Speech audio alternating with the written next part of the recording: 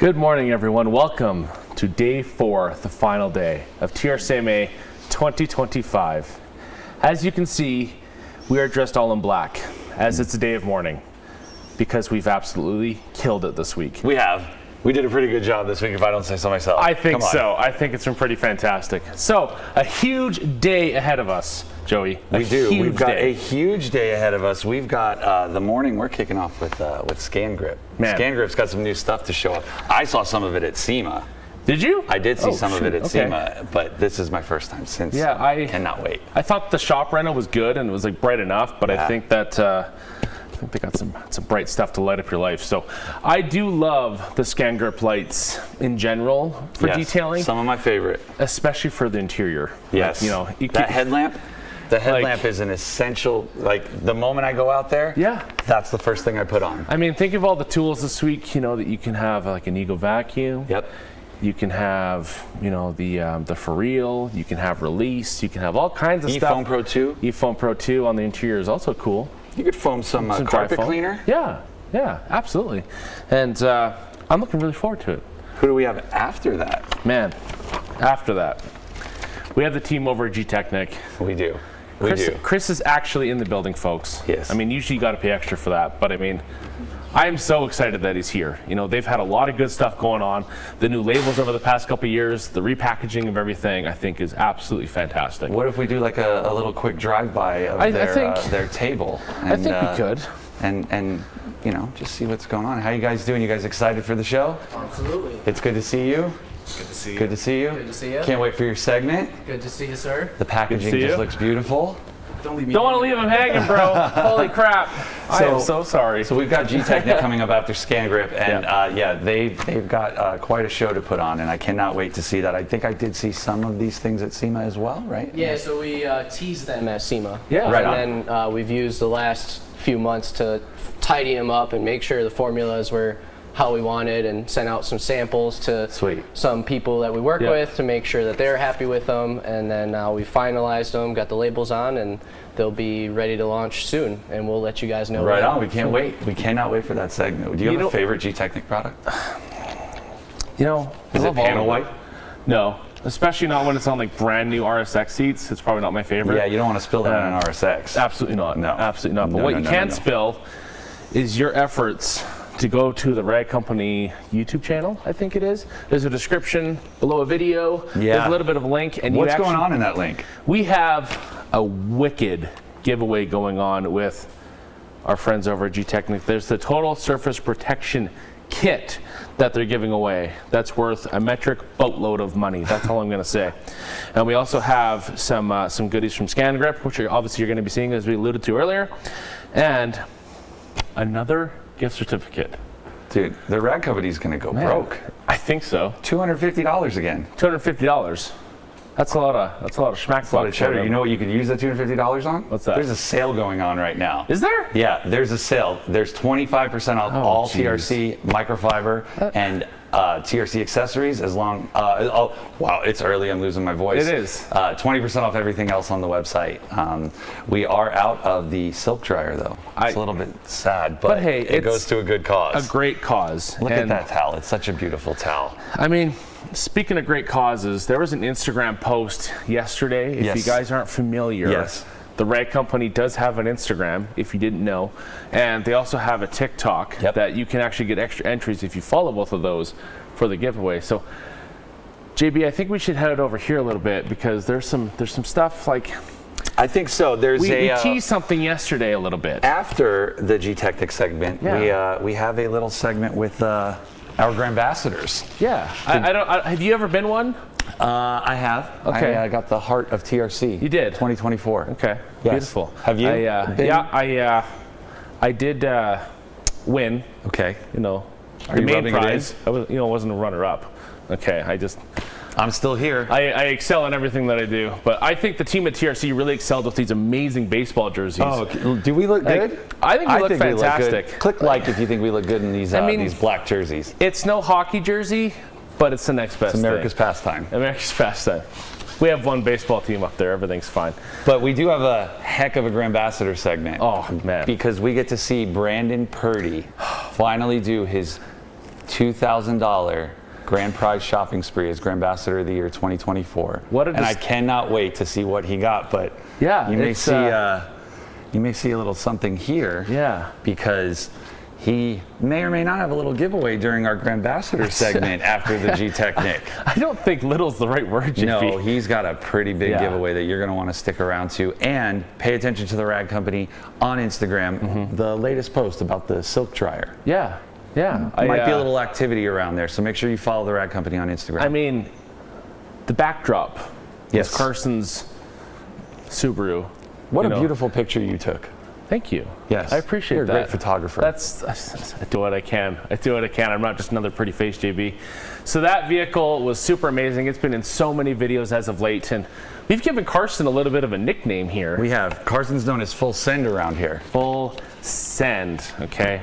I think you need to send all of your attention to the Rag Company site, because even if you don't win the giveaway, you can still buy all the stuff. I mean, DJ from ADS, I mean, he had about 750 minutes of airtime the other day. It keeps going up. It does. Day by day. It keeps going up. Everybody he tells, it's just kind of an exaggerated number. But, I mean, it's a very sad day, but, I mean, it's been absolutely amazing. Yes. I can't believe this week goes so fast, every single time. I am pretty excited about our mid-show. Oh, we've got a mid-show coming up. The mid-show, the big part of the mid-show has been the giveaway announcement for the morning. But who do we have on the mid-show today? We like to save the best for last, maybe. I mean, Arts and Crafts was an absolute banger yesterday. Like, what an amazing time. Think of how many frosted bottles that Amazon's going to be selling because of us. Think of how many Minx Royales. We've got to get Sydney an Amazon affiliate link. I think so. Maybe like a wish list of some kind. I don't know. I don't know. Yeah, but do we say who's at the mid show, or do we tease it? Okay, maybe we tease it. Go ahead. Okay. I want to hear one of these. Okay, so let's see. Okay, he's been on a live here. Multiple. Joey and I are big fans of the German automobiles, specifically the Volkswagen Audi Group family. Yep. One of those vehicles in the long roof variety has also been here. These are good hints. These are good hints. Great if you know, hints. You know. Has multiple vehicles. Lives in Boise. I think his name starts with the same letter as mine does. Put your guesses in the comments. I think that's all I'm going to say. Put your guesses in the comments in the chat. Let us know who you think the halftime show guest is. And please stick around for that. Yeah, the final bit is that I will still be shorter than him, just like I've been shorter than just about everybody else this week. What do you do? Short kings rejoice, Joey. And then what do we got this afternoon? Man, this afternoon, I cannot freaking wait. But we have our little speakeasy. We get to have our own speakeasy with the Grand Ambassadors, which is cool. But after that, we're going to be sucking and blowing with MetroVac this afternoon. I mean, Anthony's become a huge fan of all that stuff. He got the little handheld. Or no, well, I mean, depends on the day. I remember seeing a local Honda enthusiast with a MetroVac. I think Anthony actually sold it to him. That guy. Yeah, you'd go rinse off your car to paint spray, and then you just vacuum it in the parking lot of a church. I don't know what he was doing, but I mean, hey, it's pretty cool. Speaking of cool, Andy B. Cool is going to be with Lake Country this afternoon from 2:45 to 3:45, and showing off some of the latest goodies over there. And following that, we actually met the presenter yesterday of the following act. The Last Detail. Yeah, Jace Price. I know Purdy's been working out a lot, and Maddie M has been working out a lot. Yep. But I think Jace Price is on a next level. He's he could be a fitness influencer. I think so. I mean, if detailing doesn't work out, I think he'd probably go that route. I think he's safe. I mean, the last polish has been an absolute staple. I think Anthony probably has a few of the Last Detail products in his his will. It's a day of mourning. Absolutely. We need to acknowledge that. One of his favorite products, I think. I think so. And then we're going to close the afternoon out with the International Detailing Association. Man, Shad Stoker. We saw him the other day. Man, his his hair game. I don't know, like, not a single hair out of place. No, I don't know how much time he spends on his hair in the morning, but like it's much more than I want to spend. Yeah. But yeah. I think what we really should do is our probably one of my favorite people here, Lucas from customer service. We need to have him and Shad like share hair products. I would love to see Shad slick Lucas's hair back in the same method. What do you think? Man, I don't like think how much faster Lucas could work if he's running around without that. I don't even want to call it an afro. It's just like loud hair. There's got to be some type of drag. 100%. Yeah. I mean, you could drag your mouse to the rag company, hit the link for the sale. I mean, it's 20% off just You're too good at this. This ends. Thank you, Joey. You're too kind. I think it's on the 8th. I don't even know what day it is today. I think it's the 8th that it ends. There's a little countdown so that, you know, if you don't know, you'll know when you go to the site and do it. So. And there's 25% off all TRC microfiber and accessories and 20% off nearly everything else on the website. So head on over. There's no code needed. Go ahead and check out. Get those things that you need. Tons of new drops this week. Tons of new drops this week. Insane. Do you have a favorite drop this week? Yeah, probably the eFoam Pro 2. It's just so versatile. Like again, it's been the star of so many segments this week. Everyone just wants to include it. I mean, I remember when the IK Foam Pro 2 came out, and you know it was Pump City. Yep. And then the Plus came out with the Air Chuck. Yep. I mean, that was amazing. Then but you now, had the battery pack on the 12s. Yes, I remember when that came out, and like, you know, they had it kind of like tucked in the corner, and they had to make sure it was like around the corner, not on the shot. Which you know, it's harder to do that than you think. And last year you got to use a 3D printed version of it. You know how terrifying it is to put a pressurized vessel that's been 3D printed in your hands with a battery and a motor and everything around water. I can understand the fear, but they have nailed it. They've dialed it in, and they have delivered an amazing product in the eFoam Pro 2. And I'm probably going to get a few of them. I think it's probably a good idea. I think I might replace everything because I don't want to pump anymore. Yeah, I mean, speaking of dialed in, I mean, probably the biggest OG fan, Gabriel Garcia. Yes. He's rocking the OG outfit today. He is. Super, super great. He is. And I mean, this shop looks absolutely phenomenal. And I mean, what have your thoughts overall been? Like the wonderful Canadian Russo cabinets. It's beautiful. I mean, the videos, photos don't do it justice here in the studio. When you've got the lighting, when you've got all the signs, and everything is just so clean. Yeah. So I'll give Matt a compliment. Matt, you did a good job. Yeah. The countertops are wrapped in PPF.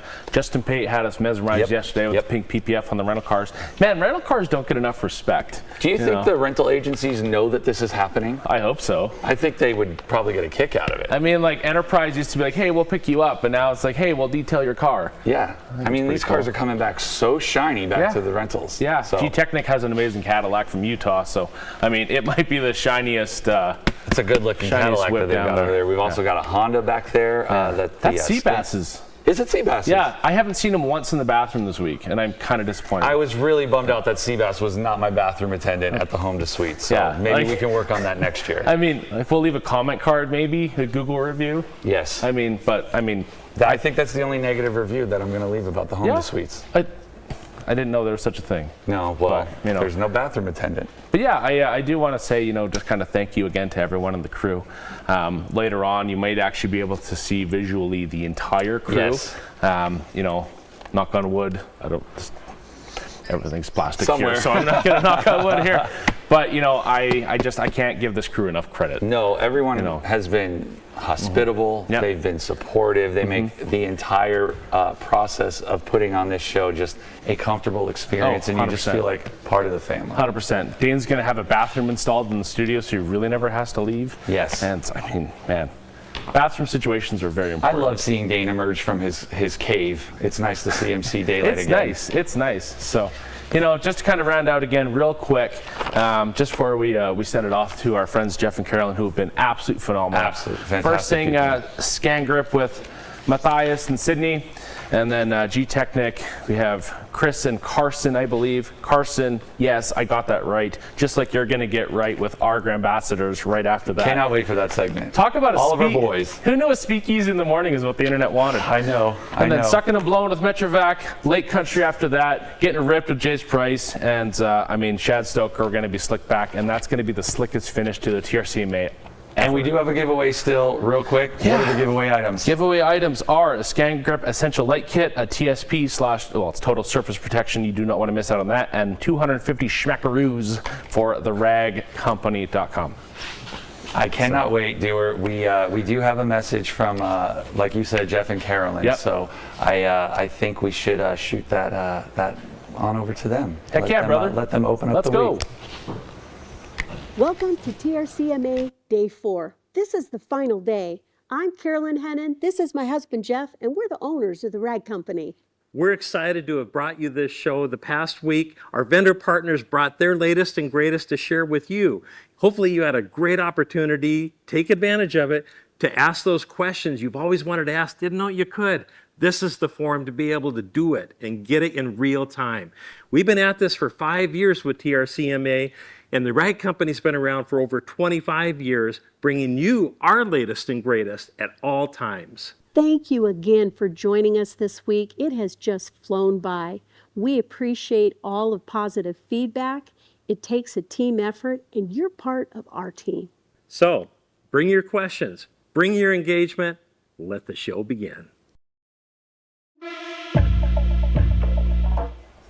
All right, so all good things must eventually come to an end. We are here for the final day of TRCMA 2025. This has been phenomenal. I am one of your hosts, Anthony Fisher. Next to me is Miss Sydney Bray-Gwynn. And then off in the ether, we have Mr. Dane Hennon. Now, this week has been absolutely phenomenal with some of the best, I mean, really the best presentations that I think we've had at TRCMA so far. It's been incredible, and we've had such a fun time. But I do want to give a very special shout out to both Joey and Alex for being the best dang presenters for the pre-show and the mid-show. Those guys, I mean, they're doing this on the fly, Sid. Yeah, I can't wait to go back and watch it all. It's they're hilarious. They're cracking some jokes there that like some of this stuff is very inside, but dude, we're dying laughing over in the background, and so those guys have absolutely killed it. Yeah. And I think we obviously have to have them back next year because they're doing such a good job. And so, anyways, we're looking forward to a lot of amazing presentations today. We're going to be kickstarting off the morning. Again, we have Gtechniq, we got Scangrip, we have the Grand Ambassador program. You guys don't want to miss that. It's going to be a ton of fun. But on top of that as well, we have a lot of amazing other things going on at the Rag Company, including what's going on at the site. Yep. So we have at theragcompany.com, we have up to 25% off of everything, 25% off towels, up to 20% off of other items on the site. So you're going to want to check that out. We also have that amazing giveaway still happening. There's 2 today. And so you're going to want to check that out. So go on the site. There's links for everything. Yep, exactly. So we're really looking forward to just an amazing show.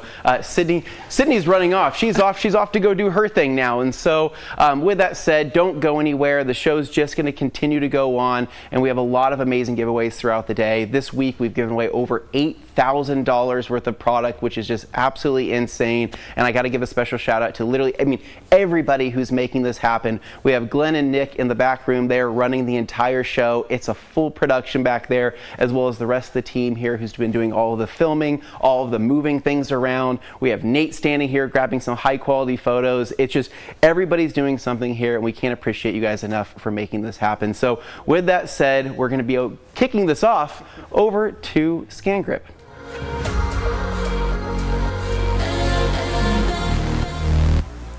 All right, welcome. So we have Scangrip. We have Matt here with us this morning. Thanks for being here. Thank you very much for having me. So he's got a lot of you've got a lot of great stuff to share with us today. Yeah. And I also just wanted to say thank you on behalf of Scangrip to everybody watching right now.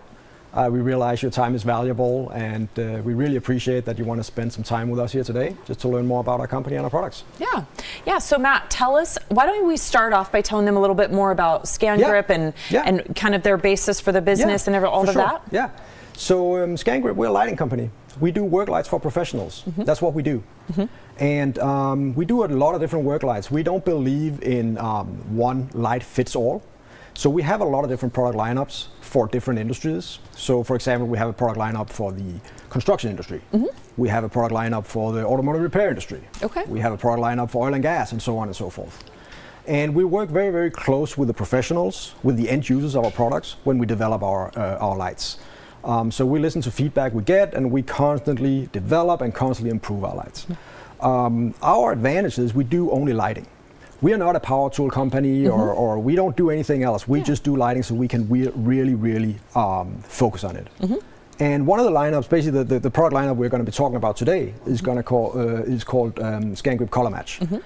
And Scangrip Color Match is developed and manufactured for anybody working with automotive paint, meaning automotive detailers like yourself, and also collision repair, body shop people.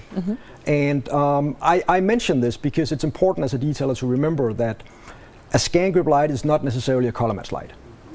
So the way to identify our color match lights is that they're going to have this Scangrip Color Match logo here on it, and they're usually going to have red color on them as well. Okay. So yeah, that's if you're a detailer, these are the lights you want to use. Yeah. So I think I'm super excited about this segment because I've been using Scangrip for probably 7-8 years, and a lot of my stuff was kind of the first generation. So I'm excited to see like the evolution and the new stuff. I know I have the headlamps and everything, so I got to peek at the new stuff ahead of time. So I'm super excited for you to tell us all about it. So should we start with kind of the lights that we all know, and then move on to the new stuff? Yeah, we can do that, and then we can also just at the same time talk a little bit about why is lighting important as a detailer. Sure. So I would argue as a detailer, your most important tool is probably your eyes. I don't know if your eyes is a tool, but you can only fix what you can see. Right. And therefore you need high quality light. And you need that because you want to be able to catch the imperfections the first time around. Sure. I think a lot of detailers, they've tried to detail a car indoors, and maybe you had really good shop lighting, really bright shop lighting, and it looked good. And then when you came into the sunlight, then you kind of started seeing some imperfections that you missed the first time around. You go back in the garage and you do your work again. Now, with good quality light, you can save yourself that extra step. And as a detailer, your biggest expense is really your time. So if you can save a little bit of time on each detail, then you're going to save money, you're going to be more profitable in the end, or you're going to go home earlier that day. So the lights will kind of pay for themselves in that sense. And one of the things that sets these color match lights apart from a regular work light, because you can go to your local hardware store and you can buy a really bright light, but it's not going to show you as much as these lights do. Right. And there's two reasons for that. One reason is the adjustability.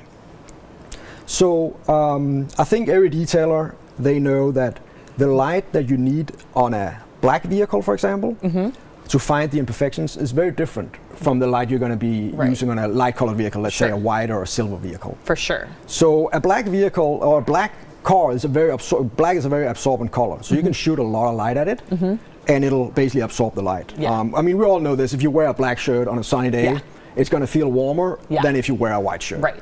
Absolutely. So our lights can be adjusted. They have stepless dimmers, most of them, and the ones that don't have stepless, they still have dimmers. Okay. I'll show them this one here. This is the low setting, and you can dim it up, and then it blinks, and you know you're at the end. Okay. At the same time, we have adjustable color temperature. I'll show that as well here. So it goes from what you can say a cooler color to a warmer color. Yeah. And why do you need that? Well, on a black car, as I said, it'll absorb all the light, so you can crank it up all the way, and you usually also use a cooler color temperature on a black vehicle. Yeah. But on a silver or white vehicle that's very reflective, you can't shoot that much light. I mean, you can, but you're not going to be able to see anything. All you're seeing is basically light coming back at you. So either you're thinking, oh, I'm going to get blinded, or you're thinking, oh, this looks great. Because you're not really seeing the paint, you're really just seeing the light, the reflection of the light. And that's why for a light-colored vehicle, like a silver or white, less is really more.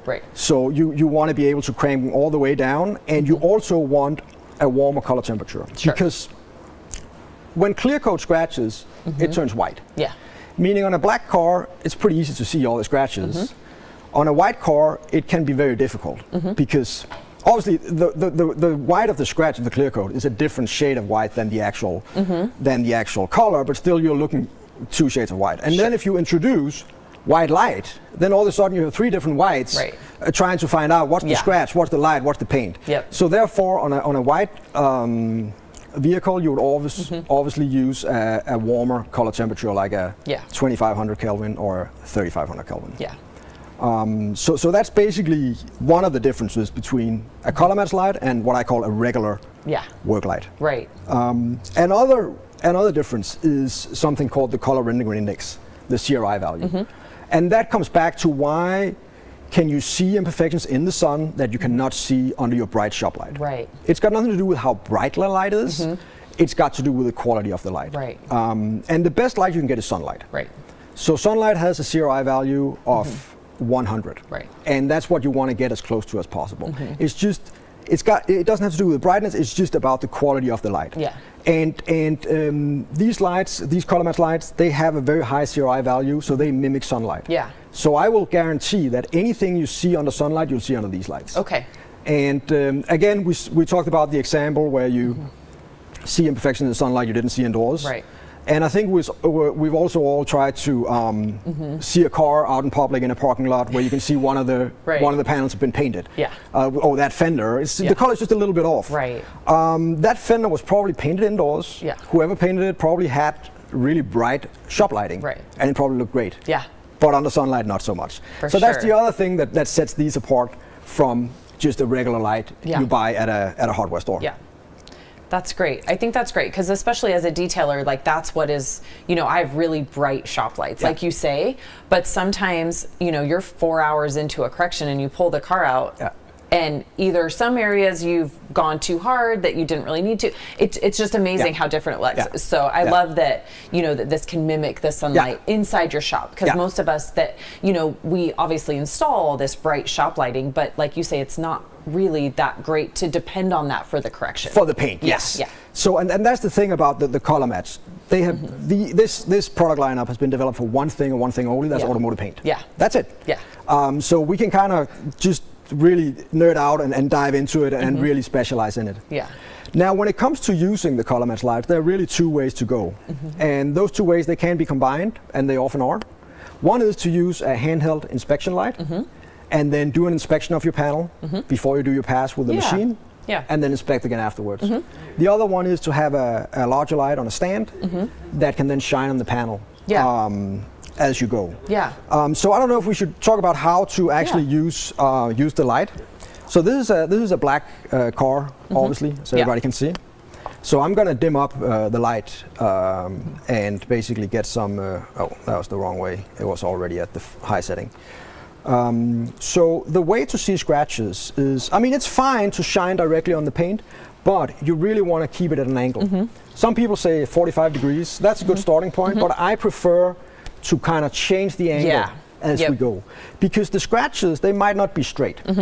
And basically, when you see a scratch, you really just see that right there, the paint is reflecting the light differently than the surrounding area. Yeah. And a scratch is really a groove in the paint, just a very small one. So on a black car, it's easy to see, but let's say we were working on a white car. You need to catch it right at the right angle, where you basically get in the groove, and the groove kind of reflects the light kind of in a crooked way, and that's how you see the scratch. And that's why you kind of hold it at an angle, and you hit it from different angles. And this is not something that takes a long time. Once you start using this, you get familiar with it real quick, and you can inspect the panel super easy and super quickly. And that would be the way you would do to use an inspection light, and then you would do your pass and you would inspect again. Now, if we bring the Multimatch 3 over that I have here on the stand,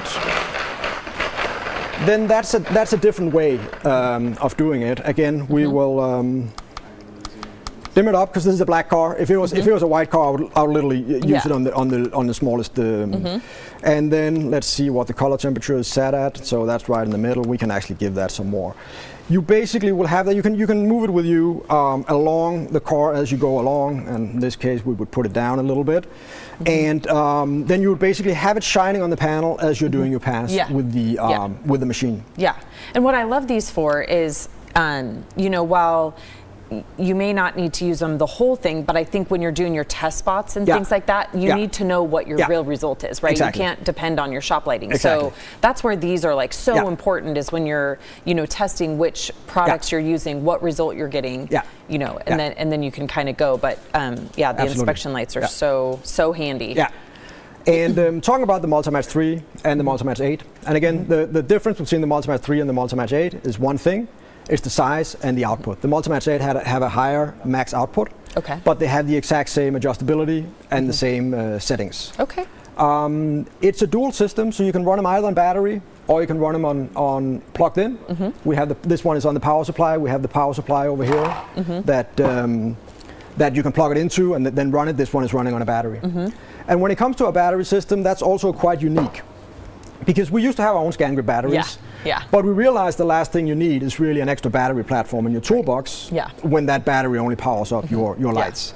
So we created the Connect system, which enables you to run the lights off any battery, any 18 or 20 volt battery from any power tool manufacturer. I think this is the thing I am And literally this most one here excited right now about is all running week. on a Rupus battery. Yeah. This one here is running on a Flex battery right now. Yeah. And I also have a Milwaukee battery over here just for demonstration purposes. So the way it works is that we manufacture these connectors here, and you buy and we have over 20 different connectors now, and we're constantly adding to the list. So it is, when I say it works with any battery, any 18 or 20 volt battery, it's not quite true, but it is very, very close to being true. So you get the connector for the battery you want to use, and today we want to use a Milwaukee battery. And then you take your Milwaukee battery, which you already have, you put the connector on, and then when you install it on the back of the light, you basically take the connector and the light as if it was a battery itself, and you slide. It's a little hard, this one, because it's on a stand already, but we'll get it. I'm so excited about this. So excited. Like, this is crazy. And I think, when I saw this, I think the coolest thing about this, right, is, so I'm a detailer. I already have 4 battery systems. I would like to have less. Yeah. And so for me, and I love the flexibility of running things on batteries. So for me, this is literally the thing I'm the most excited about all week, because I can use the battery systems I already have, but use the, this is crazy. You don't have to go out and buy a bunch of expensive batteries, because obviously it comes, a lot of times a tool will come with one battery, but that's not enough, because when that runs out, you want to have one over on the charger, and you also need to buy a charger and whatnot. So this is just a lot easier. The connectors, I believe they're $17 each. So, and if you only, let's say you're a Milwaukee person, and you only use Milwaukee, then the day you get your Scangrip light, you attach your connector to the light, and then you just leave it. And then it's just like using a Milwaukee tool or a Flex or a Rupus, as we did over here. That is amazing. Another thing I want to mention about these lights is that, as we talked about, it has an adjustability, 5-step dimmer, 5-step color temperature, but it also has a Bluetooth app. And that is useful if you have them on a stand. Now, this is not super high, but this stand here goes up to a total of 10 feet. So if you have it up on 10 feet, then it's kind of hard to adjust it. So I'll show you here. I don't know if we can see the app. So I have the Scangrip app here. You can download that for free. You don't have to go into your phone and pair Bluetooth or anything like that. Bluetooth just has to be on. So I choose the Multimatch 8 Connect, which is this one here. You can have up to 4 units at the same time, and you can group them in up to 4. So you can actually control up to 16 lights at a time. And then I choose that's the one I want to control, and I'm not going to create a group because this is the only one where the Bluetooth is turned on. And then I can turn it on and off. So then it just gives me a warning, don't look in the light. So that's obviously, we don't want to do that. And then I can turn it on and off, and I can dim it up, and I can dim it down, and I can do all the same adjustability I can do on the back of the light. I can do from the app. And that is very convenient, especially if you have it on a high stand. And we're going to turn it off again. I don't want to blind the cameras, but that's kind of how that works. And then you maybe also noticed that we have a diffuser on this one, as do we on this one here. And the diffuser is for one thing.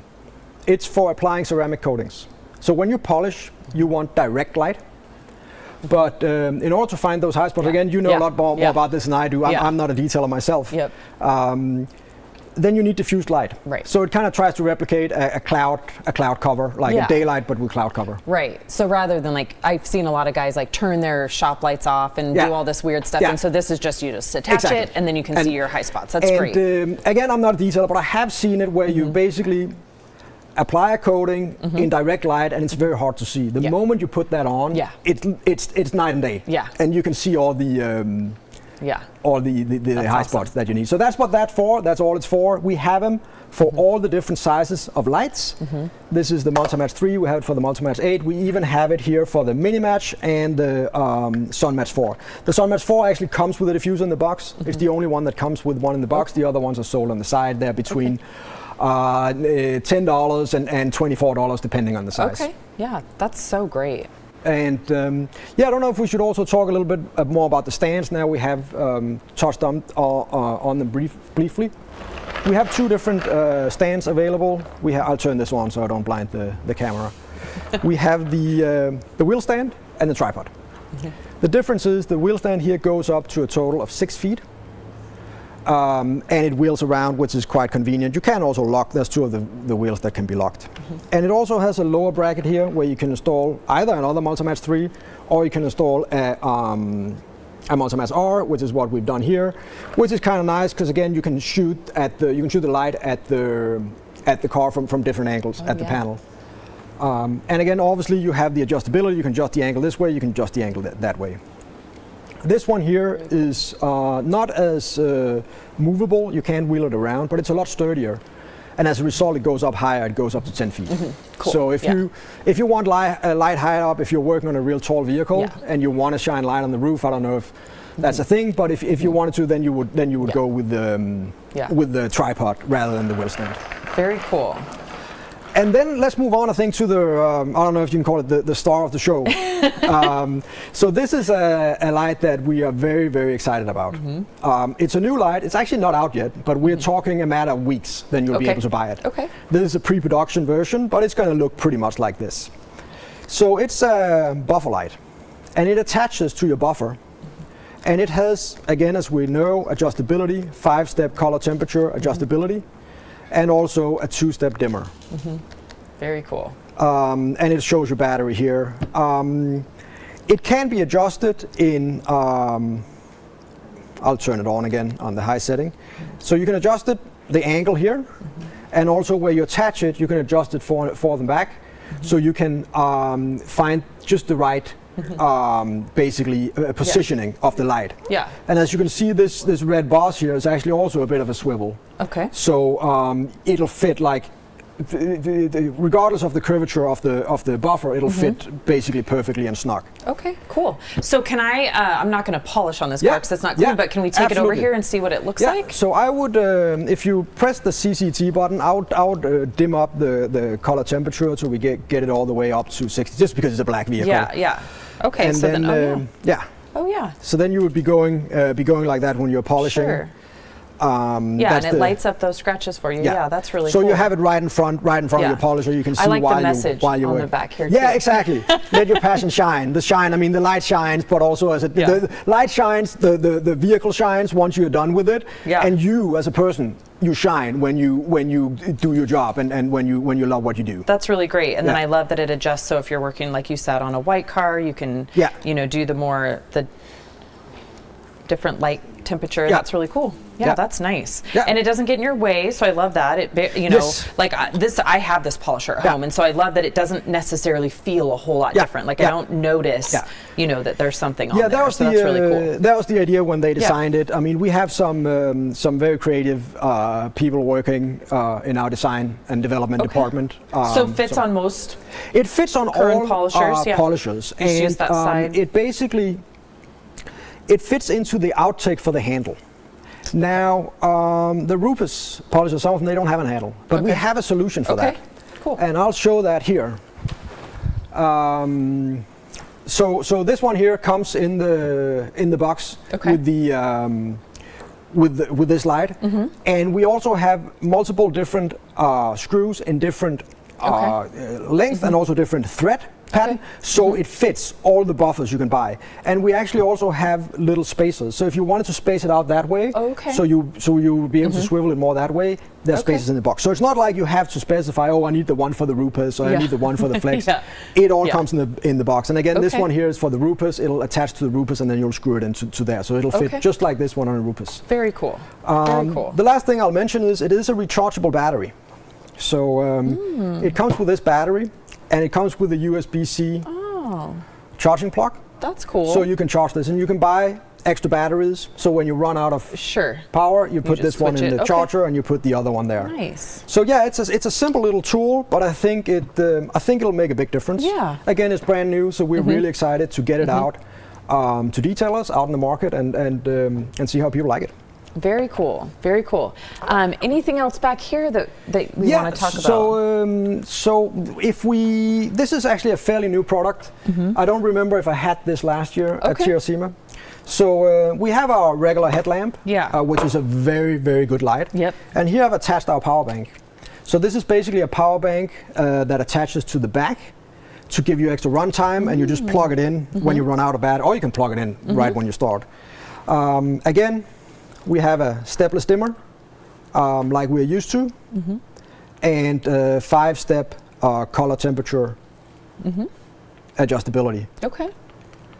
And we also have the good old motion sensor. So you can basically turn it on and off with your with the wing of your hand. Yeah. If you have gloves on, or if you have dirty hands. Yeah, I love that. I use that all the time. And you can turn that off. Some people like it, some people don't. But so this is the IMAX 3. This is a really good light. It's really popular. But the other one here is called the Unimatch. Yeah, I don't think I've seen this one yet. No. So it has a 2-step dimmer, and you can basically adjust it this way, so you can get just the right angle. Okay. And it has a stepless color temperature. So this wheel here, you turn that, and you'll change the color temperature steplessly. Okay. And it also has a spotlight here in the end. So if you want to use it in the front of your head like this, like a spotlight, you can. Okay. Or you can move it over here to the side of your head and use it as a spotlight. Okay. And you can also take it off and use it as a pen light. Very nice. In the box, and that's why I have this hat sitting over here. I just borrowed that from Gabe just earlier. So in the box, it also comes with this one here. So if you wanted to attach it to your hat, you can. That's nice. Either here in the front. Let's see here, either here in the front, and again, you can just change the angle as you want. Okay, that's super cool, because there's a lot of guys that like to work in hats. Yeah, exactly. That is super cool. All details wear hats. Oh, but you could also wear it here in the side, and then basically put the spotlight on there, and then have it like that. So cool. Depending on your personal preference. That's awesome. So yeah, that's another cool new light. Love it. And I'll also mention the Essential Kit. Because you can win this one in the giveaway. Yep. So I don't know if that's today or tomorrow. It is. It's today. Yep, right at the halftime show. So yes. So this is what you get. This bag, and it consists of the Multimatch R, which again, as we're used to, a 5-step dimmer, and also 5-step color temperature adjustability. And then you also get the IMAX 3 that we just talked about is also part of the of that one. Yep. And then the Minimatch here. So the Minimatch, I like that. It's a simple tool. It has 2-step dimmer and 2 color temperatures, but it's really affordable. And again, it's a sturdy tool. It's a good place to start. If you have never had a color match tool before, this is a very good place to start. And I love selling these because I know when you buy them, you'll come back a month later and you'll buy all the other ones. So yes, and that is totally true. I know for me that was definitely, once you have a Scangrip light, you can't really go to anything once you else. get used to it, exactly. And most of our lights, the Minimats and this one, they come with the magnets, so you're able to attach them Love that. to if you have a tool cart or something like that. The same with the one you can win here. It has a really strong magnet. We'll put it here and we'll leave it because I think I'm going to open once I try to take it off. We also have a magnet bracket. If you don't want to deal with the wheel stand or the tripod, we have the magnet bracket that basically works the same. Again, if you have a tool cart that's steel, which I guess most tool carts are, you can attach your lights like really that nice. with the magnet. So that is great.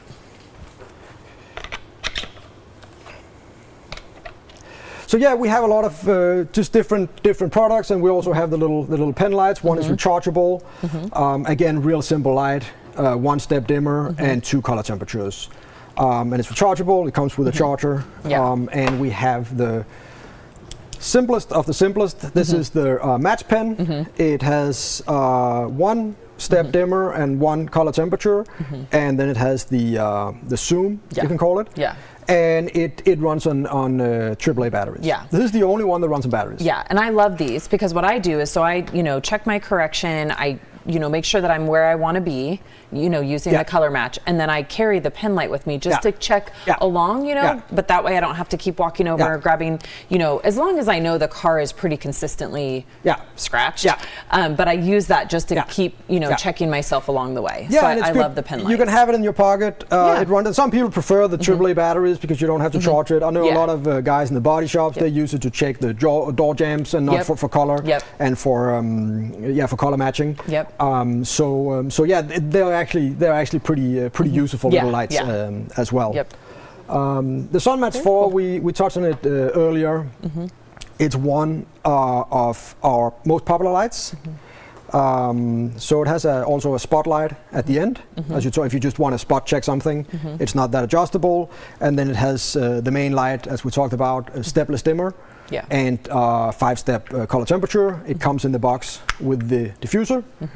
It has the hook on the back, it has the belt clip, and it has the magnet as well. And this one, the base charges it, right? Yes, so it keeps it charged all the time. That's what I love about this one is, I know previous to using Scangrip, I would, I had other lights.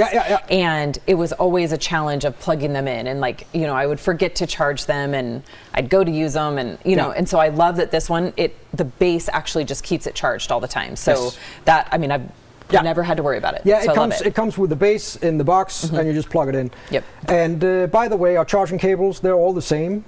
They come in the box. We are going to be switching over to the things called the USB-C charging cable. That's going to be a standard because there are some countries that mandated that I think everything or all phones or something had to be charged. So we that's the one that's going to be the standard going forward. So we're going to be switching over to that, of course, as well. You know what we didn't show? The interior light. The bonnet light. Yeah, it's one of my favorites. Let's go over here. So this is a little different. This is not a color match light. It's the only one that we have here today that's not a color match light. It was originally developed to use under the hood by mechanics, but now it's actually used by detailers the most under the to do interior work. Right. Yes, because no matter how great your lighting is in your shop, if the car doesn't, well, and even if it does have a sunroof, it's usually tinted, but if you don't have light coming in from the top, it doesn't matter how much you flood the sides with it. You have to have that overhead, to see it. So I think these are so great. So great. What I really like about this one is that the angle of the beam is very narrow. So you can sit in the driver's seat, you can actually see it here. You can sit in the driver's seat, you can light up and the way you adjust it is basically just by twisting like that. You can light up your dashboard, and even though you're tall, you're not going to get blinded. Right. You have the light where you need it, but you don't have it where you don't need it, and that's in your eyes. It has, again, a 2-step dimmer, and this is a dual system. Right now I have it plugged in, and it comes with this 15-foot charging cord, but it also has an internal battery. So you can also, if you don't want to deal with the cord, you can just use the battery. Again, a dual system. So it's a very, very popular among detailers for interior work. It clamps onto the roof here, and this one stretches. It's like a kind of like a spring-loaded. And it stretches pretty far. I mean, you can easily fit it on a full-size truck, for example. And these are soft rubber, so they're not really going to harm your paint. I have seen some people, they prefer to put a little microfiber tile underneath it, but that's however you want to do it. And a lot of times detailers, they're very, detail-oriented, obviously, but also they're very meticulous about what they do, so they want to be extra careful. And that's fine as well. I get it 100%. Yeah, and that's easy to do. Yeah, exactly. Totally. Exactly. Yeah, those I think, we talked a little bit about at the beginning, just efficiency and saving time. Yeah. Those will save you 15 minutes on your interiors. Exactly. They really will, because you see it the first time and you get the crumbs the first time. You get it makes such a difference. And that's really the way it is with all good tools. I mean, they save you time and they save you money. Yeah. And again, these are tools, they're made for professional. We offer a 3-year warranty on all of our lights. Okay. We don't make DIY products. These are all made for professionals. They're made to work every day, all day. So they're made to last. And that's really what you want as a professional. You want a tool that can save you time, and you also want a tool that you don't have to replace all the time. Right. Yep. Yeah. I mean, they're an investment, but and they as you say, save you so much time and possibly potentially negative reviews of someone saying you missed something or so it's lights are not a place you want to cheap out. Like sure. all good tools, they'll pay for themselves in the time you save, and that's really just the way it is with a good buffer, a good light, any good tool, really. For sure. Awesome. All right. Well, Dane, do we have any questions? I believe we do. Let me go ahead and pull a few up here for you. Yeah, let's take a look. We've got quite a few, actually. You just talked about the warranty, but if you wouldn't mind elaborating a little bit on that, I think Graham would appreciate it. Yeah, that's good you bring it up, and it's a very good question. So we offer a 3-year warranty, and we have a program on our website where you register your product. It's completely free with a batch number. And then once you do that, you get an email with your 3-year warranty certificate. And we don't spam any of our customers or any of our end users, so it's not like we're going to send you a bunch of email. You just register your product so we know the batch number. And we do that so that if anything happens with the light, we know what batch it was manufactured in. That's important for us to know, just to keep. We have very high quality. Our defect rate is less than 2% across the board. Yeah. But we just want to know if something goes wrong, we want to know exactly where did that light come from. Sure. So you fill that out and you get the 3-year warranty certificate. So fill it out within 30 days of purchase. If you don't fill it out, you'll forget to fill it out. What do I know? You'll get a standard 2-year warranty. Okay. So that's how it works. So usually when you do warranty, you will go to your retailer that you bought it from, and then they will on the back end get a hold of us at Scangrip. Yeah. Very nice. Very nice. Okay. Very helpful. And then I've got Ernest here asking, what's the runtime on these lights from the Sunmatch 4 to the interior light bar? Yeah, that's a very good question. Yeah. Obviously, they all have dimmers, so it depends on the setting. But on the high setting, the runtime for this one is about an hour and a half. And the interior light on the high setting is also about an hour and a half, and about 3 hours on the low setting on the interior light. It only has 2 settings. The good thing with the interior light is, of course, you can actually use it as you charge it. Right, which in that sense is different than this one, and also different than this one.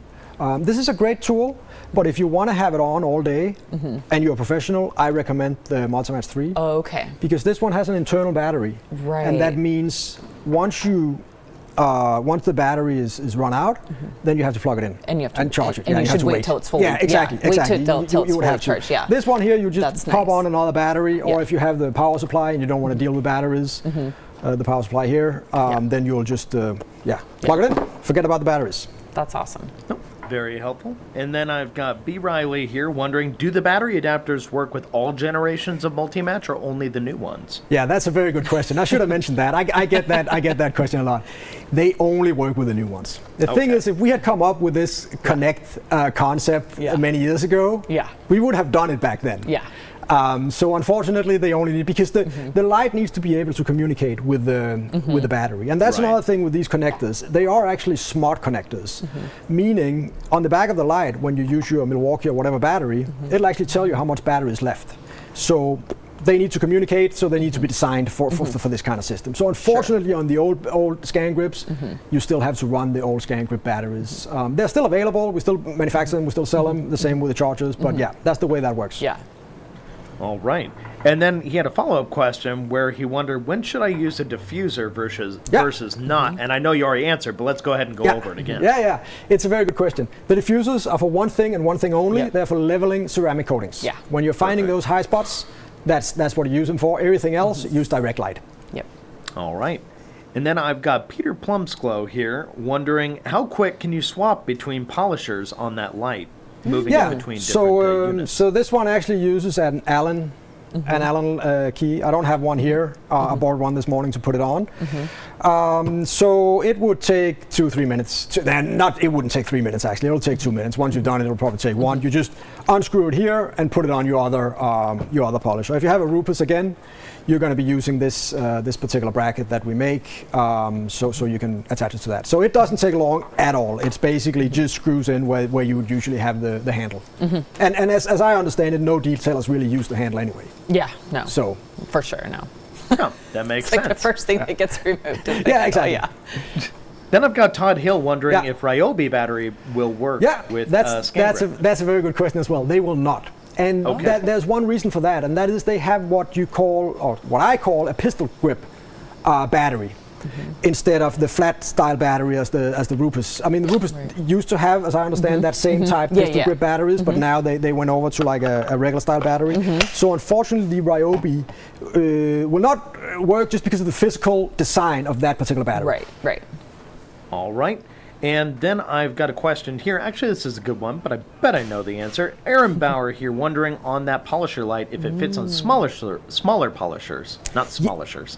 Yes, yes. So it does. Like any polisher that has a takeout for a handle, it will fit on. All right.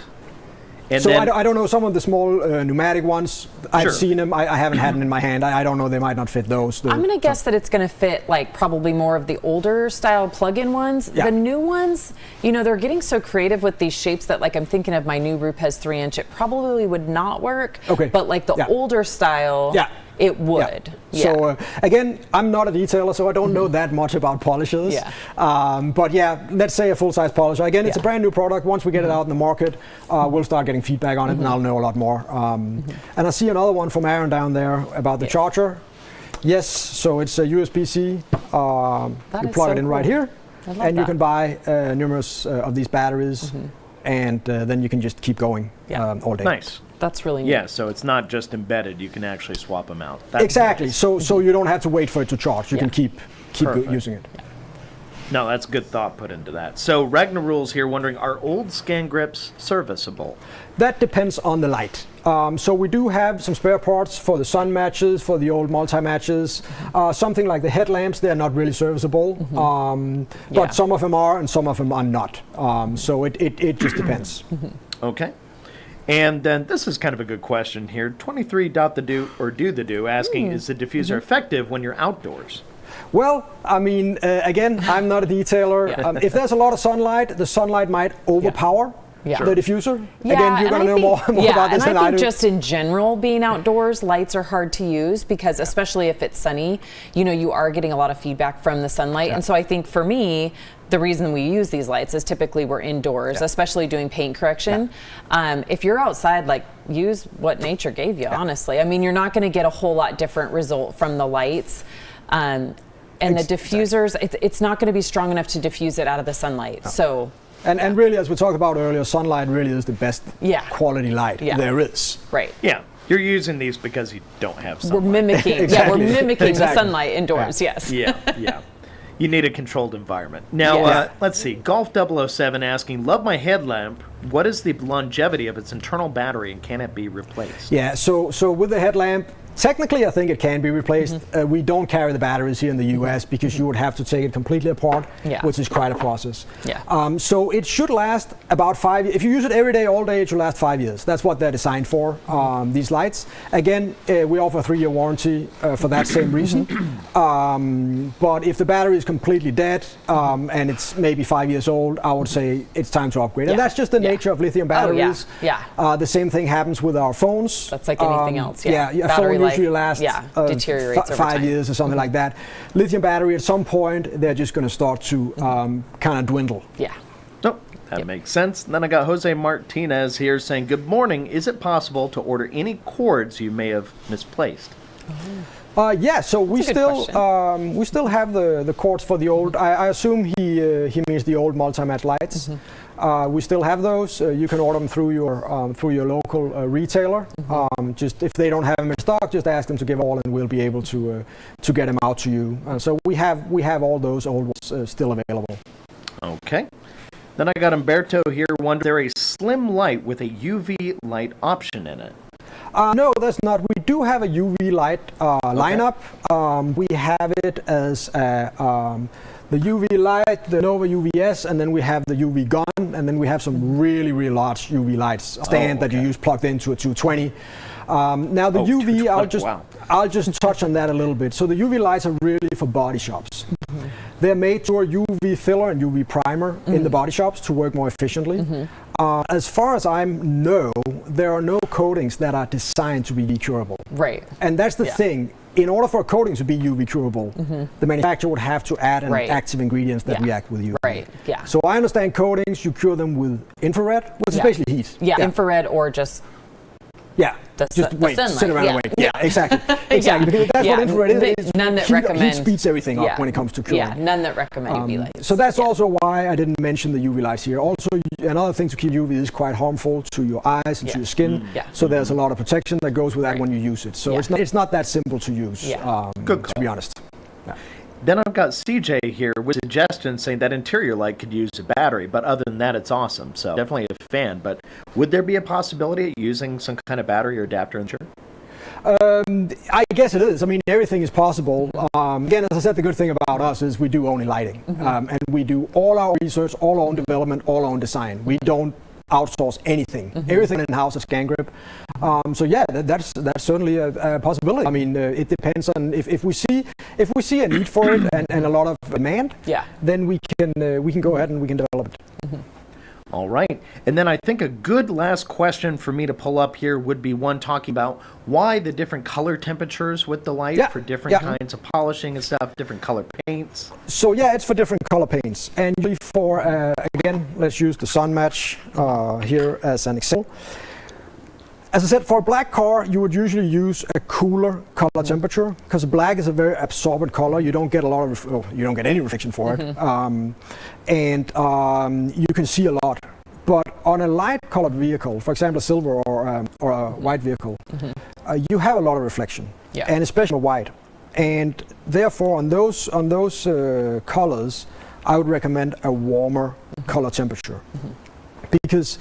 Again, as we talked about, if the car is white and the light is white and the scratch in your clear coat is white, it's going to whiten white and it's going to be very hard to see anything. So it just, and if you buy one of these lights and you start experimenting with cars, you'll see it right away. Oh, for sure. And that's what I was going to mention is like even if you're working on like a blue or a red or flat matte paints now or matte color, not necessarily matte paint, but when you're going through the scale, you know when you hit the right one because you can see everything. And so, you move through it and every car is going to be different, but you move through it and you're going to know when you hit the right one for sure. So, and that's a very good point. I mean, basically cycle through the different colors and then you can see, oh, wow, there it popped. Yeah, and even like our eyes could too. Like, I might be able to pick up with my eyes a different temperature and it may only be one click of different, but you kind of adapt to the light. You figure it out with your eyes. Another thing you could use it for is checking your work afterwards. So obviously the sunlight that you have right in the middle of the day is different than the sunlight you have at 5 o'clock in the afternoon in the winter. So you can use it once you're done to check, okay, I checked for imperfections, that there are no imperfections under any of the light, meaning I caught everything. Yep, absolutely. All right. Well, thank you so much, guys. Really appreciate the wonderful presentation. You did an awesome job. And of course, anybody excited to know more about Scangrip lights, where can they get a little more information?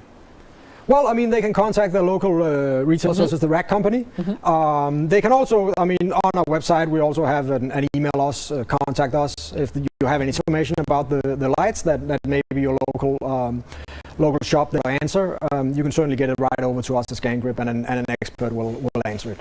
Perfect. All right. Well, thank you so much, guys. I hope you have a wonderful day. Great segment. All right, so now we move along into the wash bay where we get to see what Gtechniq has been up to.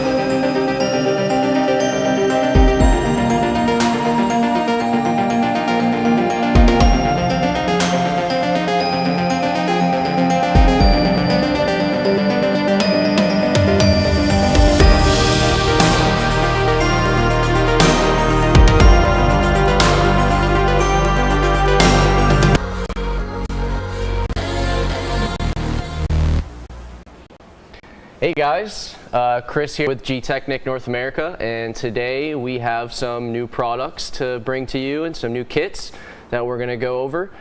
So just to kind of dive right into it, what I'm most excited for is going to be our brand new C3 Hydro Coat. So Hydro Coat is going to be a one solution that you can work into the business, where it's basically like your quick and easy protection. So this is going to be a wet applied product that you're going to spray directly onto the paint surface when the car is wet, and you're going to use a pressure washer to pressure wash off the excess product. So this product is going to be very versatile in many different environments, and we're very excited to bring it to the market. It is a ready to use product. A lot of our guys will probably end up putting it in a foam cannon because they like doing those sort of things. And we've been doing some testings with that, and we'll have some dilutions for what we recommend to put it through the foam cannon as well. So we're very, very excited for this one. The next one coming up is going to be this one here, which is our new Quick Detailer version 2. So Quick Detailer version 2, a big focus point we wanted with this one is that it is going to be a true quick detailer with no protection in it at all whatsoever. So I've been very impressed with this product so far. I use it to clean my glasses, I use it to clean my laptop screen, I use it on just about everything. So this is a very awesome, fun, exciting product with all the new quick detailers on the market. A lot of them are adding protection into the product. So we wanted to get back to what a true quick detailer is, which is to help emulsify and give lubricity to the surface so that you're safely removing dirt and debris and things of that nature in between car washes. From there, this one here might be the most excited one for a lot of the guys who use the brand. So this is Ceramic Sealant version 4. So Ceramic Sealant version 4, we have increased the water contact angle, increased the durability, increased the ease of use. So your buff off is going to be super, super simple, and it's going to be awesome as a drying aid as well. So I personally like to use it regularly as a drying aid, especially on already coated vehicles. As a standalone product, we would recommend buffing it on with a microfiber towel and then buffing it off. So these are the 3 main new products that we're going to be releasing. And then also over here on this side, we have our new kits that we recently came out with. So you have our new CSL EXO packaging. So this is the same, you know, very well loved EXO CSL combo, but now all in one box. So this is going to help everybody so that they can get everything they need. It's going to come with your applicator, your gloves, and everything for both bottles in there. You can get it in a 50 ml and a 30 ml size. The big thing about all of our kits within the Gtechniq brand really is that all of our kits are built with a savings within that kit. So if you were to buy EXO CSL individually, you're going to spend an additional $15 or so depending on the size that you get. So always take advantage of the brand and how we've built these kits out for you to get more products in your hand and save a little bit of money at the same time. From there, we have our new leather care kit, which is an awesome kit. We recently came out with our new L2 leather foaming cleaner. So that has the nice foaming dispenser on the top here. And what I love about all of our interior products is they have the BioCoat, which is an antibacterial killing agent, which kills 99.9% of all the germs on the surface. So with this kit, you're going to disinfect and clean everything within that customer's vehicle to make it feel like new again with an old finish. You'll also get your leather guard, some towels, and an applicator to apply it with. Then another big kit for us here is going to be the Essential PPF and Vinyl Maintenance Kit. So in this kit, you're going to get everything you need to wash and maintain your car, whether it's vinyl or PPF. Can you use it on paint? Absolutely. But we get a lot of customers that call and they get confused between the difference of how to maintain vinyl or PPF compared to paint. In reality, it's kind of the same. You just have an all-in-one kit, so that way that thought process for the customer is much easier. They don't even have to think about it. They just buy everything in that kit and everything's right there ready to go. So these are our main kits that we're releasing. We have some other kits as well, And to kind of jump into it, we're going to do some demos, show you guys the new formulations of the products, show you some how to use it, and also if you maybe mess it up, how to remove it if you mess it up. So we're going to kind of dive into this car here behind us, showing you guys the before and after with some hydro coat, showing you some C2V4, and showing you some quick detailer. So I have Carson here with me today, and I'll go ahead and grab the hydro coat and get into showing some demos, and he's going to kind of explain what we already did to the vehicle for the prep side of things. All right, guys, so get into the prep of the vehicle.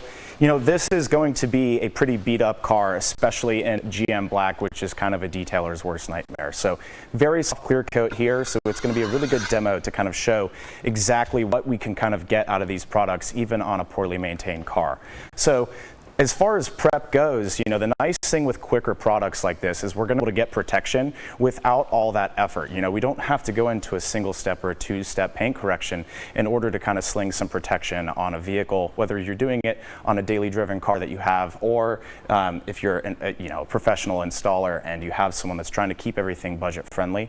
So as far as prep goes, we went on ahead and used our range of maintenance products, which is right over here. So we started off with our W1, which is our G-Wash. This is a in-bucket contact detergent. Now, the goal of this is to be as lubricating as possible. So the benefit behind this product, we don't have any thickening salt-based agents in here like most other detergents. So this is purely focused on performance. So as far as what we do here, we're going to go with 2 caps and a bucket filled halfway with water. So that's going to give you that approximate ratio. Now, we also used W4 citrus foam. We went on ahead and used this at a 1 to 10 dilution ratio in our foam cannon. So most foam cannons are going to be around 33 ounces. So we went on ahead and threw about 2 to 3 ounces of this product in there. Again, it's got that citrus cutting agent in there, but it's going to be pH neutral so that we're gently kind of cleaning that paint up and preparing it for installation of a protectant.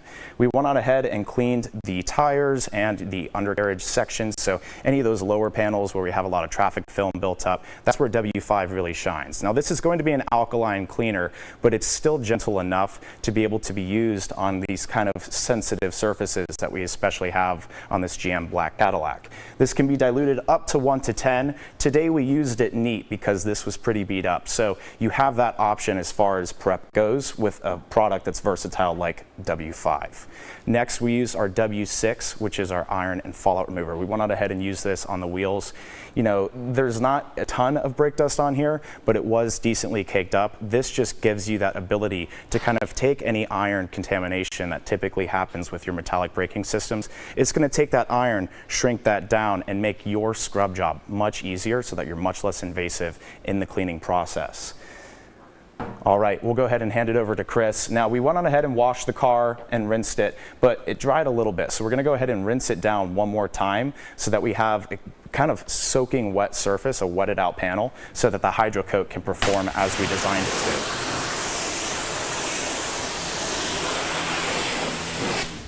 So as you guys can see, there's not really any protection on this. It's a rental car, so they probably use a drying aid or something on it. By the time we were done using our product line to prep the vehicle, it was pretty much gone. So with hydro coat, it's pretty straightforward. You're going to spray it on the surface. You can already see the water dispersing from the surface there. And then Carson's going to go ahead and give it a quick rinse.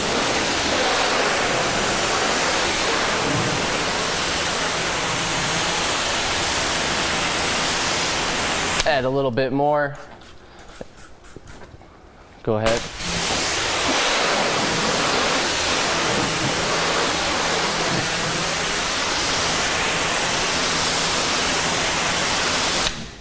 So with this product, a little bit goes a long way. So obviously the more you add, the more hydrophobics you're gonna get, right? So with this car being a rental car, we didn't clay bar it or anything like that. So with that preparation work, this is rated as a 3-month product, but without a clay bar and things like that, you're probably looking at about 6 weeks, maybe 8 weeks if you're lucky. So as you can see here, the sheeting property is really nice. It's gonna, I think this product worked into the business, maybe even as a drying aid is a good option. And then also for things like wheels, getting into the grill and things like that, it's a good versatile way to get protection on every surface. So I'm gonna go ahead and spray this down on the side of the car here just so we can get some more visual effects for everybody so they can see what it can do for you. Now you can kind of tell it got on the fender a little bit from the overspray from the hood. And it's important to note, we're in a controlled environment here, so this is going to be an ideal scenario. If you're outside or doing anything like that, make sure you're working out of the sunlight. Try to work one panel at a time, and that's going to prevent having any issues with kind of wetting out of this product.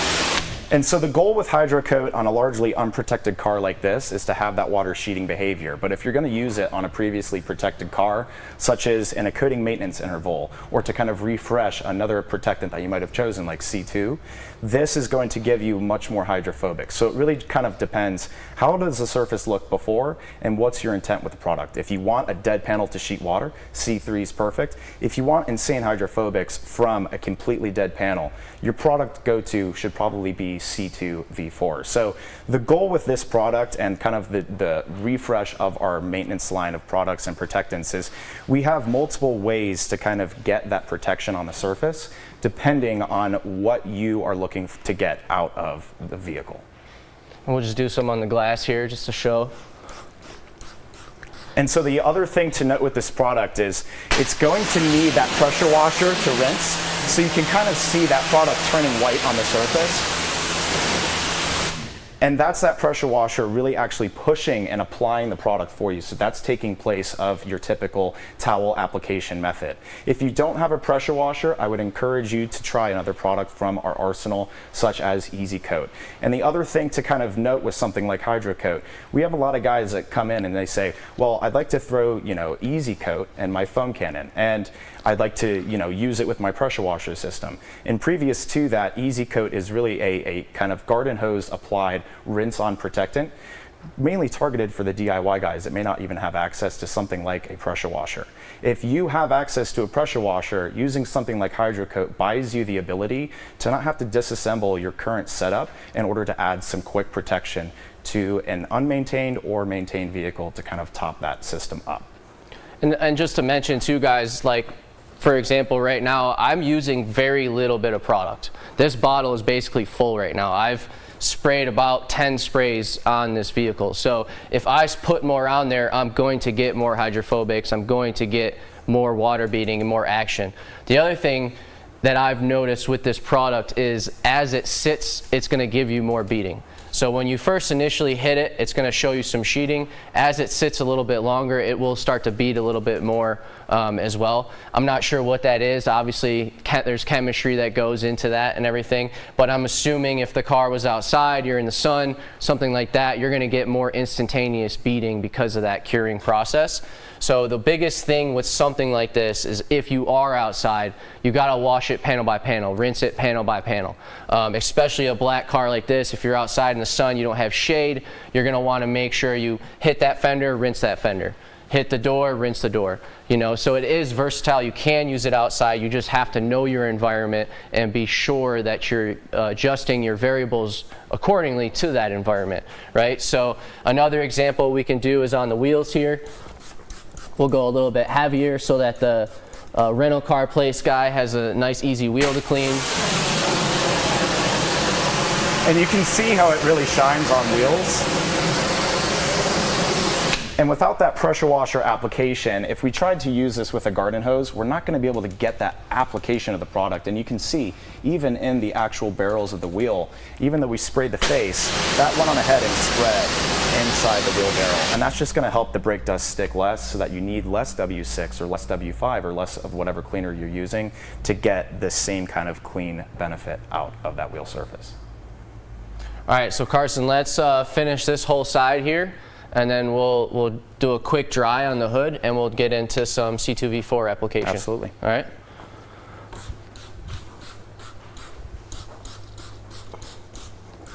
Spray over here.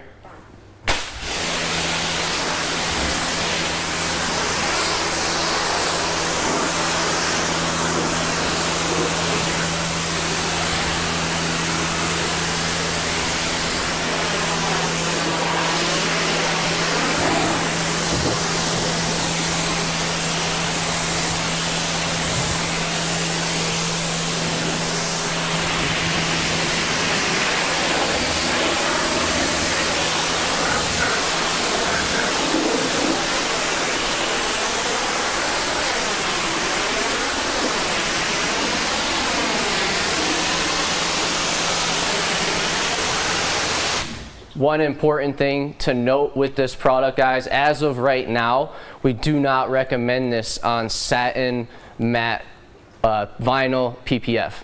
The material itself is too porous, and as Carson said, you need a pressure washer to get the excess product off.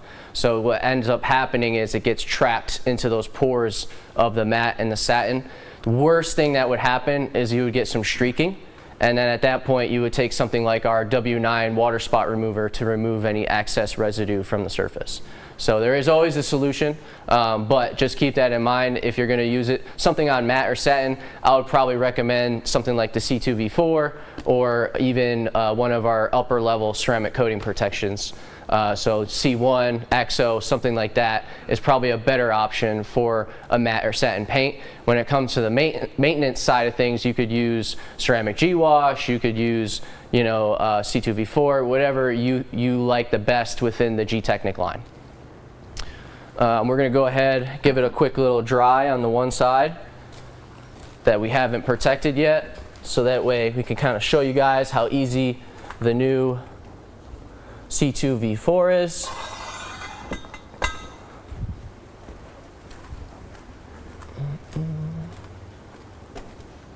If only we had a sweet Rag Company drying towel, you know?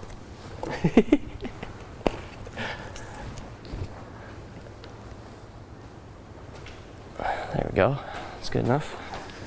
Thank you, sir.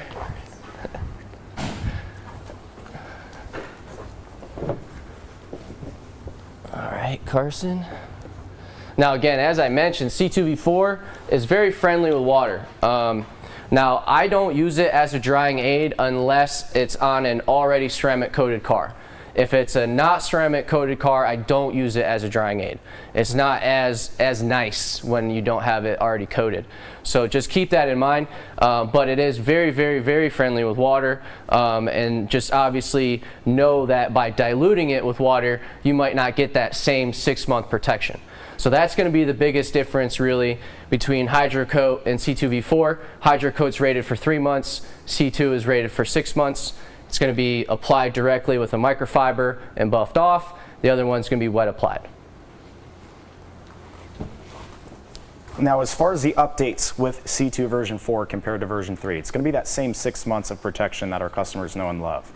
The kind of difference with this product is we have that same base chemistry to it. What we went on ahead and did is focused more on the ease of application and the slickness and gloss and hydrophobics that you're going to see. Across the board, this is going to be a pretty massive improvement. You know, as Gtechniq, having the in-house chemists allows us to kind of lead the development with our products. So we hear what you guys recommend, and you know, a lot of you guys were saying, I want to be able to use this in, you know, maybe a slightly less than ideal environment. While we still recommend using it in the shade and out of direct sunlight, it's going to be a very friendly product to use. If you've used C2 version 3, you know how easy that product is to use. This is going to be a massive improvement from that. And as far as the hydrophobics go, they're absolutely killer. I have this on my personal car, and it's about the only thing I've got on there. And a lot of people are tricked into thinking that we have a longer term solvent-based coating on the surface, which really it's just the C2 version 4. Now the other benefit behind it is we still kept that layerability of this product. So what that means for you is if you like using it, use it as much as you'd like. You don't have to worry too much about, am I over applying the product? Am I overusing the product with some of our other spray on or wash on protectants? Now as far as C2 version 4 goes, gently shake that bottle. You're just going to lightly spray this into your microfiber towel. To go ahead and prime this towel, I'm going to spray a little bit more than usual. And now, once this towel is primed, it's only 1 or 2 sprays on that towel per panel we're going to go ahead and cover. Now, you can go ahead, go in these straight line motions. That's what we're going to recommend. You can go in semicircular motions if you're working in a controlled environment like this, but it's very simple to apply and it's extremely slick. And you can use this on an uncoated car to provide temporary ceramic-like protection, or you can use it on an existing coating if you're trying to kind of boost the abilities of that surface. So now what I'm going to go ahead and do, just lightly wipe and buff this back. And that product's just going to flash very evenly on the surface, and it's extremely slick. Now, if you want to do 2 layers, we're going to recommend probably waiting about an hour in between those layers. But if I want to, if I'm in a hurry, it's no big deal. I can go ahead and do that 2nd layer application here. And you can kind of work the product in a different motion just to make sure you have even coverage. But again, this is optional. It's still going to give you that 6-month protection, even if we go ahead and apply just 1 layer. And this is extremely slick. I know that you're watching behind a camera here, but this is a rental car and it's pretty trash, and I'm willing to bet if I put this bottle on, it's gonna slide right off. So no matter where I put it, it's still gonna slide. And the benefit behind this product is if you applied one of our solvent-based coatings and you're trying to, let that fully cure for that 12-hour period, but you might be, 10 hours in and you have to go drive in some rain or something like that. After 4 hours of applying any of our solvent-based coatings, go ahead and sling some C2 on, and that's just going to help give you that top protective layer to make sure that underlying coating's still going to set up even if you really have to rush that process. And again, it's going to be the same process on glass. Yeah, so basically one of our big factors, metrics we like to use when it comes to measuring our new products and things like that is surface-free energy. So surface-free energy is obviously what you saw here with the bottle sliding off the car, but it's also the rejection of oils and water, right? So surface-free energy is the ability to reject things off of the surface so that the surface is as slick as possible. So that's one of our big factors we look at when we looked at improving our products. So as you guys know, with XOV5, that was a huge piece of XOV5 with the improvements. So we had to kind of take that into consideration with coming out with C2V4. We had to really improve that, surface-free energy. We increased the water contact angle by 4%. And then I believe there was another metric we increased by 10%, and then obviously the ease of application is what we mainly wanted to focus on. We had some issues in the past with C2V3 on our professional coating and the quick detailer even on the professional coating where it sometimes would streak if you use too much product. So that's kind of one of the other reasons why we reformulated it to the C2V4. So the next thing you want to show quick detailer, or what do you want to do? QD, my favorite one. Cool. So again, with the quick detailer, guys, it's a true quick detailer. So you can use it on everything. So the touch screen on the inside of the car, the outside of the car, it's very, very, very versatile. It is also going to be it's one of the only products really that we have with a scent in it. So there is a nice lemon scent now in our quick detailer. So that's something that Gtechniq doesn't really like, is scents. The owner really hates scents. And the main reason that is because anytime you add a scent to a product, you're adding a variable to the chemistry behind it. So a lot of times with scents, it creates streaking on the surface. Doesn't mean you can't add a scent, it just means you have to find the right scent that works with that formula. Right? So we had to go through a bunch of different scents for the owner to finally find one that works with the actual formula and doesn't create any streaking or things like that. And so if the camera wants to pan in on this too, just to kind of really harp on this, the reason why a lot of quick detailers on the market are a little bit confusing is because most companies are going to have a dedicated sealant for their ceramic process, and then they kind of have a quick detailer that almost crosses over, and both products achieve a similar purpose and there may be different durabilities, The problem with a quick detailer, once you have protection in it, is you're going to be applying some type of silicone, and that can cause haze if you over apply it. And that's going to kind of diminish the purpose of a quick detailer. A quick detailer is designed to lubricate off traffic film or, you know, fingerprints, dust, bird droppings. If you're filling up at the gas station, this is something that you would have in your trunk just to kind of touch up little areas and kind of emulsify and kind of lubricate off any types of film or dirt that can scratch the surface. If we have a protectant in there, you naturally can't use enough product to kind of lubricate because it's going to cause streaking. And just to show that this is truly a cleaning product, you even see when I spray it on the surface, it truly foams. It really is a cleaner. And there's no protection in here. The benefit behind that is there's not going to be any risk of getting haze no matter how much product you use. And you can use this on an unprotected surface, on a coated surface, on a surface with hydrocoat or C2, and it's not going to haze on you. For door jambs, this is absolutely killer. Glass, anything of that sort, it's going to leave it incredibly slick as well. So that's the main benefit behind this product, is it's kind of tapping into a market that we don't really have a lot of here in the US, where there's a non-protective cleaning agent product designed to kind of lubricate that dirt off with the kind of clear coat protection as far as, you know, making sure that we're pulling that off without kind of damaging that surface. That's what this is intended for. And so I think we've got a little bit of time here. I do want to go ahead and just show our L2 foaming leather cleaner as well. So as far as the L2, a lot of people call and they ask questions and they're saying, hey, we already love your TriClean. Why would I use something like L2 foaming leather cleaner? Especially because TriClean stands for 3 surfaces: plastic, leather, and upholstery. And so a lot of people say, well, I've already had a great experience cleaning leather. What's the difference with this product? Did you just put TriClean in here and foam it? And the answer to that is no. Well, the base formulation is kind of built off of our i2 TriClean. We have some additional foaming agents in here that are going to really help cut away at any oils and grime on high traffic leather areas. So if you have moisturizer or sunscreen or just any type of elbow grease, anything like that on your side bolsters or your driver's seat or center console or your steering wheel, this is going to cut through it much quicker than a lot of other products. So I will go ahead and just, if we want to pan in, and these seats are fairly clean because this car's only got about 8,000 miles on it, but I will go ahead and just show this process just really quickly here. I want to save some time for questions as well.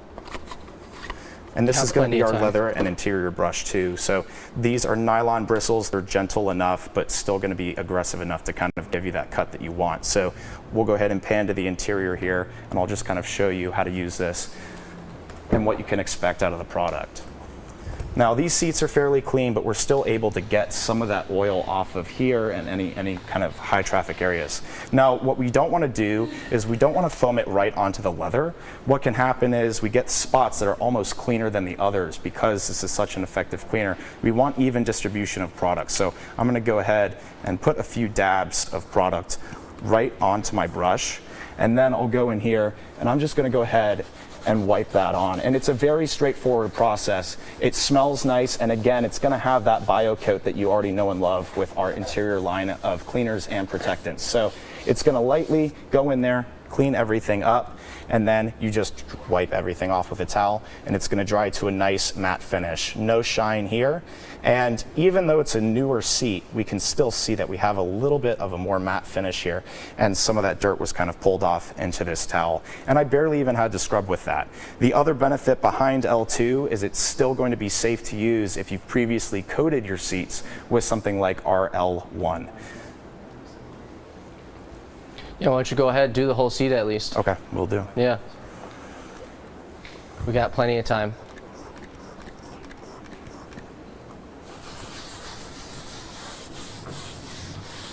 So once you guys are done cleaning the seat with the cleaner, we have the leather guard, which has been out for a very, very long time. It's a very highly sold product of ours. And the leather guard, it'll come with the applicator and everything you need to apply to the seat and give you that little bit of stain and abrasion resistance. Typically, what I tell people on a daily driver, if you're getting in and out of the car every day, you're probably going to want to reapply it every 6 months or so to keep a fresh layer of protection. If it's a Sunday driver, you're not driving it very often, It's a fun car. You're probably good. Reapply it once a year at that point. Now that's just one of our interior protections. We also have the smart fabric, and you also have the matte dash.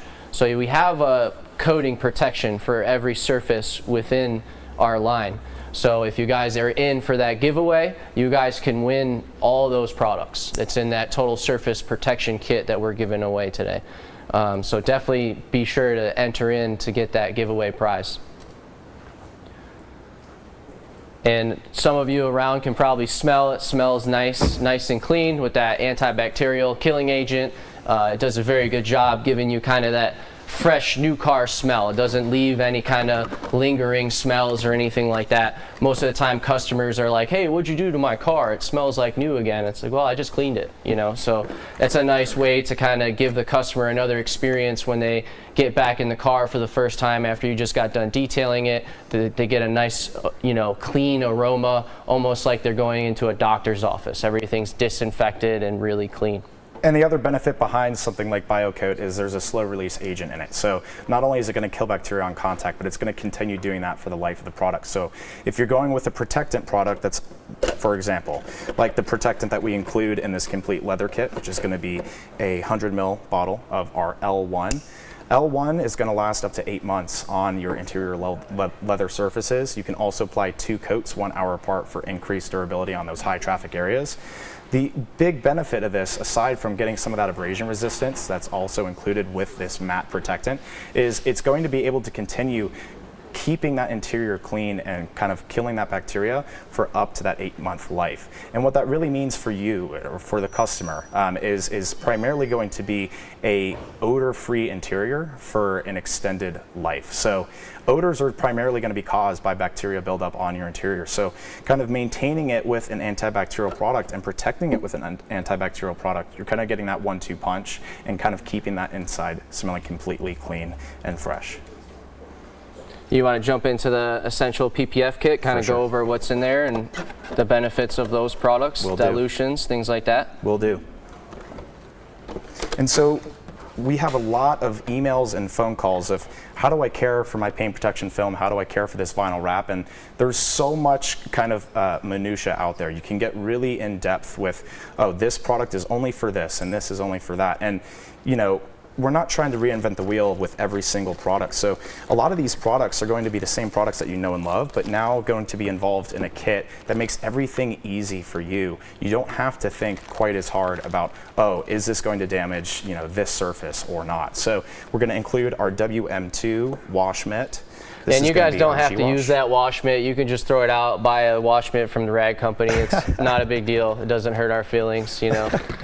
We know our place, so if you guys like your rag company towels, you like your rag company wash mitts, please use them. You know, that's the name of the games, and you can buy them probably in bulk for cheaper, right? So I would definitely recommend getting your towels direct from the rag company and getting those case quantity discounts and things of that nature for sure.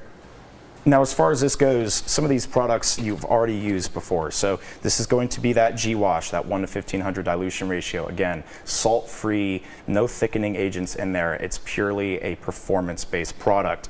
And then the W5 citrus all-purpose cleaner, contrary to what a lot of people think, just because it's an alkaline cleaner does not mean it's not safe for paint protection films and wraps. So you can go ahead and use this on any of those surfaces. Again, we don't want to focus on kind of letting it dry. So we really want to make sure that we're doing it on a cool surface out of direct sunlight and we're not going to have issues. Now, if any of these products do dry on the surface, the best way to kind of use your get out of jail free card is spray some more product to re-liquefy it and go ahead and rinse that surface, and that's going to be the best way to fix that situation for you.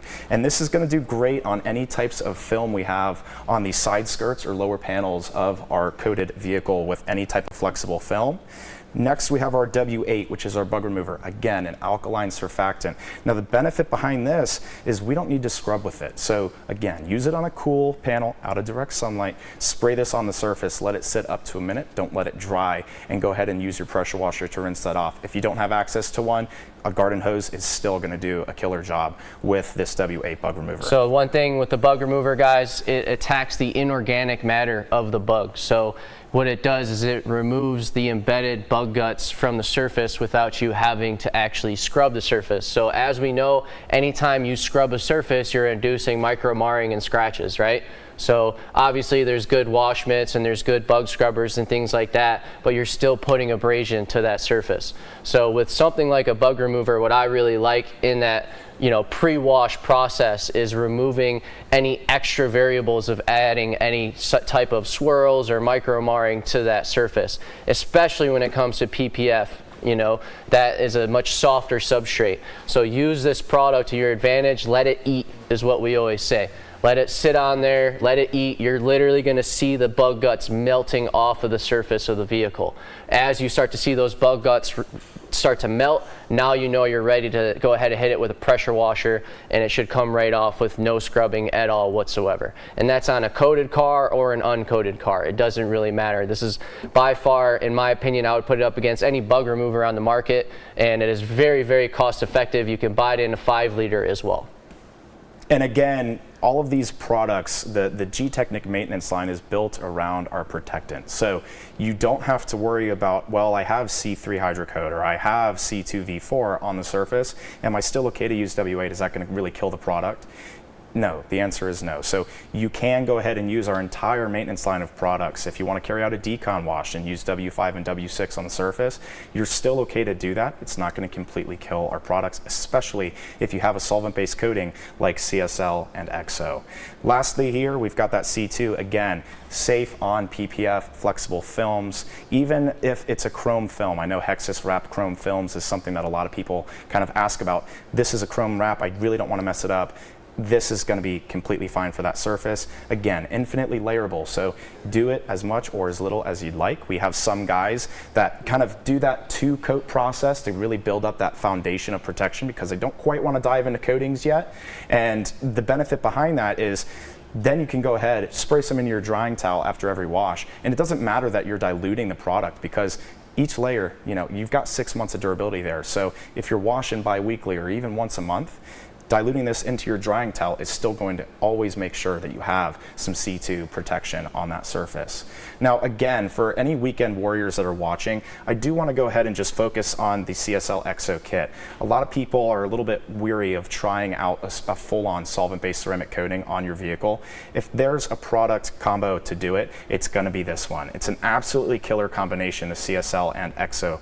Now, included in this box as well is going to be kind of an explanation of what you're getting with these coatings. So we've got kind of 3 paragraphs here. It's really just trying to say Crystal Serum Light is focused primarily on that kind of 5 years, the durability and UV resistance out of the coating. XO is going to be that kind of performance building coating. So it's going to be mainly focused on hydrophobics, also oil repellency. So it's omniphobic. It's also going to be very simple to apply. So these 2 products are meant to work very well with each other. And inside of this box, underneath this section here, is going to be more gloves and applicators for you.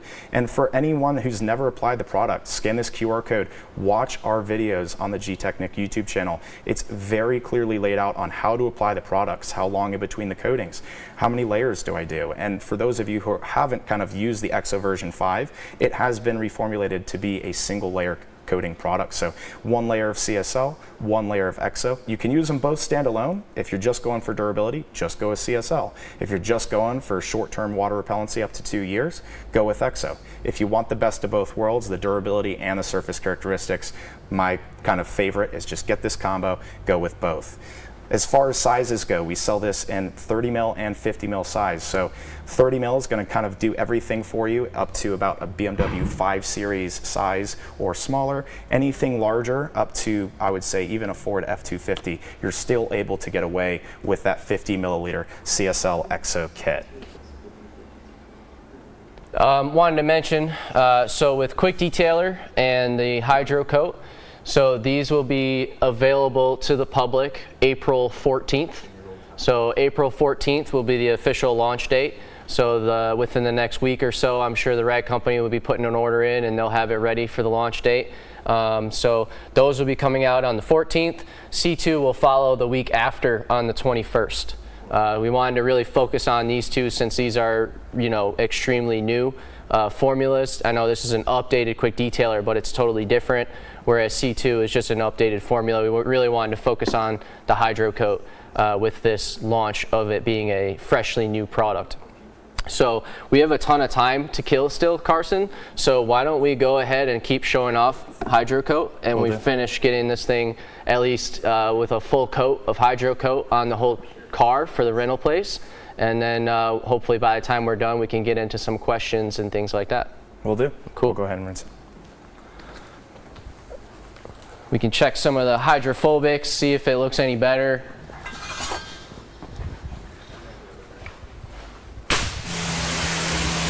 What's that C2 look like over there? Look at that.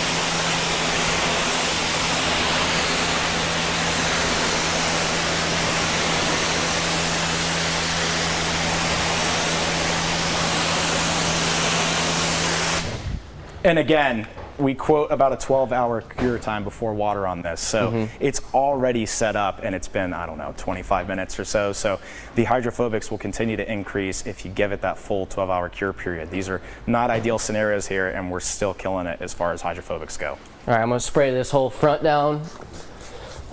I'm gonna go a little bit heavier this time. I still have like a whole bottle of product basically.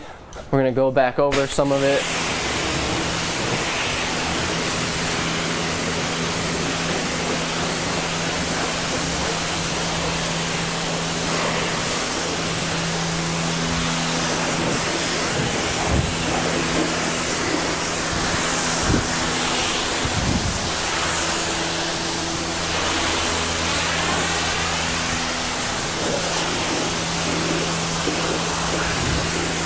I think Carson just like spraying me with the water.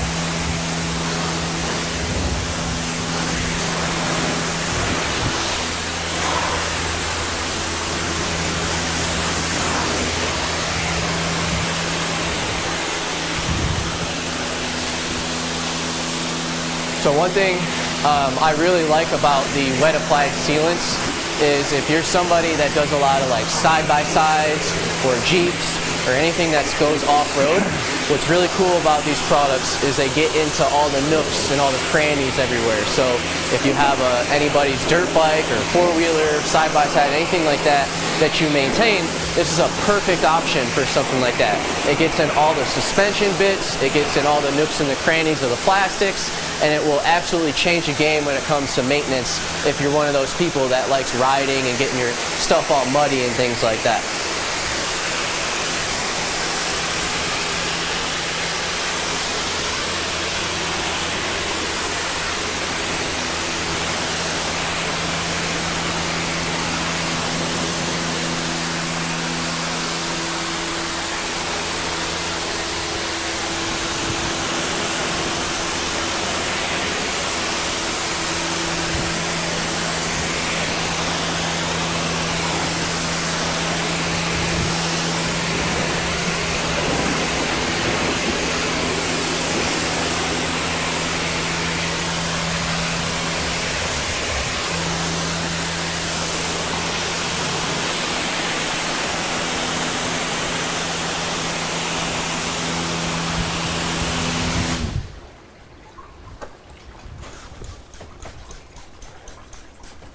So as you can tell, the water beading definitely comes to life after a little bit.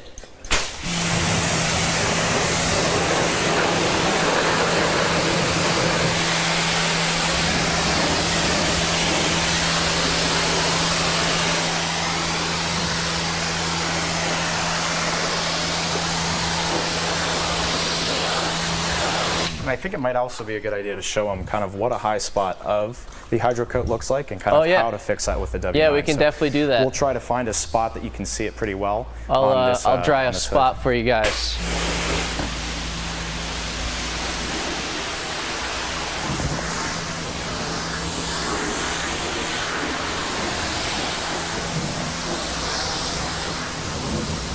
So So slick. All right, so I'm gonna go ahead and spray some excess right there. We're gonna give that a second to let it dry a little bit.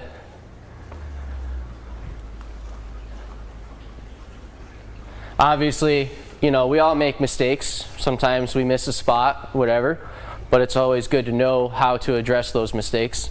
So we always, in our classes at our new works facility, we always try to give a real life example of what could possibly happen and how to fix it.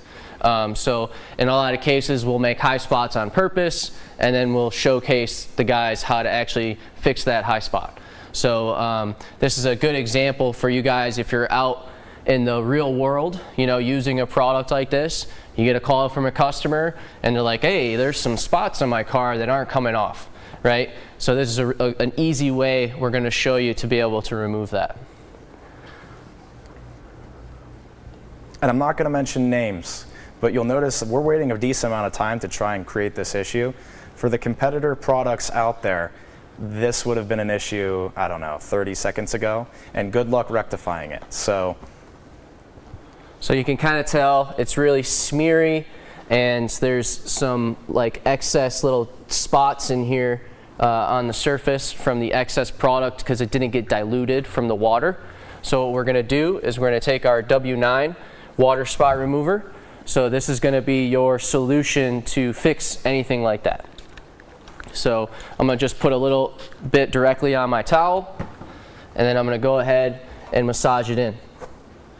Get some of these. Now there's some nasty water spots in there too that I'll probably take out at the same time, right? Because it is a water spot remover. But anything like this is our water spot remover is a solvent-based product, so it has a very high flash point. So it's going to dissolve the mineral content of the water spot or the excess C3 in this scenario. So very, very simple solution. You know, like I said, there's some gnarly water spots in there. The water spot remover takes it right out. So that would be your quick, easy solution if you have some excess streaking a day later or that same day, even in the afternoon when the sun comes out and you see it coming through the door handle or underneath the window or something like that. W9, a little bit on your towel, buff it off. Yeah, so pretty straightforward there. What else, Carson? One more thing to mention too. A lot of the questions I'm getting are, hey, you guys have a lot of protection products as far as the kind of water-based stuff. So I've got my W3, my ceramic G-Wash, and I can wash and add protection in one step. And I've got C2 version 4, and now I have C3 Hydro Coat, and I have Easy Coat. And we get a lot of questions of, I'm a little confused. What product do I use? Am I using the wrong thing on my car? The answer is you're not using the wrong thing, and there is no real answer to what product you use. It comes down to the preference of how you want to apply temporary protection on your surface. Are you feeling lazy today? Is it a slow Sunday and you feel like washing and protecting all in one step? Go with our W3 Ceramic G-Wash. If you want the most substantial water-based protectant, go with our C2 version 4. Dry the vehicle first so that you don't dilute that product and you get the full 6 months of durability. Now, if you want to try and kind of mix and match, you can also do that. Did you use W3 Ceramic G-Wash a few months ago and you kind of see that starting to sheet on the surface? You can go ahead, wash with our typical W1 G-Wash if you'd like, rinse the vehicle, spray on some Hydro Coat, or go with hose-on version, Easy Coat, or kind of spray some C2 into your drying towel and go with that. So you can mix and match. The one thing I'm not going to recommend is kind of going with a bunch of protection products all in the same wash interval. So what I mean by that is don't wash the vehicle with ceramic G-Wash and then rinse it and then, you know, spray on Hydro Coat and then dry it and then throw on some C2 version 4. You've got too much protection there. You're probably not going to have issues, but it's just not a good idea, and you're probably hurting your wallet a little bit more too. So if you're going to go with a product and you really want to layer it on and you've got some downtime and you're that guy that wants 30 layers of protection on your red Corvette, go with C2 version 4. That's the way to go for a person like you who is constantly trying to kind of top things up. If you're more lazy, we've got that option for you as well. So here at Gtechniq, we've got the line of maintenance products, we've got the kits to kind of make everything easier, and then you're the boss as far as how do I want to maintain that protection on the surface, and do I want to go with the coating or do I want to go with a kind of temporary protection? Definitely. Hey Dane, do we have any questions we could jump into? Actually, guys, I do have many here, so let me pop a few up. I can start right off, actually, with a Smart Fabric question, if you're ready for that. For sure. 23 Do the Do asking, should Smart Fabric be repelling water or liquids, or should you be seeing something else to indicate that it is working? Yeah, so Smart Fabric is a highly repellent product. It's also going to be one of the only products on the market that's also free of PFAS or fluoropolymers. It's going to last about 12 months on your interior or up to 2 years on convertible tops. So if you're asking that question, you probably have used it and you're not seeing the hydrophobics. The question that I would have for you next is, how did you prep the surface? You know, was it completely clean before you applied it? How saturated did you go with the fabric? You know, we say generally a medium saturation with Smart Fabric is going to be the goal. You don't have to work in the product with something like a glove or a towel because it's alcohol based. It's really going to absorb in very quickly, but it's always beneficial to kind of go slowly and make sure that you're doing even passes of the product. But yes, the main way that we're going to be able to see the protection on the surface, as with a lot of these products, it's going to be the repellency of them. Now, there's still protection aside from just the repellency as far as stain resistance and the antibacterial coating that we're applying to it, but a good indicator of Smart Fabric being present and being properly used on the surface is seeing that hydrophobic effect. Whether you're using it on your interior suede, Alcantara, nubuck, floor mat material, or you're going with something like a convertible top as far as protection with Smart Fabric. All right. Then I've got a question here from Brian. Does iron remover affect the coating in any way? I'm pretty new to detailing. No, so all of our maintenance products within the Gtechniq line are designed to actually help you maintain your ceramic coating. And believe it or not, our W6 iron fallout remover is pH neutral. So it's totally pH neutral, safe to use for unclogging and coating. It's safe for your prep, so it's safe all around. PPF, vinyl, all the good stuff. Even matte and satin paint, safe on there as well. The one thing that can happen with W6, it could dry out.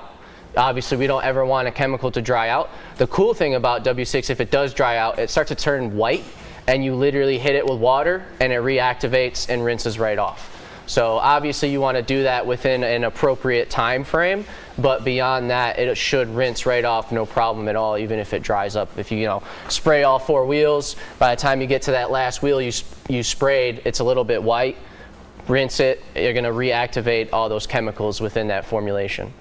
Okay. Then I've got a question from Mikey here saying, with CSL and EXO, should EXO be reapplied every 1 to 2 years to get the original slickness and beading back? So with EXO being an 18 to 24 month longevity product, if you start to see it fail within that time, then you are good to go ahead and recoat. And then the other question that kind of gets attached to that is, what is involved in that prep process for recoating? And it's largely going to be vehicle dependent, but the majority of your prep is going to include a decom wash, kind of like we did here today with your W1, your W4, 5, and 6. So your G-Wash, your citrus foam, citrus all-purpose cleaner, and your iron and fallout remover. So if you're interested in kind of seeing how to do that decontamination wash, go to gtechniq.com, type in wash guide into the search bar in the top right. You're going to be able to download a PDF on step-by-step how to do that decontamination wash. Carry that through, then assess the surface after that wash. Do I need to polish? If yes, go ahead and polish. Then panel wipe and recoat with just EXO. The benefit behind a coating like Crystal Serum Light, it's composite based. It's going to actually temporarily soften that top layer of clear coat in order to absorb in. So polishing CSL and EXO, you're probably going to remove a good amount of that EXO, but some of the protection of that CSL is going to be embedded into the clear coat. So you can polish, go ahead, panel wipe, sling on some additional EXO, and you're back to day one looks. But just to kind of answer that more directly, should you reapply it every 1 to 2 years? It's really case by case scenario. You're going to have some customers where their EXO CSL will outlive the lifespan, and you're going to have some customers where, like you said, in a year it seems like it's not performing as it should. Do a decom wash like Carson said, and at that point you don't necessarily have to even use EXO. It might just need a little bit of C2. It might just need a little bit of spruce. That little bit gives you those hydrophobics back. The first thing to die out in any coating is the hydrophobics, right? So that little bit of extra protection when it comes to C2, ceramic G-Wash, all those other products that are on the market, right? Whatever your favorite one is as a topper, it's important to top that coating, I would say every 4 to 6 months at a minimum, if you want to see the full longevity of that coating, right? Just like we always say, maintenance is everything. All right, excellent. Thank you for that. Then I've got Obsessed Detailing Solutions asking an interesting question. Do you think coating technology will ever advance to a point where wipe-off and leveling won't be needed? For example, you just apply and walk away. So at least as of right now, I don't see that technology anywhere in the near future. Almost every coating that I know of, it requires a solvent as a delivery system to make a bond to that clear coat.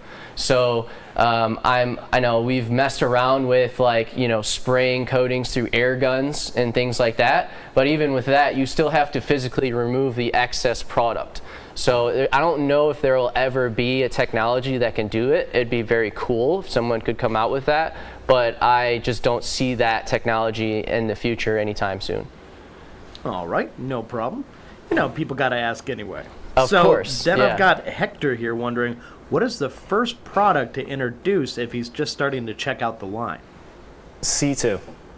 Yeah, definitely. That's the only answer. C2 is so easy to use. If you are using other products right now for your wash and your prep, it's okay to throw in C2. It's going to work with pretty much everything on the market. It's the easiest way to get your bang for buck out of kind of application, ease of use, and protection. So the answer to that is 100% C2. My go-to, I recommend 2 products, anyone who starts off. I recommend G-Wash. I know that sounds silly, but I also recommend C2, same thing as Carson.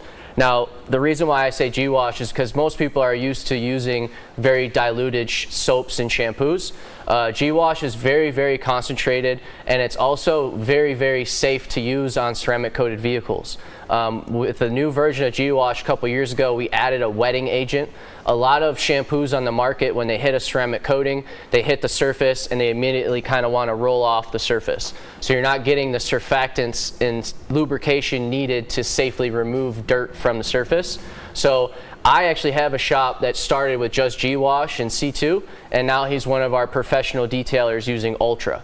And he believes that by just simply offering a wash and wax with G-Wash and C2, that grew his customer base to fall in love with the brand, and they started asking him for more of Gtechniq. And that was how he knew he was ready to kind of step into that next level of his detailing business journey, to where he wanted to have access to our Crystal Serum Ultra and our guarantee system. All right, excellent. And I know earlier you talked a little bit about certain products affecting matte and vinyl wraps, that sort of thing. So Usman here was asking, can the Quick Detailer work on those types of surfaces? Yes, absolutely. And that's the benefit behind Quick Detailer, is that there's no protection in there.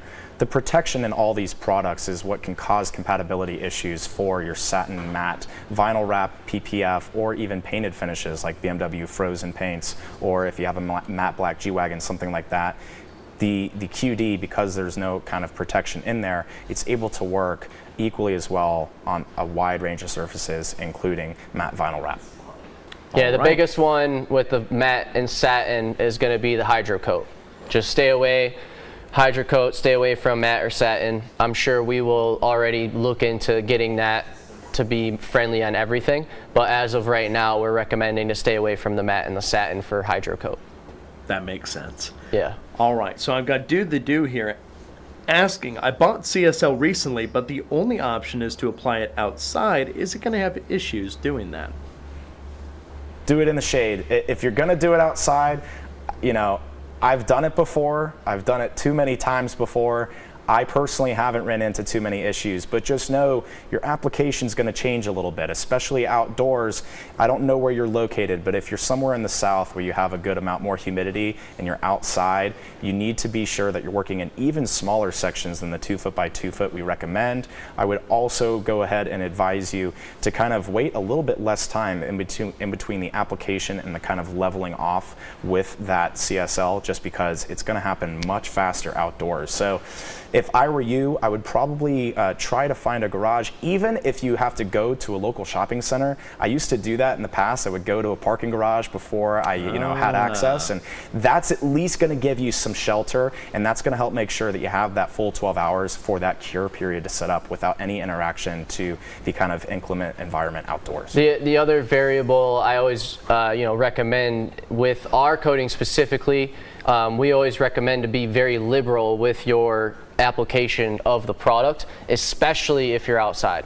The solvent is what's going to be the delivery system and keep it wet on the surface. So making sure that you have a very saturated applicator pad and you're in that outdoor environment is going to help you reduce those variables and make it a little bit easier for you to apply, so you can get a rough idea of what your actual flash time is. So, with our products, guys, the biggest thing to remember is with a 30 ml bottle, you should use just about every last drop on this Cadillac. This is a pretty big vehicle. With something like vinyl and PPF, you're going to use even more product because it's going to absorb more into that porous material. So using the appropriate amount of product is always going to reduce your variables and make your application easier. So make sure you use a sponge applicator, your favorite applicator from the rag company that has that sponge in the center. That's going to keep the solvents in there, so that way you have an easier application process. All right.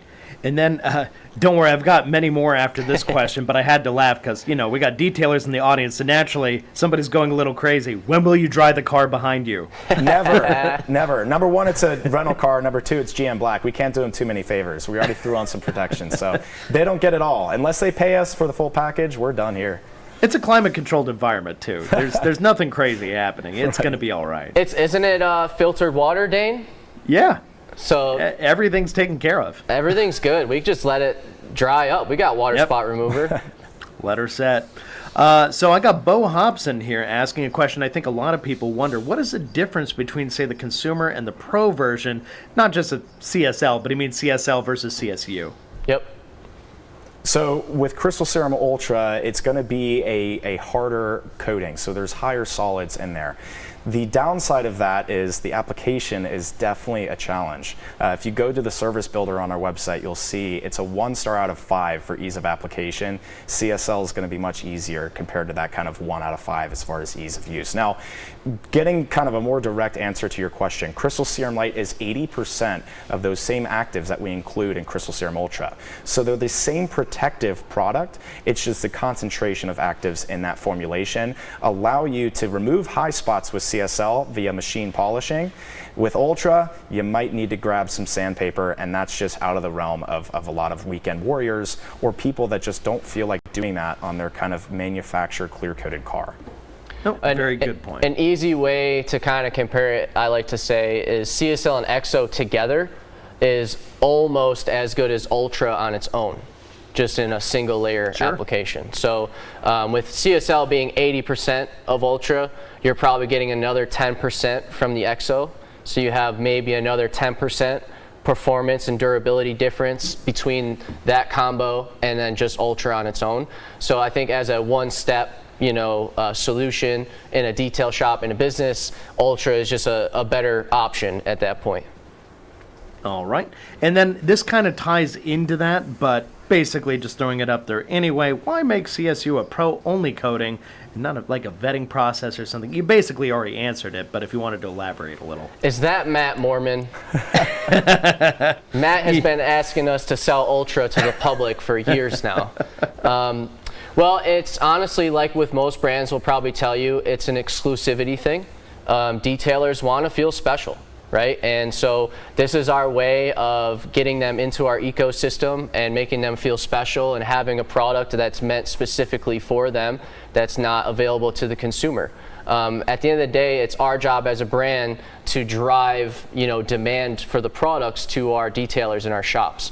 And so by having an exclusive product that the customer can't get, allows us to help push those jobs to the professional detailers and support them in their business. No, that's an excellent point. Go ahead. In addition, last thing to that too, a lot of people think they have a controlled environment, and then we start to kind of look more into it, and we're like, is it really controlled? Like, they've got a small Honeywell dehumidifier in their Florida-based shop that's a few thousand square feet, and they're like, hey, I don't want to go through the process, but I still want Ultra. We promise you don't want Ultra. It's just going to be a rough time. You're going to be giving me a call, and I'm going to say, hey man, it's just not the right environment for it. So a lot of it's the vetting process that's involved in kind of calling the shop, kind of getting to know them, and then also seeing how they're planning on using the coatings and their kind of environment. And we restrict that because we don't want you guys to have a really bad experience with the product and blame it on the product when a lot of it can kind of fall back on the procedures themselves. Nope, makes perfect sense. Now, I've got Pure 745 here asking, I have found EXO V5 to be an amazing standalone product, outperforming other brands' fully baked coatings. Did Gtech test for this during development? Yeah, so I mean, Gtechniq's lab is extensive. I was just over there about a month ago now. And we do scrub tests. We have every coating brand on the market in there. We do scrub tests on their products. We do chemical resistant tests on their products. We have a ton of internal data that we don't, we're not a bashing company, right? So we're not gonna go out and bash another company and say, oh, ours is better than theirs. We feel like we're one of the premier ceramic coating manufacturers in the market as someone who's been in the industry since 2001. So we don't feel the need to go out of our way and kind of show that information to the masses. But internally, we know what we have, and we've done all those testings on every product that we have. So even something like HydroCoat, we found the top leading sales competitor product on the market, and we tested it with that and made sure ours is better. Right? So we always try to find a benchmark with a product and somebody in the industry that people, guys like yourself tell us like, hey, you got to try XYZ product. Then we'll go buy those products, bring them in the lab, do those same tests we do on our coatings. We have, we literally buy dirt in a bottle. We buy this like dirt in a bottle. It's a mixture that you can buy. It's the same mixture every time, so you can get the same test results every time, right? So we do everything we possibly can to simulate real life and real world experiences with the products before we make any sort of durability claim. And with EXO, I mean, as you know, it's just absolutely blown everybody out of the water, especially with how easy it is to apply, and then the performance afterwards is just amazing. And for him, after TRCMA, make sure you're watching the whole thing. But go ahead, also type in Gtechniq EXO V5 into YouTube. It's going to pop up a channel from both Gtechniq UK and Gtechniq US. We have a less than 10 minutes, so it's not going to take up all of your time, but it's going to kind of go into the explanation of the products and coatings. It's also going to explain EXO V5 specifically, and the video features our senior formulation chemist, Lee Kennedy, who kind of shows a microscopic kind of image of EXO and why the coating is kind of a superior product. Oh, that's excellent. And then I've got Brian here wondering if he has other coatings, for example, is it okay to put EXO over that? My favorite saying with EXO is like it's like Frank's Red Hot. You can just put it on everything, right? So it's as easy as it gets to apply. It seems to be friendly with everything I've tested it on. Now, granted, I would always suggest do a test spot. Do a little test spot somewhere, make sure it's not getting rejected by whatever coating is already on there. But generally, like I said, everything that I've used EXO on, it loves it. Wheels, glass, paint, everything exterior, it seems to enjoy being applied. All right. Then he also had a different question here, wondering about applying EXO V5 after CSL has been installed months ago. What's the recommended procedure for going back through? I probably wouldn't advise going with EXO at this time. We have that kind of 1 to 12 hour recoat window after you've installed CSL for a reason. The CSL at this point, after a few months, you're really fully cured and set up. And to be honest with you, after 7 days, it's kind of fully cured. So what will happen is you're gonna try and apply the EXO, and the CSL is still performing so well that it's gonna try and reject that EXO. So at this point in time, I probably wouldn't recommend it. It's just the juice isn't completely worth the squeeze there. If you're looking for a boost in slickness and hydrophobics, albeit it's a more temporary option, I would go with C2 version 4 to kind of boost up your current CSL process. And then after a few years, once you get into kind of halfway through the life of CSL and it's diminished just enough in hydrophobics that you can kind of notice it, at that point you can go ahead, carry out a decom wash, panel wipe the surface, and sling on some exo. But we want to have that CSL at least partially diminished so that chemical reaction happens between the 2-layer coating system. So you can do it though, Dane. You can do it. Yeah. The way I like to describe it, if you're past that curing point, is you're going to have to work the exo in much more. So you're going to want to do your full prep process, decon, make sure the surface is clean. And then once you go to apply the exo, you're going to want to go over that section multiple times. And what I mean by that is you're going to apply it and then go back over it. And usually by about the 3rd time you go over it with your applicator pad, you'll start to feel a very slight traction where the applicator is kind of grabbing. That's where the exo solvents have cracked the crust of that top layer of the CSL. That's the easiest way to describe it. So it's just going to add a little bit more time to your application, but it is doable. You're just going to have to take a little bit more time with it. All right.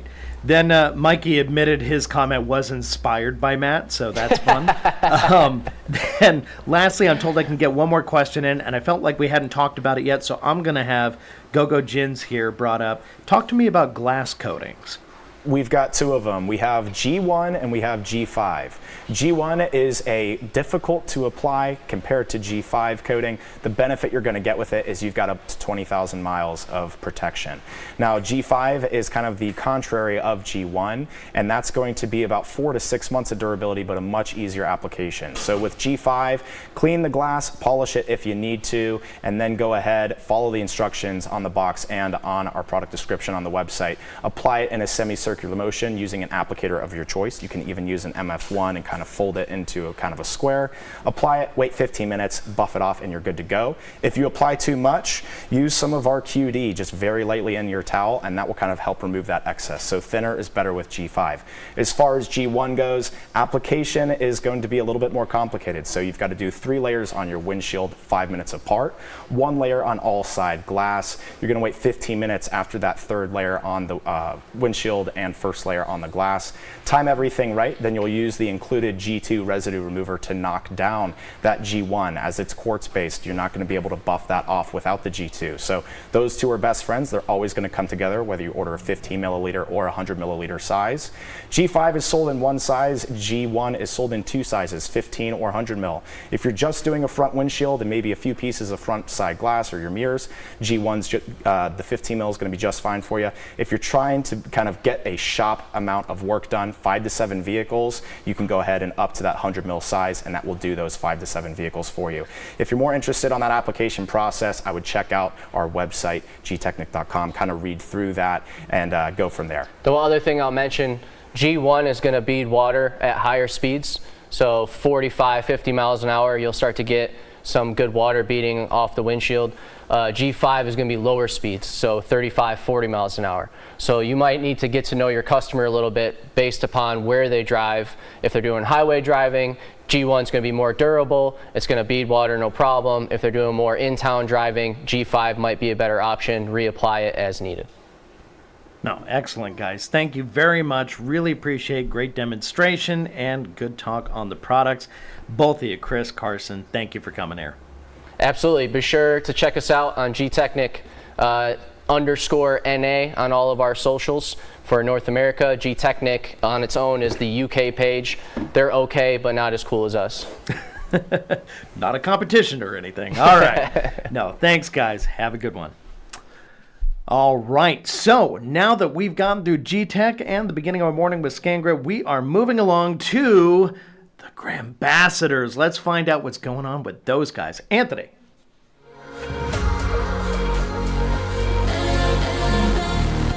All right, Dane, thank you very much. And Gtechniq, you guys absolutely killed it. Fantastic job. So I am here with the boys. Are we starting a baseball team, or are we going to talk about the Grambassador program?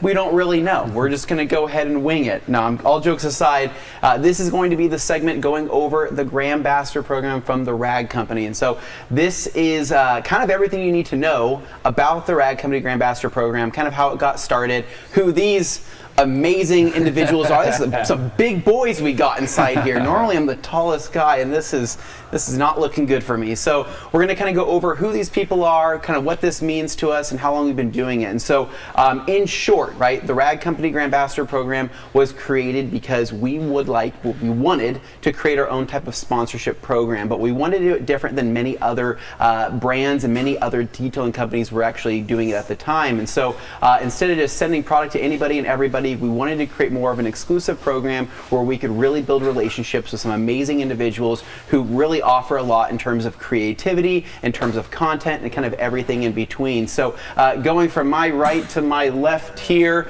we've got Joey Jablinski on, is that how you're saying it on Instagram? I just say Jay Belinsky. Jay Belinsky. Yeah. Okay, that works. Okay, and then we have Grandmaster of the Year, one of the Grandmasters of the Year. We have Mr. Alex Dewar here, Bucky VW here. Hello. He has been hosting the pre-show and the mid-show for the last several years. We have Joey pulling him onto this year, and this is just one of the cool perks about being part of the Grandmaster program is being able to be involved with TRC just like this. And then we have the 2024 Grandmaster of the Year here. We have Mr. Brandon Purdy of Purdy Auto Pros. Woo! Killing it. I know we have to give him a very special shout out. And you guys are going to see a really cool segment here in just a little bit. And then of course we have Charleston, Eric Vaughn here.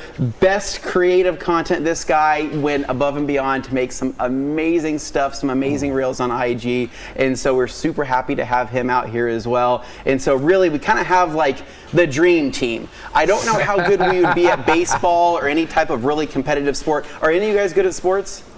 I feel like Eric's probably pretty great. I feel like Brandon's probably the best golfer here. I'm just throwing this out here. I mean, hockey, it's got to go to the Canadian. That's good. And then I'm going to say what probably everybody says. Basketball. Are you coordinated enough for basketball? Just detailing. He's just tall enough. You can just dunk it, right? Yeah. Just the single hand. And wrestling. Not fair. So what we're going to do to get this started, because we want to kind of dive deeper into the Grandmaster program and kind of what it's done for everybody here and kind of talk about their own individual experiences and kind of giving advice to people who want to be a part of the program as well. Again, this is something that we've had exclusive for probably the last 6 years or so, and we've been doing this for a really long time. We've had so many amazing people kind of come through TRC and be able to really bring a lot of content and really expand just the gospel of microfiber. And so we're going to talk about, you know, what that means, kind of when the next opening is so you guys can apply and everything like that. But first I want to show you a sneak peek of kind of what the Grandmaster of the Year Grand Prize Shopping Spree looks like with Mr. Brandon Purdy here. So let's go ahead and roll the video. Just from the Rag Company, and today we have our Grandmaster of the Year, Brandon Purdy with Purdy Auto Pros. And what we're going to do is we're going to go on his Grandmaster winning shopping spree. All right. And then for our picking process, these are going to be the scan guns that we use to pick and fulfill your order. Okay, I'm a righty. Does it still work for righties? Okay, it'll work for righties, lefties, if you want. Cool. I'll let you take the reins. Decimal system? The way our system works is that you'll see that this is going to be like 11A, 10B, 10A, 9B. Okay. So it basically starts you from back to front, and it gives you the fastest route to pick the order. Oh. So it's going to start you from the back, and it'll slowly work you up to the front. Arm. So. Arm. Looks like the first one. Arm 104. So A2. 24. Okay. So that's going to be all the way in the back. So the way it's all categorized is this number is going to be the row, and then this is going to be the actual bin number. 608. So since you're starting at A2 608, this will be your first stop. Okay, sweet. So you'll simply want to scan that barcode. And then enter quantity entered 0. I know I got 3. And then from there, let's scan that one more time. All right. And then scan this barcode right here on the item itself. 3. So grab 3 of those. So this is ADS quartz. Quartz coating. I love 3 it. of them. We are making a transition. Shout out DJ and Bradley. Then it's going to be A2703. Oh, sick. Okay, So we'll just cool. scan that bad boy. And then from there, grab item out. Scan that barcode. We got 4 of those. 1. So, discretionary for the audience. I have bucket kits that I offer my clients. And I do not need 8 ultra mitt combos. So that's what I'm doing here. Yeah, little customer giveaways, some purchases. Decon Shampoo Plus. All right. We gotta be quick. Then, so what we'll do, scan this barcode. 8 of them. 8 pints of Shampoo Plus. Does it come in a gallon? Comes in a gallon. I'm assuming these are for bucket kits. Hold on. They are for buckets. That makes sense. They do come in gallons. And you know what? We're here. So I know I do have a gallon of Shampoo Plus. So I will scan that down here. All right.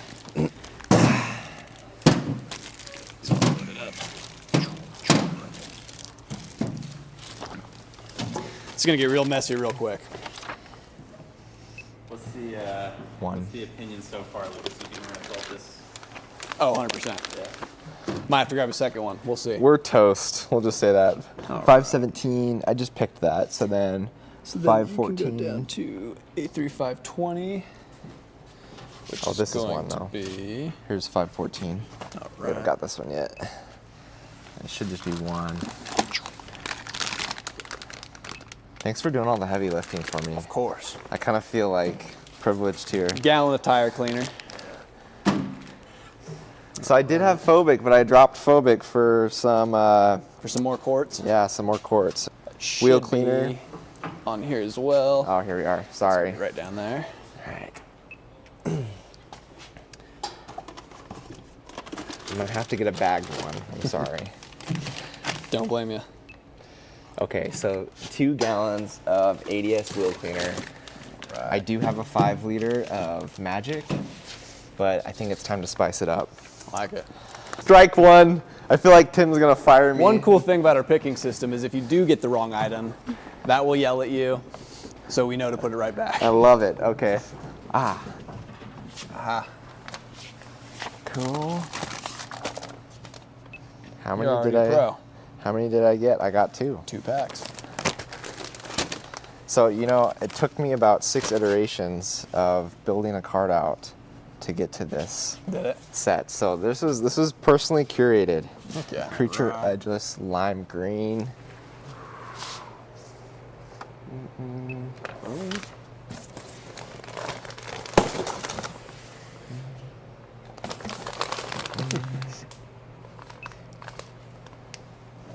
Two of them. 2 packs. 1, 2. Okay. Black. 6. Next color. Yeah. 2 packs of black creatures. Yeah. It's like you, it's almost like you helped me place this order. I know, it's like I almost know the contents of the order as well.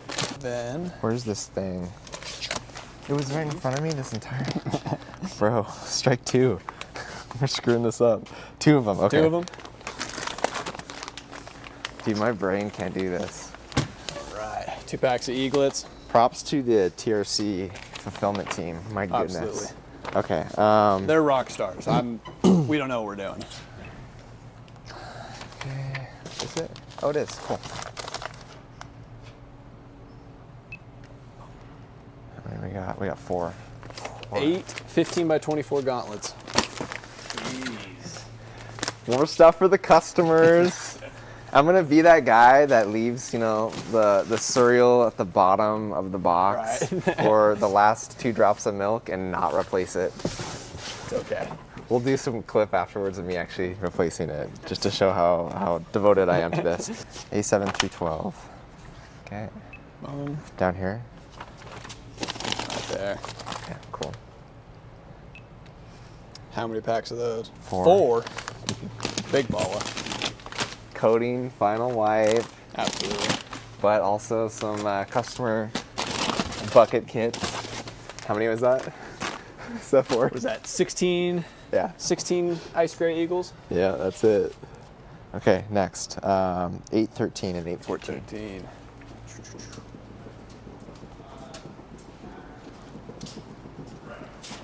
Oh.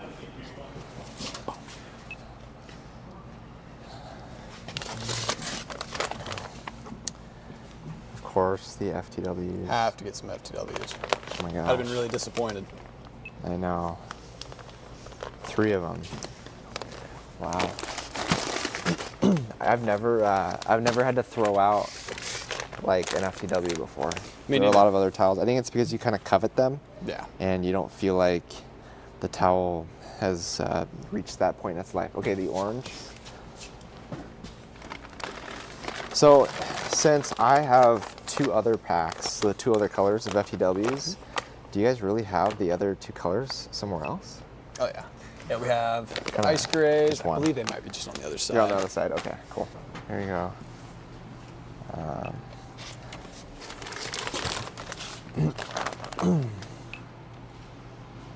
One pack of pink FTWs. Okay. And then 505. What do you personally use for each color of FTWs? Yeah, blue glass always. Shout out to Joey.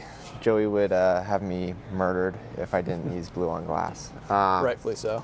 You know, as a rag company connoisseur, you have to pair up the pink with Dreammaker and the orange with Beadmaker. But they're really just like, I try to keep them that way, where the orange is more of like a sealant towel. Yeah.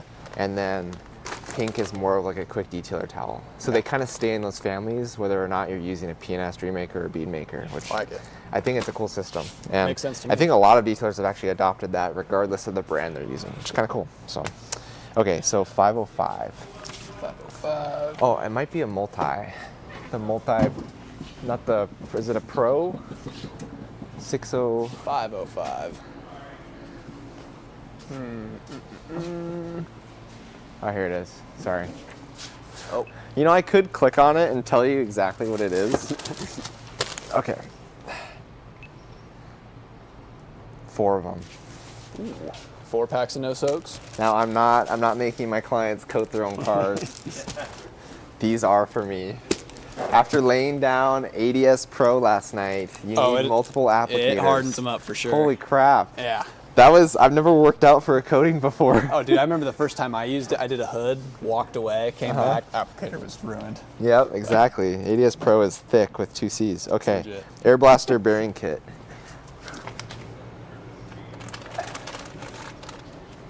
Sweet. I will say I haven't had to replace my bearings. But if you ever do, we have replacement bearings for the V2 Air Blasters. And regardless of what people say, you know, those people that may have different opinions, the Ultra Air Blaster V2 is the best air tool. I might be biased, but I'd have to agree with you. All right. With how full this cart's getting, I think I'm just going to start leaving at the end of the aisle. Okay, fair enough. So this is some KCX stuff. 09006. Oh, probably the end cap if it's an O, right? Yes. So there's orange. Ah, yes. Come on.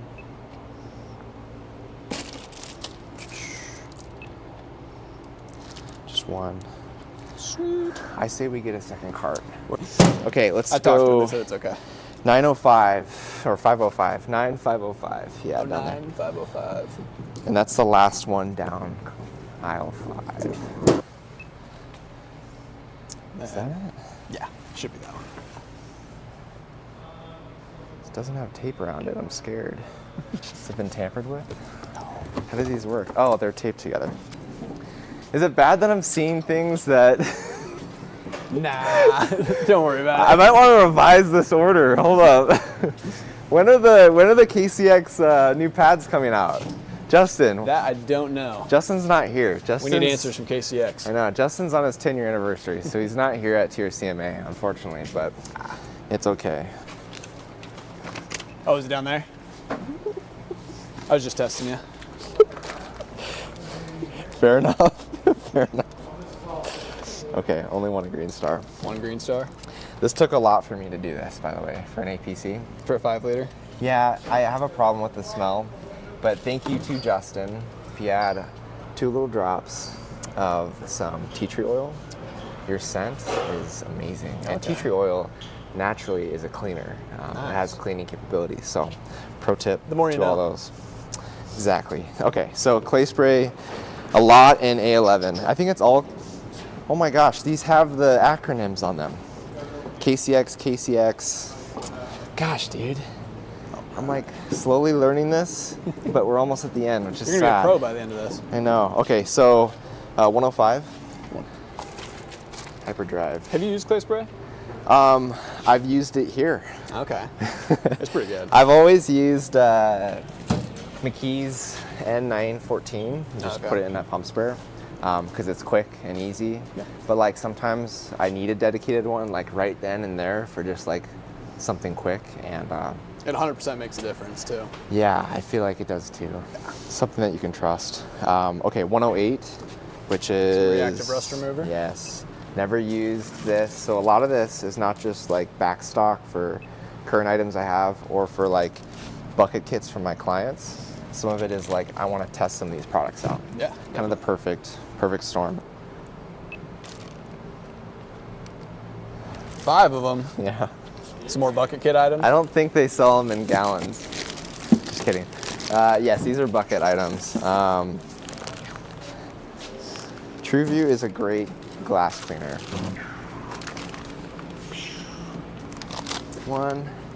And you use Polestar for most of your interior cleaning, don't you? I have switched to it. Yeah, I kind of go back and forth between Express and Polestar. Polestar is kind of you have more capabilities in terms of like your dilutions. I feel like you can manipulate it a little bit more. Express, it's either full strength or cut 1-to-1 with distilled. Right. Polestar, I feel like you can go super light, make it almost similar to something like a all-around surface cleaner. Yeah. But all-around surface cleaner has like a great flashing effect and it's safe on electronics. So in my opinion, all-around surface cleaner is like the perfect finishing cleaner for interiors or like maintenance. Yeah. But I think Polestar can be like that if you dilute it right. That's my opinion, but that's how I like it. Okay, Hydroplast. I have not used this. I can't lie, I haven't either. I just see tons of videos out there by Hunter, the bearded Hunter, now employed by KCX. And, you know, I gotta say, the way Hydroplast looks when it's cut even. Looks really good. From what I've seen. 2-to-1, 4-to-1, it's pretty impressive. Yeah. Okay, that might be it in terms of 11. Right. So Next we'll go to aisle. 12. This Dewey Decimal TRC system is just, I'm losing Just it, some man. amateur pickers. I know. My goodness.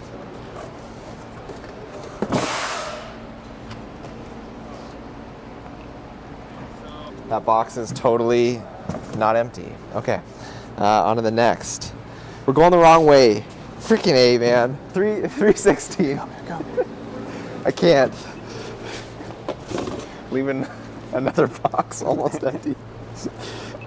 So for this one, this will be the A-floor bin you scan. And then I just grab what I want. So I got 1017. Mata. Scan some Mata. 2 of them. 2 of them. And then a liter of snow. I'm sensing some coconut earth action. Coconut earth, baby. Where's the other one at? Oh, there it is. Do I need to rescan A4? I think. I don't remember. It's been a while. No, let's see if it see what yells at us. happens. Just to show the people. All right, you don't have to rescan A4. Okay. If you're ever picking your own orders here at TRC, just hit that button and scan away. Okay, last one is the Premium FTW Ice Gray. We need to track that down still. Is it on the floor? It says floor, yeah. So that might be over here. Right in front of me. Ah. All right. So what are you going to start using ice gray ones for now? I have no freaking idea, man. They're pretty cool. I think everyone got ice You gray. should get them because they're ice gray. You know, it's one of those things where like lighter towels for certain things in the exterior aren't that great because then you get a little bit of like smudging, you know, Right. and you can see that in the towel. Ice gray, the thing is FTW can be used for like anything. For me, I just use them for sealants. defend it. That's a good point. Yeah, as the orange fades and dies on me, if the FTW ever dies, maybe ice gray replaces the orange's use. Okay, last one.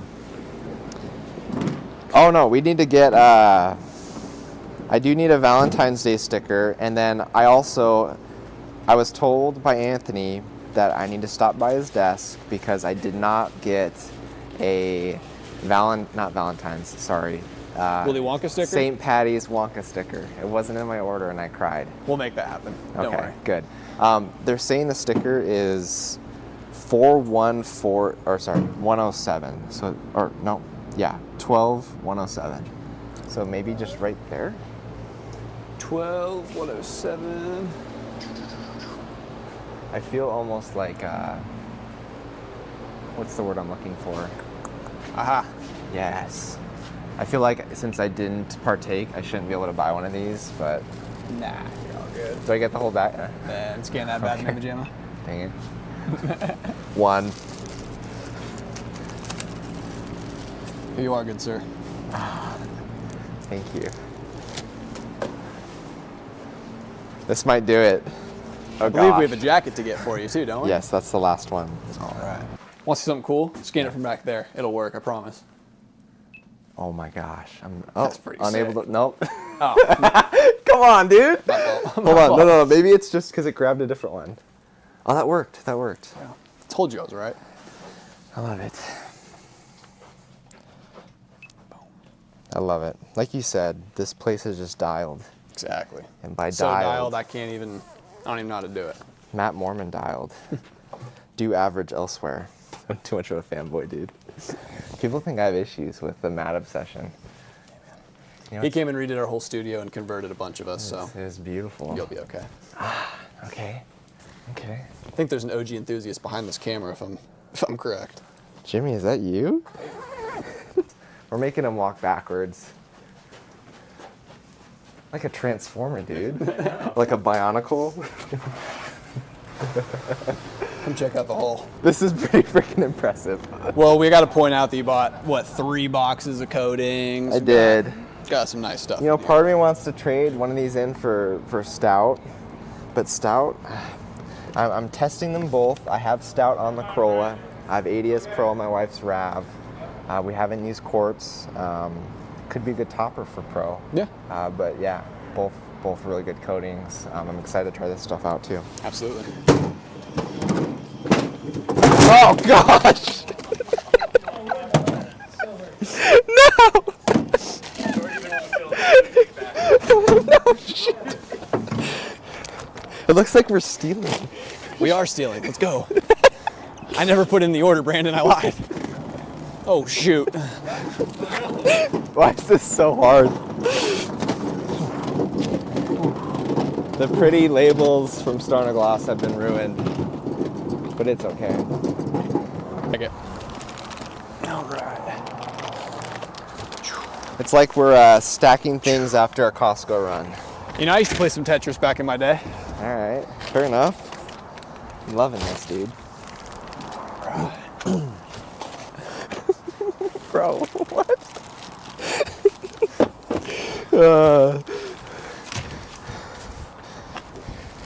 When did you grab the Shampoo Plus? I don't remember grabbing all this. I think that was one of the first things we grabbed. Holy crap, dude. Yeah, you're Shampoo Plussed up. Yeah. Okay.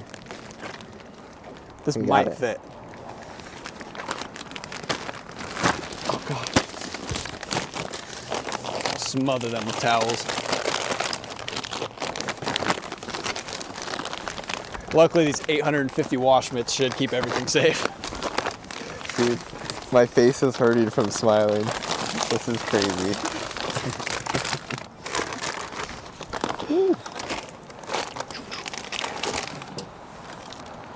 Bearing.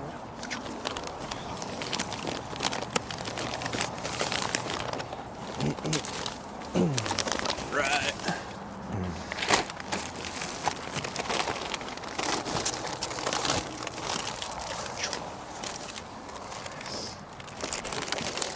Like a glove.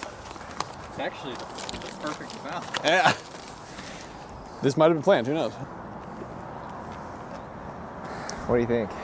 That's a wrap. Oh my gosh. This could be you. If you sign up for our Grand Ambassador program, you could have the chance to come down and get a shopping spree and win Grand Ambassador of the Year. So, Brandon, congratulations. Thank you. I hope this is everything you ever wanted. You know, it is. This stout is so slick. I'm like slipping down. I have to like stand up now. You know, you guys did pretty good over at P&S. Yeah, I don't know what to say. This is pretty life-changing, you would say. Not every day you get to go on a $2,000 shopping spree. So I'd love to hear it. I appreciate everyone at the Rad Company and then everyone that supported me on social media. It was hard, but the effort was worth it. So I appreciate you all. Yeah, this could be you. Is that what you're saying? Yeah, well deserved. Oh my gosh. All right, let's close this thing up. All right.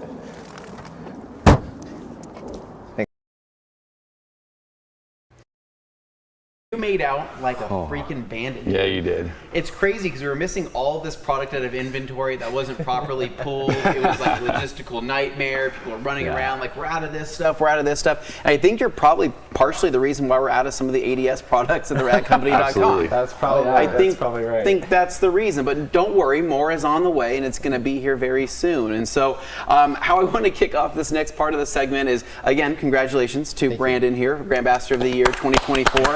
Dude, Great killer job. Great job. And you guys have to go check out his Instagram. You guys can go through all of his reels, all of his posts. You can see the amount of effort that he put into everything and just how goofy he made a lot of this stuff. I mean, and getting to know Brandon more, it's very much on par there. And so what was interesting, though, I will say, is that we've never had a local Grand Ambassador of the Year. And we've had a few local Grand Ambassadors over the last 6 years or so, but we've never had someone win it. So with Brandon's particular case, it was kind of like strange because we're like, okay, so how do we do this? Because one of the biggest things is being able to come out to TRCMA, which is part of the grand prize, along with the shopping spree, along with getting a Rupes Mark V polisher, which I believe is over there and everybody is signed. Somebody's got to go grab that so we can actually pull it out and show everybody because it's really, really sick looking. But finding out what that prize would be. And so really what made the most sense is obviously invite him out, have him be here for TRCMA. He can sleep in his own bed at night, go home to his own family, what a lucky right? But then we kind of had to figure, okay, so then how do we incorporate a trip into this? So Brandon's actually going to be joining us for SEMA 2025. We're going to hook him up with some TRC gear.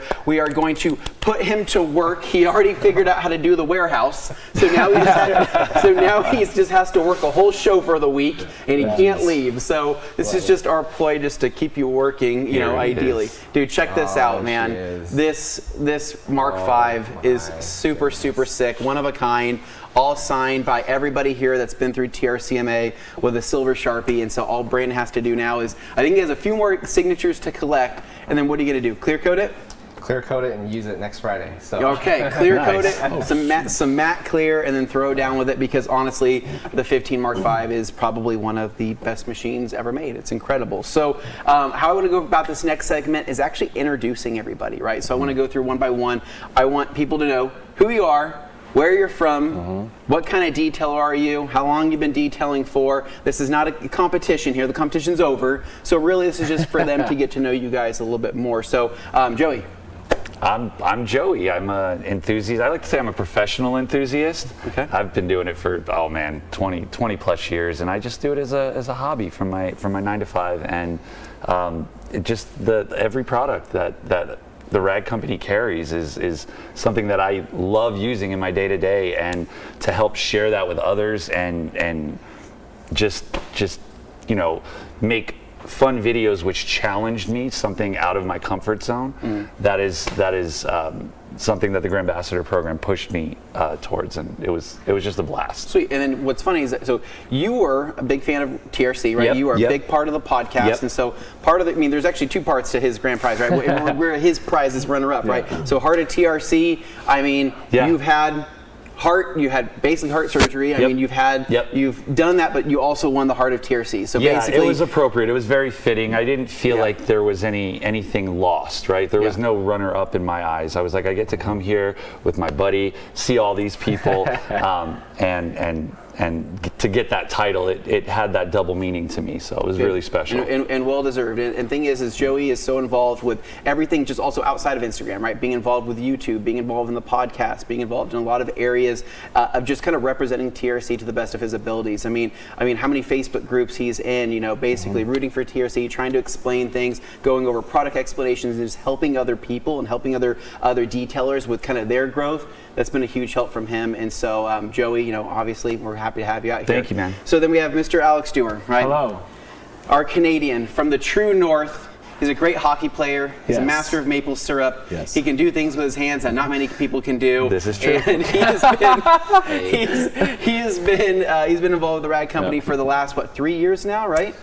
It's been 2020. Yeah, first time here was 2022. Yep, 2022. But I have been involved in your lives indirectly since 2017 with the podcast. That's true. So, that's true. He's been commenting for a very long time. He's been with us ever since the beginning. So he probably knows every single reference, every single story, every single everything, right, since the beginning. And so Alex, again, just another wealth of information. He knows everything about TRC microfiber. He can help everybody out with their product questions. He's always rooting for us in the comments, whether it's on Facebook, Instagram, everything in between. And dude, we really appreciate you being here. And when you won GB of the Year, right, dude, that was freaking awesome, right? Because you were really kind of truly one of our first enthusiasts to really take that prize and show people that even as an enthusiast, not a full-time detailer, that you can take that title, run with it, use it, have an awesome podcast, create a new podcast now with the two of you together. And so you guys have the Detail Grind podcast, right? Yes, we sure do. So you guys are uploading how often? Once a week. Once a week? At the worst possible time in history at 5 o'clock on a Friday. No, that's the best time in history, right? People are sitting back, they're expected to sit with their families, but you have people running off to the side, eating their meals and just listening to you guys. We're ruining families left and right, That's it. Ask Tay. We have an example here, so just amazing. And so you guys, I'm not going to waste any time going about myself. You guys hopefully know who I am. And Brandon Purdy. So tell us, detailing, how did you get into it? There, Bearded Hunter. He was one of my people I looked up to in the TRC community. But I'm from Montana, but I live here in Idaho. So I'm local, been here for about 4 or 5 years. Love cars. My dad had E46 M3, 1974 Roadrunner, C5, C6, all Z, 06s and ZR1s. I'm just car community. I love cars, and I've always loved detailing. And I started my business a couple years ago, Purdy Auto Pros, and I got involved with the Rag Company, with them being local and looking up to past ambassadors, and that's kind of what got me started. Hunter was a big advocate of mine. Joey came before me. I think I applied a couple times, applied to your trimester, didn't get it. And then the moment I saw you chosen, I was like, there's trouble. No, I feel like it's almost like I felt like they took a chance on me because I'm smaller, but I learned that that's not what this is about. It's not about size. It's about people that have passion, they love detailing, and they're consistent. And I felt like I was able to push that with some of the support from Hunter pushing me to continue to pump out content. And then one day I got that message from Anthony. So the best kind of messages. The best kind of messages. I like to think it's one of the best messages, and it's true, right? So Bearded Hunter, right, another one of our ambassadors, right? And so he was actually part of the showdown as well last year. And Hunter's amazing. He's now working for KCX, which is like the coolest thing in the world. And so he's we call him like the golden retriever of the Grandmaster program. He really is. Everybody loves him so much, and he gives the best hugs, dude. He's incredible. His smile is amazing. Oh yeah, no, you look at him, and you go, I can't not smile looking at you. Look at that guy. He cannot smile looking at that face. He's super genuine, and he was actually here earlier in the week, right, during the KCX segment. And so moving on here, Eric Vaughn, Charleston Detail. Breakthrough, social media, you're doing the dang thing. Tell us about your past, tell us about your history. Yeah, so I'm from Charleston, South Carolina, and just always loved cars. I've been passionate about detailing really from an early age. I was so excited to be involved with the Grandmaster program because I had actually just opened my detailing business at the beginning of last year, and was always using your products and the companies that the Rag Company supports. But it was such a great opportunity to then create content and kind of be push to be more creative. You're a creative person though. So you have a music background, right? I do. So you played music for years, right? I do. So most of my adult life, I've been a full-time musician and kind of detailed on the side. In fact, when I leave here, I'm headed back to Charleston to play a few shows. Dude, what do you play? Primarily now I play guitar and sing. So. Sweet, but you can dabble in pretty much everything though, right? I was originally a drummer, kind of like you. Heck yeah, right? dude. Right. Yeah. For those of you that don't know, he's an amazing drummer. No, I had no idea. Yeah.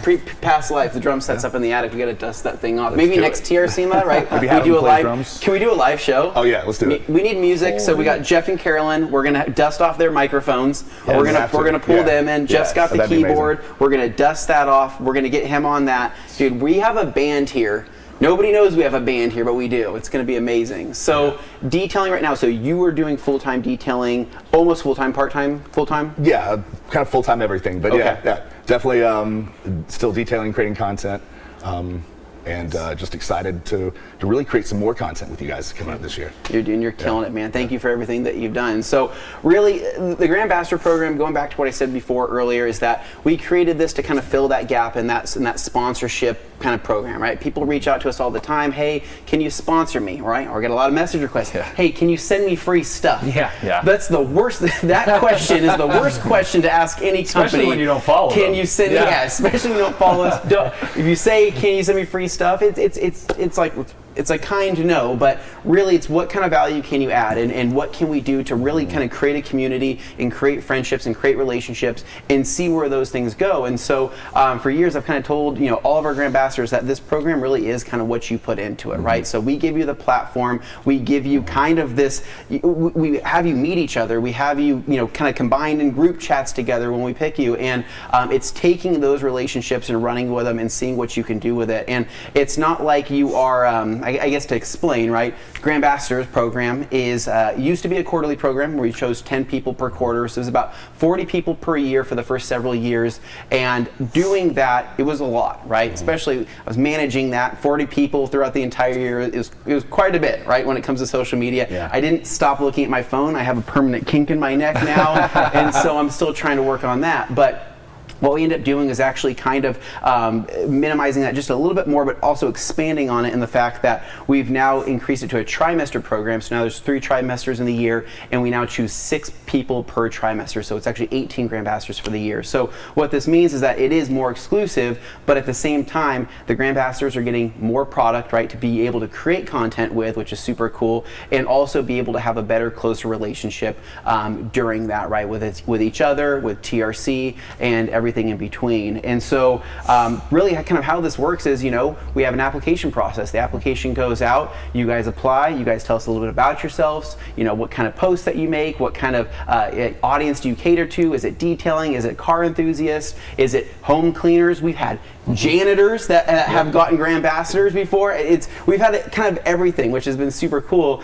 And so after submitting your application, we go through a really extensive kind of judging process where we'll go through, we choose 3 or 4 TRC employees to basically break down this Excel sheet, go through everybody's individual profiles, and really try to pick the people that we think are going to best represent us. And so after we've chosen our 6 people now, we reach out to them, send them a message, the message that I think everybody hopefully wants to see, congratulations, you've been accepted into the TRC Grand Ambassador program. And after that, we set up a phone call with them. So I personally call each one of our Grand Ambassadors. We have an hour-long conversation to get to know them, get to know their background, their history, how they got into detailing, what TRC products they like, and then following that, shortly after, we send them out 2 massive care packages of TRC products. Were you guys impressed by the size of the package? It just kept going. It just kept going and going. It just kept going. And so what they get is 2 big packages of TRC products absolutely for free. If there's ever any type of custom charges or anything like that worldwide, we make sure to pay for those and cover that. But really, the contents of the package are not just for them to create content on, but to also use if they've never used them before. So a lot of the products are brand new stuff they may have not had the chance to try. And then the other side of it is we give them 125 or 16 by 27 car wash towels in multiple colors. It's like opening up a Skittles box, right? And so you get so many of these towels. It's actually usually too many. People don't really know how to like handle that many. So we kind of tell them, hey, these can be given away to friends, family. You can do giveaways on your Instagram with them and be able to get them out to people who maybe have never tried like a TRC towel. And obviously a 16 by 27 terry weave is capable of doing anything and everything. It's a great starting point just getting into microfiber in general. So after that goes out, there's no contract.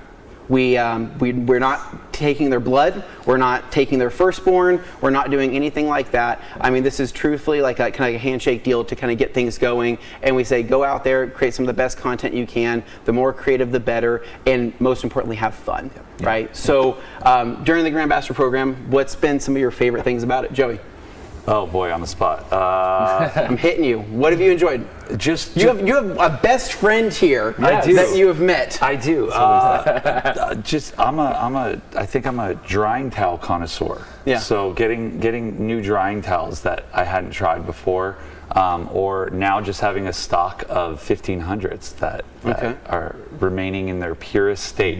Nice. That's probably been my favorite. Stock it up on product because you do get a discount code through the rag company. Yep. And so that's another big kind of a perk there is that you get 20% off. You get unlimited purchases for your trimester with the discount code. Order as much stuff as you want. And at the end of the trimester, that shuts off. But then we keep your 10% coupon code out for your followers. That retains for usually the rest of the year. And then bringing up the car wash towels, one of my tips is if you are doing any giveaways, they make good packing material. Yeah. So that you can give a couple extra towels in that giveaway. Yep, exactly. Alex. Man.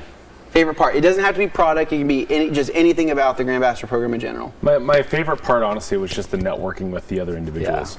Yeah. It's one of those things that you're on Instagram and you have your own custom group chat. Yeah. And I don't know if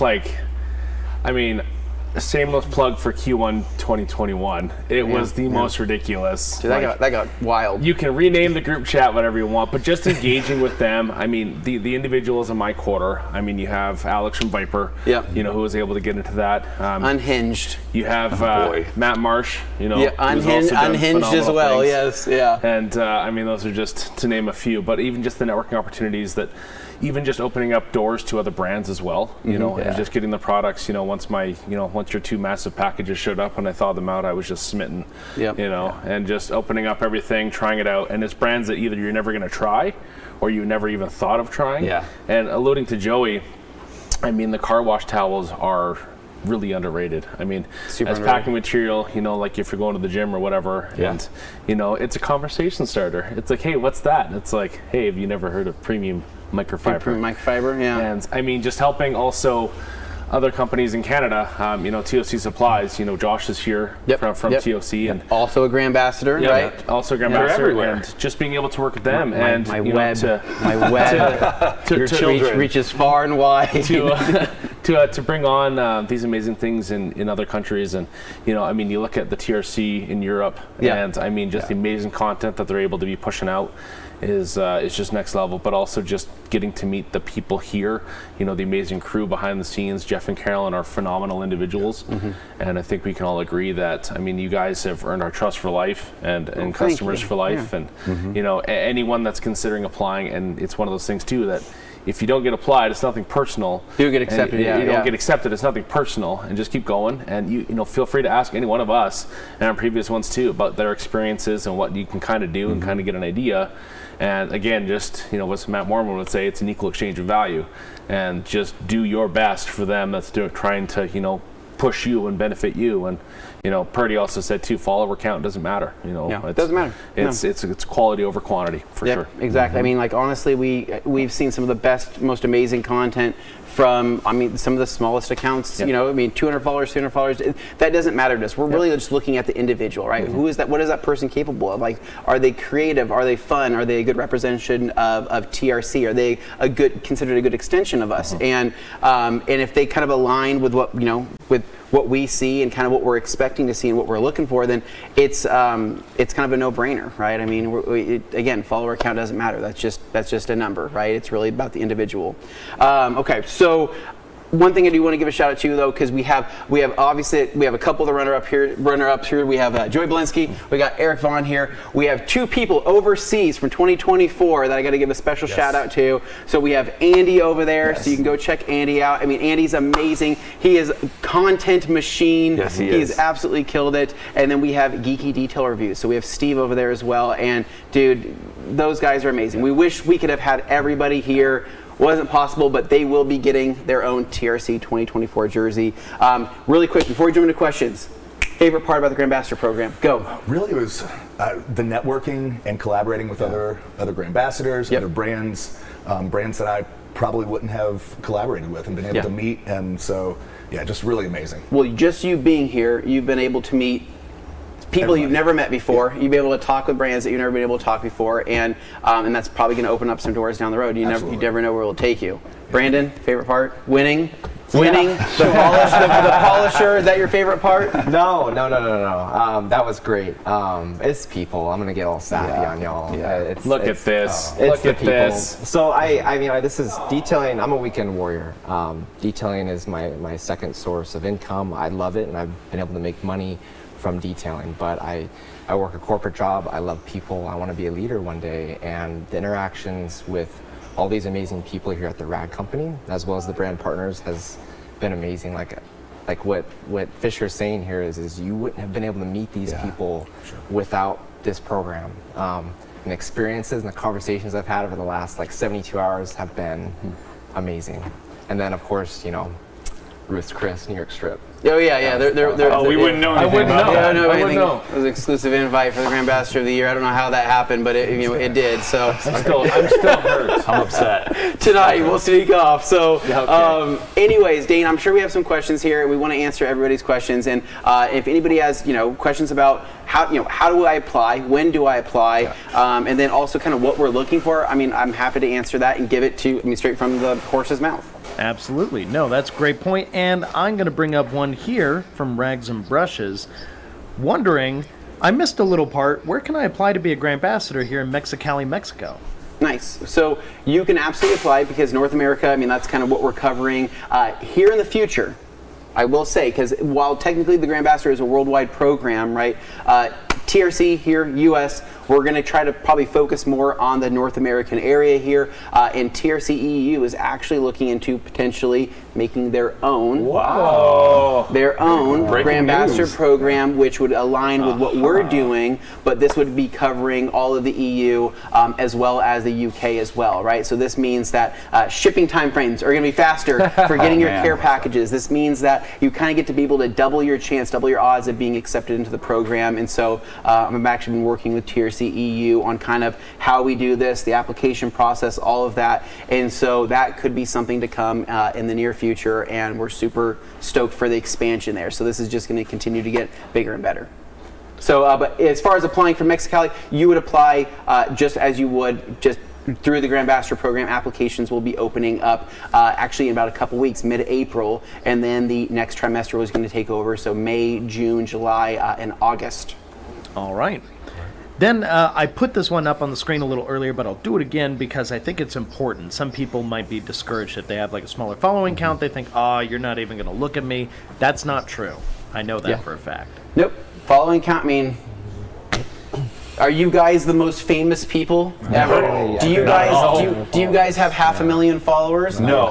No. That's again, it's not how this works. Again, I don't. To be honest, I care so little about the follower count. I don't even know what their followings are. I look at them as individuals, look at them as people, and that's what we care about most. I think consistency is more key. Yes. Absolutely, just keep showing that you have that passion. You want to keep posting and it's effort. It's just the effort. You put effort into anything, somebody's going to notice that you're putting effort in. Yeah. That's what it is. That's effort. That's the main thing.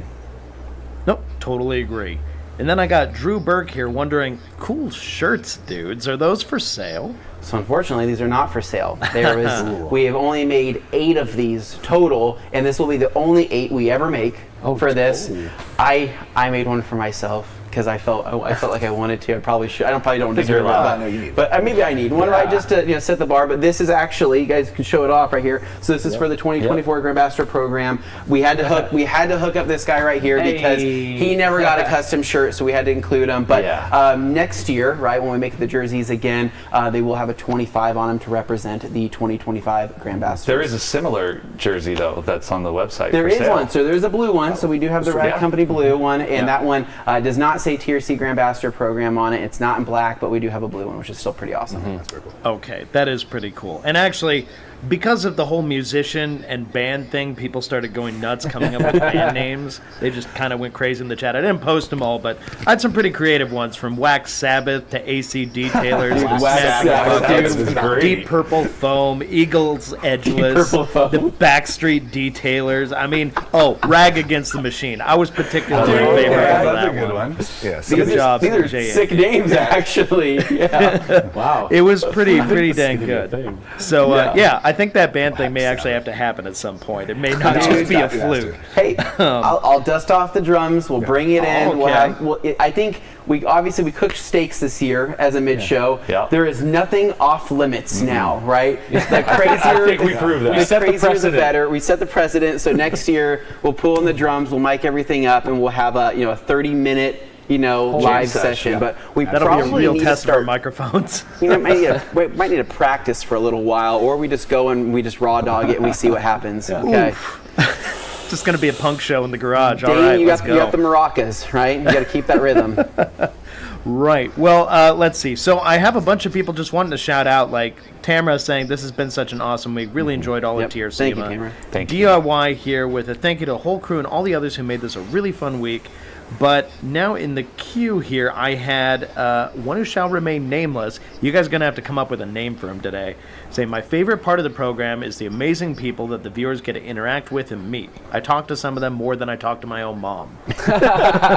Very true. Yes. So, dude, it's true. I mean, and what's cool too is that going out to events, right, and seeing people, and us being able to see our Grand Ambassadors at shows, right, whether it's MT, saw Eric at MT, we were able to go out to dinner and hang out. We see people at SEMA all the time, and it's kind of like a weird family reunion because everybody, they all talk with each other. So when we all see each other and come together, again, we're kind of all weirdly like-minded. I don't know how it all works out this way. We don't go that deep into the psychology of stuff, but we just find just amazing people, and so you get everybody together in one room, and it truly does feel like a big family. It's awesome.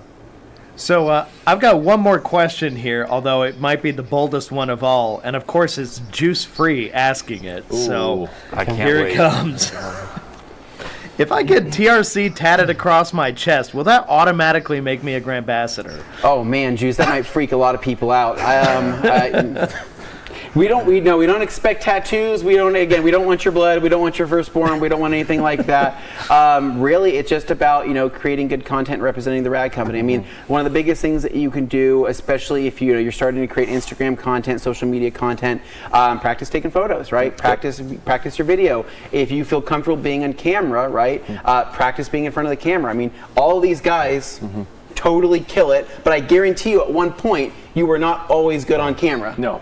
Still not. Right? Now you're doing fine. But some people really, they find kind of the skills to practice and hone in on, and we've had Grand Ambassadors in the past who have applied, and we go to review their page and look over everything, and we go, man, I can tell that they're really trying. They're trying to get there, but maybe this isn't the trimester. This isn't the quarter for them. And I'm happy to always give us some advice. Like, hey, I probably recommend trying to do this a little bit more. Taking pictures of the same angle of cars. Kind of makes the feed. It's kind of the same thing every single time. Yeah. Try to mix it up. Have fun. Try to get creative with it. Use some music tracks, and then next thing you know, 3 months later, 4 months later, they apply again. I go, who is this person? Like they're killing it, dude. They're doing an amazing job, and it increases the chances there. And so DJ saying, hey, what's going on, DJ? Hey, DJ. What's up, DJ? Okay, so now you're probably wondering what these products are in front of us. Well, Brandon, I think you pulled too much stuff during your shopping spree, right?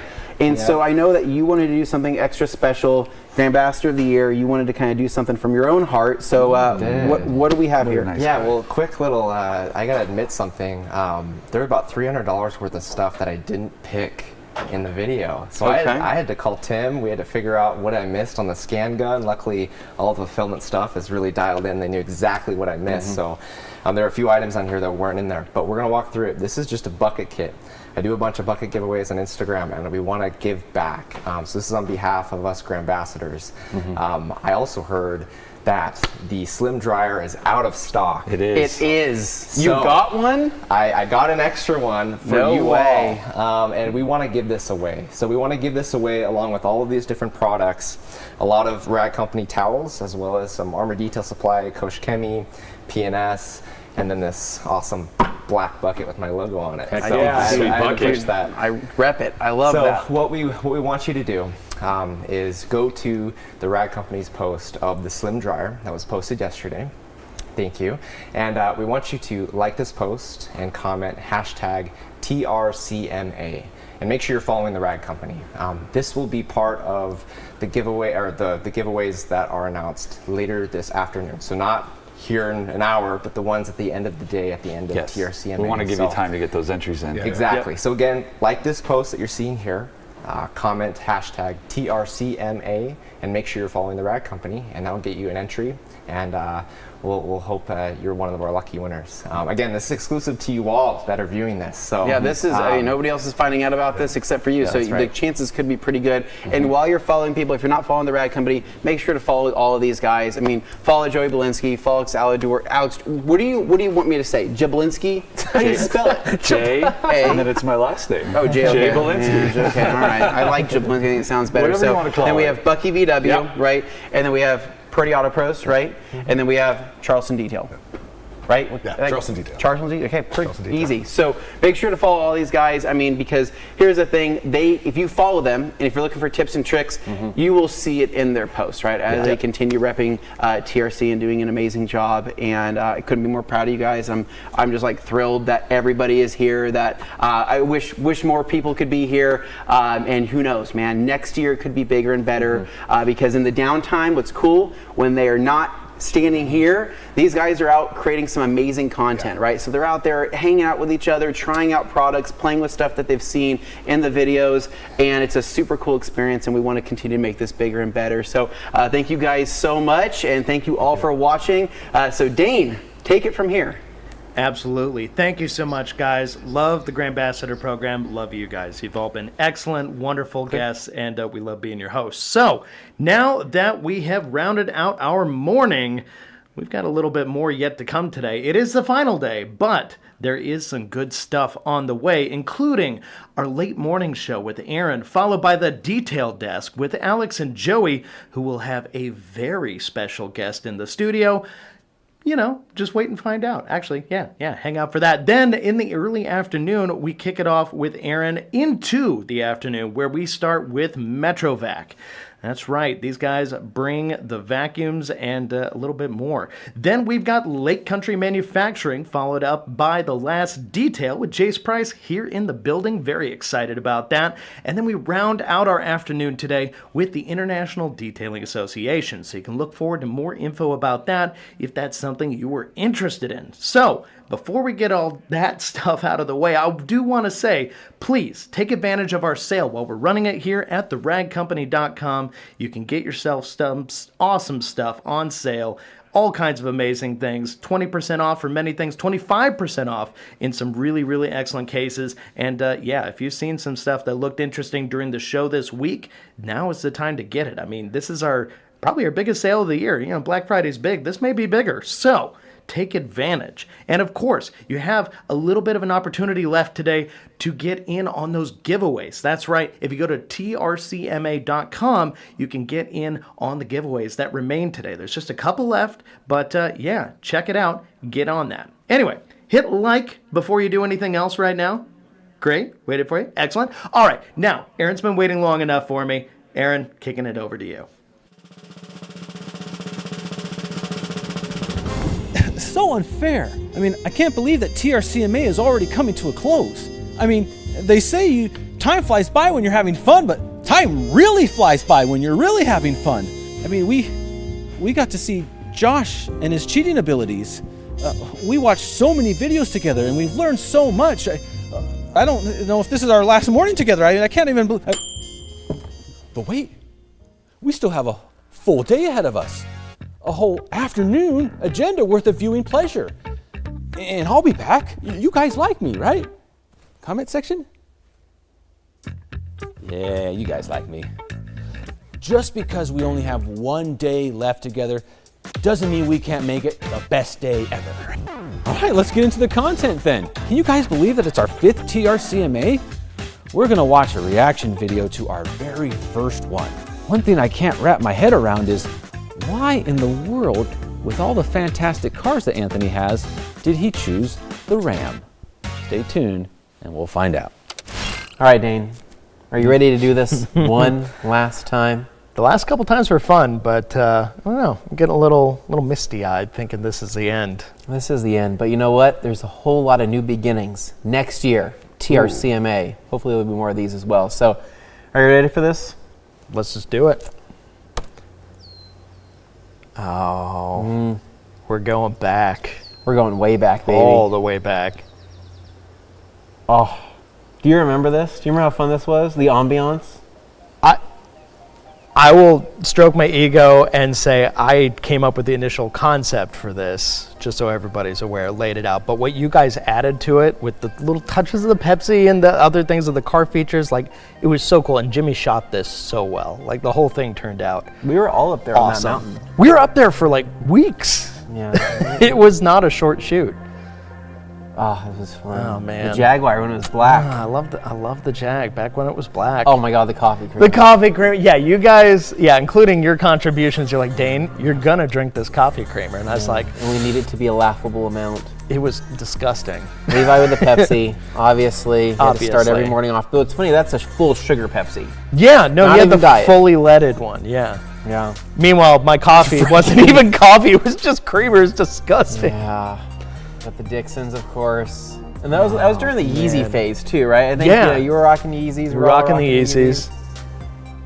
What a mess. When developing this video, I actually storyboarded the entire thing and laid it out as a project just without clips in it, but I already had the music and the timing worked out before it, which was rare for me, but it was a case where I actually planned. This is where it starts getting intense. This is it.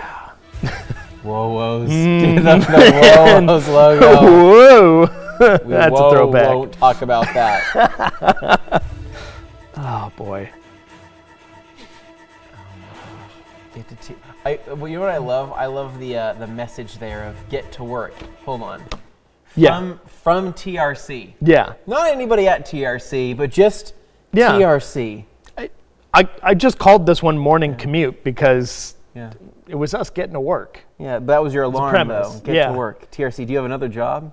I mean, it's just to make sure I know. It was vague. It was get to work. So, I mean, it just means TRC for me. Dash TRC. There was a time where I was Ubering too, though. And working at a hospital. But that was before we shot this. There you go. I love being able to take off like that. And those cows were loose. Those were real loose cows on the road. Those are very dangerous. Yeah. Luckily, we checked a couple times before doing that. And Tim shot that. Good job, Tim, with the drone. Yeah. Made it feel very epic. See, here's the deal. I love how cool your guys' car features were. Yeah. Right? Like Levi's, this looks mean. Oh, Levi went ham on the off-road portions of this. Loved it. It was great. No, he was killing it. You were getting after it. Look at we had to fold the mirrors in. What's funny is I was actually sitting in I think the back seat of that while we were shooting everything. Oh, I was so happy to do like the sound design on this too. Just like, oh yeah, get the engine sounds. Jimmy nearly fell on his face running down this hill with the gimbal to get that shot. Yeah. This was tough. Getting the coordination of the cars to line up exactly where we needed them to, that was a lot of work. Like we hadn't done anything like that before. But you know, we're a towel company. We're shooting this. It was so cool. Peak cinema for a towel company. I loved it, man. That's what made being at the Rag Company special was we were doing stuff like this, things people would never think. Okay, hold on. Never think would be a thing for a towel company, but with the minds we have here, we were able to create something unique and special. Did it get a lot of views? But at the same time, I hold that up as something I'm very proud of. Yeah. Yeah. So now we're stuck here on this pause screen of my dogs. Oh no, I'm getting a little teary-eyed. My dogs. One of them has passed away at this point in time. The big one, his name was Baylor James. He was like the best big boy ever. But this was funny because they were like, "Hey, we're gonna shoot something in your backyard." I'm like, "So what do you want to shoot?" "I don't know. We'll just kind of do what Anthony does. They got golden retrievers, right?" I'm like, "I do, but like, what are you gonna do?" So they're playing, and it looks like they're in some amazing fight scene out of Gladiator. That's why we slowed it down and I added lion sound effects of the. What's funny is so if you've been a long-time follower of TRC, that was one time where my grass was actually looking somewhat okay because probably following this shoot not too long after, I've replaced that freaking sod. Those like dogs 15 times, man. Those dogs wreaked havoc on that lawn. They did. It was horrible. But you know what? You loved your boys. I did. I'd let it happen again and again. So anyways, let's just roar. Them playing. And then the reveal of Anthony. You know, as you do. You have a live fire next to you while you're sleeping. This is your morning. Drinking this is bang. Supposedly how you start your day. My jawline was significantly better then. What happened? Okay. Walking out, Dixon flannel. All right. Looked like the Rams skipped leg day. Yeah. Oh. Ooh, we got the Civic reveal, and you're like, nah. Honda, we got the Evo reveal, get them excited, and you're just like, nah, no. And then you went for the 318 Magnum. Dane, that's what the Lord would drive. That's a 5.2 318 Magnum. That is a truck of dreams right there. It made all the right sounds. It did. It just moved like it had a four-cylinder. Big block V8 in that thing. Boat anchor. The largest block there ever was from Dodge. Not true. Anyway, Not true at all. This was for what it's worth, right? So people may wonder, okay, so why did I choose the Dodge Ram over picking the Honda Civic or picking the Evo? Yeah. To be honest, I was all about this truck at this time. I was in it. I loved being a new truck owner, and this was like I only had the truck for what a couple months. You were very excited. I was like I'd only had it for a couple months. I put a 4th-gen front bumper on it. I was like feeling pretty good. I was like, you know what, this truck needs to be featured, and you know what, I'm glad it was. Even though right before you put the wheels and tires on it. Even though I do think that this red Civic between these two would look pretty cool. Because we were trying to figure out like what the hero vehicle for each person is, and you know. We thought you were going to choose the Civic too, even though the Evo is kind of your hero car. Like the Civic was one people know you for. I'm a truck guy. I'm not a loyal truck guy because now I know I now drive a Ford instead of a Dodge. But you know that's besides the point. So shall we continue? Yeah, let's continue. Oh, the bridge shot. I remember you can see the that. van hiding under the bridge while Nick got the shots there. Oh, we had to. Do you remember we had to like go stay in this like field thing for like that was a day? A weird area. Us pulling up. Hold on. People gave me so much crap for that. My poor black Jag was so marred up on the sides. It was, but what's funny is most people didn't notice this, but by the time we had shot that first portion and the second portion of this video, I did get truck wheels. Overpassing here, overpass. Because we shot these very far apart, like in terms of it's a really quick shot. Yeah, wheels and tires. Wheels and tires. Yeah. To be fair, I hadn't paint corrected the Jag yet, so that's just how it was. Dane, to be fair, you didn't care. No, because I love that car. Driving it, if I'm inside, I don't have to see it. Oh, right, and then the reveal. Oh, my goodness. Okay, yeah. So what's funny about this reveal is we had to obviously wear the same outfits. We had to dress the same way that we had worn the previous shoots. Yeah. Except you were wearing the green, Dixon. Yeah, you were. Yeah. It was funny because this set up this whole thing, right? We were like, everything was on the line. This is our first live, intro, right? We need to make sure this is perfect, and the best way to do it would be from a fade from black, because there's no way we can't line these up. We were not skilled enough to be able to pull that off, and so what was funny is we wanted to open it up and have it look like something, kind of Top Gear like, and. Yeah. We're the trio. But we had all the headlights on. We had all the things in the cars. We thought that the cars would be way more visible than what they actually were. Yeah. It just, the size of this place is decent, but that opening shot made it hard to get that full crowd Top Gear effect. Yeah. All right, let's continue. Ladies and gentlemen, we are live. It is Rag. Those poor mics were blown out. Out.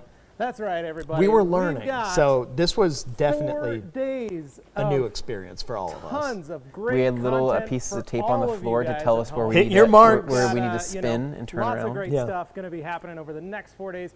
My name's Levi Gates. I am the brand development manager For a the first-time Rag Company. effort, though. And with me, I'm Team Anthony did Fisher, amazing. And I'm the marketing manager for the Rag Company. And with me, And I'm just sitting here, what do I do with Dane my Hennig. hands? I don't. I'm creative director Oh my gosh. of the Rag Company, and this is Media Access. What a walk down Guys, what's going on memory here? lane. Look at this was this wall right here. Yeah, right and here. so the whole dance floor changed obviously a ton. I kind of missed that look though. That was kind of fun. It was a good look. No, it was fun, and I like how it's descending heights kind of chart here.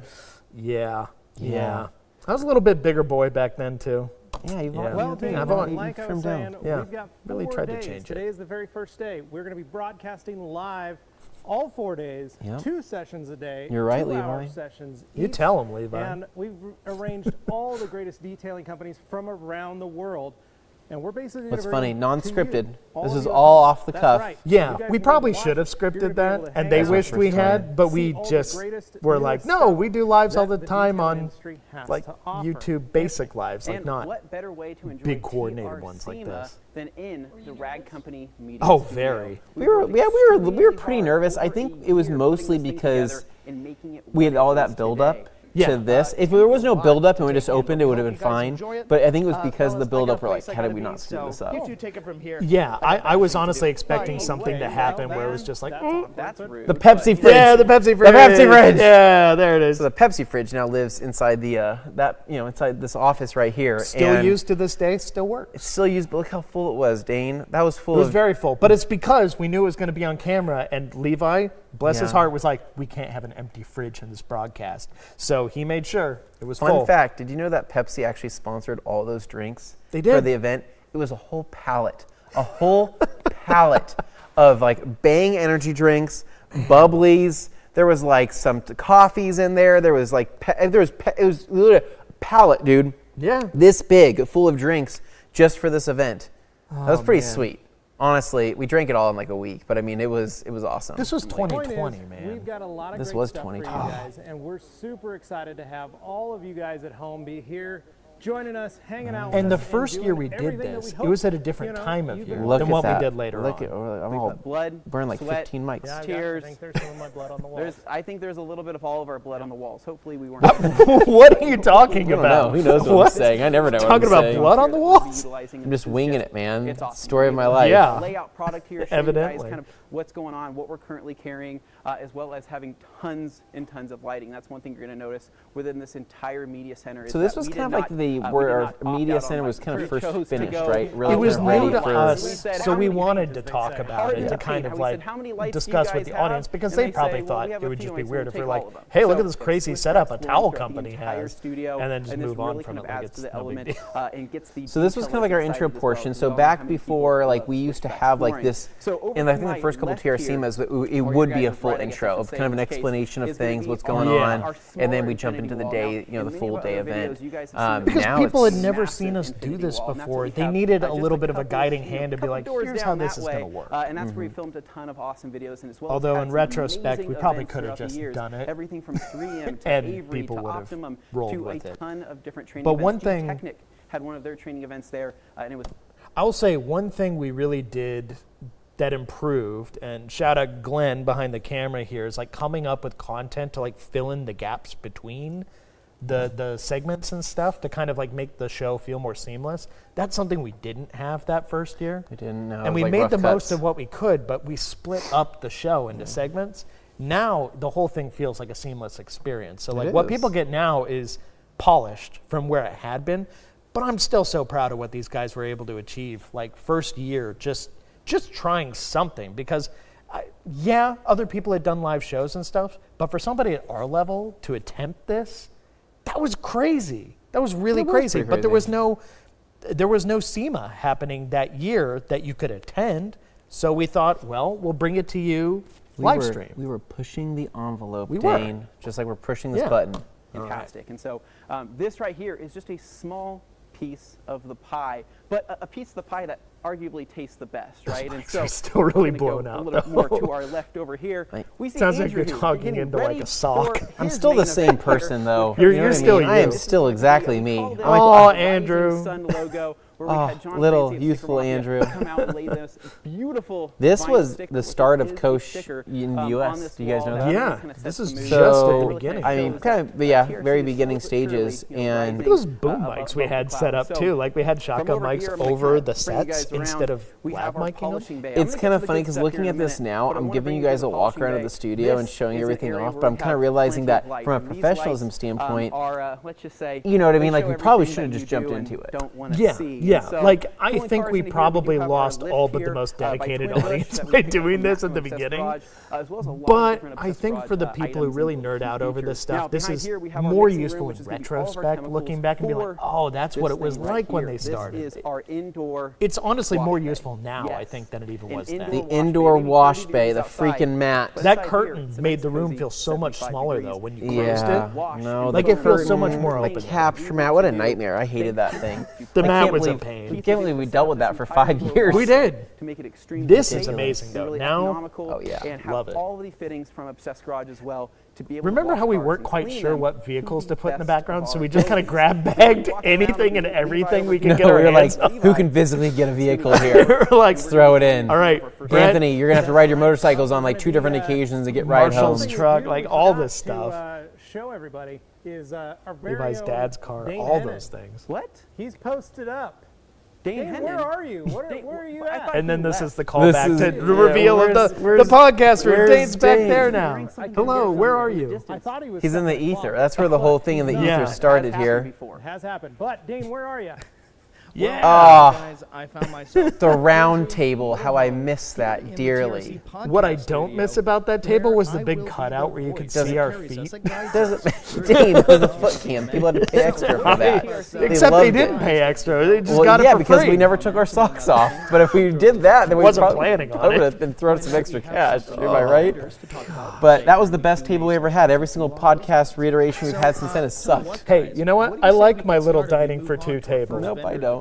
You don't like it? Bring me back to the Oh, round table. man. We were the knights of the round table. I'm sure there's some in the audience who would agree. Memory lane. What do you think? That's crazy. Can you believe that was basically 5 years ago, 4.5 years ago? That took me back. And it's weird to think, because I think like 2020, I'm like, oh yeah, that was just, and then I actually count the years, I'm like, oh my God, it's 2025. No. What? I don't know what happened. What? I don't know what happened. I've had a child. Yeah. I have, actually, I don't know what momentous things have happened. Had a child. Having a child is it's pretty momentous, yeah. right? Lost Baylor, unfortunately. Dang, you don't have to bring that up. Your dog died too. I know, it's not a competition. So this has been really fun, and hopefully you guys enjoyed this walk down memory lane, and we can't wait to do it again, possibly next year. We're going to see what other changes have been made. So thanks for watching, and let's get back to the show. Blinking, you would have missed it. Anthony chose the Ram because, surprise, surprise, he had just purchased it, and his excitement level was at an all-time high. Well, ladies and gentlemen, this brings Late Mornings with Aaron to a close. But wait, if I don't send you guys to the halftime, no, I'm just kidding. I know you guys love Alex and Joey, but, too much of a good thing is... anyways, we've got something special for you. Let's send it on over to the detail desk for the halftime show. Alex and Joey, take her away.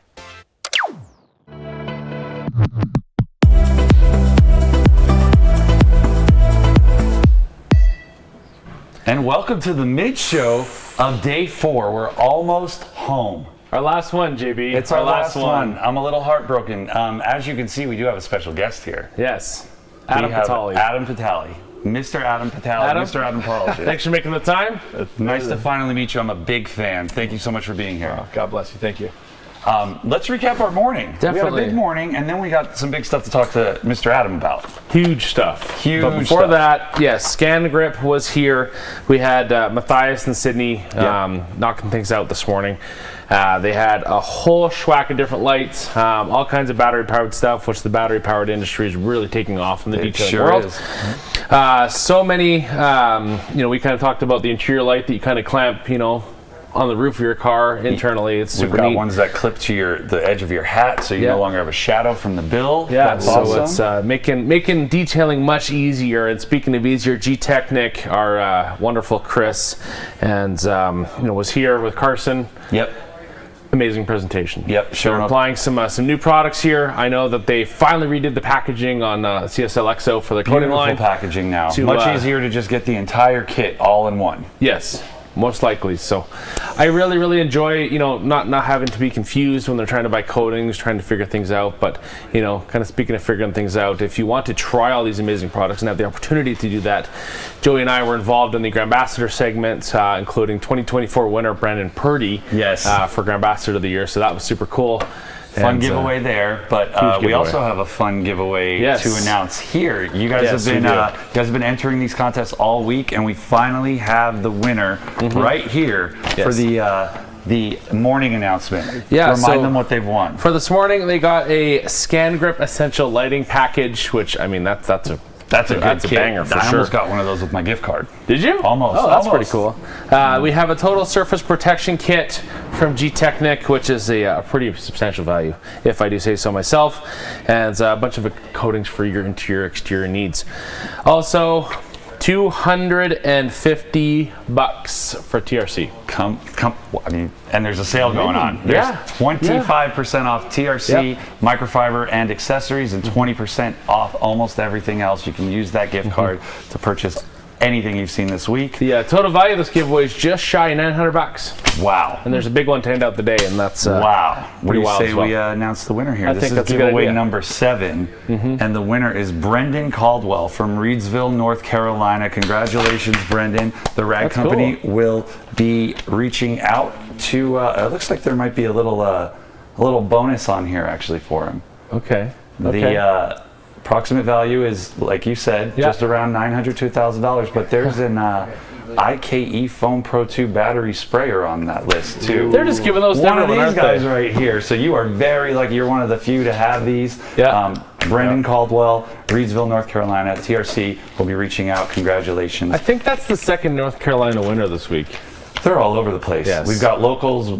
We've got North Carolina. We've got, where did we have? Was Bolivia, but it was not Bolivia. It was the city of Bolivia. Somewhere else in the United States. And we also had a local one that luckily they were able to come here. That was awesome. We were able that was to meet one of my them. favorites. And we watched some vlog action from Obsessed Garage. Matt Mormon's in the house.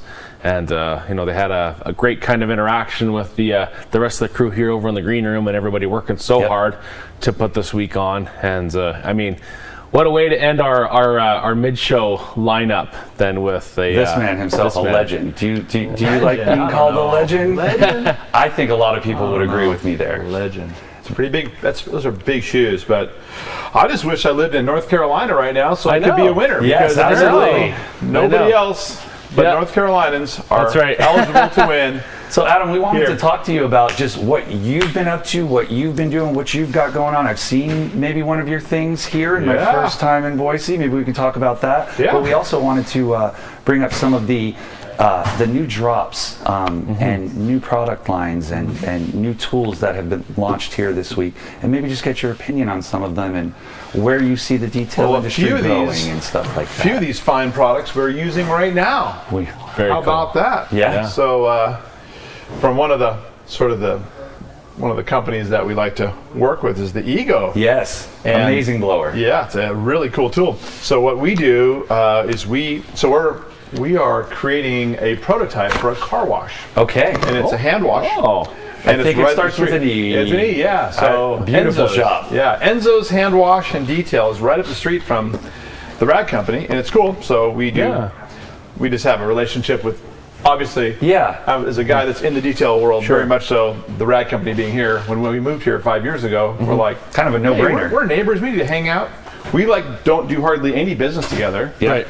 But I just love everyone here. Yes. And they call me Uncle Adam here. I know that. I'll be honest, I call you that. Uncle Adam just about extension of the Rag Company, so I hope that's okay. Well, it's fine. Yeah, and I'm like, about 20 years older than almost everyone here, so that's what that's the whole uncle, thing. 25 maybe. Cool. 30. And the uncles are the coolest people in the family. Definitely. I think so. So I think that's a huge compliment. Yeah, I think so. I'll take it. I'll take Uncle Adam. Yeah. So I heard a couple details about Enzo's, and you said it's a prototype. Yeah. But I think it's one of the most amazing ideas that I've heard. Something about conveyor belt. Yeah. So we have a 12-foot wide flat conveyor. So your car gets pulled up. We have 2 human beings blast off all the nastiness. Okay. Really thoroughly blast off the wheels, tires, wheel wells, the brake calipers, and then thoroughly clean the wheels while the car's stopped. Yeah. Okay. We go to the absolute barrel of every single wheel, making sure that the barrels are as clean as they can be without. Okay. That's a big deal. On wasted cars, it takes a lot more time. Yeah, I know some detailers that won't even do that. Yeah, some people say faces and send it, but that that's got my stamp on it, and I can't send it out that way. I'm not into that. Yeah, I gotta have wheels that are to the barrel. So. Anyway, so we're doing that, and then the vehicle is then loaded, is driven up onto this huge conveyor. Okay. And as long as it's got 2.5 inches of clearance, which the lowest car that we could find is a Porsche GT3 RS, which has about 3.25 inches of clearance. Yeah, there's not much there. Yeah, so we're 2.5 inches, so that works. Wow, so you can do some of these really cool cars that are driving around here. Just about anything that's awesome. not lowered. Yes. If you got a lowered something or other, then that's pretty low. So anyway, then you get on there, and then we hand wash the whole car. Wow. Automated foamer, hand wash, automated rinse. How many people do that? Wow. That is it 2 each section or? Oh yeah, so 4 people on wheels, so 1 person on each wheel. Oh wow. Okay. Holy smokes. Yeah, and then 3 people washing, 1 person roof, 2 people everything else. I'm pretty good at the roof. Yeah, If you're looking for anybody there, we can get a little. Hey, I'll do the wheels, I guess. I don't know. You know what? You're perfect for wheels. That's right. Oh, that's cold. Sorry, that's cold. That's okay. You know what's not cold, Adam? Is when our friends and followers go on to their ride company to check out a sale. Yeah. To get this There's stuff. a massive sale going on right now. Enormous And there's sale. no code needed. That's the best kind. It's 25% off almost everything. That's going to get you TRC microfiber and TRC accessories and 20% off nearly everything else. Unfortunately, one of the items on this table is sold out. It's the slim dryer. There were 80 made. Luckily, it all went to an amazing cause at the Gary Sinise Foundation. Yeah. Is that this? That's this towel. What do you say you lift that up and see what's going on with it? Check this towel out here. Yeah. Some people joke and say they see nothing, but oh, there it is. There Flip it around, it's gone, though. Ragco. That's pretty sweet.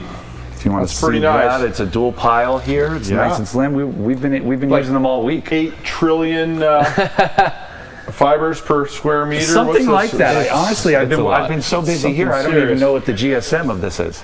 It's a lot. Pretty thick. It's pretty thick. I think we could try it here in a minute on the beautiful rental car. Yeah, absolutely. A rental car? We got a sweet Jeep over here. We're going to dry something that's been coated and sweet and juicy and lovely. Otherwise, it's right. So back to Enzo's. Yeah. What's the average length of time for the car to enter and exit? 30 minutes. 30 minutes. Yeah, so we have a cafe that we're creating. Right now it's a lounge. Okay. Yeah. Soon we hope it to be a cafe. But yeah, so we have a really nice area for you to hang out and wait while your car is getting thoroughly dialed in. So you hop out of the car at the vacuums. We use a blower. Okay. Some of these Not and a lot of some people do that. Oh, we have Not to. a lot of people do that. Well, you can't. I mean, all the crud in the back of your vents and everything. It doesn't vacuum out. No. But you have to blow it out.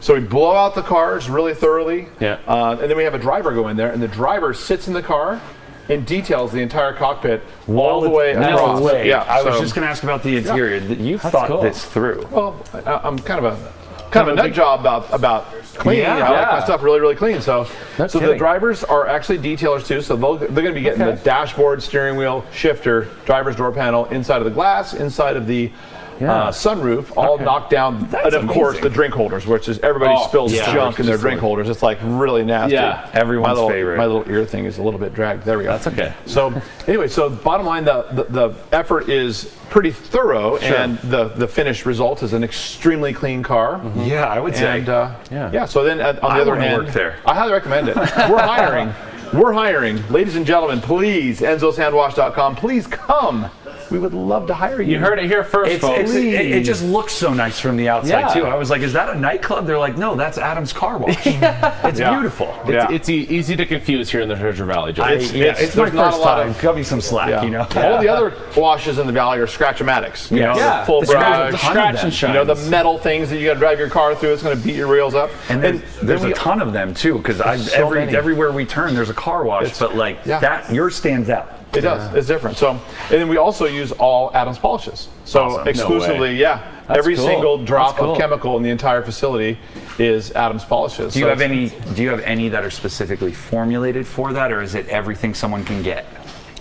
They're actually things people can get. That's awesome. That's the interesting thing. Yeah. So we're using Megafoam shampoo and everything. So there's a lot of different things. This isn't the time to pop as much Adams polishes, but the wash is using premium chemicals. Washes like to sit there and brag. Our cost per car is only 11 cents. And I'm like, mine's $1.70. Had to throw a quick shout out here to the master of trend himself, who's no stranger to a car wash. Leviticus Gates, Levi is Gates in the chat. So fun watching the first year season. Everybody misses Levi. Man, I wish I could have met Levi. I haven't met Levi in person. Can you believe that? You've never met him? No. You guys are saying I'm a legend? Levi's that's the legend. Oh, he's a great hugger. Levi's the legend. I just wanted a Levi hug, but maybe we'll have to go down to Colorado and check him out. The deep connections driving around in the Suburban are next level. Yeah, but I think Levi's new location has netted him a much higher level of THC in the bloodstream. I think that he's having a good time, and I think he's enjoying life, and we all miss you, Levi. Can't wait to have you. We miss you. You know what? The mid-show can get off the rails every now and then, but that's what we're here for. We're here for a good time, not a long time. I lived in Colorado for a long time. Okay. I'm familiar with what goes down there. I think I knew that about you. Yep. But I get some packages from Colorado. Still there. Very cool. Yep. So earlier, just before we went on air, Joey has his hands on the Rip and Rag XL. Yes. And you were saying that you've slowly become a bit of a fan of these guys. I do so like you just got a couple of these? Yeah, you know, the reason being we needed a very easy to use interior towel, and this, the lint is a bummer, and the Adams polishes towels we sell a gray version of this, but we needed to have multiple colors so that our team doesn't get confused. Yeah, correct. And we have one color of the thick towel like this, so we went ahead and became customers and bought a few towels of these for the car wash. They are priced right, and the location, which is approximately 2 miles from our car wash, was just right. We needed them yesterday. That's convenient. And I picked them up. That is awesome. Yesterday. And what I like about these is even though they're disposable, you may have like really nasty ones if you're cleaning out those couple of those. But they also wash well, and you can reuse them until they fall apart. So you save money in that sense when as a business owner. But the idea of disposable is so good because when you're detailing cars, I mean, you get involved, you get into someone's car, and it's the mom and the kids that are the grossest. 100%. No offense. Chicken nuggets, glitter, fries, the whole nine. There's always a chicken nugget in there. Always chicken nuggets. It's amazing. Where do they come from? I don't know. French fries from centuries ago. That's right. But you've touched some things and you clean some things out of cars sometimes that you don't ever want to think about again. So you want to dispose of all the evidence. You're like, okay, I just cleaned something. I don't know what it was, but toss that one right away. And sometimes when you have your higher quality towels that maybe you may have used in the past to clean up. I get attached to them. And I'm like, no, that's a good towel. I don't want to throw that out. But with something like this and being able to get 80 of them in a box, I'm cleaning things up off the floor. I'm like, just grab one of these. And, clean up after the dog or something. The demotion effect. Exactly. And I'm a big demoter. Kind of a point you made, Adam, too, is just with these types of towels for your employees, just keeping it simple, having color-coded towels, just even as an enthusiast, I really enjoy doing that because, even times I tend to forget sometimes what I'm doing. Is it red for interior, blue for interior? But keeping it consistent and simple, and I mean, if you can use tools that I think even over the past 15 years, the technology for everything has become so much greater that, there's a lot less risk involved. Everything is just kind of a higher quality, a higher standard. It's more durable. Yep. And I mean, you have the high touch points, you have the steering wheel, you have the shifter, you have the, the signal stalks, everything like that. And just being able to use, even the products themselves are getting safer. Yep. Yes, gloves and PPE are still very important, but I mean, there's times where there's a lot, like Adapt, for example, here. I mean, you can be super easy, not have any gloves, not do much, but it's a waterless wash, if you're knocking out jams, that kind of thing. But it sounds like Enzo's has a huge attention to detail, and the customers leave satisfied. I can't wait. We've been washing cars for either free or for very cheap because we've been training our staff. And we've been aligning all the equipment so that we know, okay, a F-250 crew cab long bed comes through. That's no joke. The foam and all the sprayers and the rinsers need to come on at certain points. Yeah. An F-250 crew cab short bed comes through and it's slightly different. Yeah. And then, a Tacoma comes through and it's again different. And then, it seems like we've been washing like a ton of Porsche Cayennes and Escalades. That's been like our main. It's been like our main customer. How long has Enzo been the brainchild? 1 year ago, my buddy Tony D'Amato ran all of the events for McGuire's. Okay. And he ran them for 22 years. Okay. I'm walking through my kids' school here, Coal Valley Christian School in Idaho, and I walk in. And there's Tony walking at me. I'm like, what are you doing here? And he's asked the same for me. And, we both came to Idaho for God, guns, and Christian schools. Yeah. We came here for the same reasons, right? We're, we have the same sort of.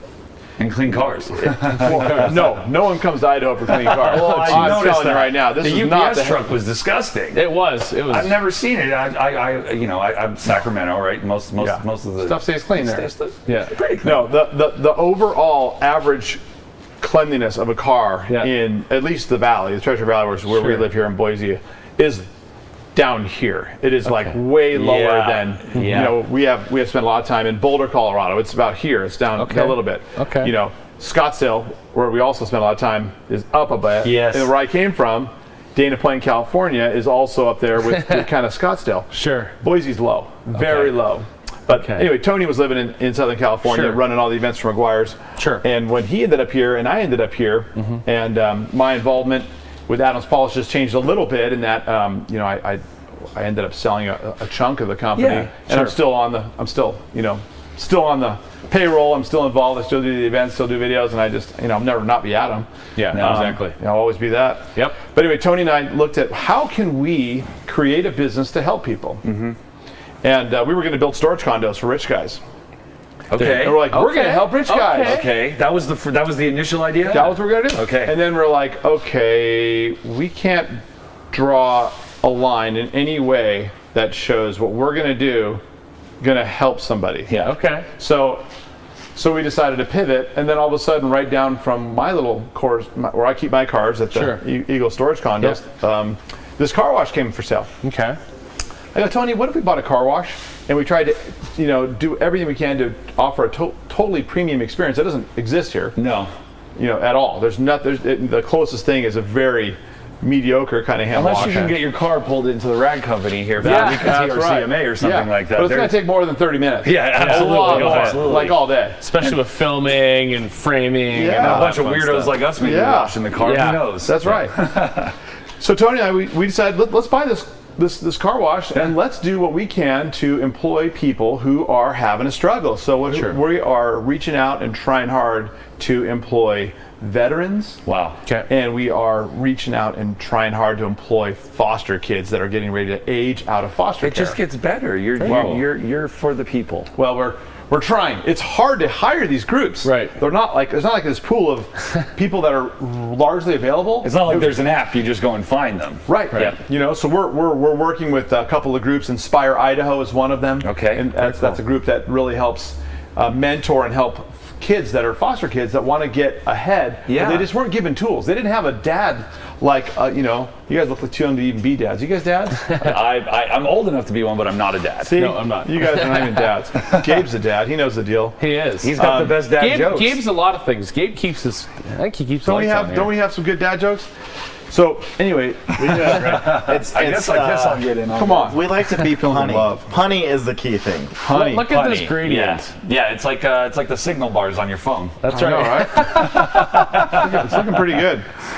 But yeah, so being dads, you know, we're hiring also a lot of kids because that's who applied to Enzo's hand wash is a lot of young people. So we're also just helping kids, but the kids that never really had a chance to have a dad, kids that didn't get a chance to have that sort of upbringing, we're really focused on it, and we're foster parents And too. you're helping we instill those values. At a young age. That's awesome. I think that's very admirable. It is. I like cool. that. So we're in that space. You know, we've recently become foster parents, so we we have exactly 2 10-week-old twins now. Wow. So the whole idea of becoming a foster parent and looking after the foster kids became it's elevated. I want now. to shake your hand for that because there's not a lot of people that will put themselves in that situation, especially like you know, like you said, you're older than me, whatever. But you know, at an older point in your life, not a lot of people will do that. So my wife's much younger than me. If that makes any sense. It does. My wife's much younger, and she's the angel.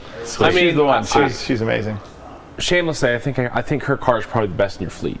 The Audi RS6. Yeah, that's a nice car. That's one of my dream cars. We were talking earlier. You know, we're Volkswagen Audi guys, so that's right in our wheelhouse. We can get along. Awesome. When we found out you were coming, I'm like, wonder if he's gonna bring that. I said, you know what? That was just behind the. Is at the storage condos now, but it was just behind the Jeep Trackhawk. So I rolled the Jeep Trackhawk out today. I'll accept it. Yeah, sorry. I heard you doing a little rev action outside. That's how I knew you were here. No, they were revving. Okay, that was this. Were you driving this one? No, that was Gabe. Oh, of course it was. Gabe was driving the SRT. I was driving the Trackhawk. He honked at me. They both make a lot of good noise. Leave it to Gabe to engage in tomfoolery. Absolutely. And there's something about the Mopar brain. Yeah. Okay. And donuts, burnouts, It's revving. something once you get in the car. Something happens to you. If you're not yet Mopar, once you own one, you become a little bit Mopar. Yeah. And there's something special about that brain. It seeps into your blood a little bit. Yeah, I've heard the Mopar no car. The mullet starts. Yeah. You just slowly. Yeah. If you own one, you might start to grow a mullet.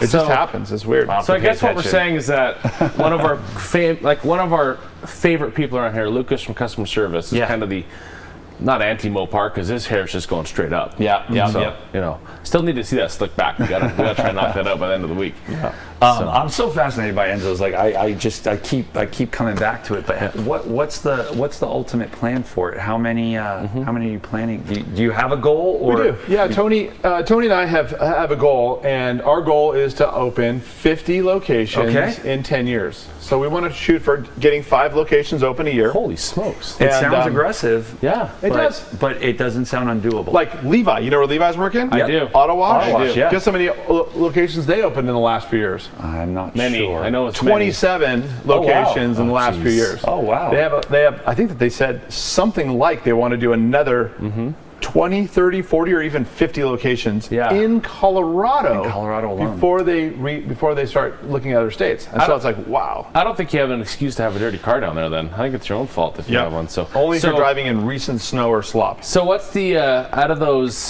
kind of that master plan? What's the breadth in terms of different states? You know, we go in all directions. What's kind of the plan with that? Yeah, all directions. Okay. We're gonna get our prototype. We really need to do a lot of learning. I mean, we have been so humbled through this. Yeah. I haven't started a new company for 25 years. Right. Yeah. Right? So there's a lot of humility. In the workforce is very different today than it was when I started Adams Polishes in 2000. Very difficult, like finding people that want to work with their hands for a living. Yes. It's hard. Yes. It's hard to find that. And technology's made things a lot easier for people, like working from home and this and that. So I can understand that. Yeah, we've been humbled. We've been praying for it. We've been really trying hard to find a great team and getting people to apply and getting people hired. It is not easy. We have definitely been humbled. So, but we want to make sure and focus in places where people are available. We can find staff. Right. And what we've realized about Boise, Idaho is that it's a very small population. Yep. It's a small area. Sure. We do have the good things about, so we have this organization here called the ACHD, Okay. Ada County Highway District, and what they do. Saw that sign the other day. Yeah, I noticed that. They do probably the worst job possible at maintaining the roads. So they use really poor ways of they did this chip and seal process. You know, I've heard lots of That must be from where I'm from. Oh, dude. Windshields, you're going to break your windshield at least once a year in one, if not all your cars. Oh, and then they don't run the street sweepers ever, so there's always dirt. You pull up to a stoplight, you look out your window, you will see a pile of rubble on the street. Oh, wow. So basically the good news is the cars are always going to be dirty here. Yeah. The cars are going to be always dirty here, so thank you ACHD for not sweeping the streets and doing a really terrible job with the chip and seal, because that has cost us multiple windshields this year. And windshields are not cheap. No. Especially with all these technologies with the camera. I'm happy that my vehicle is still fairly analog in terms of the windshield technology. I never thought I'd ever say that in my lifetime. I know, isn't that a weird But thing? I mean, it's like, hey, it's, windshield's $500, and then it's like, oh, it's an extra $500 to calibrate it, Yeah. And then you're you have a $1,000. rain sensor. That's $5,000. Yeah. I Exactly. didn't know I had that. Exactly. Rain sensor? I don't want it. They're like, you can't put a windshield on that doesn't have it. So apparently it's hard to hit a windshield stock, but you know what, Joey? It's not hard to hit that subscribe button. It's not hard to hit that. Or the like button. Or anything. So, Adam, have you been a big fan of the Ray Company YouTube channel? Are you a frequent flyer over there? Do you catch any of it? I've been on it a couple times. Okay. I've definitely done some videos and had some chances. I personally spend very little time on social media. Now, that's probably not a bad idea. That's a good thing. With the exception of Facebook Marketplace, if I'm looking for I have old Porsches.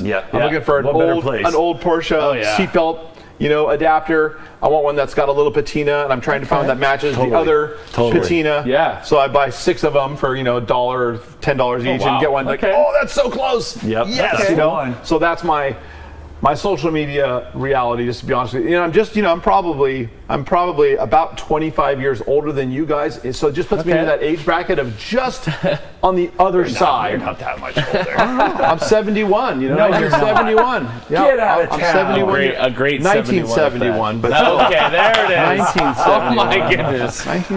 53. I'll be 54 years old. But anyway, I think I am of that generation. Sure. I'm just on the other side. So but you guys. I think you guys absolutely nail it. I think that the Rad Company, the studio that you have out there, the studio that you guys created in here, it's amazing. Adam's Polish is an amazing group, but we don't specialize in detailers nearly as much. And what makes you guys, your approach, who you reach out to, is our detailers. And I'm one of those. So you're talking to me. Exactly. Our customers are largely people that are DIY, weekend warrior, washing your car in your garage. That's been our approach, because when I first started the company, that's Joey and I in a nutshell. That's it. I like to call myself a professional enthusiast. Amen. I have a 9-to-5 job, but that's my passion that lets me disconnect. Maybe I can make a few bucks off of it, but it's just such a therapeutic thing, and Adam's Polishes was definitely that's what I had, and before that's all I knew, and they're just the products are so great, they speak for themselves, and millions of people are still using them. So praise God. Absolutely. When we first started, there weren't videos. So when we first started, we were the first. I think that we were the first person ever to create a series of detailing videos. DVDs. DVDs. We were handing out the DVDs. I have a Do you set still have of the DVD? DVDs. Do you really? I do. Might be worth a little something. That's cool. Yeah, I know. It's like, who Hold knew? on to those. Yeah, That's put on Facebook Marketplace. Maybe we'll. I'll probably see it. I'm on there. There we go. But anyway, so I think people, what's cool about people that are working on their own cars on the weekend in their garage is their minds are open. Yes. You go to a body shop, you got the most closed minds set in ever. their ways. They know that this works. That doesn't work. A detailer, a little bit more open-minded. Yes. But the home enthusiast, the DIY guy's like, teach me. How do I get the dirt out of the back of that barrel? Yeah. My brake calipers, they're supposed to be bright yellow, are looking very tingy and nasty. What do I do? Oh, so we started creating those videos for how to, and I think that really took, because a lot of people, they want that result, but they just don't know how to get there. And the videos, especially back then, they just feel like your buddy who is giving you tips. They were like, oh, I recorded a video for you. Let me show you how to do it. And you know, if the Rag Company's channel was around 25 years ago, oh my gosh, and it was, let's say it was a TV channel or something, and you flip through and you see people like you who are obsessed with clean cars, like probably going to watch that all the time. Oh, well, think about how far this has come. Like, look at this place. Oh, it's insane. Right? I was going to ask you what you think about the remodel. Yeah, the remodel, and I've been around because I'm around here. You've seen all these iterations. These are my pals. You've seen all the stages. Yeah, I have. And you know, like, but the people now, think about the people now who have come in and are doing videos. Yep. I mean, think about how far it's come. And there's a person that you can follow in every type of personality type that'll align with you just perfect. If you're like, that guy's a jerk, I don't really get along with him, there's plenty more to choose from. Look at Matt Mormon. Yes. I mean, takes just the total OCD, which is me and so many of us. He's like, I'm going to build a whole channel around it. It's like, God bless you, Matt. Good for him. And then like look at Larry Casilla, you know? Look at his approach is so awesome. And again, totally different. You know, and the Adams polishes, we've stayed, I feel like we've stayed in our lane a lot. We've stayed to the enthusiast, you know, basic, let's get you going. We laugh a lot of times, the guys at our company say, well, Adams polishes, you know, will get you all the way through junior high. And you graduate high school. I like that. And then as soon as you graduate high school, typically you're going to go find the next stuff. But to get you started, you know, the packaging, how much quantity you have to buy to get started is, we're in that, well, you know, I think that we're just in the right spot there. And then the next thing, people come and say, well, I want to buy a whole bunch of ONR. Well, there you go. You know, our customer might not use this much ONR in their life, you know, but the detailer uses it like crazy. Absolutely. And this is the 6th version, so you know. Is it? I don't know. Yeah, Dr. G was just Dr. G. Dr. G. He's a gentleman. Amazing. I spent some time with him in Vegas at the at Rennie Doyle's party. Do you guys ever go to that? Last SEMA was my first one, but I didn't get a chance to stop by the party. Rennie is a very good human being. Rennie has created an event at SEMA that is such an awesome collection of detailing humanity. And kind of like this week here, right? Oh, absolutely. absolutely. Like you've got just an all-star cast here. Yeah, smaller scale, right? But the Vegas thing is really cool. And everyone's already there. You know, I'll have to check it out if you're next in time. Go to his party. It's cool. He's got a really cool thing going. The detailing community is what drew me to it. Is just the amount of people who are willing to offer you help or offer you advice, or even like, well, let me send you this is going to fix this problem for you. Everyone is so just helpful with one another, and you don't get that in every community. I find it such a unique industry that, I mean, again, like Joey alluded to, you know, if there's someone that you don't totally align with, there's plenty other in line that are willing to help. And again, just as enthusiasts, like it's so amazing that, you know, you have a crew that's able to put this on, and you have all the amazing people from the brands. And like the other day, I was throwing an axe with Bob and Dave Phillips from P&S. I mean, like, who could say they do that? Who would take that? Whatever. You know? Another couple of all-stars. Those guys are amazing. Absolutely. Those guys are great. And, I mean, just you know, having dinner with, you know, like Brad and DJ from Armor Detail Supply, and even just like hanging out with Matt Mormon. I was having dinner next to Chris West, like everyone just in the same room. It's just a crazy experience, but everyone is so welcoming, and most people put the egos at the door, and everyone's just getting along. This ego could be in your cart for 20% off. TheRagCompany.com. No coupon needed. Nice segue. He's been the king of segues this week. You like the 670, or do you go all the way up to the 840 or whatever? There's the new an 880 one? now. 880. Now, I just bought a couple of the big dogs. I'm going to give you a product review. Ego. Here we go. A little bit more battery for the big dog. Okay. Just gonna You've say. heard it here first. A little more battery. He knows what he's talking about. Are we going to call that the Atom Edition? Maybe. I think so. Well, listen, I'm just saying the sweet spot. These things all blow a tremendous amount of air. Yes. These are awesome units. Yes. But we also sell them. Which is why I think it's also cool that you can use it on the interior. You said you could use blowers like this on the inside if you don't have compressed air. And I think a lot of individuals in their driveways in their garage, they may not think to pick up their leaf blower, especially if they have an easel blower that's got this power, and get all that out of the car before you vacuum. 100%. This is a game-changing tool. Yes. The reason that it's a game-changing tool because people say, "Oh, I use a leaf blower to dry my car." You're like, yes. That's funny right there. That's funny. It's almost insulting to call it a leaf blower. But it's such a monster air mover. It moves it. Even the little dog here, which was. This is the 670. Yeah, this one here is a 670. 670. Yeah. So that's one of the smaller ones. They do one even in the 5s somewhere. I think the 670 is what I small? have. Yeah, I know they used to have. I knew they had a 580. But with as everyone, I like to give myself the title as everyone's favorite Canadian on site here. You're Canadian? I am. Oh, great. He's been my roommate for like 6 days. What? So I'm learning all the Canadianisms. My favorite thing to do with these is to blow the snow off of vehicles after a big storm. Yeah. Because I'm not a big fan of the snow brushes, especially if I've taken time to correct paint, like maybe with a new flex polisher. And some people like to say, like, maybe just take the top layer of snow off. You could, but you got to get all of it off. You got to get it all off. Just the top layer. Well, it's got to be very light, recent, fluffy snow to do does. that. You got to get out there on the perfect day, because the perfect day passes. You are not blowing snow off You know who your makes car. some good snow blowing videos is All Day Anthony on his red Honda I Civic. don't know. I would love to meet All Day Anthony. I haven't seen him this week. I'm sure he's watching. Maybe he could stop by. Maybe we can check with Anthony Fisher because he says that he's friends with him. Biggest fan. Maybe he'll stop by. We'll see. One of the other biggest things I wanted to talk to you about this week was this seems to be the star of the show. Yeah, those are cool. This is the eFoam Pro 2. Not 3D printed. So this is a new one to me. Yes. And we might also sell these too, but I know that we have the big one. Yeah, the 12s. Electric. The 12s, yeah. That's rad. Now this is... We have these without this. Yeah. And I think that this might be sort of the sweet spot, the Goldilocks porridge. Yes. If you will. Okay. Exactly. That's a good way to put it, yes. Because too big, what do you got to do? You got to drag it around the car. Yep. Yeah. Now you're like, oh.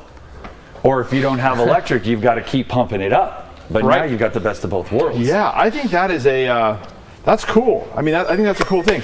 We use these in our car wash.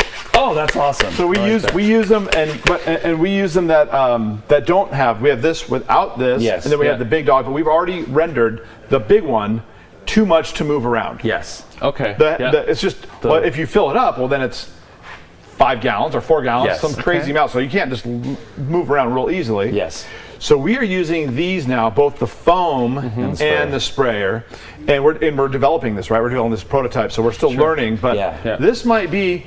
I might have to go ahead and stop by the old MVP out there with. Are these things in stock? Are these things ready to go? Not yet. What? I mean, we could maybe try it on the car. Hey guys, listen, it's been really good hanging out with you guys. I'll see you guys later. I'm just gonna roll out of here. No big deal. He's out of here, folks. We don't want you out of here. We want you to go ahead and go to theradcompany.com. There's still a sale going on, 25% off everything TRC related, and 20% off nearly everything else.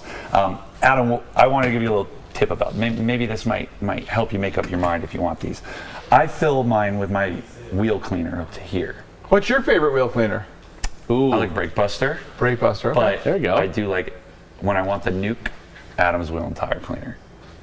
We use it mainly we use the nuke exclusively because it is dang strong. And the wheels here, since no one cleans wheels in the entire valley, it's just chocolate milk. Everything is hammered here. It just comes off. But it does. So I'll fill it up. Yeah. Okay. I'll charge the battery up and I'll turn it on. Okay. I can probably get through 4 cars with the solution in here and more with the battery. The battery will last even longer. I can get about 4 sets of wheels done with one of these guys. 16 wheels. That's a lot. That's great. Really? That's a lot. Diluted at that. Diluted, yeah. Like if let's say I'm running Brake Buster at 4-to-1 or something in there, I'm stretching it. So what do you think is going to happen if this gets wet? You buy a new one because it's 20% off. I just think I like the idea of it lasting forever and ever. Well, if you could walk out here with them. Yeah. I'll take a handful of them right in a minute. I haven't had that issue with that, but that's a good. I just feel like that Yes. needs to be a little bit higher because it's so likely going to get wet. And I just want to make sure that the word is out there that there's the feedback from IK. Mr. Adam Please himself. make sure. What do we have? We have great feedback. Comment, Adam. Hello, your megaphone is the best. Megaphone is the best phone. Adam, thank you. Thank you so much. It's a good name, isn't it? We use that in the car. You know what, Adam? It was the first. You know, I mean, it is the first name, so it's not bad. That's a good point. Thanks, Adam. And it's alphabetical. And it is. You're just at the top. And with AD, you're like ahead of Andy. You're ahead of a lot of people. You're at the top of that list. Yeah, until they screw you up and put you on their last name, then you're at the bottom of the list. So after AD, you have APT, which is also here. You're very good at segues. Are you? Very good at segues. I don't think he knew it till this week. So this technology, I mean, like this is a straight up waterless. So this is rinseless. So if you, I think kind of that area that obviously maybe not here as much, but kind of the cleaner areas, let's call it, with the rinseless washing. Yeah. You can kind of dilute this, use a USS, and kind of wash like that. But if your car is, you just drove it, or maybe it was parked out in the driveway and you had a bit of rain. Yeah. You can use the waterless to kind of just really saturate the car. You know what's interesting? I've been watching something. I've been sitting here looking at your pad. Oh, how dirty the screen is. Your screen, your little thing here is one of those things that let's clean it. I can't even stand. I can't even. Let's lock that so we don't hit anything. I just can't even stand looking at it. Like when someone walks up to me and they're trying to talk to me. Demo with the man do we want to use the look at rag, or you want to use that guy, or let's use rip and rag? That's smarter. There you go. That's a brand new towel that someone already paid for. Since you're out of it, we won't destroy it. It's possible. Wow, look at that shine. Nice, ladies and gentlemen. That leaves a nice layer of SiO2. We got all the dang grub off of it. I guarantee you, if you ask anyone else here, ask Matt. Matt, were you noticing how scruffy this was when you were up here looking at this? How smudgy and nasty? What did you do? Why didn't you tell us, Matt? Matt, I went ahead and used this fine product, the Armor, which is really a cool bottle. This smoked. Yeah, they kind of got some bottles, good design. Cool Slight shine I like through the label as well. I like the sprayer too. It's cool. But anyway, I was sitting here and I couldn't even maintain focus. Because how dirty this screen was. We can blame but the fact Dane, that now, because Dane has had that on his desk all day long. I just feel better now. I don't know if this has ever been. I don't know if this has ever been cleaned. No, I'm sure it hasn't. It's been a minute. You're absolutely right. But Adam, we were talking about waterless wash. We were talking about rinseless wash. Are you strictly a foam guy, or do you ever do waterless and rinseless like on your daily drivers? Oh yeah, no, waterless them a lot. Yeah, because like going for drives, I take my buddies. We rip up and we're into air cooled Porsches, right? Old Porsches. I think we need to be friends outside of this. Come on, let's go. This is gonna be amazing. So sorry guys, we're going with Adam after this. If you have any plans for us, we're out. Unless half the time we all drive my cars, because I got a handful of them. Yeah. So let's go. Yeah. Oh, you don't have a car? I do. Let's go. Let's go. But a little drive, a 100-mile drive, you don't need to soap the full car down. No, not at all. Not at all. So, because a lot of it's not brakes, a lot of it's gas pedal. So it's just go. Yep. When you're done, a couple bugs, clean the windshield. There you go. And put it away. So waterless wash is definitely. a fan of that. Oh, of course. Okay. Joey. Yes. Next year, if they have us back. I hope they have us back. Please have us back. We have been driving. Click the white button if you want us back. Yeah, it's right down there. We've been borrowing a Mini Cooper. We have. So maybe next year, maybe we upgrade a little bit. Adam, we might need a rental car next weekend next year for TRCMA. Maybe I highly recommend me. Right on. Cool. I guarantee we'll keep it clean. Too. I even have a snow car just in case, because last year today it snowed.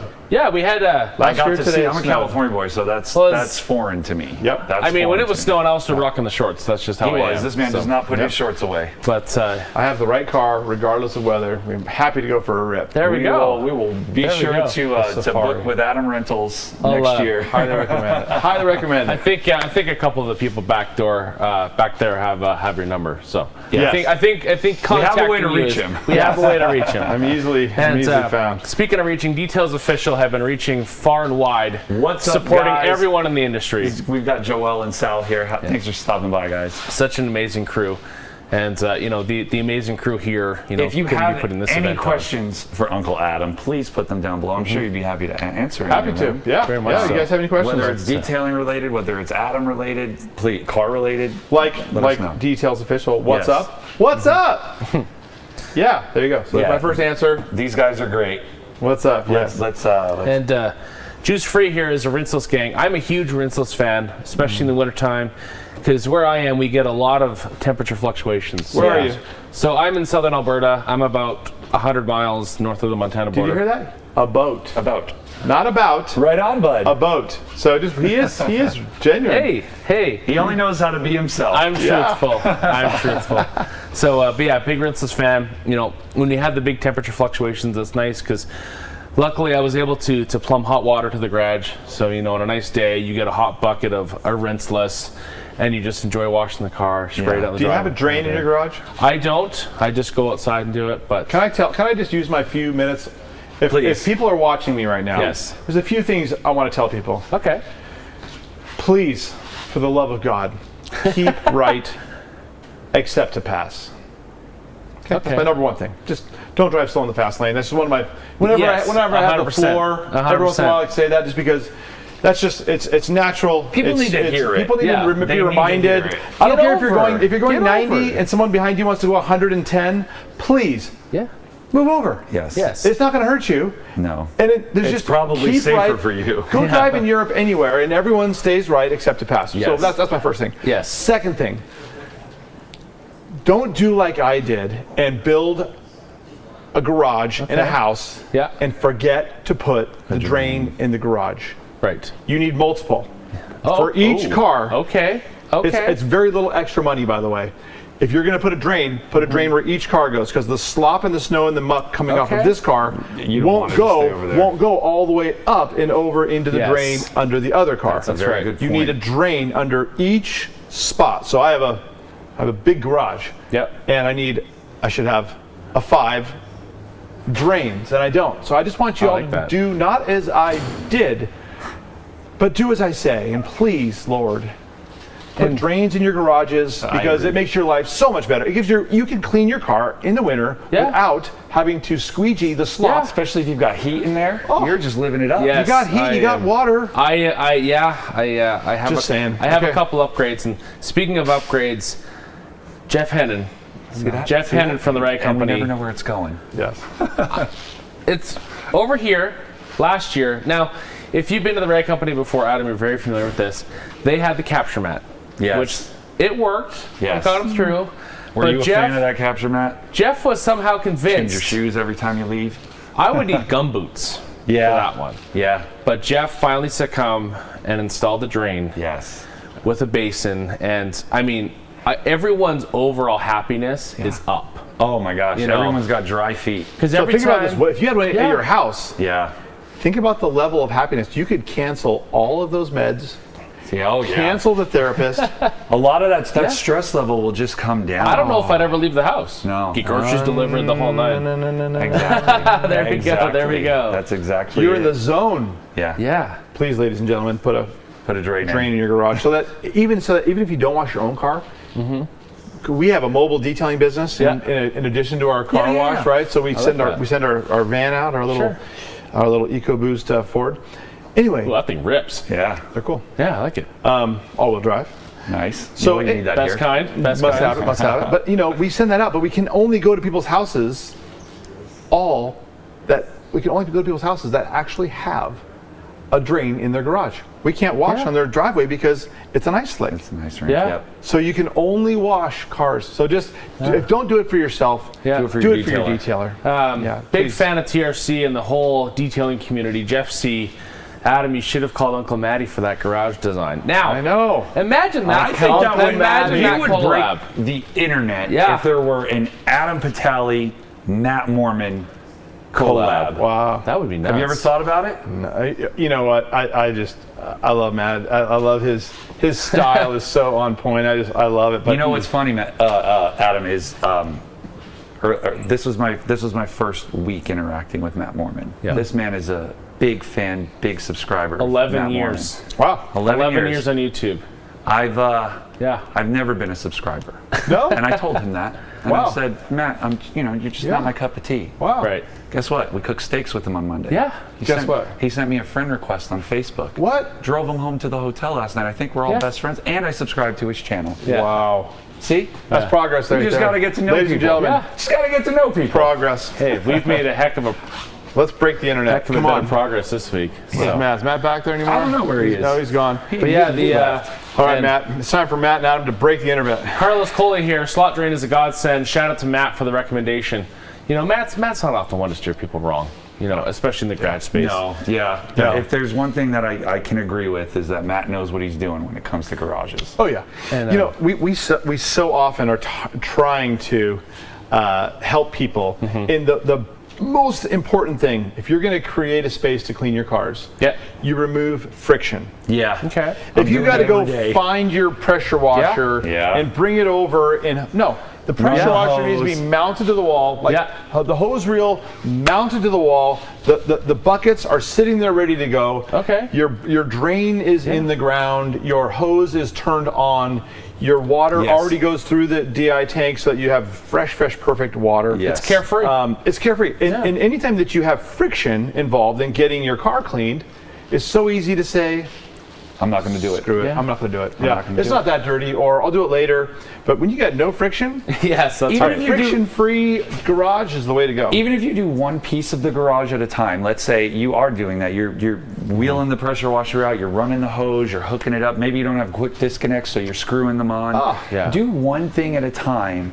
And just pay attention to the quality of life. Amen. Afterwards. So if you don't have a hose reel, and you get a hose reel, you can clean up in no time. That's step one. Exactly. And I think Matt, Matt Mormon did that. He started the movement. I think the movement of making your garage so crazy perfect and getting it just dialed so that you walk out there, you pull the trigger on the hose, and you have the retractable hose reel on the wall, you're washing your car. You're ready to go. There's nothing to turn on. And that's true. I mean, even if you don't, again, starting out, you don't need the biggest, fanciest pressure washer. You can get the big box edition, and you set it up. But I mean, honestly, especially the ones that used to be vertical, and would you'd look at it wrong and it would tip over. Right.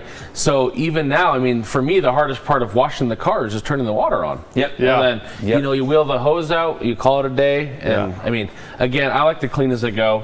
So once I'm kind of done rinsing, tend to put everything away. That's a good point. Wheels, whatever. I have to. This goes back to having those obsessive tendencies as detailers. I have to have my garage reset when I'm done. That way, the next time I come out there, it's ready for me.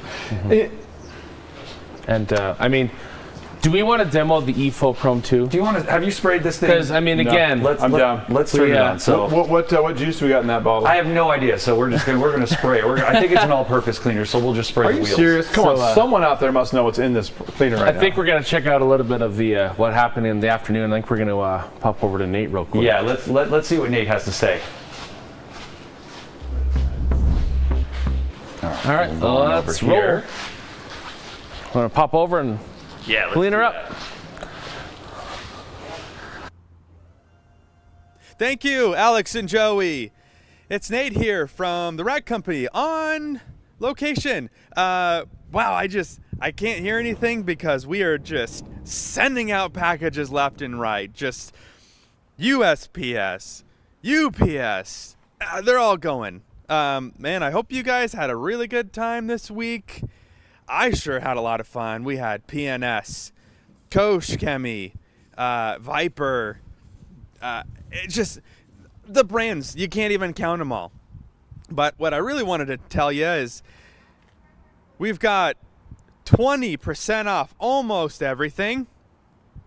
Up to, full 25% off the Rag Company microfiber and merch, and tools and accessories. So that's pretty great. I'm just gonna let the sounds of the warehouse speak for themselves, and I'm gonna throw it back to the studio for Alex and Joey. I'm gonna go check it out firsthand. See you later.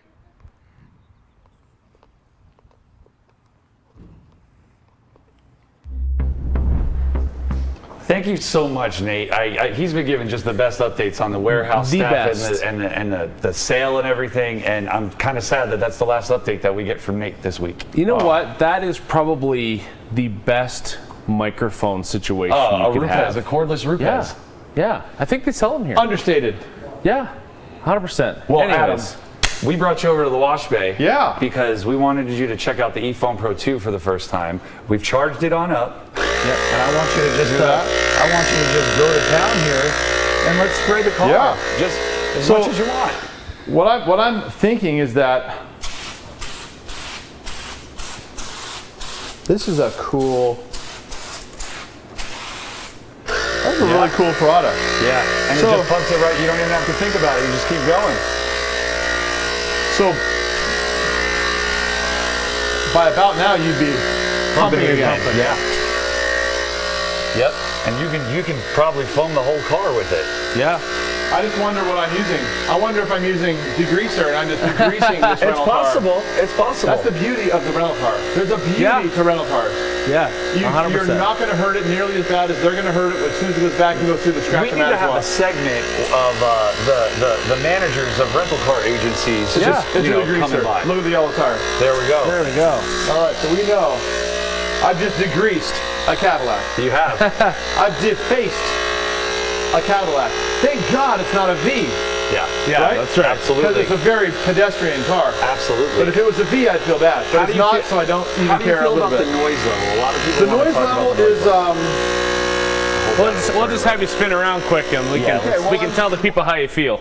There you go. I feel better now that it's off. Yes. Okay. But it has some racket in our car wash tunnel. I think it'll be perfect because I think what's going to happen is we're going to have the blowers and all kinds of noise also. Yeah. And I think that a lot of people today, you know what they're using?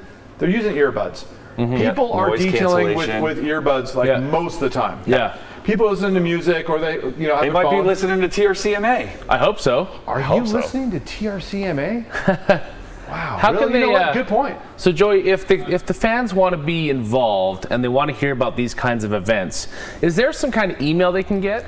If you go to theradcompany.com, one of the first pop-ups you'll see is the newsletter. Sign up for the newsletter. You won't get spammed, but you'll get notified anytime there's a sale, an event like TRCMA, maybe a new video showing some of your new favorite products, but never goes to the spam folder for me. What about for you? No. I actually set a rule to alert me no matter what happens. They do not abuse the system. They make sure that whatever's relevant comes to you. They're showing it right on the screen here. You can go all the way down to the bottom where it says having FOMO. Sign up right there. FOMO is the best right there. No. FOMO. That is so Isn't smart. that great? You guys are good. And a shameless plug, a couple things under that info tab. They do have the product comparison chart, which is absolutely you made fantastic. a video about that. I made a video about the microfiber. Yes, I did. Just kind of show about the different microfibers that hopefully you're purchasing and loving this week. And also just the care instructions, because you want to be careful because good microfiber is an investment. Yes. You know, it is not just your willy-nilly, it's not your mom's towels. It's an investment that you want to keep pretty and satisfied. Look at that chart. Joey, what do you say you and Adam head back over to check out the comments? Because I'm sure there's some after Adam's using this. Yeah, we will do that. Why don't you rinse the degreaser off the car? Yeah, let's rinse this car. I'll get that off. So I'll meet you guys over there. Right on. All right. Let's go check the comments here, Adam. Let's see here. Listen, no Cadillac V black wings were harmed in the making of this video. All right. Just want to make sure and notice that. We have, well, this is a nice plug here. It says every garage needs Adam's portable spotless water ionizer, and I Those can are agree helpful. with that. Those are helpful. DI water is one of the biggest things I think you can do to amplify that detailing experience. You know what it does? It takes the, oh no, hurry up, the water's going to dry. rush. I'm going to hurry up and get it off before it starts spotting, you know? It's like, you got clean water. And that goes back to the stress. When you've got your garage dialed in, the stress, the zen, exactly. You're good. You don't have to worry about it. We've got so true. Good point. 23 Do the Do says, what's the MA and TRCMA? So the whole thing stands for the Rad Company Media Access Event, and it's to give you guys access to some of these brands. We've got let's see. TRC should probably run a poll to see how many people have a spotless water process after they wash their cars. What do you think? Do you think that's one of the biggest things more recently in detailing is more people are getting DI tanks at home and you're seeing it less in a professional setting? We definitely recognize that DI water is something that is very regional. Yes. It's just not a problem in some places. No, some places they've got, below 20 TDS. Yeah, and out of the spigot. Yep. So it just depends on where you are. Like in Arizona, we have a house there. We have an Adams Polisher store there. The water must come through solid stone because every drop has, 3 drops of solid rock content With attached it. to Yep. it. Yep. It's so serious there. At our house, we got we go up to the mountains here, washing cars up at our little place up there. Water is perfect. Yeah. There's no minerals in it. No I can let the water dry all the way and wipe it off tomorrow without a spot. It's very regional. Okay. If you have ever seen water spots on your car after a wash, you live in a municipality that's not kind to your water. And as a result, Some extra steps involved. you just throw a DI tank in there, and it's just, again, it just takes the total rush. Yeah. Oh my gosh, there's the sun. That's it's right. going to hit the back of my truck. My window's tinted. It's black. That means it's going to drive even faster. Exactly. Oh my gosh, Exactly. what's going to happen? I got to hurry. Exactly. You just, at that point, you just have that sucker ready to go. Yep. You get that little, how easy is it to do that little meter? Oh, When so you easy. meter your water, Yep. parts per million, right? You're going to say, oh gosh, well that's great. I got nothing. Great. You can just, if you want to know, do you guys sell those? If you guys don't sell those little meters, buy one. I don't believe the buy right one company from the has right those, company. maybe. If not, on Amazon they're like, I think under $10. Yeah. So you can go ahead and get one. You meter your water. If you're like, I'm thinking about a DI system, but I don't know. Well, guess what? You can know in under $10. Yeah. Amazon Prime is going to be in your There we go. in your box, and you're going to be able to know what your water is. What is the limit for you? If you got one of those meters, and what number do you have to see to go, I need a DI system? Great question. I think a lot of people are in the 500 that's pretty range, That's and I think a lot of municipalities sort of hover in that area. Yes. Sure. And I like to be under 100. Okay. Kind of under 100 I like that. is my 0 if you can. It's your goal.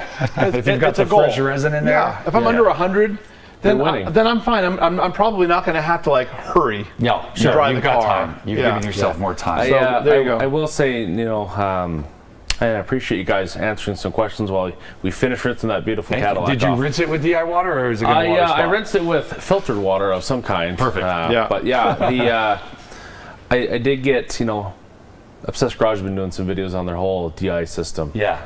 Which looks really cool. Man, you know what? Maybe sell a couple of Dixon flannels and people can afford that. So 23 Due to the Do says, I just bought a portable DI tank a few weeks ago. Really has made it a much more peaceful experience since they're always outside. We want to keep this process relaxing. Yeah. I don't want to stress, especially Joey, when you're dealing with what? In 115 degrees in Sacramento in the middle of the summer. Oh, yeah. It's far too hot. I can barely spray water on before it evaporates. Oh yeah. Yeah, it's insane. Not a fan. It's happening. Yeah, and you look at that summer, that could be like a lot of dirty car driving. Yeah. Because you cannot wash. Yeah. Down in Arizona too. We're down there a lot.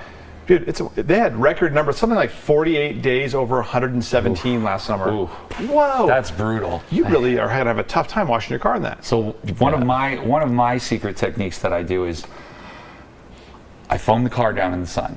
Right. Obviously, I'll wait and make sure that I'm in the shade, but I'll foam it down. If it's 110 degrees out, I rinse it as fast as I can, pull it in the garage, and I'll do a rinseless wash after that. But I've gotten the majority of that junk off the car. Amen. Yep. Again, back to the please, for the love of God, Get a drain. Get a drain. Get a drain. Wash your car in the winter.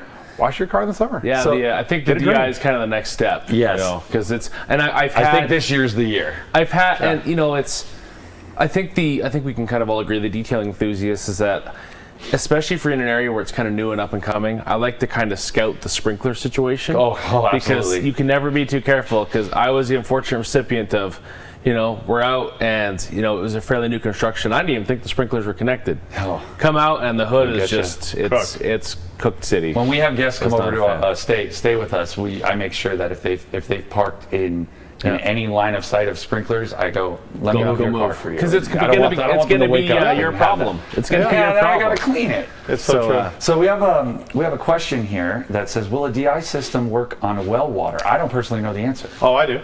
Please. Yeah, we live on a well. Okay. Very cool. Yeah. Okay. Perfect guy to answer it. A DI system comes after all of your water purification system. Okay. So when you're the last step. That's the last step. So we have a full treatment system for the water, because the water comes out for us. We live above town here. We're 800 feet above here. So our well has to go down 600 feet, 590 or something like that. So that means water's coming up through 600 feet of galvanized pipe. Yeah. So it just comes out brown.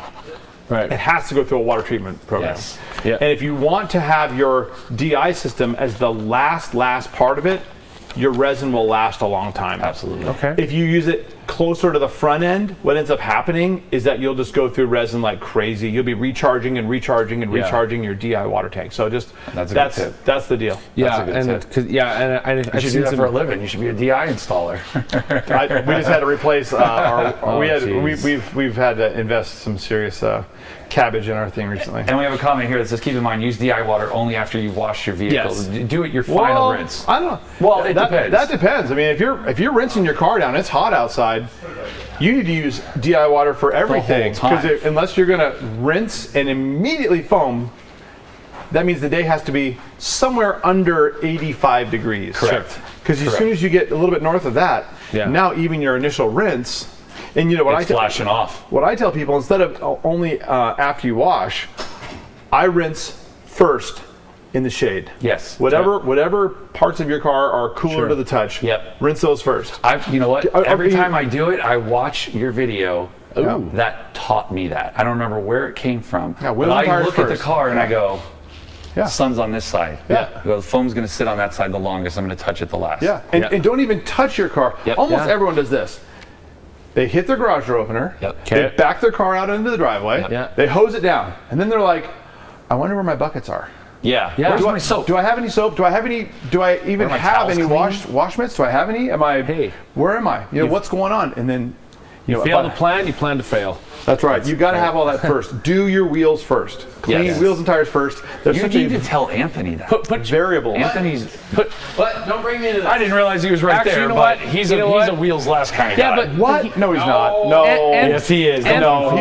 You wouldn't drive like a V6 Raptor, would you? Because of course he's a V8 kind of guy. But Anthony only a V6 guy would do body first, then wheels. Anthony You're hanging around these guys too much, Adam. We're a bunch of Volkswagen guys. Get out of here. But you know what the real truth is, that Anthony doesn't even clean his wheels. He just buys new wheels and tires. He does. But you know what? Whatever works for him. That's right. Let's see. I thought I had a question here. I may have lost it. It goes back to the people say use DI water only after you wash your car. If you've got really, really hard water, you're going to blow through your resin if you're using it all the time. If you're filling your buckets with it, if you're doing this. So in that case, pay attention to where the sun's at, work methodically, and then if you're trying to save your resin, do it your final rinse. I kind of think of it like this. If you have extremely hard water and you need to go through a lot of resin, be thoughtful about how you buy your resin. Yes, exactly. Don't buy the little one. If you buy the little DI tank and you have horrible water and you refill it, remember the friction we're talking about? Yep. How you reduce the friction, you want it to be easy, you jump out there, your pressure washer's on, you pull the trigger. If you have to refill your resin every other 3 weeks or 2 weeks or whatever, that's friction. Get the bigger one. Make sure that if your parts per million of the water are 500, 800, something crazy like that, you really want to make sure that you get the right machine and not be constantly, I think the motto of the week is reduce friction. It is. Reduce friction. That's life motto. But we do have a question here. Maybe I don't know if you're as educated in the reverse osmosis system. It's killer. RO's even cleaner. Okay. But it's a pretty significant investment. Yeah. You're putting a full RO system in. It's a couple $1,000. It's different. And it's definitely not portable. If you are a mobile detailer and you are filling your tank at home before you leave every day, and you almost never refill on the run, then RO is the water is even, even cleaner. Yeah, we had a water heater installed a few months back, and when he was doing it, we were talking. He was like, "Oh, I noticed you're the detailing," and I was like, "Yeah." He goes, "Have you thought about RO?" And I said, "Honestly, it doesn't cross my mind." And he was showing me the system, and he goes, "Oh, and if you get this system, it comes with a bib that's specifically for washing the car."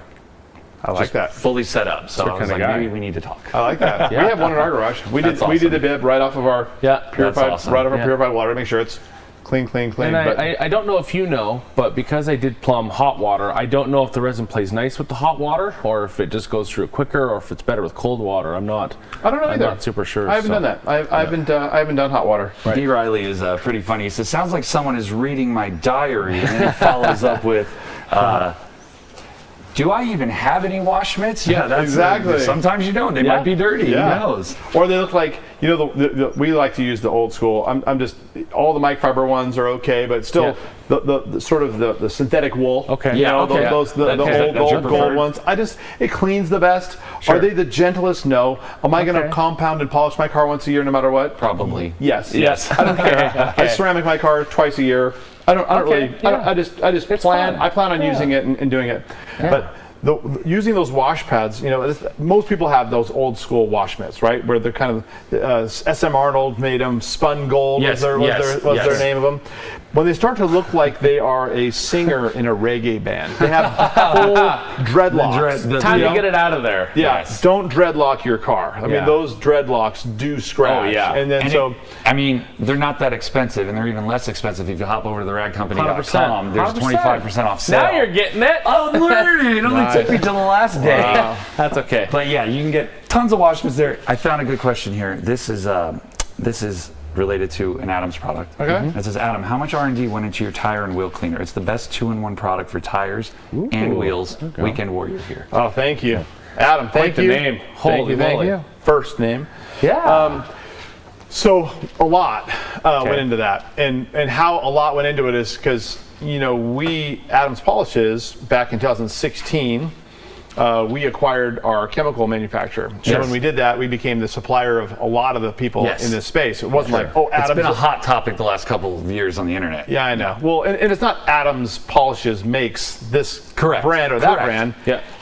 Adam and his team bought the chemical manufacturer, and we became the de facto manufacturers for so many of our competitors were scared snotless after that. They were like, "We're going to shut us down." It's like, I mean, you went from big to bigger. That's a natural reaction. Yeah, we were like 30% of their total business. Okay. So in other words, I still needed the other 70% for that math to make sense. Yes.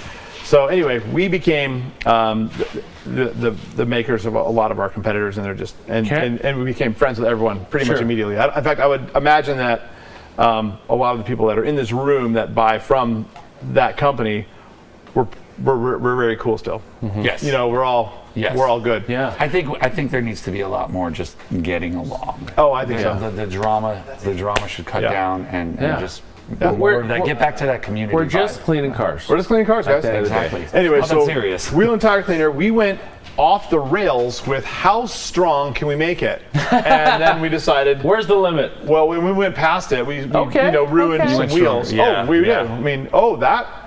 Like this stuff, even our wheel and tire cleaner, and it's wheel and tire, not tire and wheel. Just if anyone's looking. Yes, just saying. I was going to correct him. Tighten it up. Just saying. But anyway, that product, the very first couple of renditions, we smoked a couple of sets of wheels. Oh, okay. And we have like employees with cars that are just absolutely ready to be, for sure, sold to the junkyard for junk. A couple of really horrible cars in the parking lot. A couple hundred employees. There's always one or two cars that are horrible. Yeah. So we'd go, "Hey, can I wash your car for free?" Yes. Heck yeah. Done. So we would use this stuff and find that it was too strong. So we went for the strong, and then we went for little strong and a half, and then went down strong to and a half. I like that. Strong and a half. Strong and a half. And then I think it's at about strong 0.3. Okay. That's where we ended up. able to do it. It still does not like direct sun. So if you're doing, and the other That's thing, common sense. Yeah, well, it's common sense. Yes. The other thing is matte black wheels are the worst wheels. So if you have matte black wheels in your car, sell them. Sell them. Yeah. Or just use them for shows or something, because they are the worst wheels to clean. They are so hard to make look great. Yeah. And they have like that matte satin finish is a perfect little bed for brake dust to go adhere itself and just stay there. It sure is. You know? It's a drag. So anyway, matte black's the worst. We definitely smoked some matte black wheels on the way to that. Matte black wheels were destroyed in the making of that product, I'll say. Fair enough. But hey, to round out this afternoon, Adam, we have an amazing giveaway for our wonderful followers. Oh boy, that's right. And a link in the description. I don't know. Maybe I think in this giveaway, I think like signing some of the stuff would be kind of cool. Whether we do it, you do it, I don't know. If you make any of your purchases on the radcompany.com, in your order notes section, if you would like anybody on the team specifically, or just anybody in general to sign your product, we will make every effort that we can to get those people over to there. So the giveaway this afternoon are the same presenters that we have. We have Lake Country giving away a kit. I presume some amazing pads in that lineup. I would imagine that there's some pads in that lineup. Andy B. Cool is ready to sling some machines on some paint. Yes, he is. And Chase Price, Last Detail. Oh, Last Detail. Some amazing goodies. I don't know if he's just gonna like lift the car and move it if it's not in a good situation, because you know he looks strong enough to do it. Yes, he is a very strong man. You know what? He smells very nice. Smells very nice. Got a nice cologne on. Unlike most detailers. I met some. We smell bad. You know what else smells nice, Joey? Tell me. Celebrating after you pass your IDA certifications, because they're gonna have a membership giveaway for this. All of this is just shy of 900 buckaroos. Oh boy, so heck of a giveaway. How do they enter the giveaway? Are you guys picking someone's name out of a hat right now? The wonderful Not team. right now. This is going to be at the end of the show. You know what? There's no pressure on us. $10 says they're from North Carolina. We're not. Okay. The money's on. The money's on, folks. $10. The description at the bottom of the video here has all the information, and I think you get an extra follow or an extra entry if you follow the Ray Company on Instagram and on TikTok itself.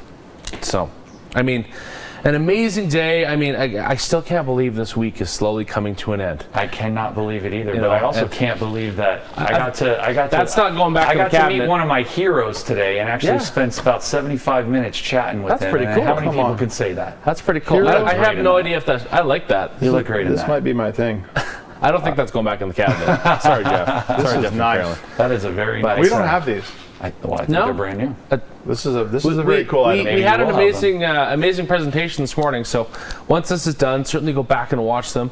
This is going to be staying in a playlist. Yes. For everyone to see for as long as the internet's around. And the fun part is that the live chat also sticks around. So if you didn't get a chance, if you were at work, if you forgot to call out sick, you can go back, you can read the chat, you'll see the comments on the screen, but you can really relive the entire experience of TRCMA after the fact if you missed it. But Adam, I mean, I know you and I discussed, or we chatted last year. I want to thank you again for coming out. I know you've done great things for the industry, and you know, Joey, when you walked out last year, I texted him immediately and I said, I am so jealous. Joey can finally check an item off his bucket list. Honor's mine. Honor's mine. Thank you so but much. yeah, I mean, again, everyone, we have a whole lineup of amazing products here on the table that you could buy.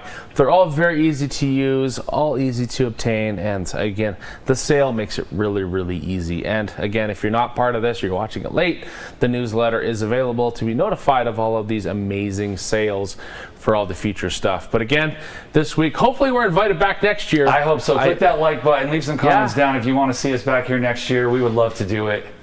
Yep. And I just can't believe this week is coming to an end. I'm too emotional because there's so much that's happened and I can't believe it's over. I know. But I just cannot believe it. Yeah. But it was so nice to have you here with us for this halftime show, Uncle Adam. Don't forget to like, don't forget to subscribe. All that stuff's free. It's all free. It doesn't cost you a single thing, and that money that you save can go towards the sale. Yeah, so that's awesome. What do you say we see what we got going on this afternoon? I think there's going to be some amazing stuff. I think you and I can go have some lunch. That would be awesome. Have you eaten yet? I had half a sandwich, and Gabe ripped me away from it. We're gonna have to go finish. He ripped me off my sandwich. He said, "Come on, you got to be on right now." And I said, "Well, I mean, I got half a sandwich left." Gabe's like, "No. He's a bossy right guy. Now. I thought He's so. a bossy guy. I thought so. That's okay. I agree. That's okay. So, yeah, excellent. Well, again, I think we're going to go up. It's been a pleasure. It's been an being absolute able pleasure. to meet you for the first time and have a halftime show with you all week long. I'm going to go ahead and plug the Scangrip in so Adam can. I know. I tried it. I tried to try it. I wanted to see what the lumens were like. That's right. But I didn't get a chance to check out the lumens. Yeah, Joey, do you have one of these? I have the previous headset with the Oh wow. That goes on the hat? Just goes right on the brim of your hat. What are you serious? Okay, all right. Cool. Excellent. Well, Adam, again, thank you so much. And don't forget to drop your comments, everyone. We appreciate every single one of you. And you guys take care. Thank you. Nice of you to join me one last time. Well, we've been able to watch those boys over the last few days take that car from not so pretty to pretty pretty. Still some work to be done though, including tinting and interior, along with one final drive. Let's ride along, shall we? Well, I've been looking forward to this one.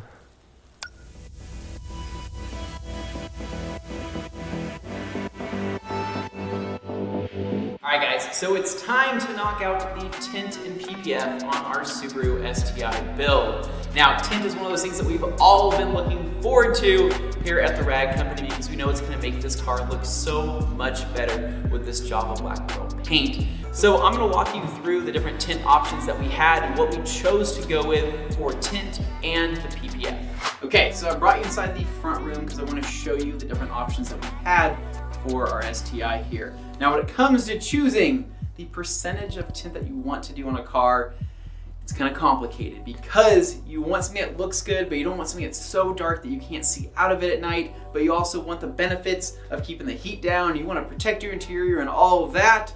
So there's a lot of pressure here. But to keep this street legal here in Idaho, we chose to go with the 35 all around. So we're gonna be knocking out the front windows, the rear windows, and of course, the back window as well. So 35 all around, it's gonna look pretty dang good, I think. And so it's gonna add a little bit of a darker look to the car, hopefully make it a little bit more menacing, but also function as well. So I think it's gonna look pretty good. Hopefully you guys think so too.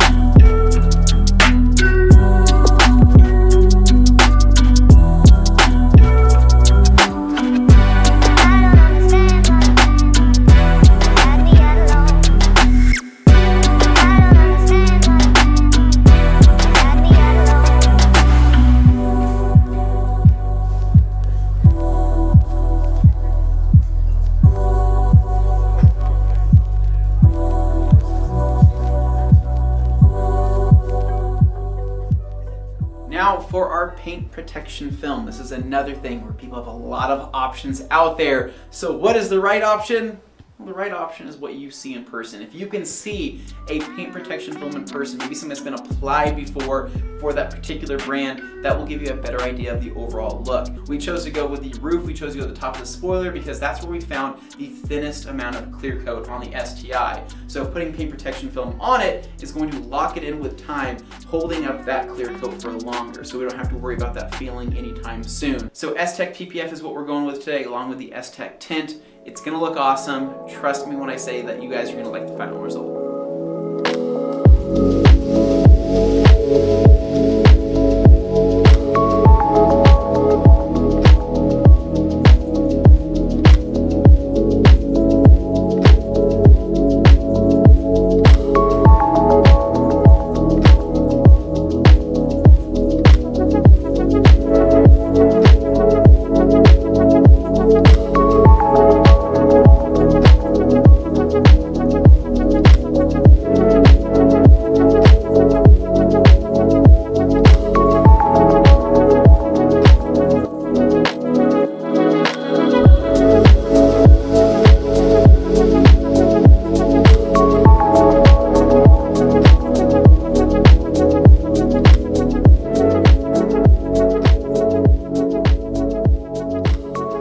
so quick update so far. We've knocked out most of the PPF here on the Subaru. So headlights are wrapped, not yet cut. The wing is wrapped and cut, and we're finishing up the roof right now. So the PPF is a little bit longer process because we're like letting the edges dry out just a little bit before we tuck everything so we get a good seal, because it is raining outside and I gotta drive this thing back to the TRC HQ in one piece. So overall, everything's going really well. We love the way the tint looks. We love the way the PPF is turning out. And like I said, that S-Tech stuff really hits the spot.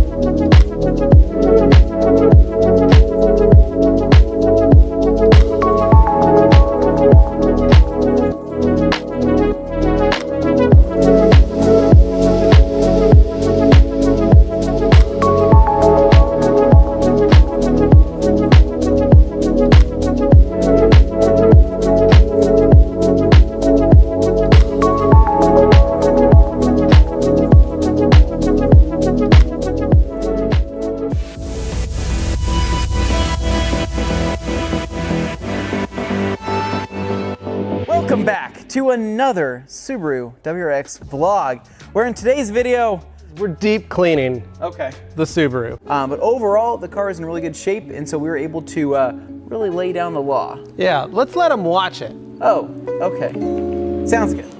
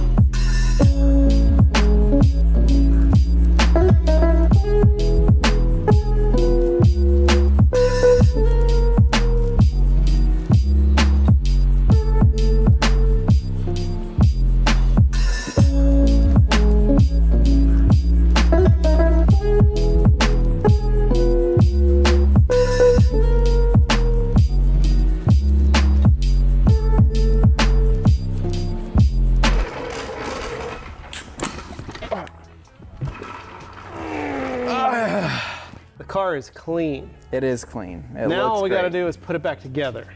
What? We've got to get the door panels put back on. No. We got to get the seats put back in. I'm not doing that. We've got to get the headliner put back in. Well, I mean, we didn't take it out. Yeah, okay, that's good. There's a lot of stuff. I get what you're trying to say. There's a lot of stuff. There's a lot of stuff. So, yes, the car turned out great. It looks awesome. That lens turned out amazing as well. It did. Even though it was a ton of work, it worked out.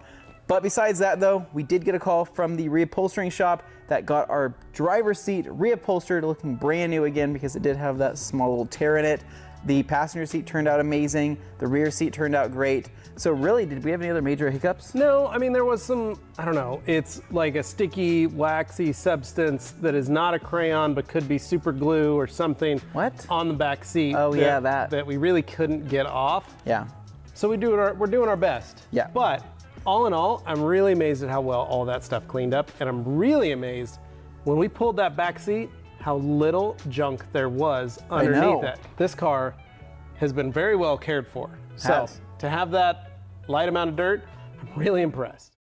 Hey guys, it's Anthony with the Rad Company and Levi. We are here today to film the final episode of our Subaru WRX STI series. I know, they grow up so fast. Well guys, we've had a ton of fun building this car, but one thing is still ahead. The journey is not quite over yet because we're going to be posting this car on bringatrailer.com. That's right. That means all of you at home will be able to bid on this vehicle if you want to own a little piece of TRC history, should we say. And one of the great things is with bringatrailer.com, we are able to watch the entire thing live and really see when those bids come in, who's bidding for what, any comments, any of that stuff. So we really think this is going to be a really fun event, and we are super excited to see what this thing goes for in the end. So whether you decide to bid or not bid, I'm sure you want to see a recap of everything we've done, as well as go for a drive and show you how this car feels. All right guys, so we are in the Subaru going for a nice peaceful drive. Subi Bros. Subi Bros. Feels good. Feels good to be inside here. You know, it's kind of like being able to enjoy the fruits of all of our labor. Yeah. Being able to sit in here and be like, oh my gosh, everything works. I was just thinking while we were riding in this, I remember that first day Dane brought it back. Yeah. The first day we saw it and we were like, oh, that is, it wasn't bad. Yeah. It was just, I couldn't believe how dirty it actually was. It was filthy, and all the leaves, right? All the leaves. And the fact that Dane kept parking it where more leaves were falling on it. Yep. And he's like, we want to get it dirtier. And I said, no, we don't. We need to keep it clean. Keep it clean. Took it through that dirt field. Yeah. I said, Dane, what are you doing? You're putting more rock chips in it. He's like, it's okay. We're going to paint some things. Yeah, he goes, it's a rally car. We're like, just stop. Dane. Well, Levi, really quick here. Yeah, where are we going? I'm going to do, you want to turn off the AC for a second there? Just turn that off. So I felt like we have kind of an open straight here. Okay. It's relatively safe. Do a quick little pull just to kind of show people what kind of power we're working with. All right.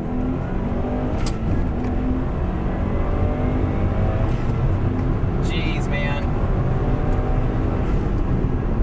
This car feels... This car feels good. You know, we just got to the speed limit, nothing too crazy, but AC back on now, right? There we go. Yeah, I got to turn the turbo boost off. That's when you know it's an old school car where you're like, hey, I got to turn off the AC. So getting back to a little bit of the basics here. So this Subaru has 65,000 miles on it.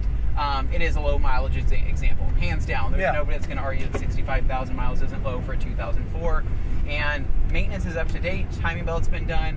Water pump's been done. Everything's been done on this car to make sure that it's good to go for another 60,000 miles.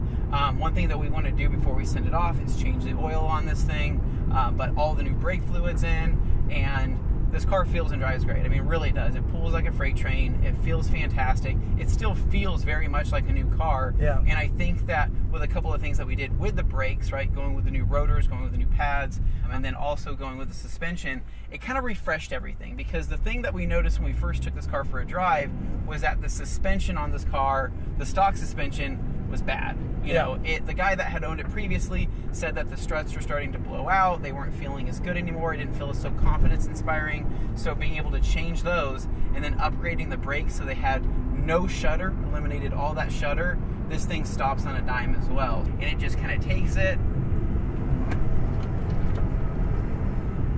It's awesome. Yeah. That feels great.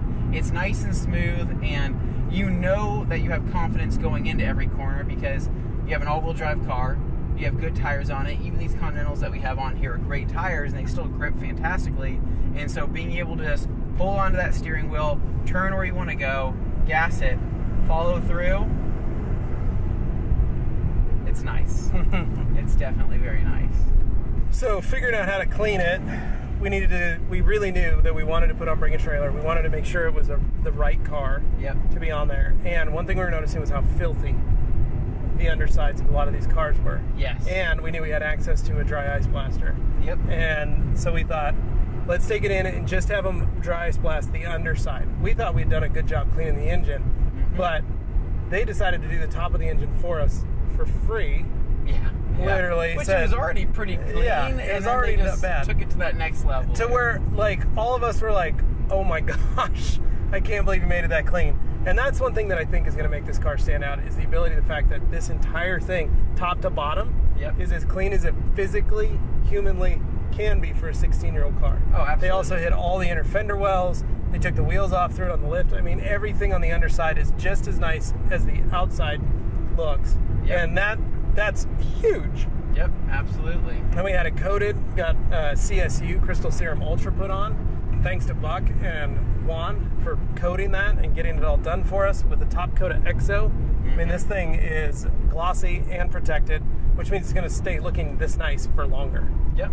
Now, some people might be wondering what kind of mods are actually on this car, right? Because we've been kind of walking you through a lot of the process, a lot of the things that we did on this. And really, in terms of modifications, if you were to put this onto a list, I would say upgraded brakes, upgraded suspension in terms of the coilovers. The intake is still relatively stock. I think it has the lower box portion deleted, but the exhaust is stock as well. So if you don't want that crazy Subi rumble, if you don't want that loud car, you don't have to worry about it, because this car really isn't that loud. It has a very natural tone to it that is still very much stock. Yeah, it's a stock STI muffler and tip. Yep. You can kind of hear right now in the car. It's basically all engine noise is what we're getting out of it. So you're not getting exhaust. And so down the road, if the new owner wants to upgrade the exhaust, they're more than welcome to. I'll tell you what though, Levi, am I a little upset that I didn't buy this car? I think you are. I think you are. I am. Driving it right now, it's just one of those things where right when that turbo starts to pull you, you just think to yourself, dang, this would have been nice to drive every day. This would have made for a great daily driver. The mileage, being that it's stock and hasn't been beat on its entire life, I know that this car is going to continue to last and last and last. And I could have put my kids in the back of this thing. Yeah, I know, right? Right? Dang. Still a chance to buy it. There is. I still could. Yeah, so I think your wife will be a little upset when she realizes that, instead of buying like a new truck, you bought a 17-year-old Subaru. I mean, to each their own though, right? 17-year-old Subaru, new truck. I mean, honestly, I'd pick this car. Absolutely. But touching up on a few more things before we hit back at the interior, a lot of the stuff has been kind of replaced and or fixed and cleaned up. And so we did a full interior detail on here, which included rewrapping the steering wheel because it needed it. The leather that was remaining on there just wasn't in great shape. And then other than that, though, we did have one of the driver's side seat bolsters kind of reupholstered. We had the fabric stretched because there was a little bit of some pilling and it just didn't really look right. And then besides that, though, some plastics have been replaced, some of the door pulls are replaced, just to make sure this thing looks new. But I will give it out to our resident nerds at the Rag Company, Dave and Nick, because their special request was the stereo of all things. I know, right? They wanted a bump in the trunk. Yeah, we thought that was very strange, but hey, we let them do what they wanted. They picked out the stereo, they picked out the subwoofer. There was already a good set of speakers in the vehicle that were put in by the previous owner. Yeah. And it was already wired for a sub. So we just ran a couple new wires, put in the sub.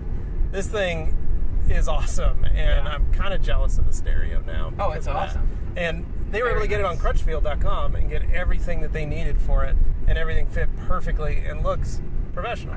Yeah, it looks OEM plus, exactly what we were going for, and it sounds great. I mean, everybody that sits in this car and we turn up the sub for them, they hear it, they love it, and I think that this particular in-dash unit that we chose is very clean as well, very OEM plus looking. For people that see it for the first time, they actually think it's kind of like a stock setup, because most people that have seen this car in the studio think that this is a new car. They do. They it's come funny. in and they say, wow, nice new car here, and we say, this is 17 years old. Yeah, I think that throws people off. Like, we had people come in today taking a tour, and they were like, where'd you guys get this thing?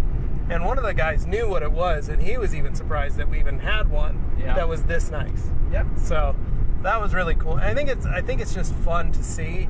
Plus, at the end of the day, it helps sell products. It helps us, create marketing content and videos and all that stuff for folks at home to be able to watch and enjoy. But hopefully someone gets this and they can have a lot of fun with it. They can make a ton of memories in it, and they can really just enjoy the car for what it is. Well, that was fun, Anthony. All-wheel drive, 300 horsepower, 6-speed. It's a lot of power, a lot of fun. Really, what could you want more in a car? All right, guys, that's going to wrap it up for today's episode. And this year's series. That's it. It's over. We're done. We finished. We did it. Oh, actually, except yeah, we are going to be live streaming the final day of the Bring a Trailer auction. Yes. Which means you do need to go to bringatrailer.com, set up an account solely so that you can comment and enjoy the banter and all that stuff. And hey, if you want to bid, that way you can bid as well. But we will be live streaming it on our channel so you guys can join us. Maybe we'll get some chips and salsa, have some great Pepsi products, enjoy ourselves, and all of us together as one big group. The world will be watching to see what TRC Rex goes for. And you know, that's just going to be a beautiful thing. And hopefully it goes to somebody that's going to appreciate it as much as we did. And hopefully it makes some room in the studio where we can add something else, right? Maybe another project in the future. Yeah, I think that'd be fun. I think so like a 2006 Hyundai Elantra would be a good next project. Yeah, it's going to be a hard one. So anyways, guys, we'll see what comes in the future. As always, if you guys like this series, like this kind of content, make sure you give us a big thumbs up. Subscribe down below for more, and stay tuned for more videos right here at The Rad Company.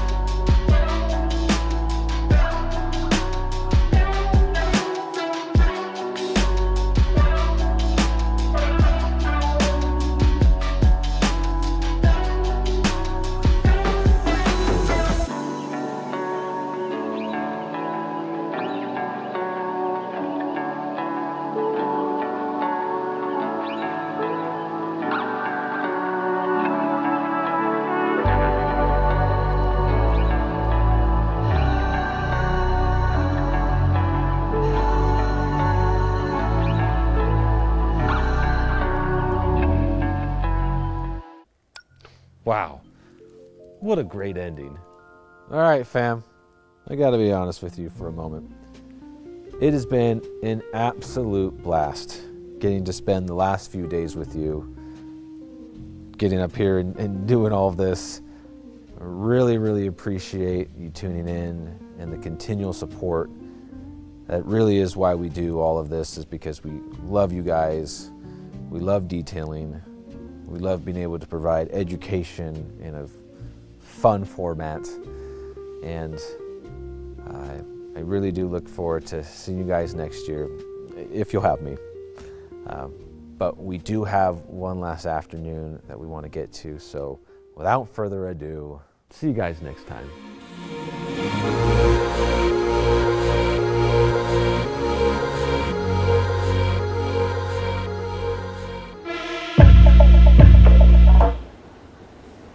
Welcome back for the final afternoon of TRCMA 2025, and we still have a lot left in store for you guys, so don't go anywhere. We have MetroVac coming up, we have Lake Country, we have the last detail and the IDA. We have giveaways from all of these companies still remaining today, so if you haven't entered, there's a few more minutes for you to still get entered for these great giveaways. And don't forget the sale, up to 25% off almost everything on theradcompany.com. And now we are going to head over to MetroVac.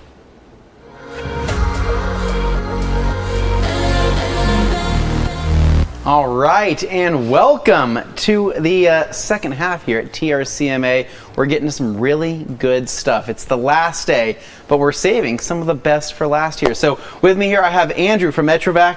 What's going on, dude? How you doing, man? Welcome to the party. You excited?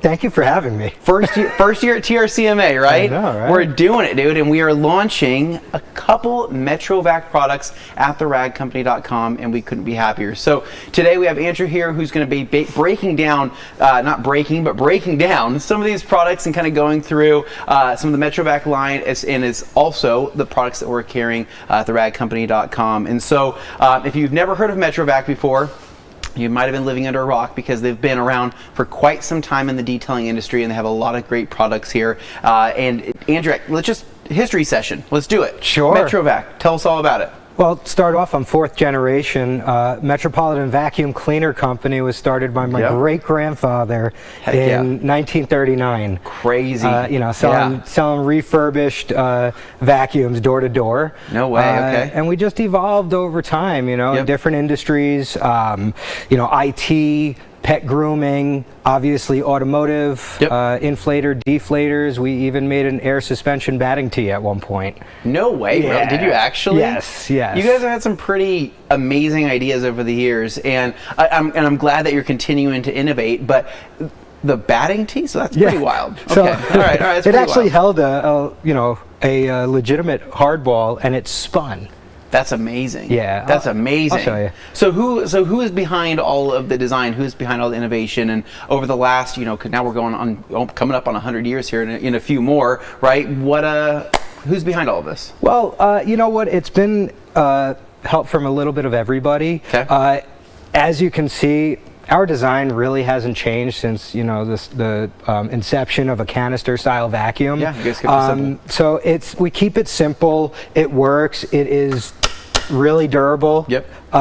So we've been doing this, and kind of like, if it ain't broke, don't fix it. Yep. But I'm trying to add in a little bit more innovative features, as I'm sure you can see. Yes, absolutely. And this is the first time we'll be introducing and creating a cordless vacuum. So Dude, I'm pretty excited. We're gonna get to that here in just a little bit, because I have a lot to say about this, and I don't want to completely bore you guys to death with all of my thoughts. So we want to show you guys some of the stuff in action, and we want to be able to show you how everything works. But just really quick, I mean, MetroVac, we've had MetroVac units in the studio for a few years, and then prior to that, I think my first experience with MetroVac was actually the Master Blaster here. So I picked up one of these a long time ago, right? It was one of the very first versions. It was all all the gloss black, right? Yeah. And it had like the flame logo on the side. So we did the blaster. The blaster is the 4 horsepower. You know, it's a great unit. You really don't need much more power than that. Yep. The Master Blaster is obviously, you know, the gold standard. Yep. But yeah, we did a little bit of a design change, as some people might notice. We're just going the logo's sick. I like straight it. M, you know. Dude, it looks awesome. But I remember, because what ended up happening was I got my first motorcycle, right? That was mine, and I was like, okay, I want to make sure that this thing is spotless. I want to keep it detailed. And one of the things is, washing a bike, right? So you have all the nooks and crannies, all these crevices, and I remember being like, dude, I got all of this standing hard water, right, from using the hose or from using a normal wash. Absolutely. And then I have everything sitting on top of that engine, and what would happen is they start the bike up, everything starts to get hot, and a lot of those mineral deposits really start to bake into everything, right? So if I had black powder coat, yeah, some of the minerals would kind of fall off a little bit, but sometimes those hard water etchings would just go deeper and deeper, and it would just be the biggest eyesore ever. I hated it, right? So I was looking for something that I could use that was going to be able to get into the nooks and crannies and help me blow out everything with a lot more control than, let's just say, a leaf blower, right? I wanted to be able to actually get down in the engine, blow everything out, get everything out of all the wiring, clean it up. And so that's when I picked up my first blaster. And so I had gotten that, and honestly, I've had that same unit for, dude, we're going on like almost like 11 years or something like that, right? I clean the filter every once in a while. I change some things out, and it's been just absolutely money. And then it wasn't until more recently that I have now the 2 double horsepower, double 4.0s of the blaster, and that thing's insane, which is amazing. And then also now I have a sidekick too, which is also great. But it's not just great for bike detailing, it's great for car detailing, it's great for blowing anything out, it's great for dusting. the imagination. You can use so many things, and so. Over the years, I've just really appreciated this particular tool. And then every time we stop by and see you at SEMA, we're always like, what's going on, dude? What's new? What's new? And you actually, what was really cool is not only did we have the cordless hand vac there, but you are showing off the new hose, which is super sweet. And so the slinky hose is what I call it. Yeah, I call it a stretch hose. Stretch hose? And it's a true stretch hose. Not only does it stretch out, but no matter how long you are using it, it will contort back to its original size, which I've tested numerous hoses, and I guess because of the power and the heat that our Master Blaster puts off, it was just kind of destroying some of these hoses. And it would stretch out and it wouldn't come back. So I finally found the right compound that I'm working with, and I'm happy with it. I'm still testing it. I like to test and retest. I don't want to put out junk.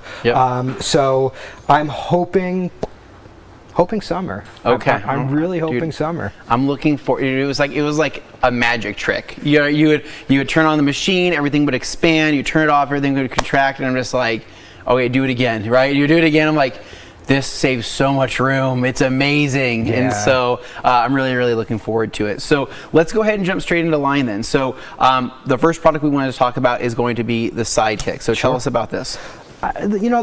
There isn't much, it is what it is. It's a 1.3 horsepower motor. This thing's blowing out about 18,500 feet per minute. And just your typical on-off switch. It's durable. It has a 1-year manufacturer's warranty. We have a 3-year warranty on the motor for this. And it just gets the job done. It's small. So I really wouldn't use it by itself. I would really focus on using it with a microfiber and then getting inside all the cracks and crevices. Windows, door jams, wheels, that sort of thing. And then motorcycles, of course. Absolutely. I mean, this is like a beast for motorcycles. So everybody's always been like, why do you only have like this little, tiny cord? And it's like, well, you can put it in your saddlerbag, Dude, you could put it in your detailer's helper belt. You could carry it around, whatever you want to do. But they also have a longer, so it's going to be, I think, a 14-inch extension cord version, right? Or how long is it? So this is 14-inch. We have a 12-foot, and then we have a 25. Cool. We also make this with a variable speed control if you want to have more, a little sensitive areas, that sort of thing. Sweet. And this comes with a couple different attachments. And so this is one of the things at theradcompany.com. So I like this. This is what I chose, right? So again, they have the different corded versions. I chose this one because almost all of us have extension cords at home, and again, you don't really want to be limited to what the tool can do plugged into the wall. You want to be able to use an extension cord to be able to get around the vehicle. And so what's sweet here is you have your filter here on the bottom, right? So this is going to be a replaceable and also reusable filter. Very easy. That just pulls right out. You can put it right back in, so you are getting filtered air coming out of this. But what's really nice is just it's lightweight, it's easy to use. You grab it, you literally turn it on with one hand, turn it off with the other. And so if you're doing like a rinseless wash, or you're doing a full-on wash, and you've gone through and you've dried off the vehicle, you've used your drying aid, whatever it may be, and you just kind of have that stagnant water that sits right on that window trim, it sits right underneath your door handle, sits right within the gas cap, all of that. This is just going to quickly blow that out without necessarily having to lug around something bigger, right? Plug it into the hose, go through, blow everything out, and then you're pretty much done. I also like this for lug nut recesses on wheels. This is also going to be great because you are getting a more concentrated area of air, right? So when you're using a blower, which many of us use blowers, I use an eco blower, works great, but it's going to be just this mass amount of air. It's not going to be able to get into all the nooks and crannies, where I have more control with this, and I can actually use it to kind of artistically get rid of all that excess water. Now, if you have a coated vehicle though, that's where this right here, this little guy is going to shine. You can dry your coated vehicle with this thing alone. It's got enough power to do it, but again, it's all going to be about what that surface tension is on the surface of your vehicle. Whether you have a coating, a sealant, or a wax, you just need that good water behavior, right? If you have no protection on that car, that water is going to just be flat. Yeah, and one of my favorite features about this, just in use, I open up all the doors on my car. I keep my car pretty clean, and just blow everything out. You can blow out the dashboard. It gets all the dust, everything. So before you vacuum, it's just a nice kind of pre-clean. Well, and you don't have I don't have to pull out the compressor, right? So like, I have my compressor, I have my compressor hose, I have all that stuff. This is going to give me that same exact effect by removing all that loose dog hair, all the random grass or whatever I could possibly have in the car. Blow this out, get it out of there, because my wife's vehicle, dude, it just gets everything. And there's like little fur balls that happen in there. And so opening up the doors, using this, I can blow it out. Don't have to worry about the compressor. Don't have to worry about running out of air, which is the big thing. And I can just keep going until I'm happy with it. Then if I want to, I can go through and vacuum after.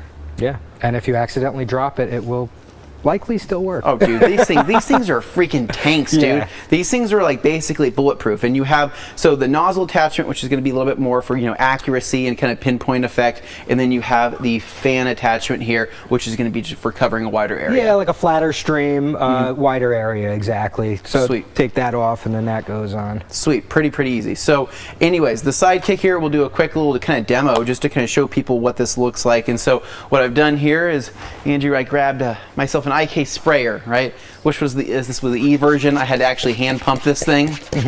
Got a little bit of Hero rinseless wash in here.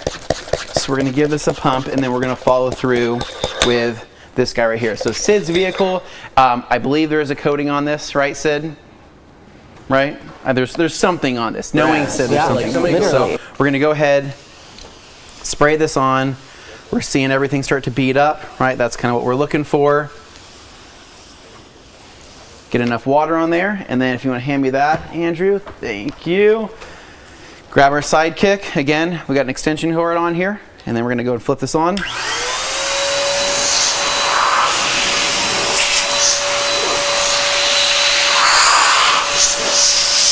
all that crack, all those cracks.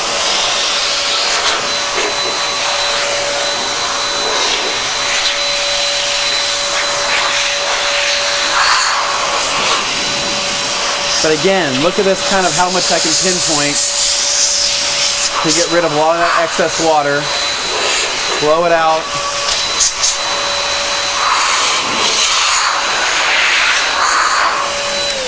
And then I'll follow up with my microfiber towel, right? I'll literally come through, and then like Andrew said, you can actually have a towel in your hand, right? Whether it's like a gauntlet or something like that, then you could blow that up and into the towel and then call it good that way. But realistically, we're a towel company, we sell drying towels. The idea would be to go through, dry off most of the standing water, and then come through with something like this and blow out all the cracks and crevices, so that way you don't have any watermarks. If you're using hard water, that way you don't have that standing hard water leaving behind all those mineral deposits and potentially etching the paint. So this is just a super useful tool, really easy to use, interior, exterior, home, garage. It kind of does it all, right? Which is super sweet.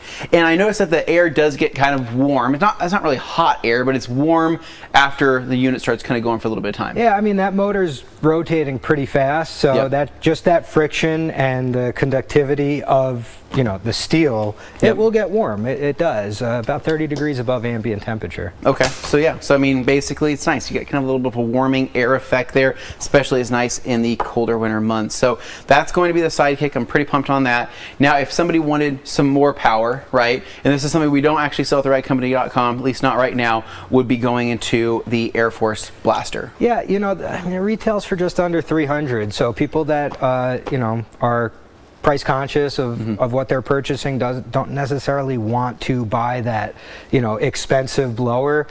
You could get this. It definitely gets the job done, and I find most detailers still enjoy using microfiber. Yep. Oh, 100%. I love the Rip and Rags. Yeah. They're my favorite. My wife loves them. But yeah, they work hand in hand. No pun intended, but. Nope.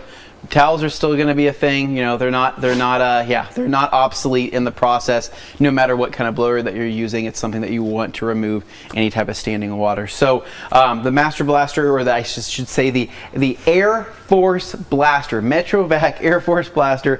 This is going to be your 4 horsepower version. It's still going to have a filter on the back there, and it's going to be able to pack a serious punch if you're looking for just a little bit more power in general. And so we have that, and then you did bring some other toys, because before we jump into my favorite thing ever, we're going to talk about what do you have over here. Well, This is our 4 horsepower. This is our vac and blow. It uses the same 4 horsepower motor as our blaster. Okay. It's an 1.25 inch diameter hose. We had this in 3 different variants. So I said, what are we doing? Yeah. It gets confusing. I decided to just combine all 3. So with this, it's wall mountable. It comes with a detachable dolly with swivel wheels, 2 6-foot hoses, extension wands, nice turbo brush, and then a floor brush. You also get the micro cleaning toolkit, so just for all the small cracks, crevices. This is a really nice entry level, you know, for driveway warrior, weekend warrior, even professional detailers can use this. It has 90 inches of water lift, which is pretty powerful. It gets the job done. You know, it's so funny because the cordless on high is actually more power than this. No way. Is it really? Yeah, it's just about 100 inches of water lift. No way. That's amazing. Okay, we'll get to that here in just a little bit. But yeah, this is, you know, I decided why not take all 3 and just combine them. So I figured I'd like to show that off. Yeah. You know, we have our full range, but like to, you know, you're going with. And you guys have more than this too, because you guys are also catering to electronics, right? So you guys are pretty big with selling to people looking to clean out their computers. Yeah, so we have small handheld 500 watt blowers, our DataVac line. Okay. And that's just been booming since probably the 90s. Oh, really? Okay. Really, maybe even late 80s. But that's a huge industry. People, and we have all our different fans in each segment. If you do literally have different fans, internal. I know. I was waiting for the.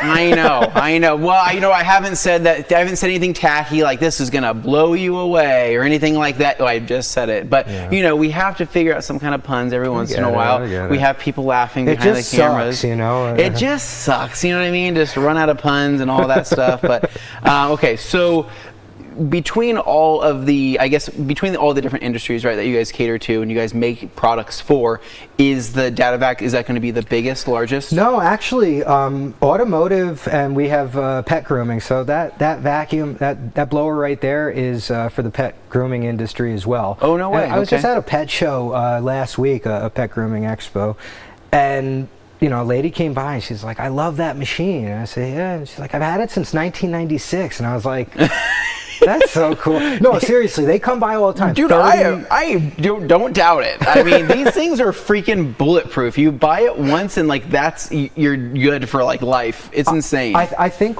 something that sets us apart from other competitors that are in a similar you know, industry as ours. Everything on here is replaceable, fully repairable. I mean, you call customer service, you get someone on the phone. But you know, I've built thousands of these units. And you were telling us, so actually I didn't know this, all right? So Andrew, you know, obviously 4th generation, right? You were talking in there and you had said that at one point you were assembling units. Like, and you've assembled thousands of units. I mean, these are all made on assembly lines by hand in New Jersey. So we literally have like 4 assembly lines and it just goes down. You need to come by because dude, we have I want to. Metal fabrication, stamping metal, rolling it, welding it. We send it out to get powder coated, and then you know everything here is just hand built. So we have quality control within process, which you know, obviously stuff gets through the cracks, but you have something wrong, you give us a call. A lot of the time, if you're really upset, you're probably going to talk to me. I like speaking to our customers because it gives me an opportunity, if there's an issue, to do better. I'm big on quality, so. Yeah. Dude, no, you're amazing, man. Like I didn't know that so I was asking him, like, could you tear one of these apart literally down to the screw and put it back together? He's always like blindfolded. He's like, he can do this. And so what that does is it kind of gives me confidence knowing, okay, so parts are replaceable, and the parts that would need to be replaced, if they ever did, we could call you, get the parts, send it in, whatever we need to do to get it back up and running. But there's not a lot of moving parts on this. It's a motor, switch, it's cord. Obviously, there's handles, stuff like that. But it's simple. You know, a lot of these newer products with all these great features. You know, there's a lot of moving parts, and unfortunately, sometimes you give them a call and you don't get anywhere. So it's something that kind of, when you pay for a vacuum like this, you're not just paying for the vacuum. You're not just buying the vacuum. You are getting that customer support. You are getting the last vacuum you'll ever need. What it reminds me of, so honestly, seriously, and I wish they could have made it this year, there was like kind of a last minute scheduling conflict. So our friends over at Viper Chair, right? So these chairs right here, built to last, literally like indestructible. They'll probably last you like multiple generations, right? And that's kind of how I look at the MetroVac line, and that's why obviously we were so drawn to bringing them on at TRC, is because truthfully, based on my own experience, again, with my first unit I dropped it off the back of a tailgate twice. I have kicked it, I've dragged it, I've dropped it countless times. I had a bend in it, I took a hammer, bent it back, still ran, no issues, and then to this day it still went. And I'm like, it's insane, dude. Yeah. It's pretty crazy. They're super, super high quality. So now let's jump into what could be my favorite part of this and the moment I've been waiting for. So the cordless hand vac has been taken off for you guys, and this has been a super popular unit. I saw it for the first time at SEMA. Can we talk about that? I don't know. Are you sure you want to? I do want to talk about it. I do want to talk about it. I know it sucks. I mean, but I gotta stop. They're gonna kick me out of here. So it sucks in the best way possible. Yeah. So this has been in development for about 3 years. Okay. And we took our regular design hand vac. It's still got the You have a corded version, right? We have a corded version of this. It's a 500 watt motor. This is a 250 watt brushless DC motor. So it's incredibly high power. It has a removable battery pack. The version you guys are selling has 2 of these battery packs. Yep. So it's a 22.2 volt battery. Okay. And it's just got, it's just under 3 pounds. It doesn't. And again, it barely weighs anything. It doesn't weigh anything. This is as simple as it gets. Are you going to detail an entire car with this? No. No. Not at all. You're not. This is, oops, I missed a spot. Yep. This is where is this? Oh, my wife took it. Because it's just, it gets the job done. It's for home, it's for your car, it's for your garage, honestly for anything really. But the best thing about this is it has 3 different power levels. So you can have low, medium, or high. And it's just got great power. It does have an auto shut-off feature. So if you block it for too long, it will shut off just so you don't override that motor. And it takes about an hour and a half to charge from dead. Yep. And you'll have 2 batteries so you can cycle through. And so depending on which setting you're using, right, you're really only looking at possibly a 10 to 20 minute interval of something being down during a charge time.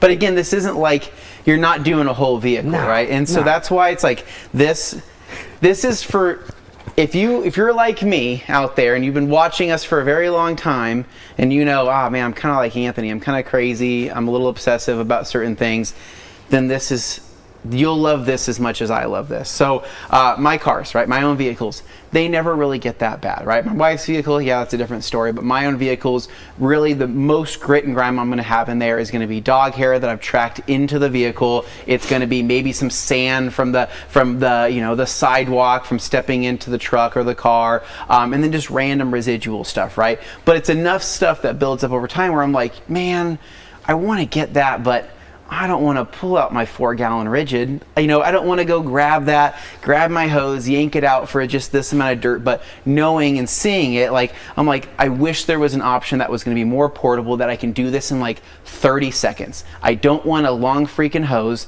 I don't want to have to go grab this massive battery off a charger and put it in this other type of vacuum. I want this to be as easy as possible.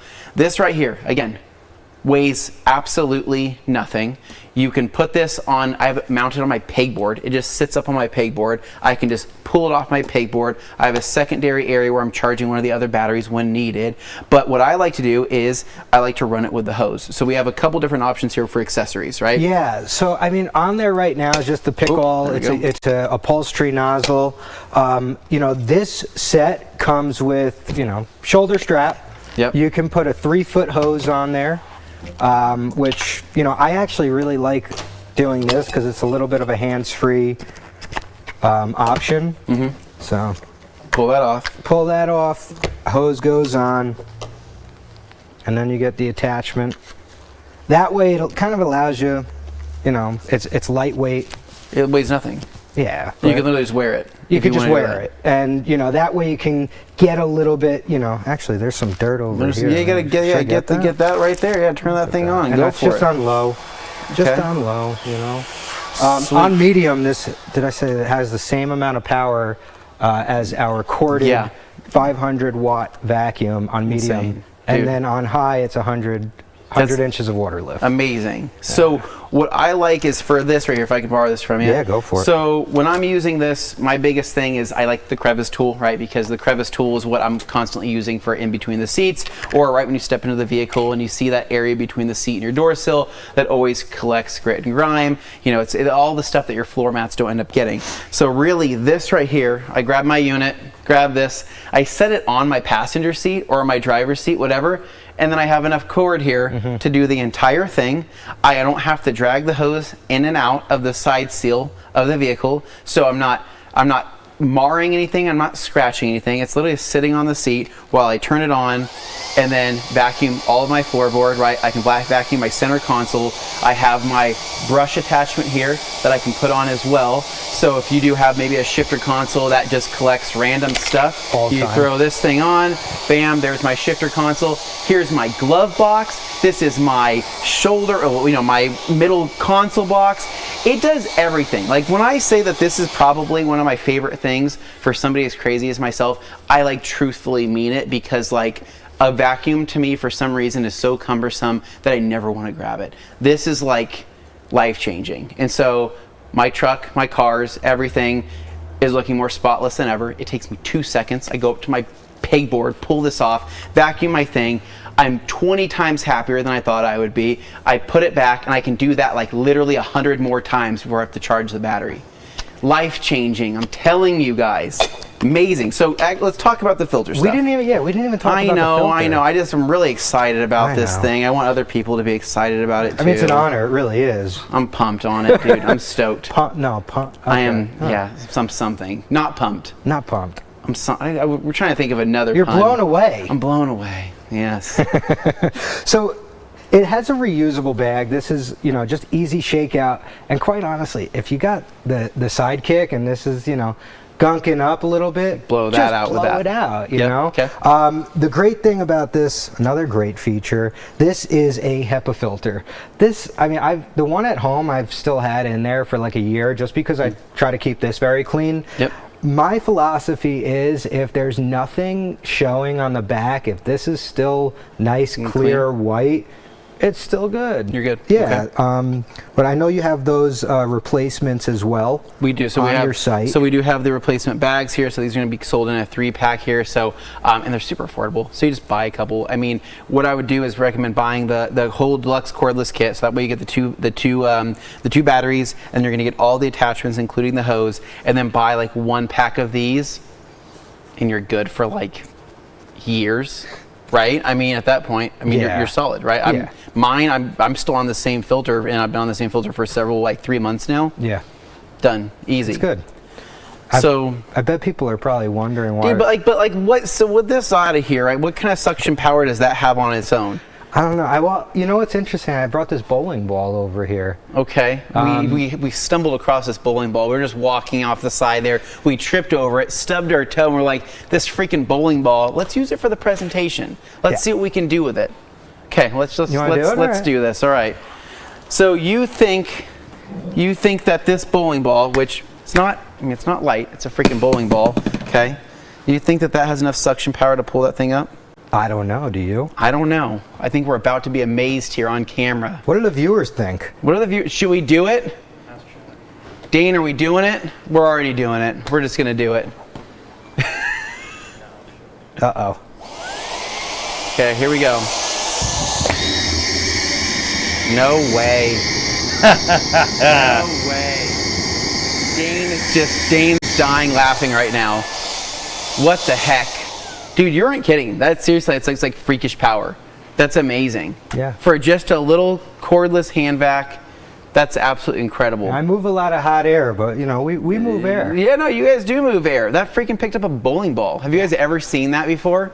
ever seen a vacuum do that? No, I haven't seen that, especially one that weighs 2 pounds. Yeah, I used to go door to door doing this, you know. You're gonna so what do you think, right? Next door, dang man, I'm really cool. getting my squats in doing this, right? Yeah. But you just can't keep these things in stock because of how awesome that is. Well, you know, what's funny too is I am a bowler also. Are you a bowler too? Yeah.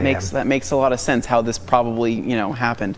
So that's incredible. 15-pounder. Let's go ahead and do a quick little demo and show you guys kind of what this looks like on the kind of day-to-day basis in a vehicle. So again, kind of mentioning it, like this is one of those things where I'm using it for small amounts of dog hair. I'm using it for some sand, some grit, my daughter's goldfish, things like that where I don't want to have to pull out a huge vacuum. It's just the convenience of this is pretty unreal. So in the back is Sid's car here. It looks like Delaney. Looks like she was being a little mouse, and she was eating some chippies, and the chippies started falling, and then she started stepping on them. I forget that she's a big girl now, but I mean, she still is seen as Sid's baby. What so happened? let's go ahead and I don't know what are these? Like potato chips? Something. Well, we're in Idaho, right? We were in Idaho, land of potatoes. I had to. I know you did. Yeah, you've been, saying all these suck and blow jokes, so. Oh, I'm trying to keep it somewhat mature around here. Oh, there we go. Okay. So, perfect.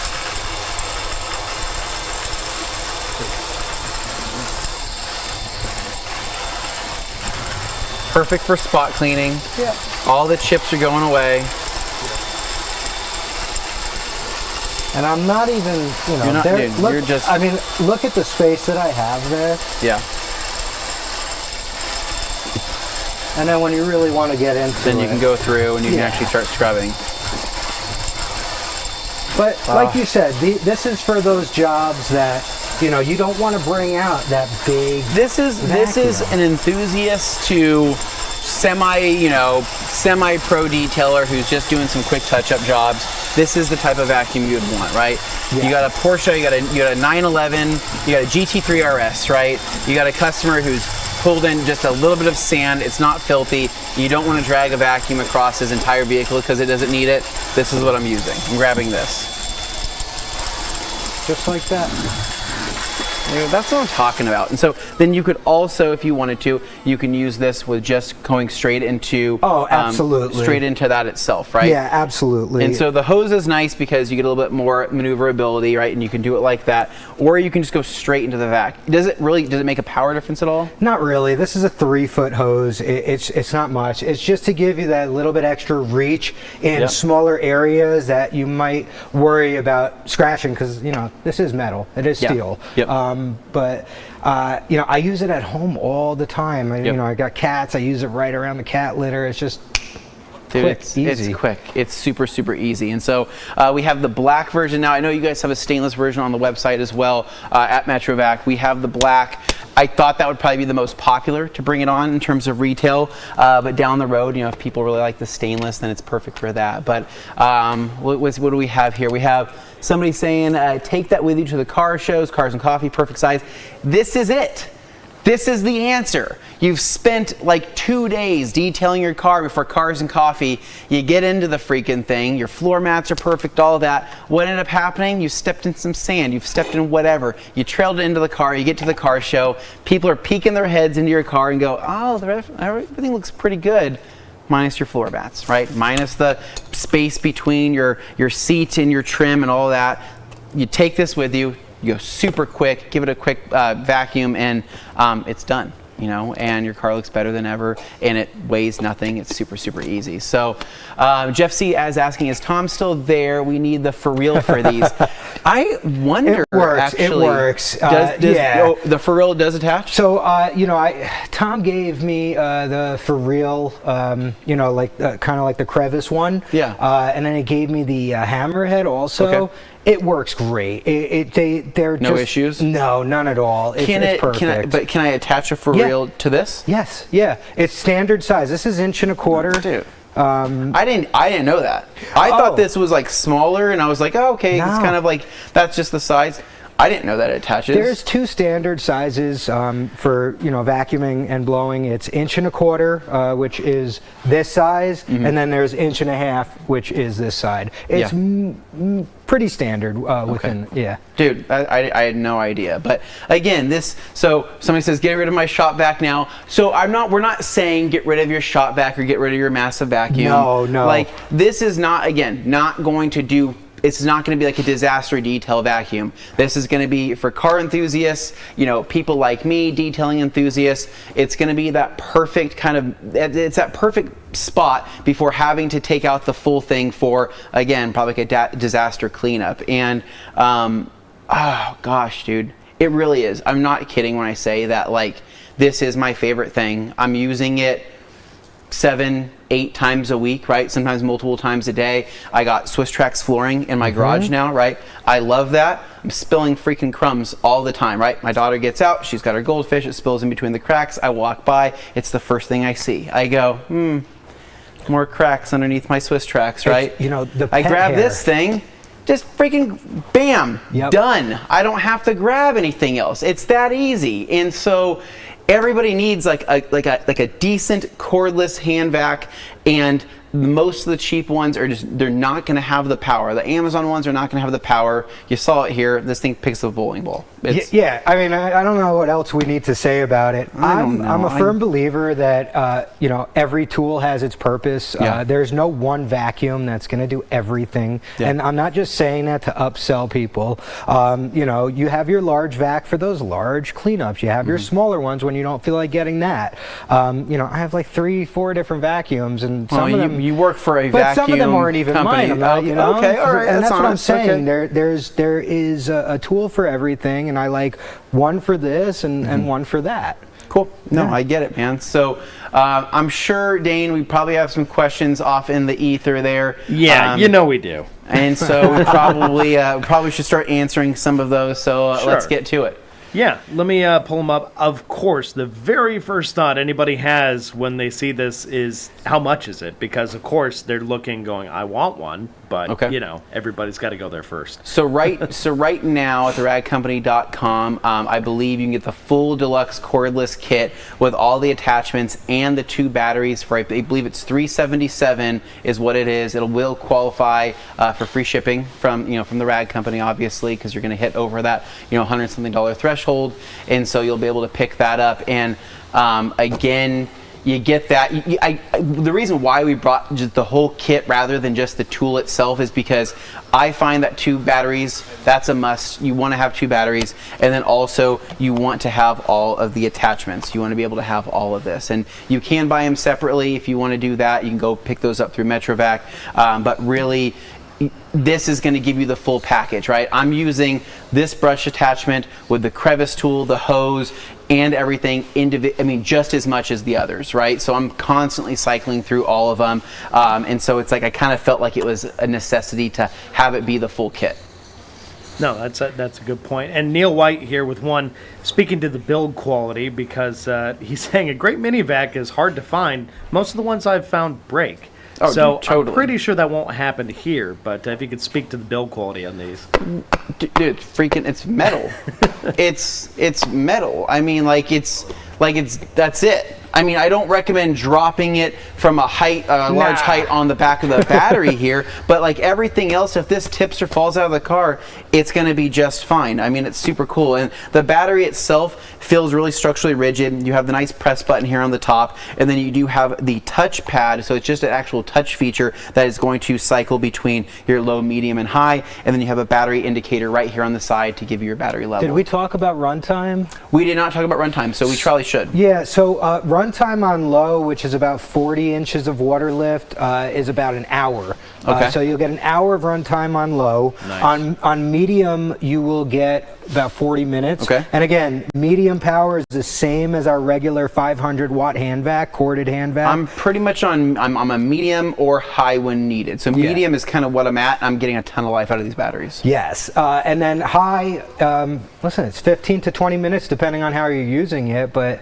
most of the other vacuums on the market are going to be the same, and I feel like a lot of them don't have removable battery packs. They do not have removable battery packs, and so you'd have to actually take it off and go and charge it. So my wife, this was many years ago, we got one of those, I can't remember if it's like a Black & Decker or something like that, just a household hand vac. Thing's a freaking pain, dude. It's got the canister on the back, which is as wide as the bowling ball, right? And you can only vacuum from an angle, right? So then you have to kind of like lift it up. You can't do your floorboards, you can't do your carpets, you can't do anything like that. It can't be used for detailing, right? What's nice is this can be used for detailing and the house. Yeah. And we spent like $80 on that one, and it sucks. I mean, that one truly does suck in a bad way. In a bad way. In a bad way. We suck in a good way. We suck in But I don't like talking about different vacuum cleaner companies. What's good about them? What's bad? No, it's more so the design and what the intended use for who we are catering to right now, which is going to be mostly detailers and car enthusiasts. Yeah, and I like those dust busters, whatever. I had one at home from the previous owner of the house, and it had like an extension thing, and I would always use it. And as you go forward a little bit too hard, it would go right back in, and it's dude, freaking pain. This really does solve so many problems, and I'm just a huge fan. So, and the runtime's great. Again, 40 minutes on medium. That's pretty much what you need. And then when you actually think about how much time you're spending vacuuming in your car, especially for spot cleans and small pickups, small pickup treatments with the vacuum, you're vacuuming for what, minute or two at a time, right? Shutting it off, you're putting it back on the shelf, and that's it. You're just going to be coming back to it every once in a while. And yeah, if it's a bigger job, then you're going to be going a little bit longer, but this isn't really meant for that. All right. So what is the life cycle expectancy of the battery?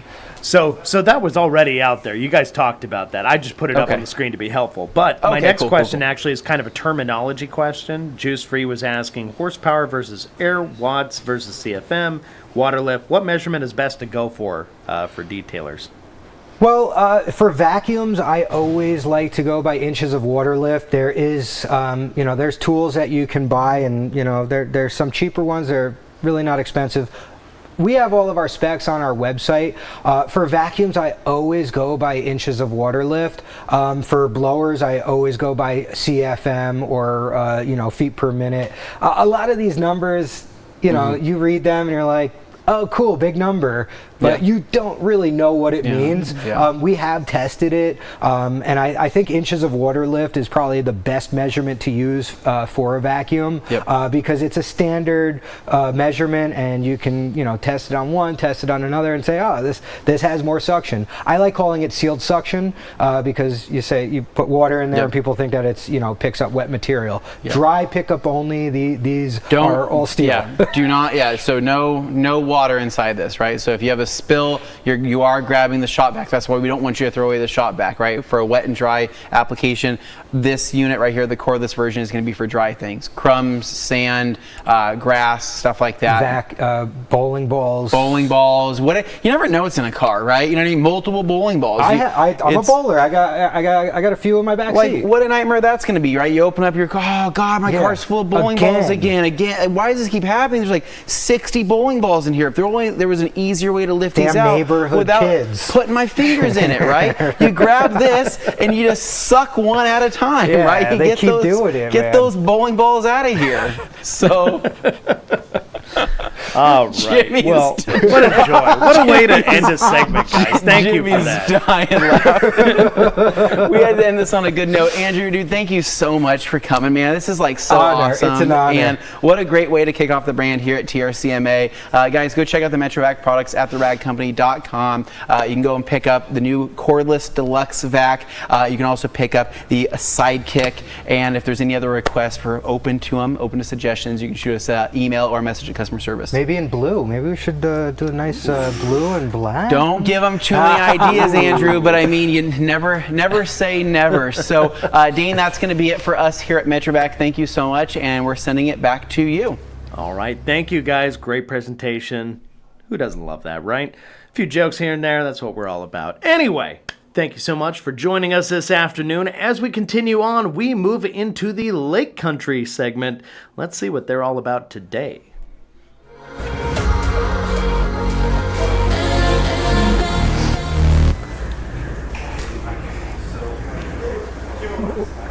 We're on. All right. How's it going, guys? I'm Scott with Lake Country Manufacturing. Andy Cool. The Detail Kid. Today, we are going to kind of discuss some of the main questions that come up when people are asking about our pads.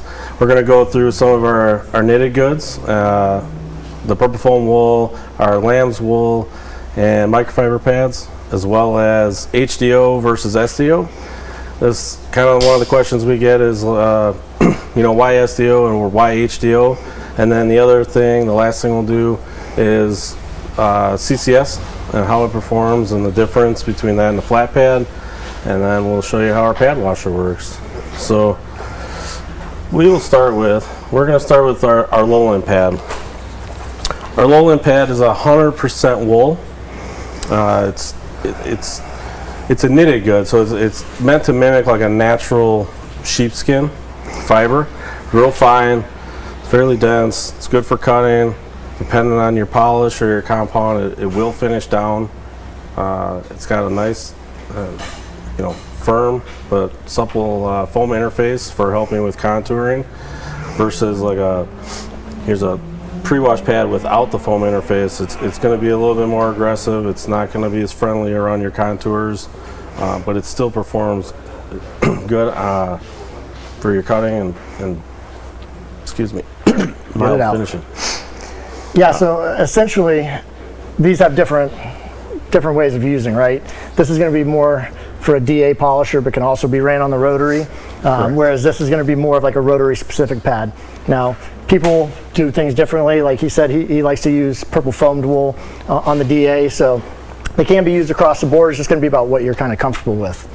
And then we got our purple foamed wool and our blue foamed wool. What's the big difference between these two? You got the technical on this one. Sure. So the purple foam wool pad, it's got a nano foaming technology. It holds the fibers together.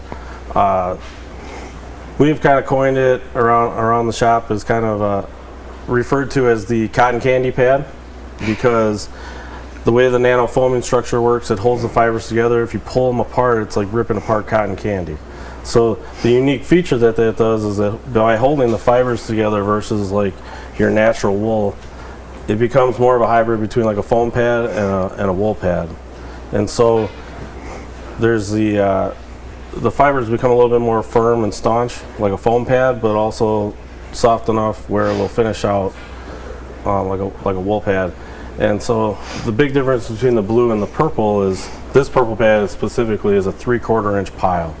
Right, it's more directed towards like a DA use versus this is a 1 inch pile, slightly firmer, has more of the nanotechnology in it. It works well on rotary as well as like forced rotation, not so much on like a long throw polisher. Yeah, and I found that I enjoy the blue better than the purple, but that's completely opposite from what everybody else in the country seems to think, right? I know this is super popular, but for me, this one does amazing work, especially on gel coated finishes, and like you said, with the forced rotation. Now we got microfiber, right? These are our best sellers, you would say. The big difference between these, we have our blue cutting, and of course we have our OSP pad, is going to be the foam interface. One's a lot heavier than the other, and then the nap size, right? What's the nap on this one? Do you remember? I believe it's 12 millimeter. Right, so a lot longer, a lot more supple, and then this one is what, about 6? 7. 7. But the big difference is actually the fibers. Okay. So while this is a longer pile, the fibers that are used actually, there's less drag versus the cutting pad. Okay. So you're going to generate a little bit more heat with the cutting pad. Mm-hmm. You want a little heat when you're being aggressive. However, if you want to, depending on what your liquid is that you're using, if you want to use anywhere from an all-in-one to a compound, there's a range with each pad. But the OSP is going to finish out better pretty much than the cutting pad at any time, no matter what you're using with it. Definitely. So and Steve, you use either of those? I use this more. I use this a lot on more of a finisher. I'll use this purple wool, and then I'll go down to this, and then I'll go down to like an orange. So you use this as an intermediate yes. step. Okay. See, I've never done that. I've always gone straight from my fibrous pad into my finish step. But this goes to show there's different strokes for different folks on this, right?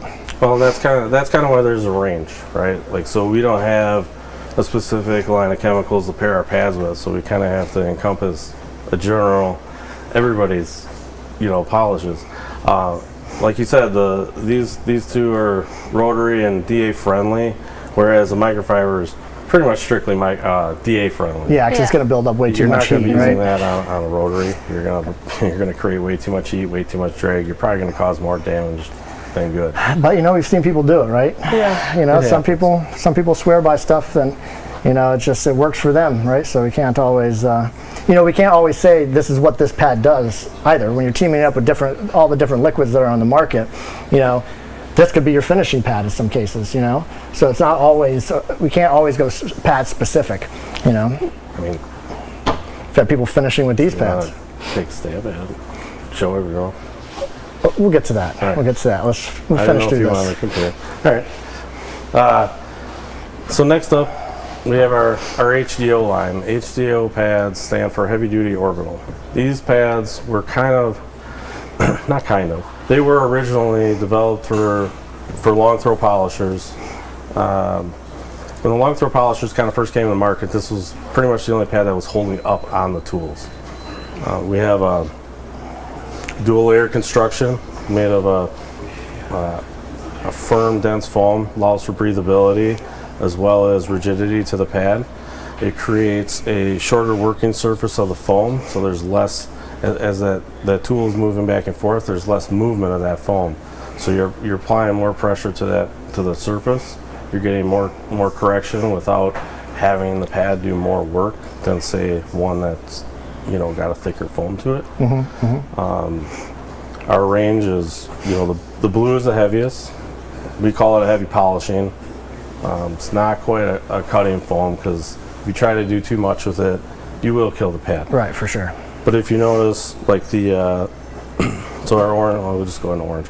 Our orange is like it's almost like a one-step pad, or our light cutting, polishing, finishing pad. It's very versatile.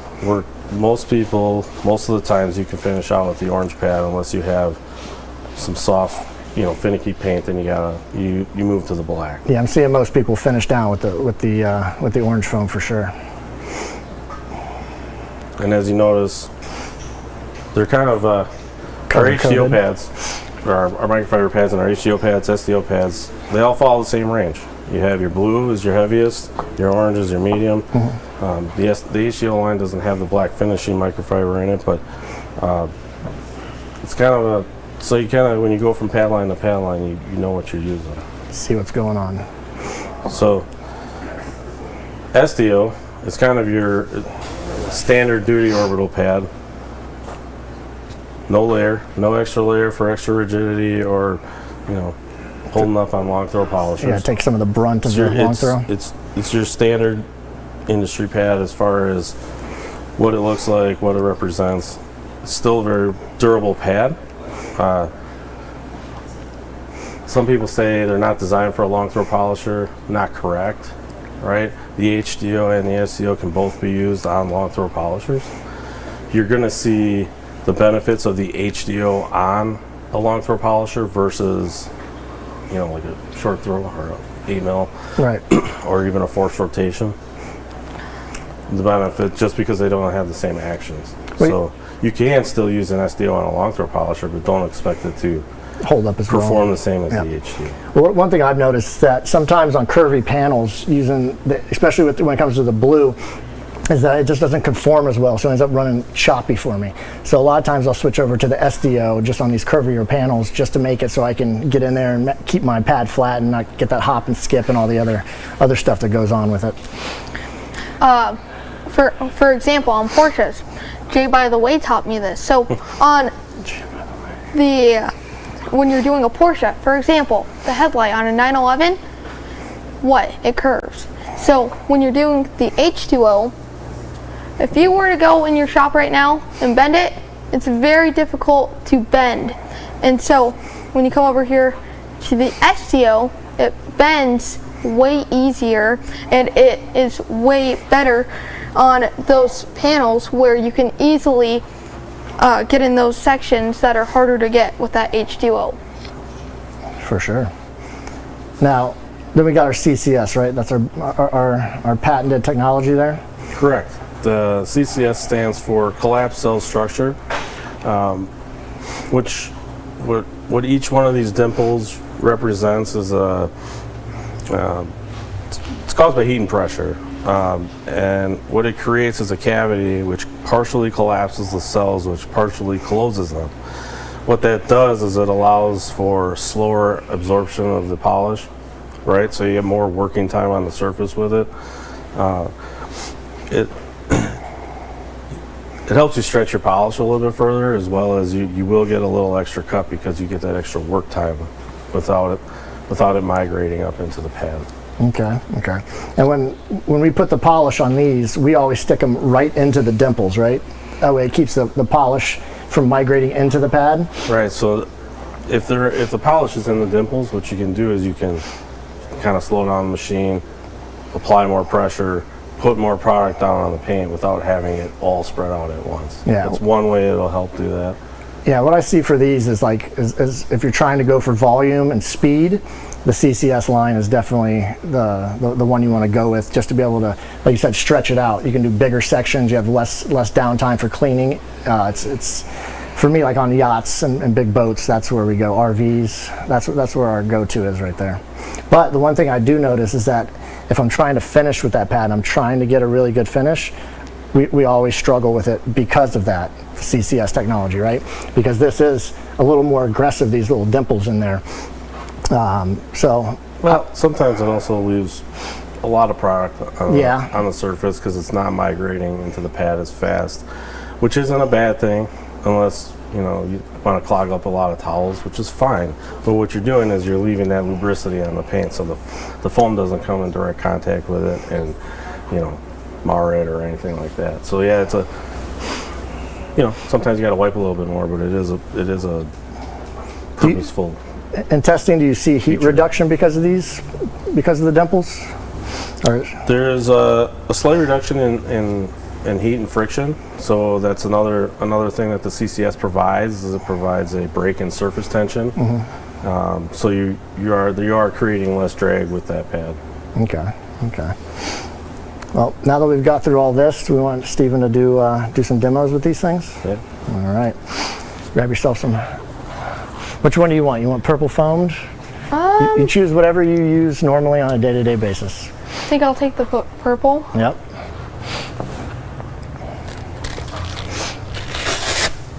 Now, how often do you clean this pad out when I will do every other run I do. Okay. Number one, to keep it standing up. Mm-hmm. And because when you get all that product in there, it gets all bogged out and it's not doing anything to your paint. Number two, to keep my finish the same. Okay. Because you're getting all those contaminants in your paint and it isn't helping you. It's removing it. Right, but it's really clogging up everything, but it's clogging up all the fibers. So I'll do 4 dots initially. 1, 2, 3, 4. What's your standard working size section? I'll do about a shoebox. Okay. Since it's not too bad, we'll do a one-step with this sometimes since it's not as aggressive. Mm-hmm. Sometimes it does leave those small pigtails, and I'll come back over it with a black. But you can get away. You can get away on some surfaces with the one step of that. Yes. Okay.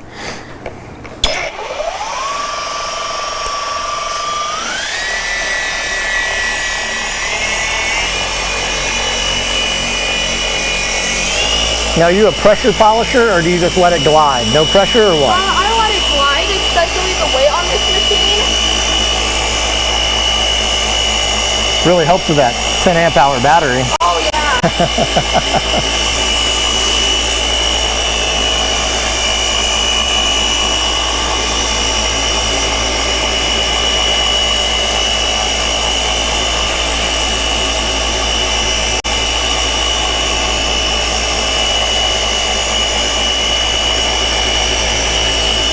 And are you always doing what, 4 passes? You use 6? Yeah, I'll do 4 to 5. Okay. 4 to 5. See, for me, like we always do our test spots in 4s. Yeah. And if we can't get there, then we usually step it up. We'll go with a heavier cutting compound or a heavier pad. It really just depends on the substrate, but I like to keep everything in 4s. It's just easy for people to remember. One thing I see a lot of is people just going to town. Yeah, and then next thing you know, they've spent 20 minutes in one section, and then it's kind of and really then you hard burn through. or just trying to replicate that. For me, like, I always wanted to be the best at it, and then I realized that I got kind of stuck where like I couldn't train my guys how to do it, so I had to create a system that they could use, right?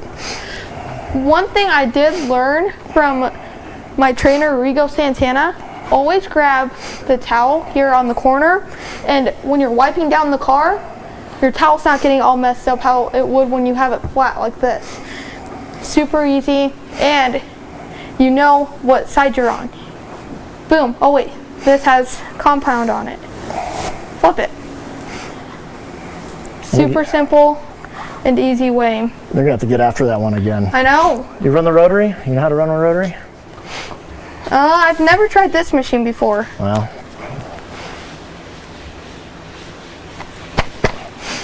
I'll clean this one out while you Okay.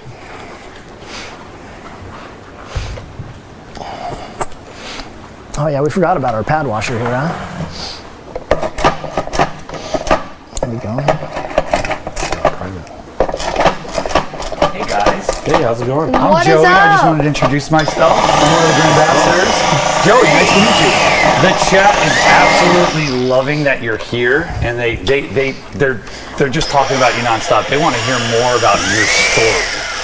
So, right now? Yeah, go ahead. Just tell your story. So I am the world's youngest certified car detailer. I travel all over the world detailing cars, and I've gone to El Salvador to teach kids how to detail. I've gone to Yo Watts, California to teach kids how to detail. I heard you just had a Canada trip. Yes. You want to talk about your Canada trip? My co-host is Canadian, so he wants to know a little bit more about your trip to Canada. I went to Canada for a detailing summit. Richard Hutchins, he puts those on with Leather Repair Company. Yeah. So that's when I initially got with Lake Country, because Bob Eichelberg was out there, and that got the ball rolling for me to become a rep with Lake Country. But we went through PPF, we went through a bunch of different things on how to do a car. We used OP, Owner's Pride. Yep. We got introduced to those products and a bunch of different stuff. Awesome. But recently we went to SEMA, and so that's I was when at SEMA. I must have missed you. So that's when my first event with Lake Country. Yeah. And while we were there, we did a event at Counts Customs where we learned how to do a special coating with IGL. Oh, that's awesome. It's called Aegis. I think I've heard of it. Yeah. So that's the first time I got to use that. Awesome. Well, I know I'm late, and because I was getting a microphone on, but can you talk me through what you're doing here? What do you got on the pad right now? We have the final polish. Final polish here. Okay. We're using the wool. That's where we messed up. That's why you didn't get it with your first step. This is what we want. There. Oh, did we use the wrong liquid? Yeah. That's what we did. All right, let's go ahead and get the good stuff on there. So what are we using here? The Last Cut Plus. The Plus. You know what? I actually haven't used this before, so I'm excited to see it go to work. And you got it on a wool pad, right? Yes. Right on. Dial that bad boy way down. Yes. Thank you, Andy. Yeah. All right. This is exciting to see you work. I just want to let you know. Never used this machine before, so. Right on, first time. And if you're not burning, you're not learning, right? I know, right? And so you're one of the youngest detailers in the entire world. I got certified through the IDA at 11. 11 years old. You know what I was doing at 11 years old? Not this. I'll tell you that much. Tell us, what were you doing? I don't know. I don't know if I'm allowed to talk about that. That's an after-hours conversation. I'll be sure to find you at dinner.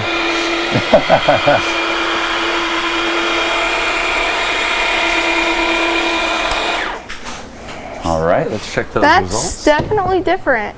You noticed the difference between what you were using before? Yeah. Awesome. I have the 18 volt. I've that one. And then but the 24, yeah? Yeah. There's definitely a huge difference. It feels a lot more powerful, and definitely has some getting used to. It's a massive upgrade. Oh yeah. Definitely. I think that's really awesome that at your age, you know, with a few years of experience under your belt, that you can notice something like that. Because there's people my age that wouldn't even notice and be like, yeah, it doesn't feel much different. But I think that's really, you know what you're doing if you can tell the difference between the two. That's really cool. Thank you. If you've got any questions for any of these guys, throw them in the comments down below, and we'll be sure to get those answered. I don't want to interrupt what you're doing, so please, keep on going. Last cut. So you did the final cut plus, now you're going to do, or you did last cut plus, and now you're doing the final polish. Is that the steps that we're doing here? Yes. Right on. So with this color, what would you choose? Would you go for orange, black? I would probably, to be safe, I would do an orange. Okay. Are you going least aggressive? Is that why you choose the orange? So black is our least aggressive. I didn't even see the black one over there. So, I apologize. Yeah, no worries. I mean, it matches the table. Yeah, that's why I didn't see it. So I would use the orange. Okay. So it still has some aggressive to get out some of the pigtails that it might leave from that wool, and it's still really soft and it can jewel the paint. Awesome. I'm ready. And that really just comes from experience, right? Like, you know what works for you, because some people are, like he said, we can do an intermediate step between that. Yeah. Some people go straight to. And there are some systems that are difficult to understand, like which liquids to use with which color pad, and I think that you guys really make it easy to understand what to use with what, and then, you know, with pad dependent polishes and stuff like that, and technologies that have progressed. Oh, it's huge from when I started. I mean, we had rocks in a bottle, and we had some kind of finishing polish that you really didn't know how to use. Exactly. So it's really important to get out there and just tinker. I mean, that's what I did. Test spots are my important. wife used to get so mad at me, so I'll just be watching YouTube and then be out in the garage just tinkering around with stuff. And she's like, "Can I get some time?" I'm like, "Yeah, you know." Totally. But you're trying to find that method that works for you. 100%. It'll make you money. Oh yeah. All right.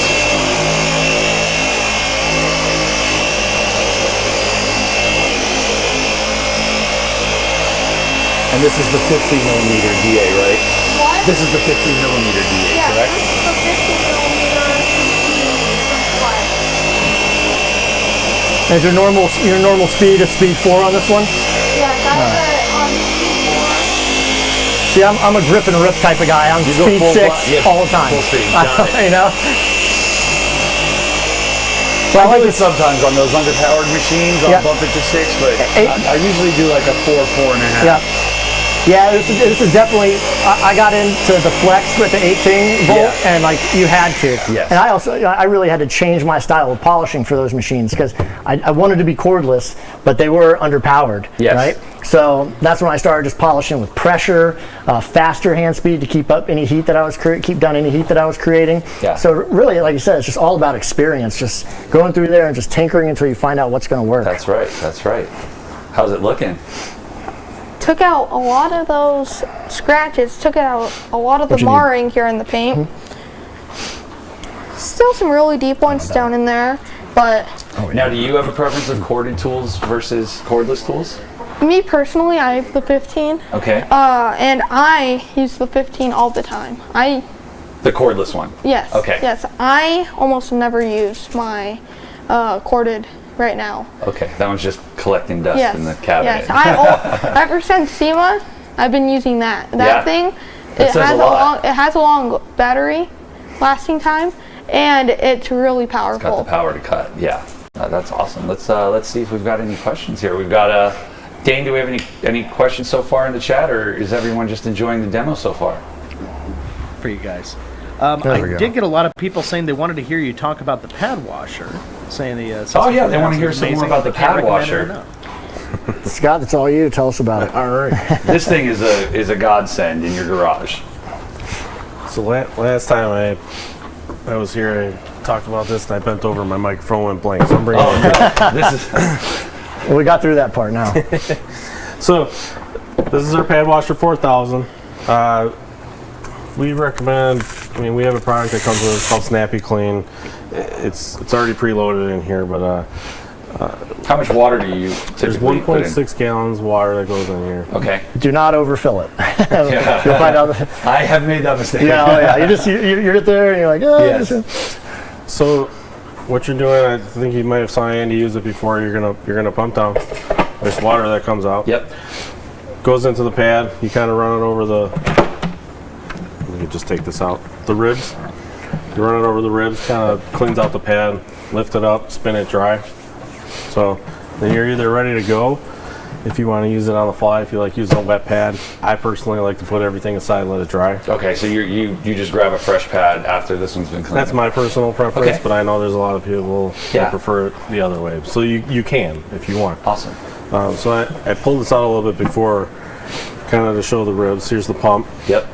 The what the nice part about it is there's a catch basin in here, right? So keeps all that nasty collects all away. the dirty water. So you're always cleaning the pad solution. Pad cleaning solution is always fresh, clean detergent. Yep. Yep. So I think that's one of the coolest things. Yeah, especially when you go to clean it out at the end and you see all that stuff that hasn't been going back into your pads. Definitely. It's you're impressive. not contaminating the pad with stuff that you just washed out of it. Exactly. Exactly. I think once I got one, it changed how like efficient I was in the garage. Oh, absolutely.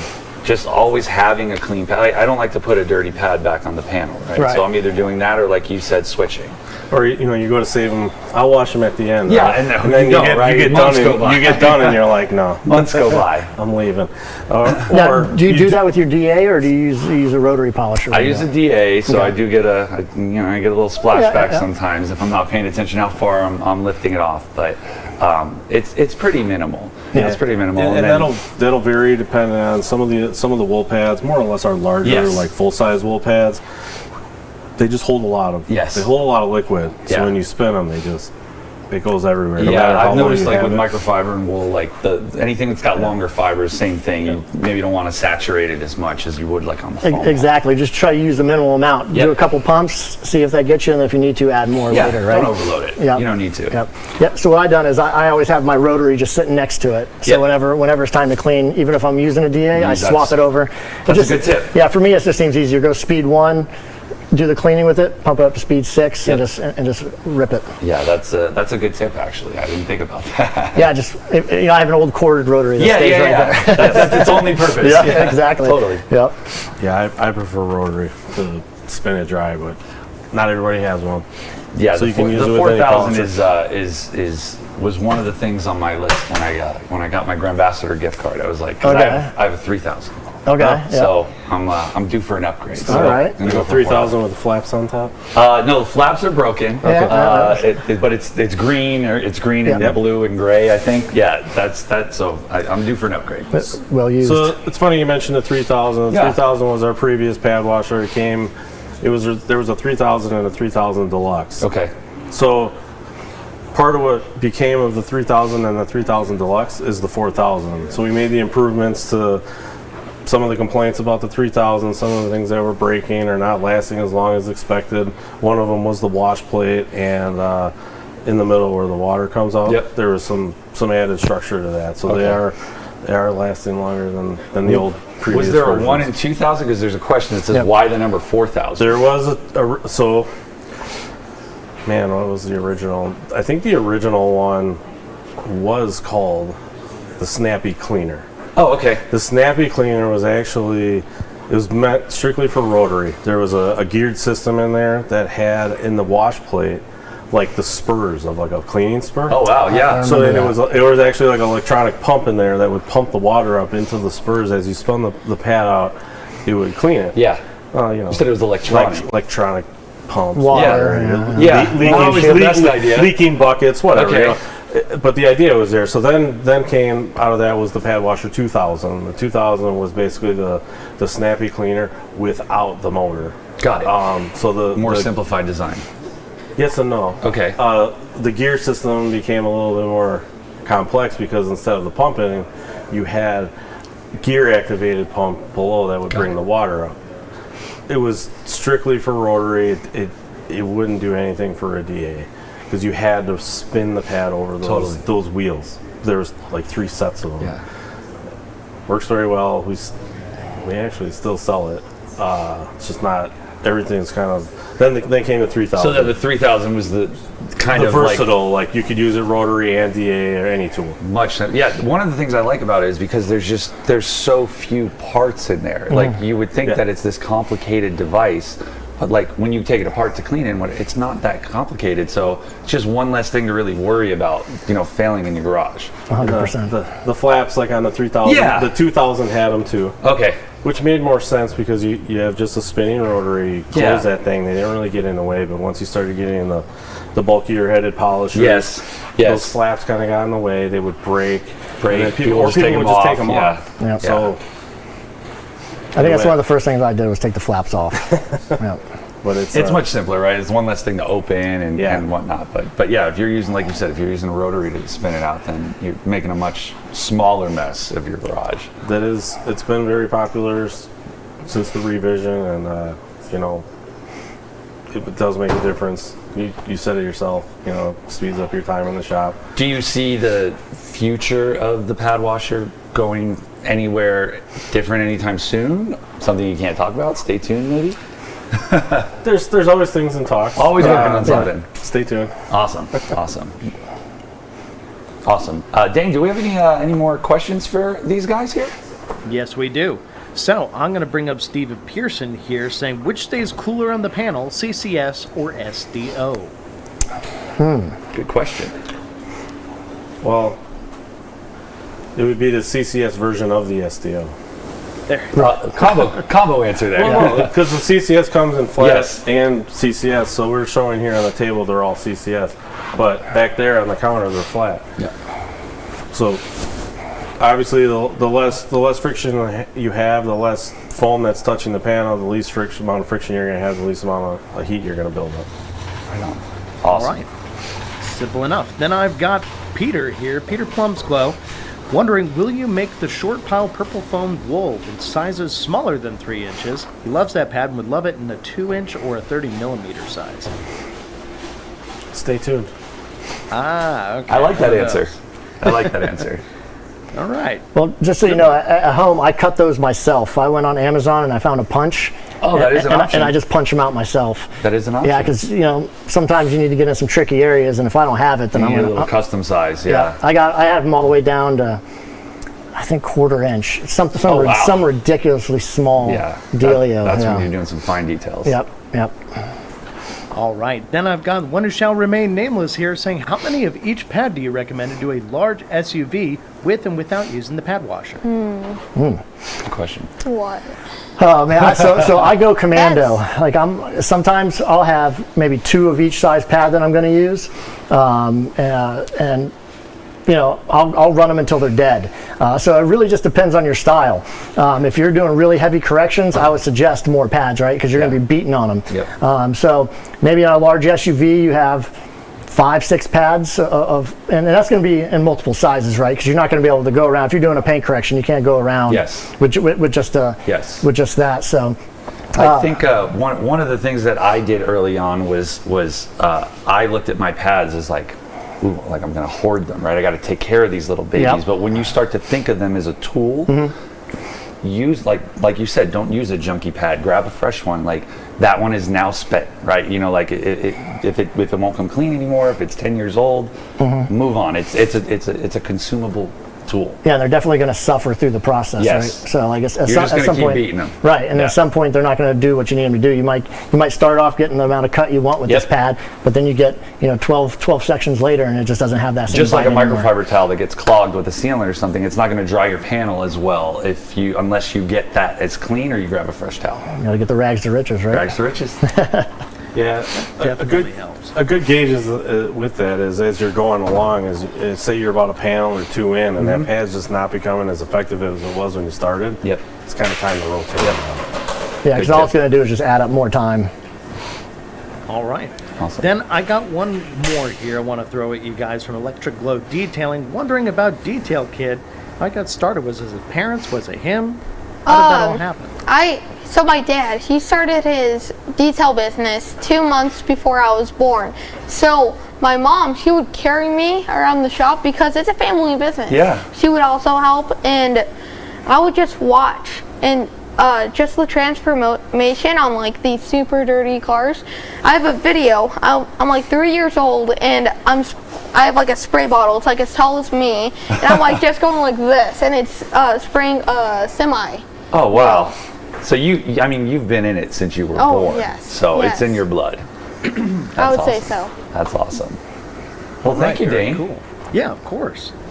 No, and then let's see. I have an excellent comment here from Alpha Tango, throwing at Steven there. Excellent presentation, Steven. Hope to see you at the next TRCMA. I told you, the audience loves you, so they want to see more. I mean, I appreciate it. Taking all of our attention. I think you have been the star of the show so far. I hope I'm here next year. I hope I'm here next year, so high five. Let's like the stream down below if you want to see us back next year. There you go. Now that concludes the comments that I have for this section with questions at the moment, but I'll leave it up to you guys here. Right on. Is there anything else that you guys want to show off here? I didn't want to like throw you off by coming over here, but No, you saved us. What are you talking about? Is there enough curve on that hood to show HDO versus STO for you? If you want to. I'm doing all the. You guys can try. Oh, we thought you were the star of the show. We wanted to. Oh yeah, we need to. I can't be the only star. We got Andy Be Cool here. Be Cool. That's in his name. I mean, that is a pretty cool name, Andy. I know. So the problem is you have to live up to it. All right, well, that's true. That's always the problem. So you said you were going to show off how the different pads react with around the curves. Yep. Okay. Yep. Awesome. I will let you get to it. Get out of your way. All right. So I'm putting them, like I said, directly into the CCS, right? So that way, it's not going to migrate into the rest of the pad and allow a little bit of more working time. Totally. But I think what Scott's talking about is just like how this thing's going to conform and get into here. And it's real. I don't know if we'll be able to catch it on camera, but you'll be able to tell by the pattern of the polish, right? Okay. If it's actually getting into where you want it to be. Usually how I know the pad works. Maybe what we could do is we do a section over there.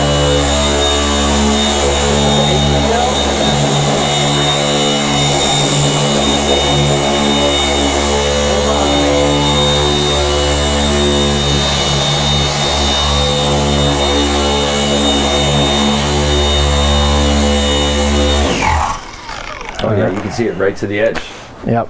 So yeah, and that's what you have with the HDO. Just sometimes it doesn't give you enough of the curve to be able to get on there. Right on. Enough softness to get in that edge. All right, I'll let you squeeze by over here. And sometimes you just can't. You also can't be afraid, even though this is a dual action polisher, is the tip to polisher. You know, get it. Make this shape fits perfectly right there, right? Yep. So you can still get the job done.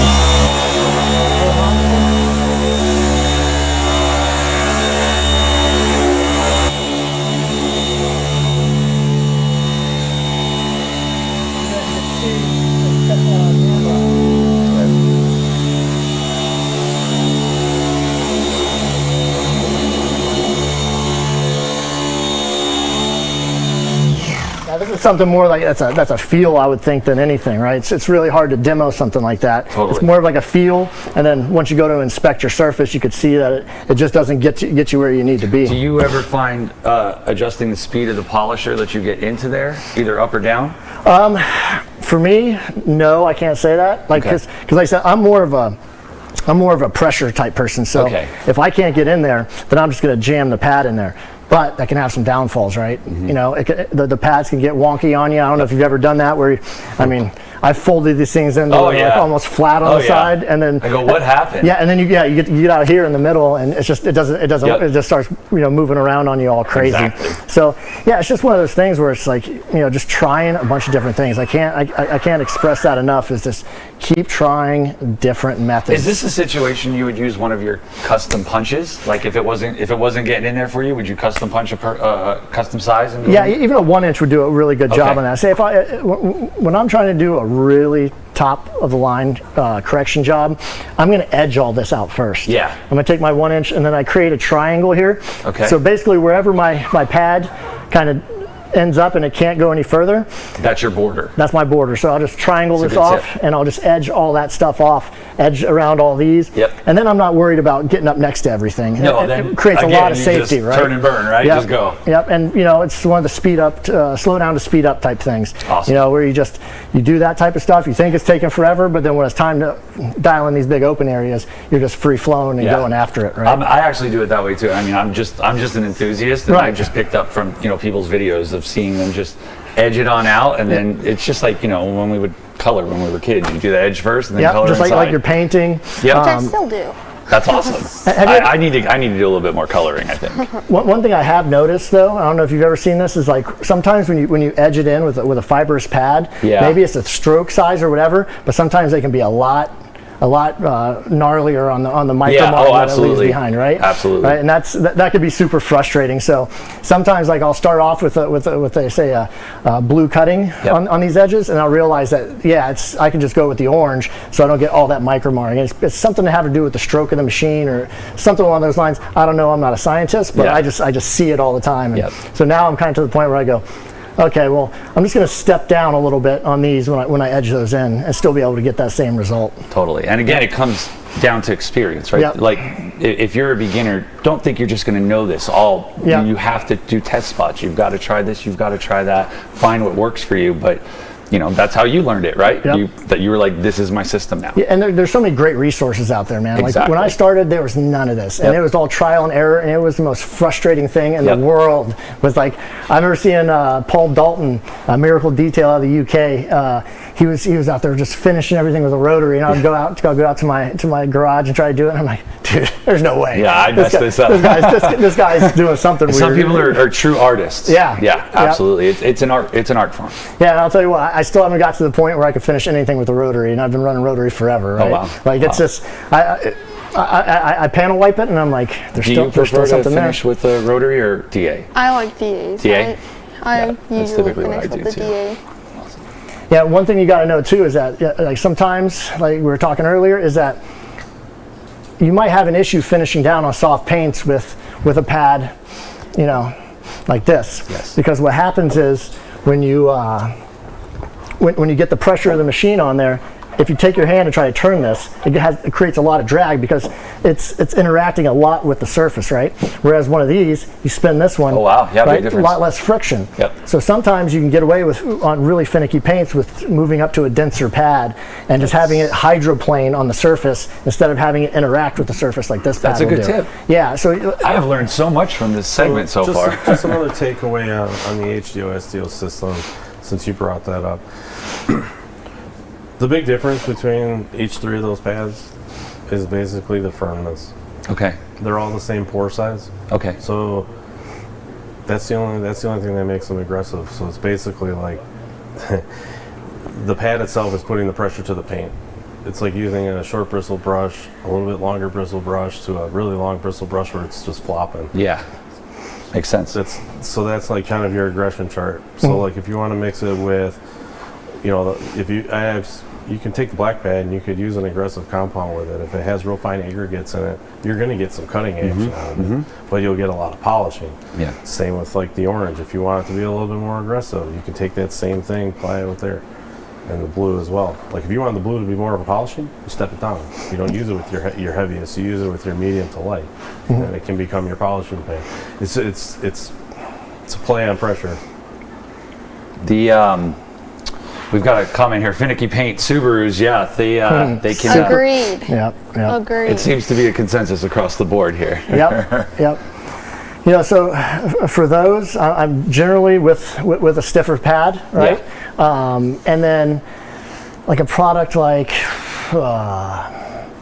McGuire's 210, something like water-based and like that's really thin, right? Is that viscous or more viscous? Something that's really like watery and thin. Because what I've noticed with like cautious finishing and some other finishing, it's just too thick. Mm-hmm. So like when it sticks to the paint like crazy. I'm sure with anybody who's done a Subaru will know what I'm talking about. You go to wipe it off and it's just like, yep. So yeah, try a stiffer pad and a thinner material. With that. Yeah. So it actually it's water-based, like perfect finish thin. or something along those lines. Okay. Easy to wipe off, and it gives you more running time. Okay. Do you have a favorite type of paint to work on?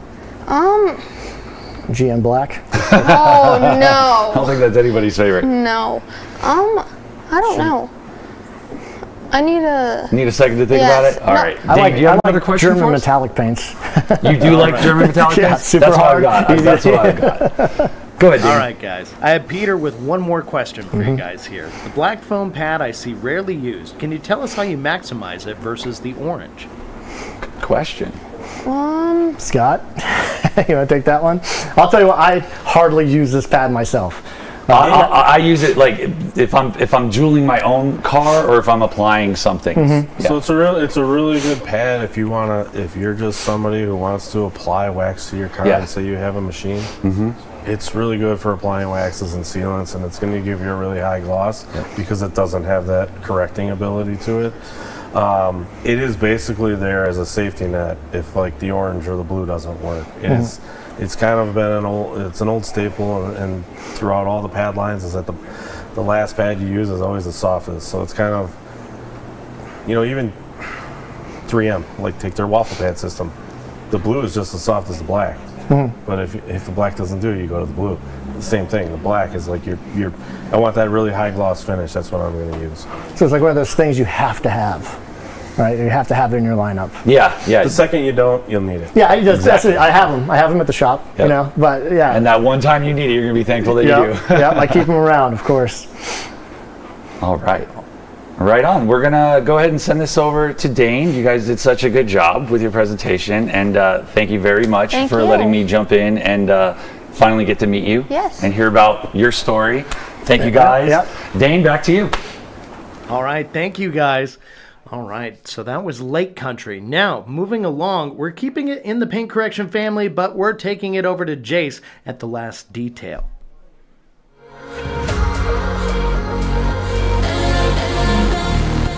All right, so welcome to what I can officially say is the last detail of TRCMA 2025. I am here with the man, the myth, the legend, Jace Price of The Last Detail. Yes, what's up, dude? Good, what's brother, going on, man? Yeah, good, man.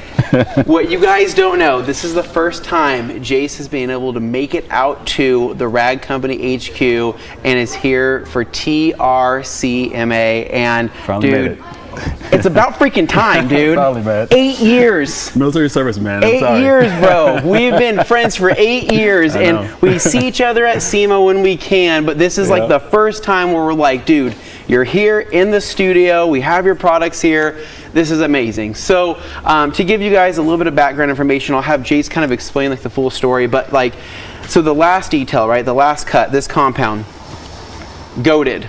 Literally, this has been my go-to compound for the last literal 8 years. This has been my favorite. I have yet to find something that literally matches this in terms of my own experience and kind of my own expectation.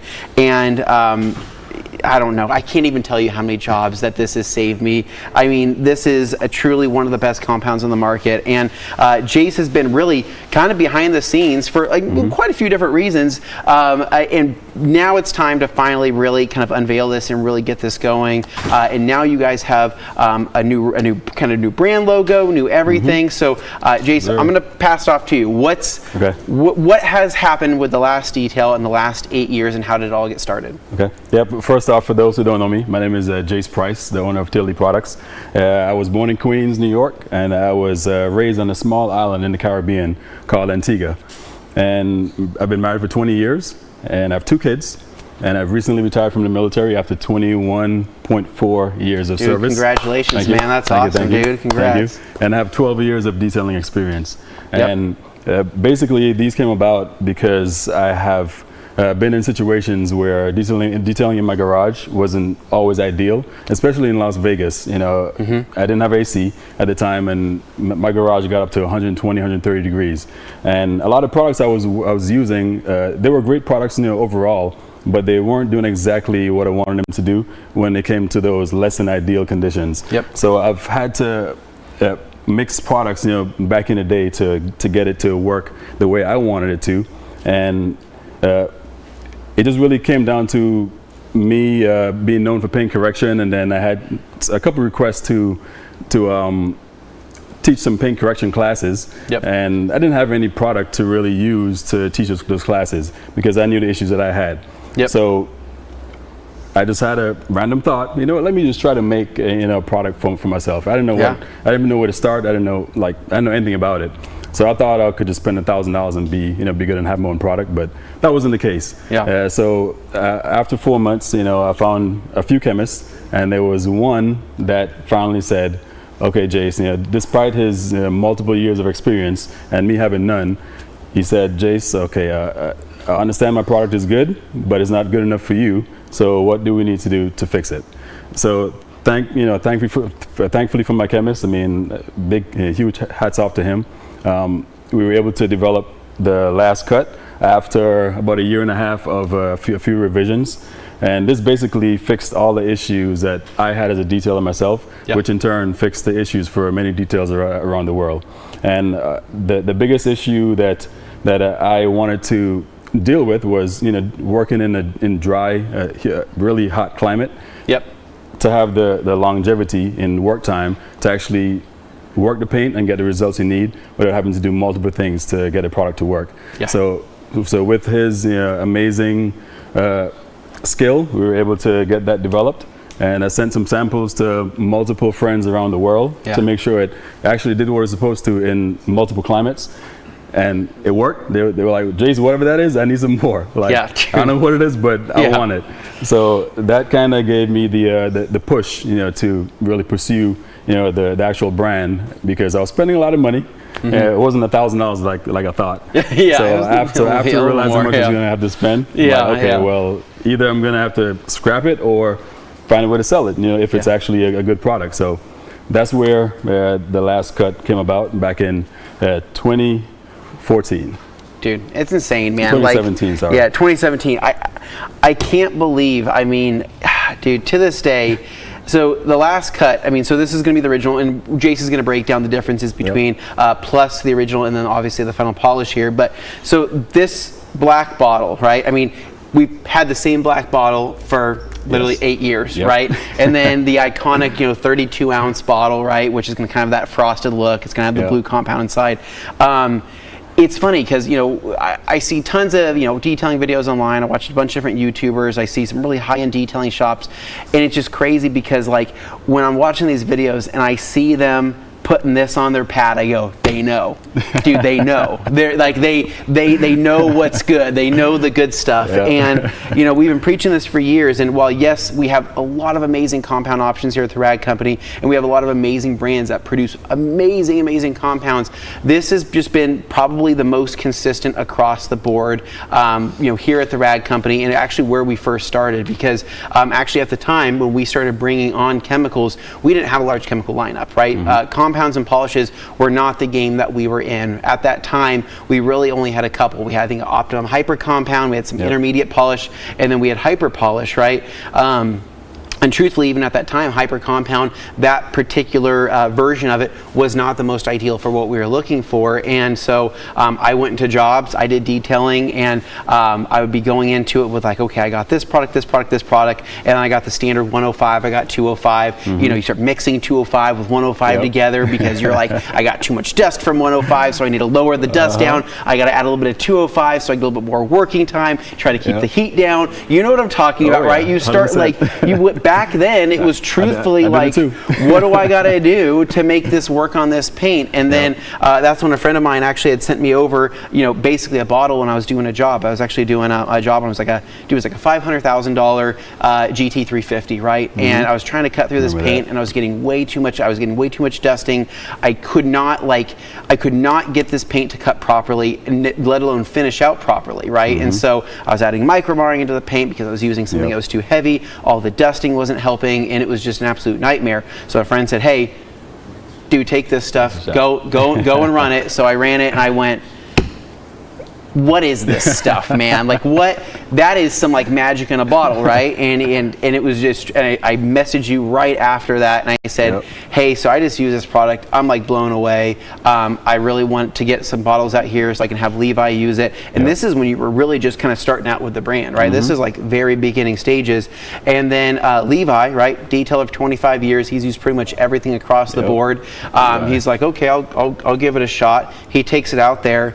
He kind of goes, yeah, that's probably the best compound I've ever used. And I go, it is like the best. Awesome. I mean, especially. And so it's crazy because all these years later, 8 years later, this, to the people that know correction, that know polishing, that take this stuff seriously, this is kind of one of the standards that people are comparing other compounds and polishes to, myself included. And so the versatility of just this alone, with being able to not only cut, be able to finish it out with a pad dependent cut, is insane. And dude, you struck gold with working and basically coming to this formula right here. And thank you.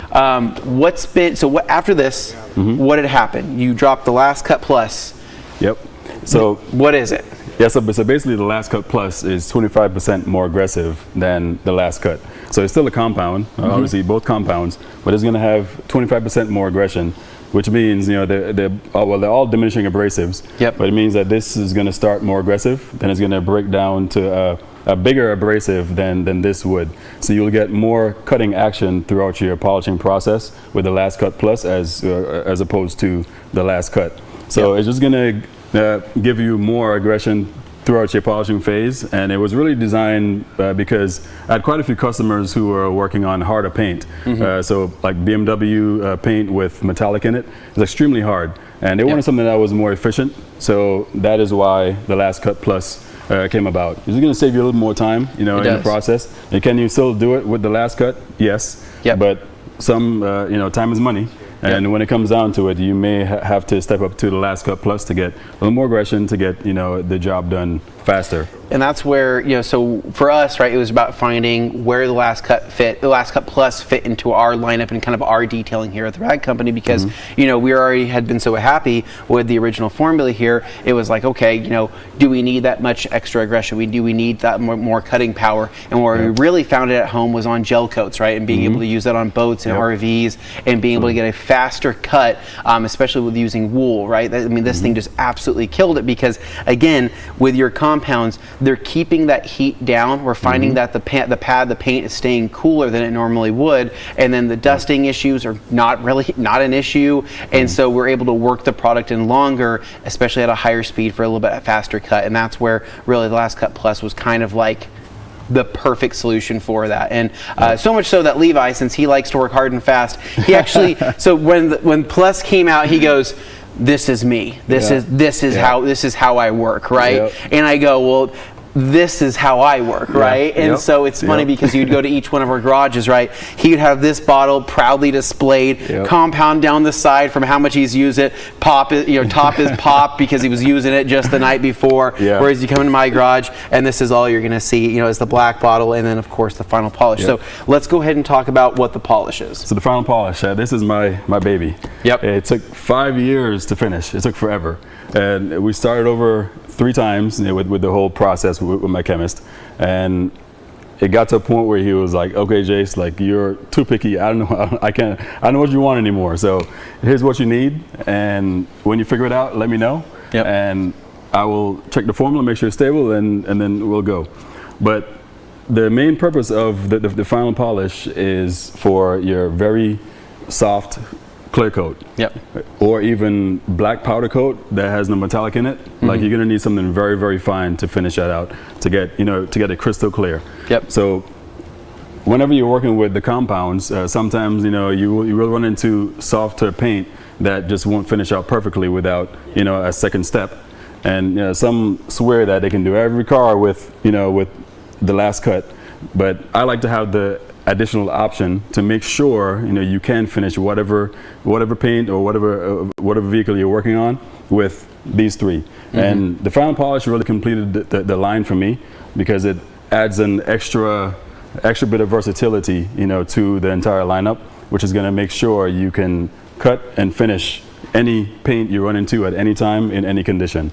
And one of the biggest things I wanted to make sure was a feature of the final polish is the not staining of plastic or rubber trim. Correct. Right. That is one thing that I had to make sure, because that was one of my biggest pet peeves, because I would tape off trim, and you may hit that piece of tape, freaking time, and you pull it off when you're done, and you see that little mark, that you gotta work on getting out.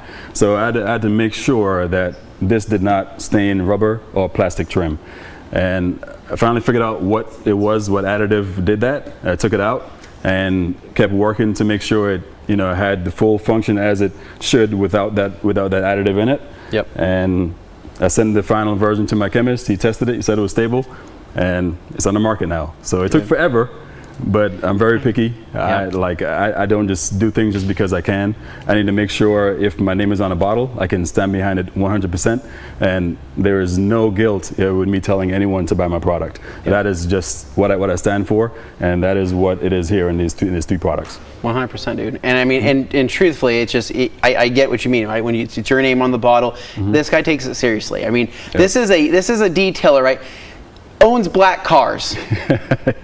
We know that. We know that as a detail, you don't own black cars. That's not something that we want to do, right? Just bought another one. Dude, that's what he does, man. And so, testing. And it's just nuts, because I mean, dude, this guy can throw down. I mean, if you've ever seen his work, you're friends with him on Facebook. I mean, he'll post some stuff up, and dude, these cars that when he's done, they're dripping wet. I mean, when we're talking about gloss, when we're talking about depth, when we're talking about everything that you can do, just make paint look the best. I mean, this guy's just an absolute.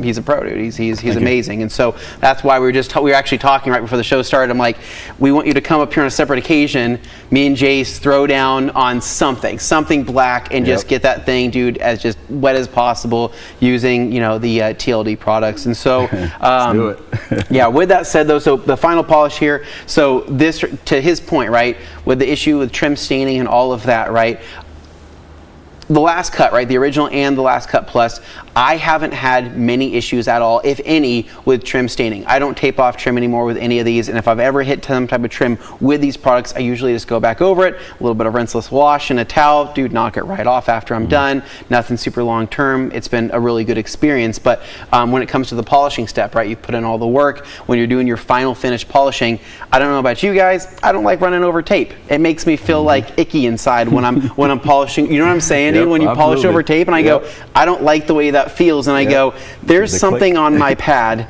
from that tape, and I don't want that on there, right? Because I'm going for that perfection step, and this is where you don't need to tape it off. You can jump straight into it, and just absolutely amazing. And so this is going to be kind of what's currently right now you'll see at theradcompany.com when you go to order last cut plus, the last cut, and the final polish.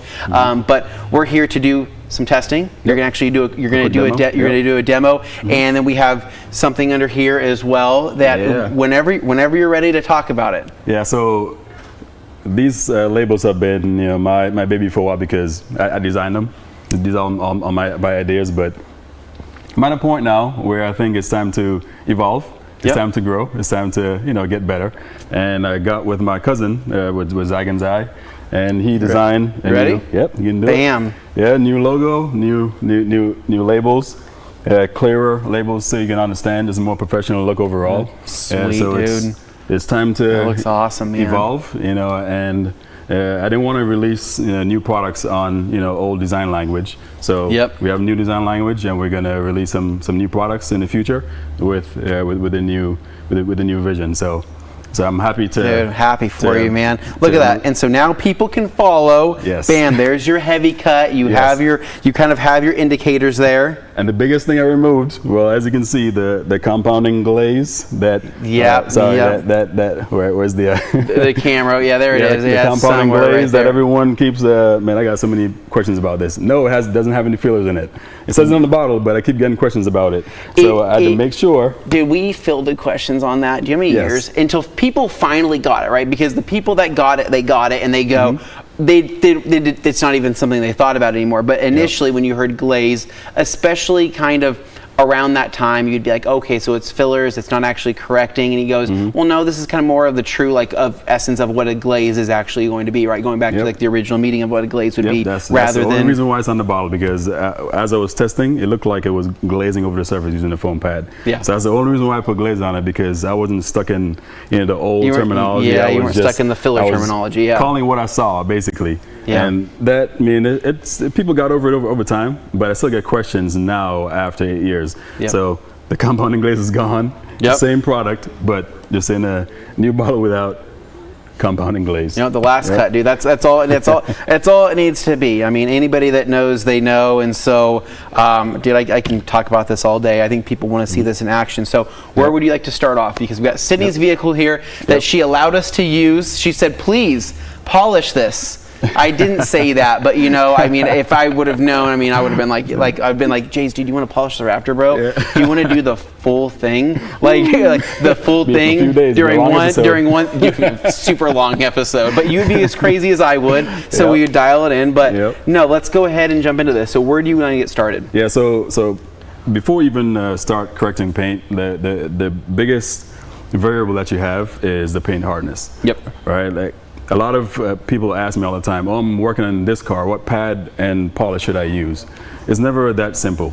If it was, then I would definitely be pairing pads with polishes, and it would be clear cut and case closed. But it's never that simple, because as the paint hardness increases or lessens, and that's going to change the pad combination you're going to need to get the results that you're going for.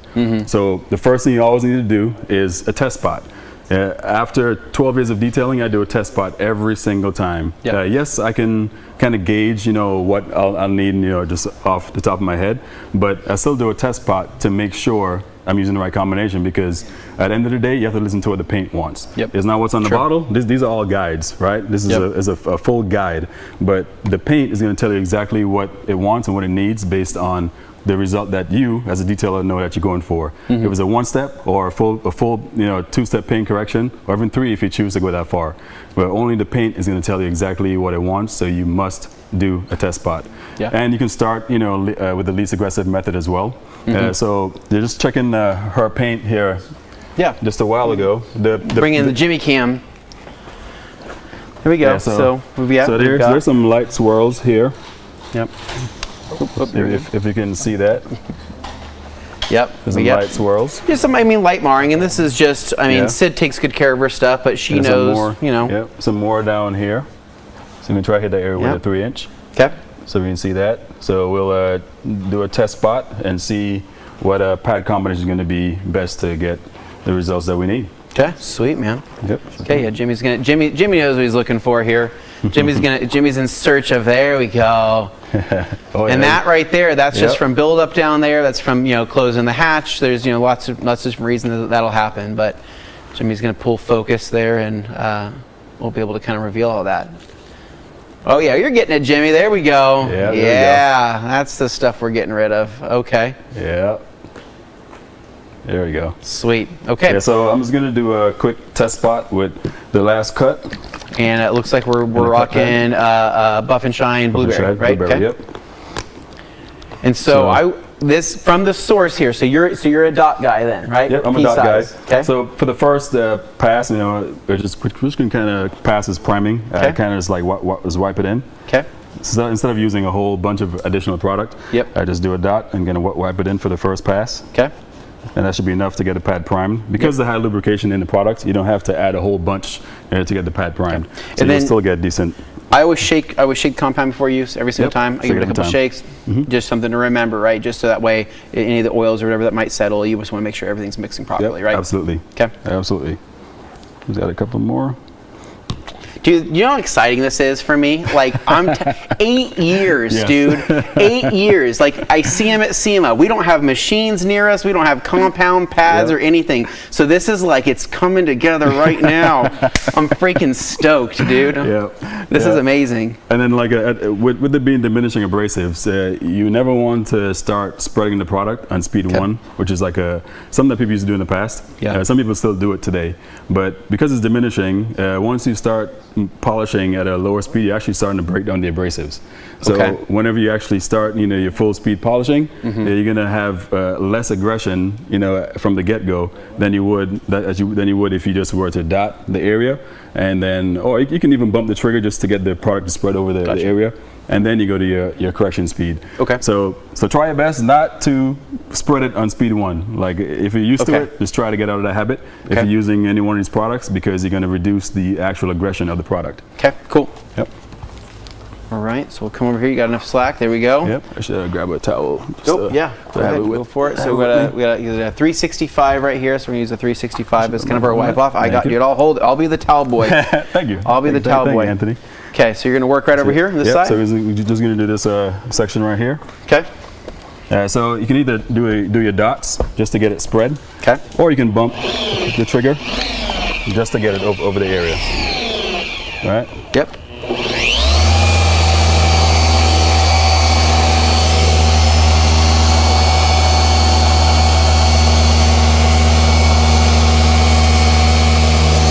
I think we should have blown out that pad before we started. That was from last time, so. Okay. This was not a new pad. Okay, so right now you're at a speed of 5 right now, right? Yep, speed 5. Okay.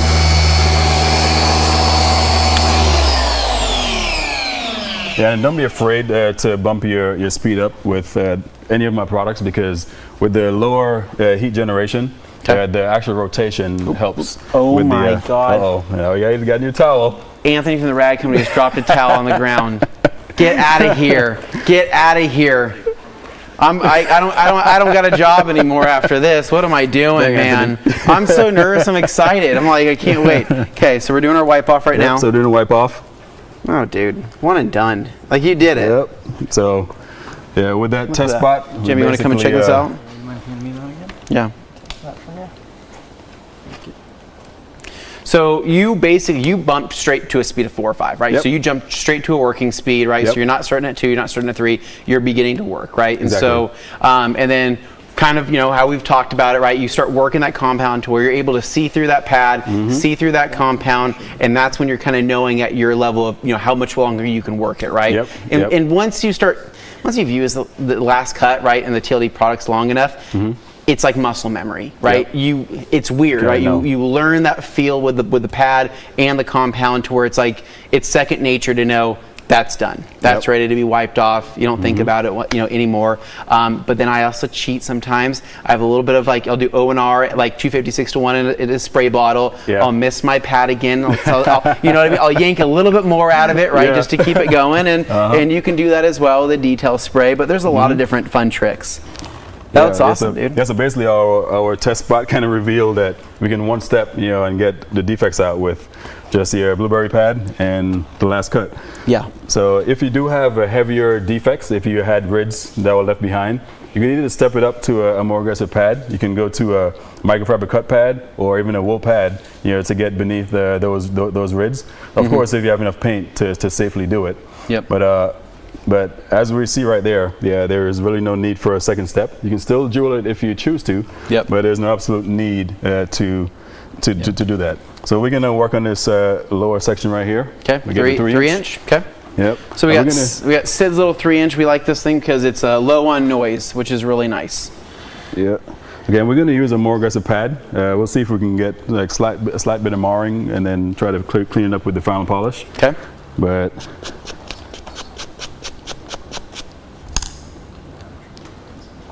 so do last cut again, original, right? We don't need to jump up to plus. Yep, right? not yet.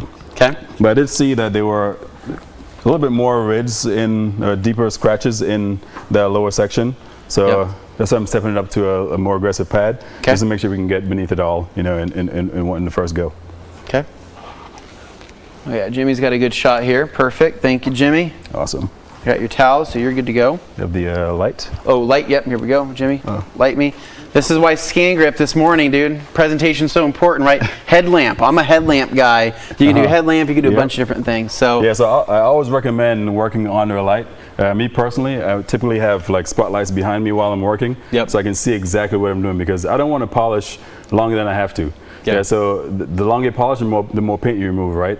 So the earlier you can stop, the better it is, for the levels of paint, and that way you're going to maintain the integrity of the finish, the clear coat on the vehicle. Well, remember, it's knowing when to stop, right? It's knowing when. It's knowing when know your limits, and understand there's limits to the paint, and you want that deep scratch out, but you chase it, and you go. You get that. Remember, so if you ever get that gut feeling as a detailer, right, where it's saying stop, you listen to that gut feeling and you stop, because otherwise what happens is you may burn through something. So I mean, it's really just being transparent with your customer. I mean, to me personally, I always tell them it's better to stop at 80 than to try to get to 90 and end back up at 10. So so you have to be clear with clear to them about what they can expect, and be truthful to yourself to know when you need to stop and leave a deep scratch in there. Totally. Okay. So I'm gonna kind of get your light here. You can see get a good angle. Go lower. You tell me where to be. There we go. There we go.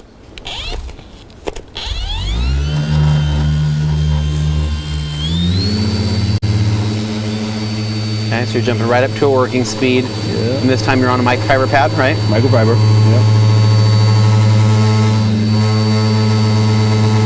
Trying to see through the light to make sure I'm getting some good correction.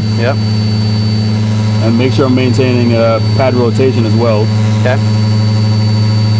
Because a lot of times you work in areas that have curves and your pad stops moving. Correct. And then you're just wasting time because your pad is literally just sitting on the paint. And this has a 12 millimeter throw on this one. So I mean, this one's actually, it's whipping pretty good. Yeah. We can kind of get over to here and we'll work over to that section a little bit. Nice.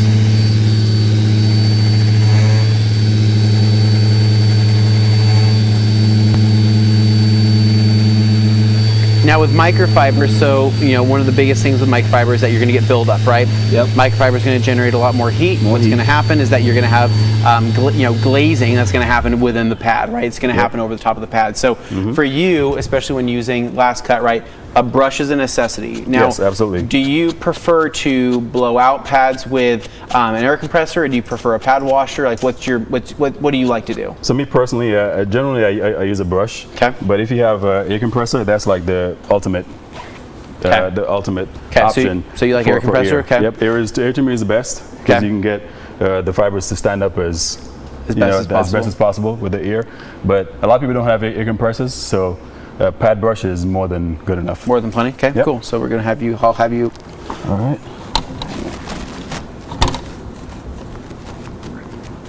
And then we're gonna pass it off to Jimmy here to kind of show you what we're working with here. You see what we got. I don't even know. I didn't even look. So this is going to be Jimmy seeing for the first time. So definitely an improvement. Oh yeah. But this is where we obviously went with microfiber, went with last cut, right? So now this is the perfect opportunity if there was, for any example, any micromarring left, or if we had anything from the pad, pad and compound combo, we're going to pull that out with obviously the polish. Yeah. So with finishing and the final polish, because the abrasives are so fine, sometimes you have to increase the aggression of the pad to get the proper working, effectiveness that you need. Because you got to kind of think of, if you have coarse hair, right? Would you use the softest brush possible to brush your hair? No, you're going to use a little more aggressive brush to actually move the hair follicles, right? So same concept when it comes to polishing paint. If the paint is on the harder side, then you may have to use a more aggressive pad to actually get some movement, from the clear coat. Okay. So I can see that this paint is on the harder side because using a microfiber pad, it didn't leave any crazy micromarring. I can see a slight haze, which we can get a little bit better, but it's not incredibly soft to where you have micromarring everywhere. So I'm gonna move to a Yeah, the polishing pad for from BNS. Okay. Yeah, it's buff and shine. So that's basically the that's going to be another one of the edge guards. Yep, edge guards. Yeah. So generally, people would move straight to the finishing pad, right, to finish paint.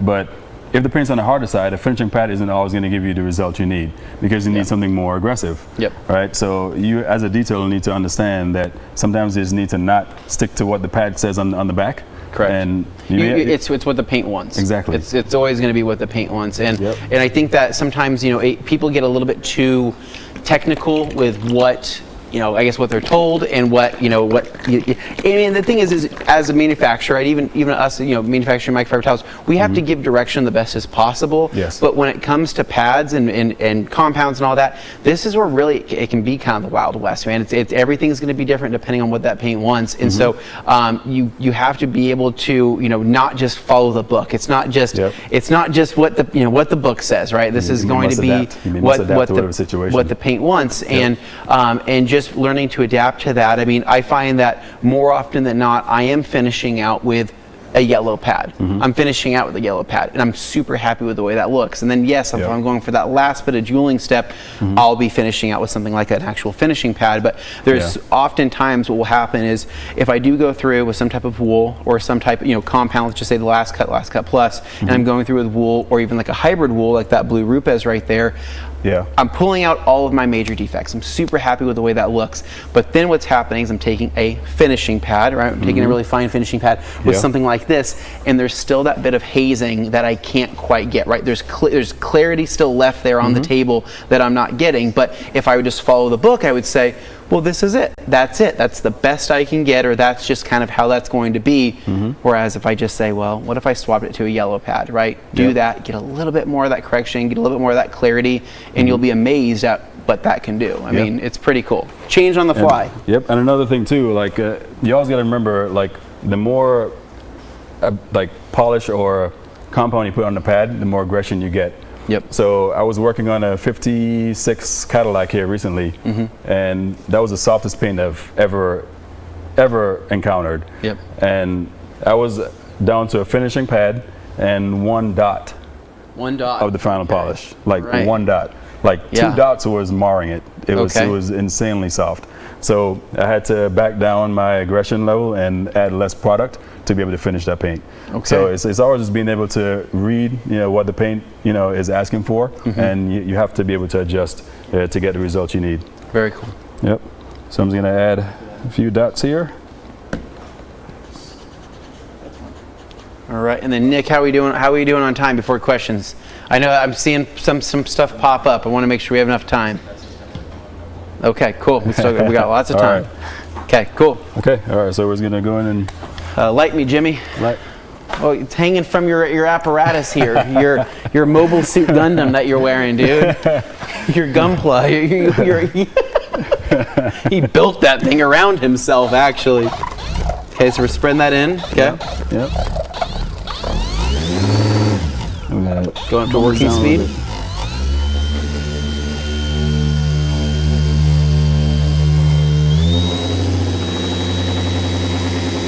So they had to bump it up a little bit just to get some pad rotation. Yep. You're at a beveled edge down here. Yep.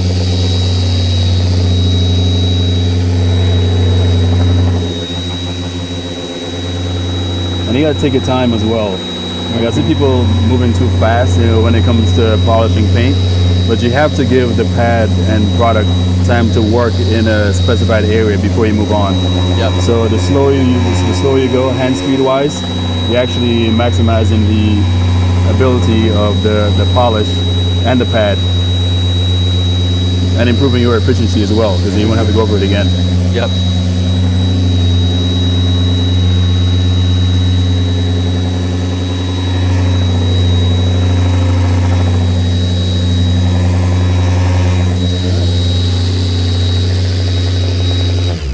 Sweet, dude.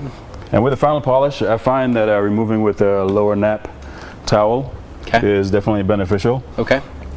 So it definitely makes it come up a lot easier. Oh yeah. Get it off. Oh yeah, I can already see it. I can already see it.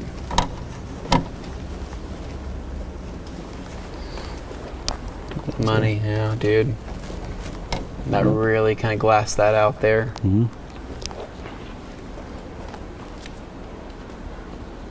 Nice.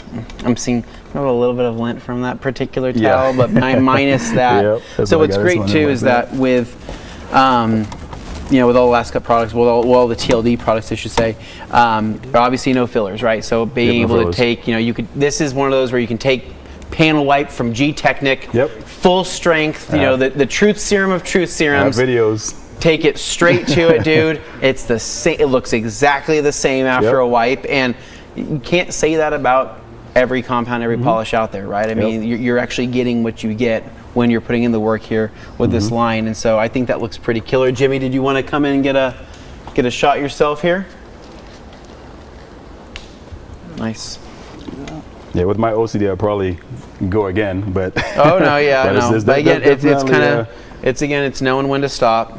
Yep. Knowing when to hold them, right? It's a pretty killer, dude. Yeah, that looks great. Now we just have to do the rest of the car. No, right? No, she did. Sydney did a great job. The rest car looks great. This is like literally the one. That was like the one area where it's like we got to do something to it. And so, anyway, so we've knocked that out. We have the new bottles coming. What other tips and tricks do you recommend? People jumping into this. I think that in general, kind of like what they were talking about, in Lake Country and the Lake Country session over here, is that for a lot of people jumping into polishing paint, right? Jumping into compounds, pads, machines. This is the scary step, right? This is the going from washing your car to actually you're taking a machine to your car for the first time, and it can feel kind of scary. So what advice do you have for people that are new to polishing, new to detailing, that are trying to get to this point of paint correction and really glassing things out to the best of their abilities? Yeah, first off, you got a paint depth gauge. Okay, right. You have to have one of those. Otherwise, you're flying blind, and you're just like taking a chance and seeing if you get to the end or not. Yeah, so you need to have a paint depth gauge. Yeah, make sure you have proper paint levels before you start the correction process. And you always want to make sure you use the least aggressive method possible. So you don't just go straight to a wool pad, if you don't know exactly what you're working with, and you really just don't know. Like, you have to start least aggressive. And then work your way up if you have the available paint to work with that. Then you got to practice. Like you have to put the time in. Like you have to put the time in. I have a lot of people like just ask me questions about polishing and like what to do in certain situations. But the best teacher is really you getting a machine in your hand, putting a pad on it, get some compound or polish, and putting it on the paint and seeing what results you get. Like, that is the best teacher. Because my knowledge doesn't transfer to you automatically just through words, right? Yes, you can get some great knowledge from me, but the true experience is going to come from you actually getting that hands-on and getting dirty. I mean, the first vehicle I ever polished was my it was a 15-year-old BMW at the time. And I think I spent about 70 hours on the rear quarter panel just trying. It was really soft paint. And 70 hours just trying to get it crystal clear. And which was a blessing in disguise, because once I got that down, I could do just about any car. Dude, totally. Because I put the time in, and that gave me the ability to finish out, the paint that's hardest to finish that I probably would have encountered it before this Cadillac. 100%, and that's where we've always kind of preached here. I mean, this is back to me and Levi, right, with a lot of our kind of initial polishing videos, right, learning how to polish paint, talking about different one steps, talking about different two-step processes, and getting things dialed in before ceramic coatings. I mean, your experience, right, is going to be your experience, right? I mean, and you can watch as many videos, you can watch as many TRCMAs as you could possibly watch, and you could say, I've watched every video, I'm ready to polish paint. Dude, until you grab that machine, I mean, you don't know what the heck you're doing. I mean, you have to grab that machine, you have to put that pad to the paint, you have to start working it to really kind of understand what it feels like, what you're looking for. And it's not one time, it's not 2 times, it's not 10 times. I mean, this is a constant practice, right? I mean, this is something you're constantly going to be improving on, because every paint situation could be different. You never know. I've had a lot of good luck with pairing this with this, right? Or heck, I'll pair this with Optimum Hyper Polish. A lot of people know that's one of my favorite combos. And you know what? I would say 90% of the jobs, I'm like, dang, dude, I'm a freaking pro, dude. I got this, right? And then every once in a while, there'll be something come through, and I go to polish. I go, crap, dude. I'm like, I need to switch it up, but I need to learn from this experience and get better. And so, with that said, learning, right? I try to tell people, if you can go to the junkyard, grab yourself a junkyard hood. If it's your first time polishing paint, that's a great place to start, because chances are it's already scratched, and you know you're going to do nothing but improve it. But also too, you can try to replicate situations on there, right? You can take, you can have the paint polished, go over it a few times, right? And then throw something new into the mix, right? Take a bag, or take a purse, right? Slide it across that junkyard hood and be like, oh, got a scratch I got to take out, right? Let's do it. Let's try to take this scratch out, right? Or maybe throw some rocks on it, right? Do some touch-up repair, polish over it, see what you can do, and then again, wet sanding, right? That's a whole thing, right? Wet sanding is very scary. Best place to practice is not on a customer's vehicle. Best place to practice on a junkyard car. But right. But if you do that, in this product here, I mean, with all the TLD products, this is what I use to pull out any sanding marks, right? 2,000, 3,000, 1,500. This is the stuff I'm using, and it works just absolutely amazing. So it sounds like we have a lot of questions, Jace. Let's go ahead and Dane, let's pull up what we're working with. Yeah, sure thing, guys. I've got Gary from Long Island. You may be familiar. Oh, yep, we know Gary. Gary here with a question for Jace. What would be your recommendations for using TLD products in heavily humid environments like Long Island? It'll work just the same as in any environment. Yeah, just choose your pad and polish combo, and it will work in any environment. Because it's been tested in low humidity, high heat, high humidity, and no issues. So you shouldn't have any issues picking up any one of these products and getting it to work as it should. Yep. All right. Then I got Ron Yacht here. Just wanted to point out he learned about the last cut from Richard Lynn at Show Car Perfection. Yeah. Nice. Okay. Love there. That seems to be the thing with Last Detail products, is it's like a word of mouth thing, and then when you find out, it's like that secret sauce. Dude, that's what happened with I think that it needs to blow up now, right? I mean, Jace, it's about time. He's out of the military. He's ready to do this. We're ready to really expand, because for too long this has been a word of mouth, like a secret society is what this has been. You know what I mean, dude? So honestly, it's really just my personality, because I would never say this is the best product ever. I would never. I'll do that, but he won't. He won't. I would never say it. I would rather stand back and let someone else, who has the experience with the product, say that, because that is just not in my personality to say anything. So you're a humble guy. It may not be the best, for business, but that's just me, and I can't change just because. Nah, dude, you're a humble guy, and you just say try it. I think that's usually what you say. Just try it. Yeah. Then they try it, and they go shoot. They go, that might be the best. So. And Richard Lynn actually just made a video polishing exhaust with the last cut as well. Oh, really? So, okay. Versatility, right? Yeah, versatile reliability is what this brand is focused on. Yep. So it can do just about that, just about anything. You polish your stainless steel tips, actual metal pipes. Dude, I'm using that with quad out steel wool all the time, dude. I take my quad out, dude. I'm loading that up, dude, and you can do everything. It's great. Polish glass with it. So the biggest things I wanted to make sure, whatever job you go on and you have these three products, you can cover anything. If you forgot your metal polish, then you can still get the job done with one of these products. So totally versatile reliability. No, very nice. And Luis here, obviously from El Salvador, pointing out it works great where he's at. Then I've got Details Official here. Bud's over there saying, thank you, Jace, for developing a product that really helped Detail step our game up early on in the field as mobile service. And thank you to TRC for introducing us 8 years ago. Wow, you Absolutely, guys, man. were there early. Absolutely. I think, Jace, if you could speak to that as like mobile detailers, this is really something that works well outside in those harsher environments. Not all products are great at that, so that's something you worked really hard at. Yeah, so that was one thing I actually I ran into in my garage, because at the time my garage wasn't big enough. I was working on an F350, and half of the hood was outside my garage, and I had no option, to get the job done than to polish in the sun. And at that time, it was really, really good for me to test out the product to make sure it did what it was supposed to, especially as detailing in direct sunlight. It would still work. Because ultimately, everyone doesn't have the ideal conditions to detail. So I want to make sure these products will work whenever, wherever, however. Totally. Agreed. All right. And then on that point, Ryan from Fine Detailing, who is here in the building somewhere, he was working with you yesterday out in the studio. Yep. Dude, they were out there in the wash bay, and they're out there, doing a paint session. I look at Ryan, I go, "You're a lucky man, dude.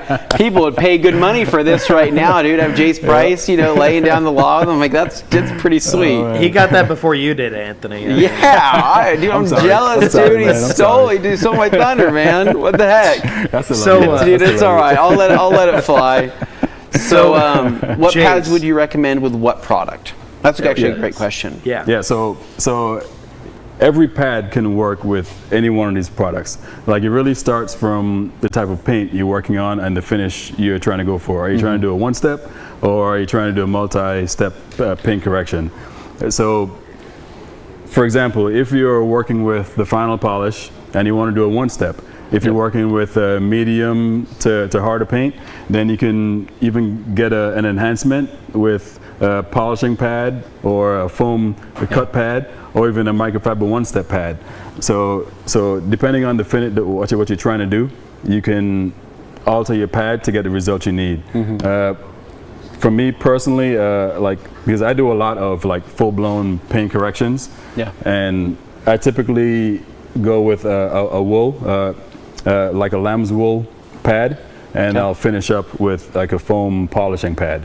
So I generally do a two-step, but that question is a little bit hard to pinpoint, because every situation is very different, and it's hard to kind of narrow it down to one pad, one product. So I always recommend you getting a variety of pads, and whichever works for you based on your test spot, that's what you stick with. Okay. Sweet. Solid. And then he also had a separate question where he's wanting to know a bit more about the difference between the last cut and the last cut plus. We covered that earlier, but we'll hit it again. Do it again. Yeah. So the last cut is obviously a compound, but the last cut plus offers 25% more cut than the last cut. So this is going to be a little bit more aggressive. So the plus, which is really meant to designate the additional cut, for the compound. So this is just going to be 25% more aggressive than the last cut. So they both diminish, but the abrasives in the last cut is going to diminish to a finer, final level than the last cut plus will. So they are, just more aggressive, less aggressive, both compounds. Sweet. All right. And in our experience, it's always been the case with the last cut that you can finish with that one. So I've got here. And Dane, and just to add as well, there's going to be an aggression scale on the new bottles, so you should be able to clearly tell which one has a higher cut level than the other. Excellent. So that should make things clearer. Thank you. That's great. So what's next for Jace and TLD? Oh yeah, he's got time. So many things.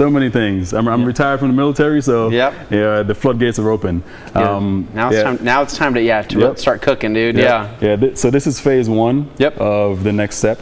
I wanted to bring out more products, but I didn't want to bring out more products with the old design language. So this is the new design language, and I'll be working on protection for the vehicles after you get them done. So it's just not coatings yet, but like spray sealants, quick detail, tire shines, just regular maintenance products, because I have so many people who want to support the brand, but they all aren't professional detailers.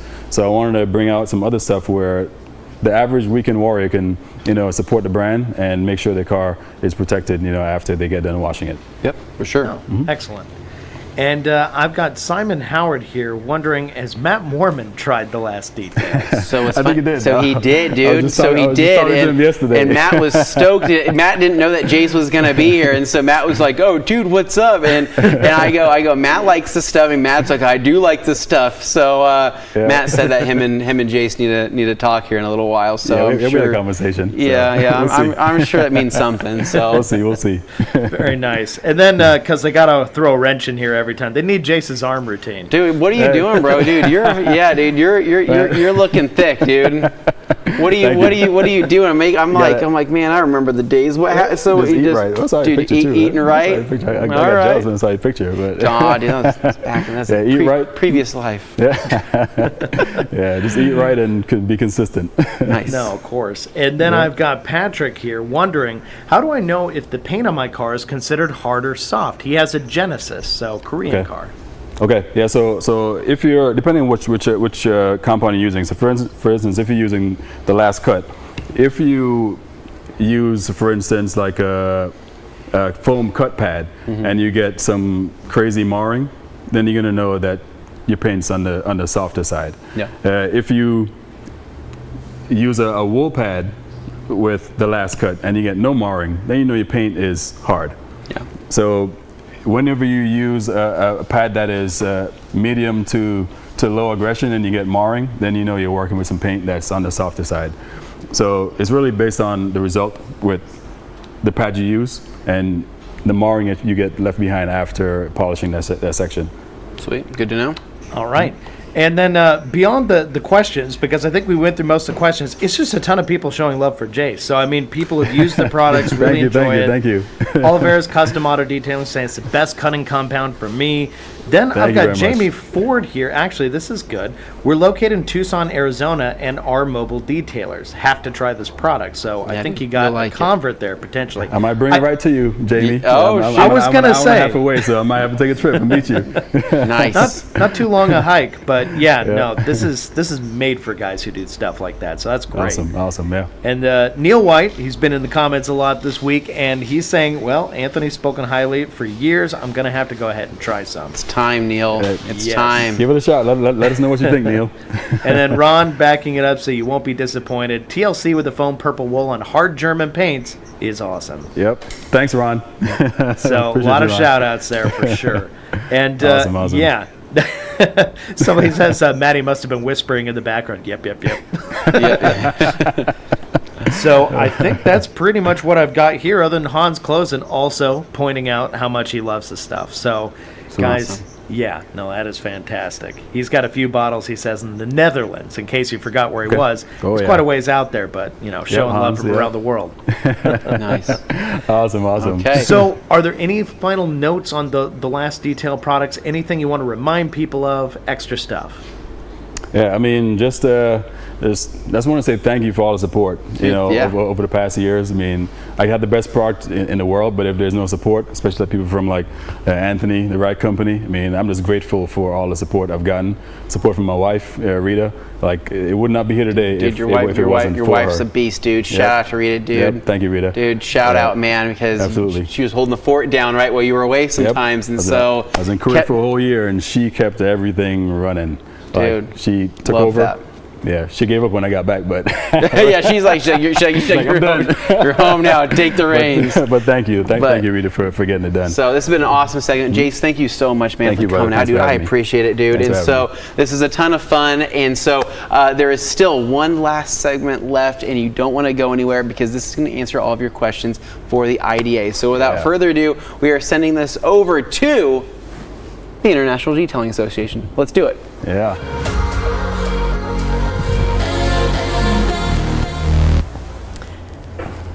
Welcome. Thanks for joining us, guys. So I am here. I have honestly been waiting for this segment the whole week. This is something that I am extremely passionate about, the International Detailing Association. I have been a member for, probably about 7 years now. So with me, I have from the IDA, immediate past president, Shad Stoker. Welcome to TRCMA. Thanks for having me. Yeah. So let's start off. So we're going to have a conversation about, there's a lot of questions that always come up, and we have a list of a couple that, we get all the time. So first, let's start off for those that may be kind of new to the IDA. What is it? What does it do? So what is the IDA? The IDA is basically the global trade association for the detailing industry. Its sole purpose is to elevate the detailing industry all the way through even to enthusiasts. For me, though, the IDA is community, it's family, it's network. Above all, it was the support system that I was looking for years and years and years in the detailing industry, that until I found that was it was a breath of fresh air when I found the IDA. Yeah, for sure. So I think that, we get a lot of questions online. We have a lot of, how many members do we have? There's a lot. Just under 2,500 members, I think, right now, 2,500 members, globally. which is awesome. So kind of the age-old question that we get the most is, what does the IDA do for me? Well, the IDA is not going to do anything for you unless you do something for yourself. Here's the reality of it is, one of my favorite quotes is Edison said, "Opportunity is often missed because it is dressed in overalls and looks like work."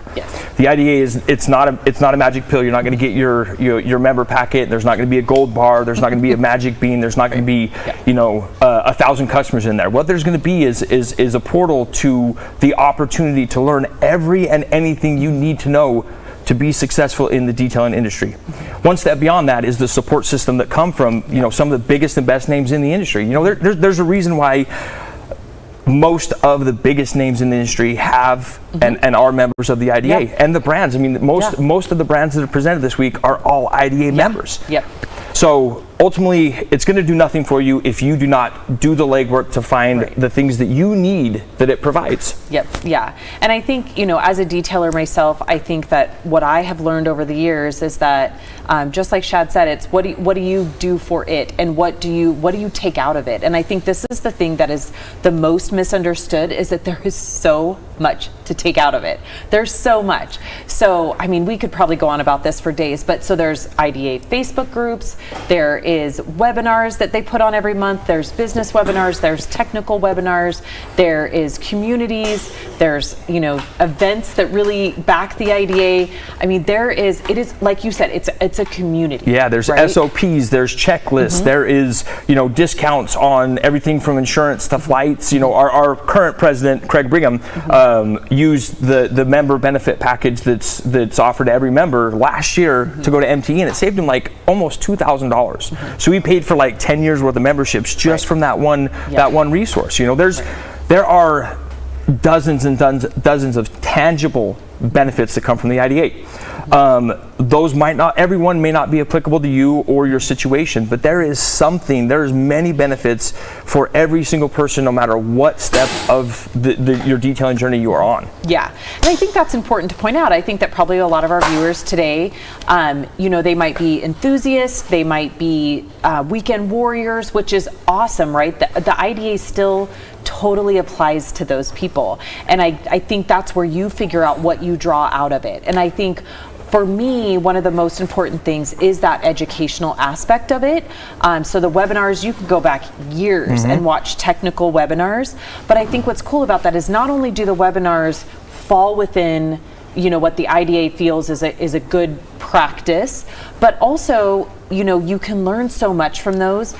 We all can learn off of YouTube and everything, but I think what I like is if you're really trying to make sure that what you're doing falls within a good scope of practice, that is where you want to go, is the IDA webinars. Those are put on professionals that are chosen by a team of peers within the IDA, whether it be, one of the committees or the board. Those folks that do those webinars are hand selected because of their abilities. And here's the thing is, like you said, you can go on YouTube and you can go to a lot of different places to get the tips and the tricks and the technical.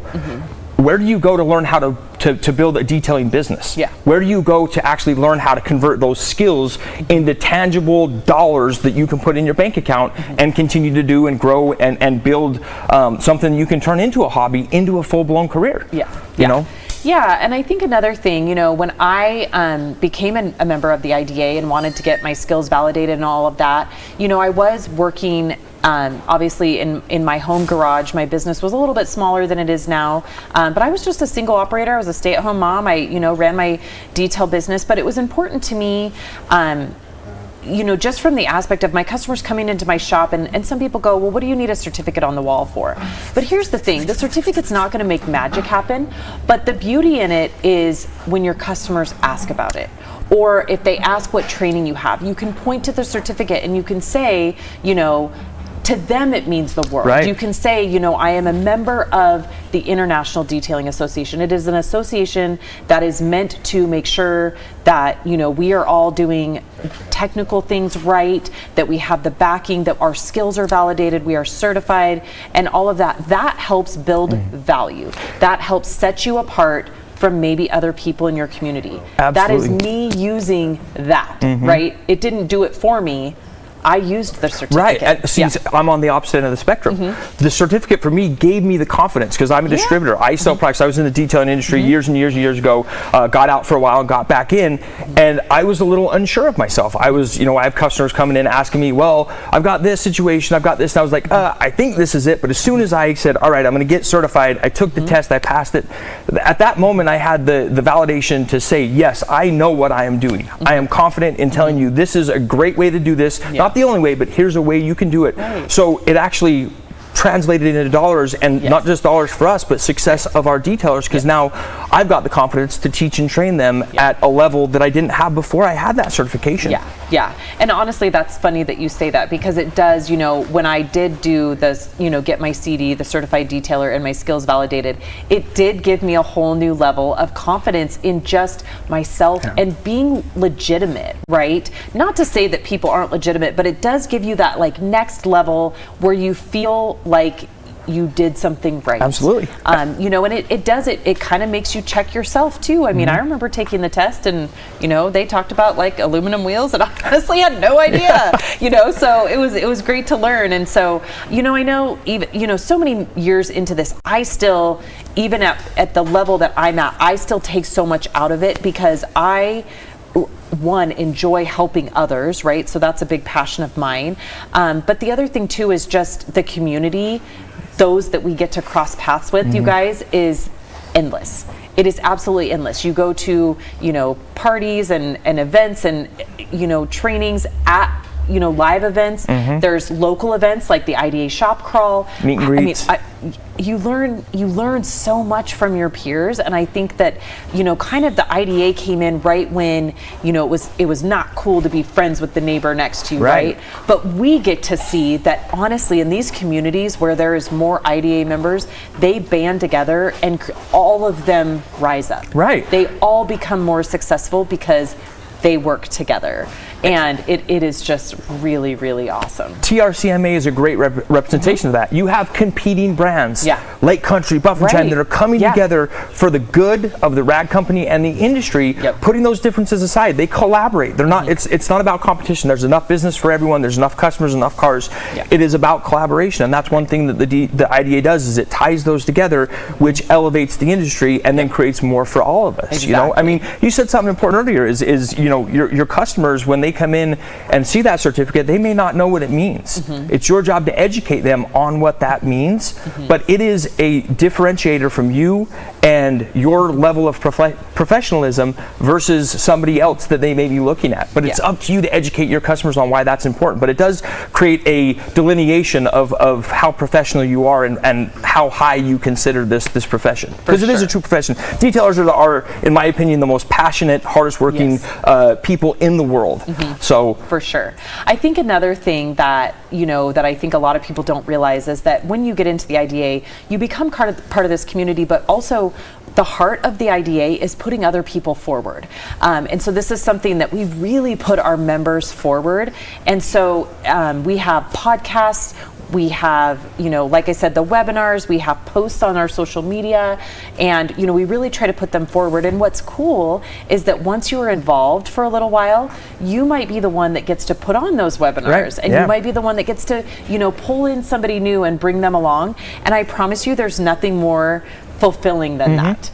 That to me is what I'm here for. Absolutely. Is to bring others with me forward. Yeah, I wouldn't have this opportunity right here if it wasn't for the IDA. And that's not just saying, because I was a past president, but the confidence that it's given me, the knowledge it's given me, the path to become a recognized trainer has given me the skills to even do an event like this with any level of confidence. Yeah. So. And another thing is that if you have something that you're passionate about, like let's say you're passionate about events, if you're passionate about, checking all the boxes, if you're passionate about doing RVs, there is so many committees within the IDA to be part of. So it's also something that if you feel like you have something to bring to this industry, even as a weekend warrior, no joke, if you have something to bring to this industry, this is where you do it. This is where your voice is heard. This is where you have the opportunity to move something forward. And that can be as small as creating a cornhole tournament. I'm not joking, like we actually did that. And so it's something that you can get involved with and bring your ideas to the table. You can help shape the landscape of the detailing industry, not just how it is right now, but how it's going to be in the next 5-10 years. Exactly. It's a way for you to give back, but also, like you said, be heard and have a say in what happens next and what certifications come next. I mean, the committees to me have been instrumental. I have, being the past president, I was on every committee meeting last year, and the amount of knowledge that I gained, that I personally gained from being in those, because you're on those with some of the best in the business, business owners and some of the best detailers and the biggest manufacturers. I learned so much that I used in our business to grow that it was worth it just to be a fly on the wall. Right. And we have, committees like the Trade Show and Education Committee. We have marketing, we have social media. So if you feel like you have something to bring to the table, honestly, I can't encourage you enough. We would love for more, DIYers and weekend warriors to get involved and join, because we would love, there's so many different ways to go about this industry, and we love the collaboration that happens on those committee meetings is so great. And so I think that's the thing too, is when people say, what do I get out of it? Like, put something into it and you would be amazed at the return for yourself from just putting in a little bit. When you book the detail, if you just stand there and look at the detail, the job's not going to get done. You have to do the work. In anything that you do, you have to do the work. This is no different. But the payoff is tremendous. I mean, the relationships, the people, I mean, our friendship has grown not just through our interactions with the companies you work for, but through the IDA. For sure. And it's strengthened so many relationships. I use one with Jason Rose, for example. I was a distributor for years and years and years, and we did okay.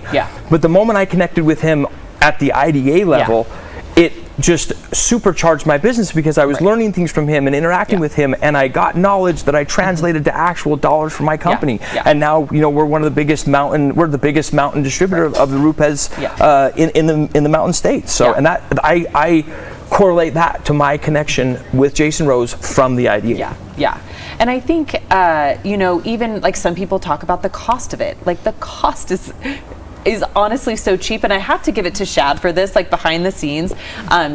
Within this last year, we really focused on making it where it didn't seem so overwhelming. But what is it, like $120? $120 a year. $120 a year to be a member, and now they have the option to pay it monthly.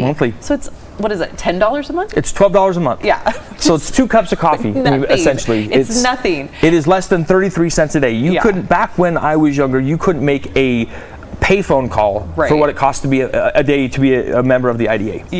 I honestly, I can't stress this enough. It's like 2 cups of coffee, which literally I drink that in a day. And so for a whole month, what I get out of the IDA gives me way more than those 2 cups of coffee. I promise you that.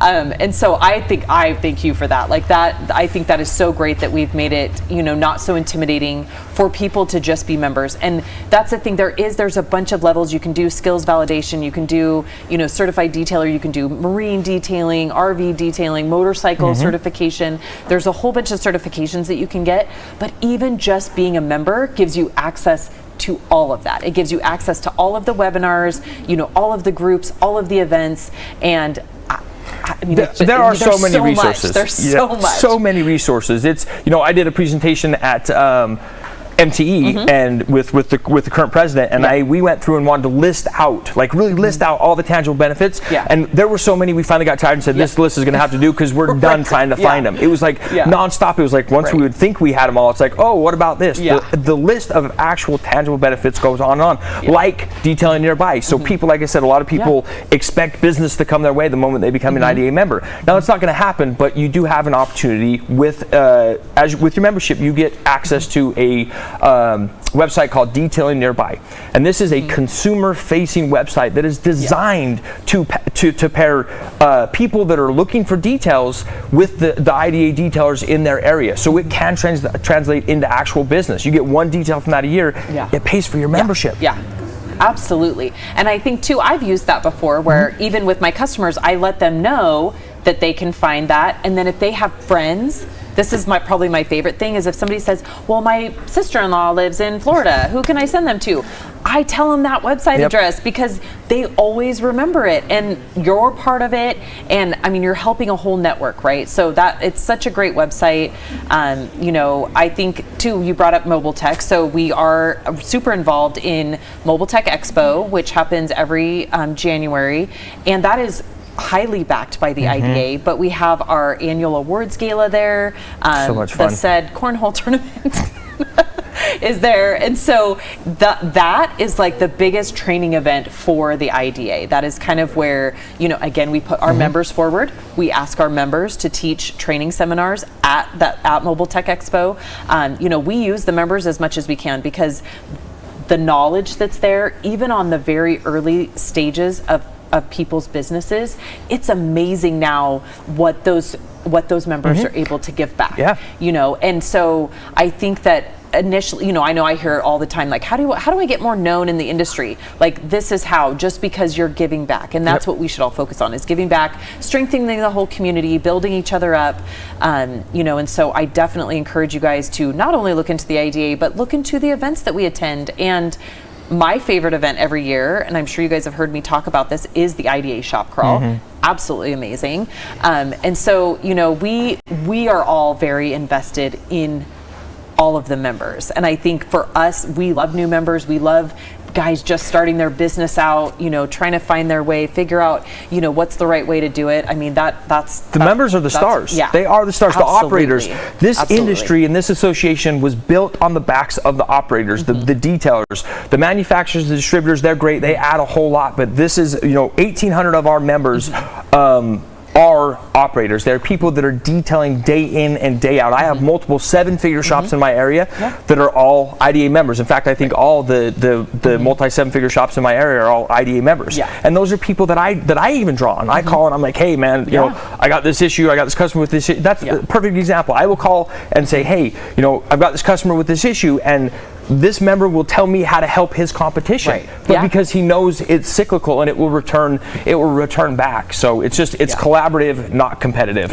Yeah, I think it just makes you feel better about being in business, having a community. I mean, I know some of you guys have heard my story, but like for 6 years I worked up in the hills by myself. I had no support system, and so I think that's why I love the IDA so much. I love community. I love, you know, people coming together, helping each other.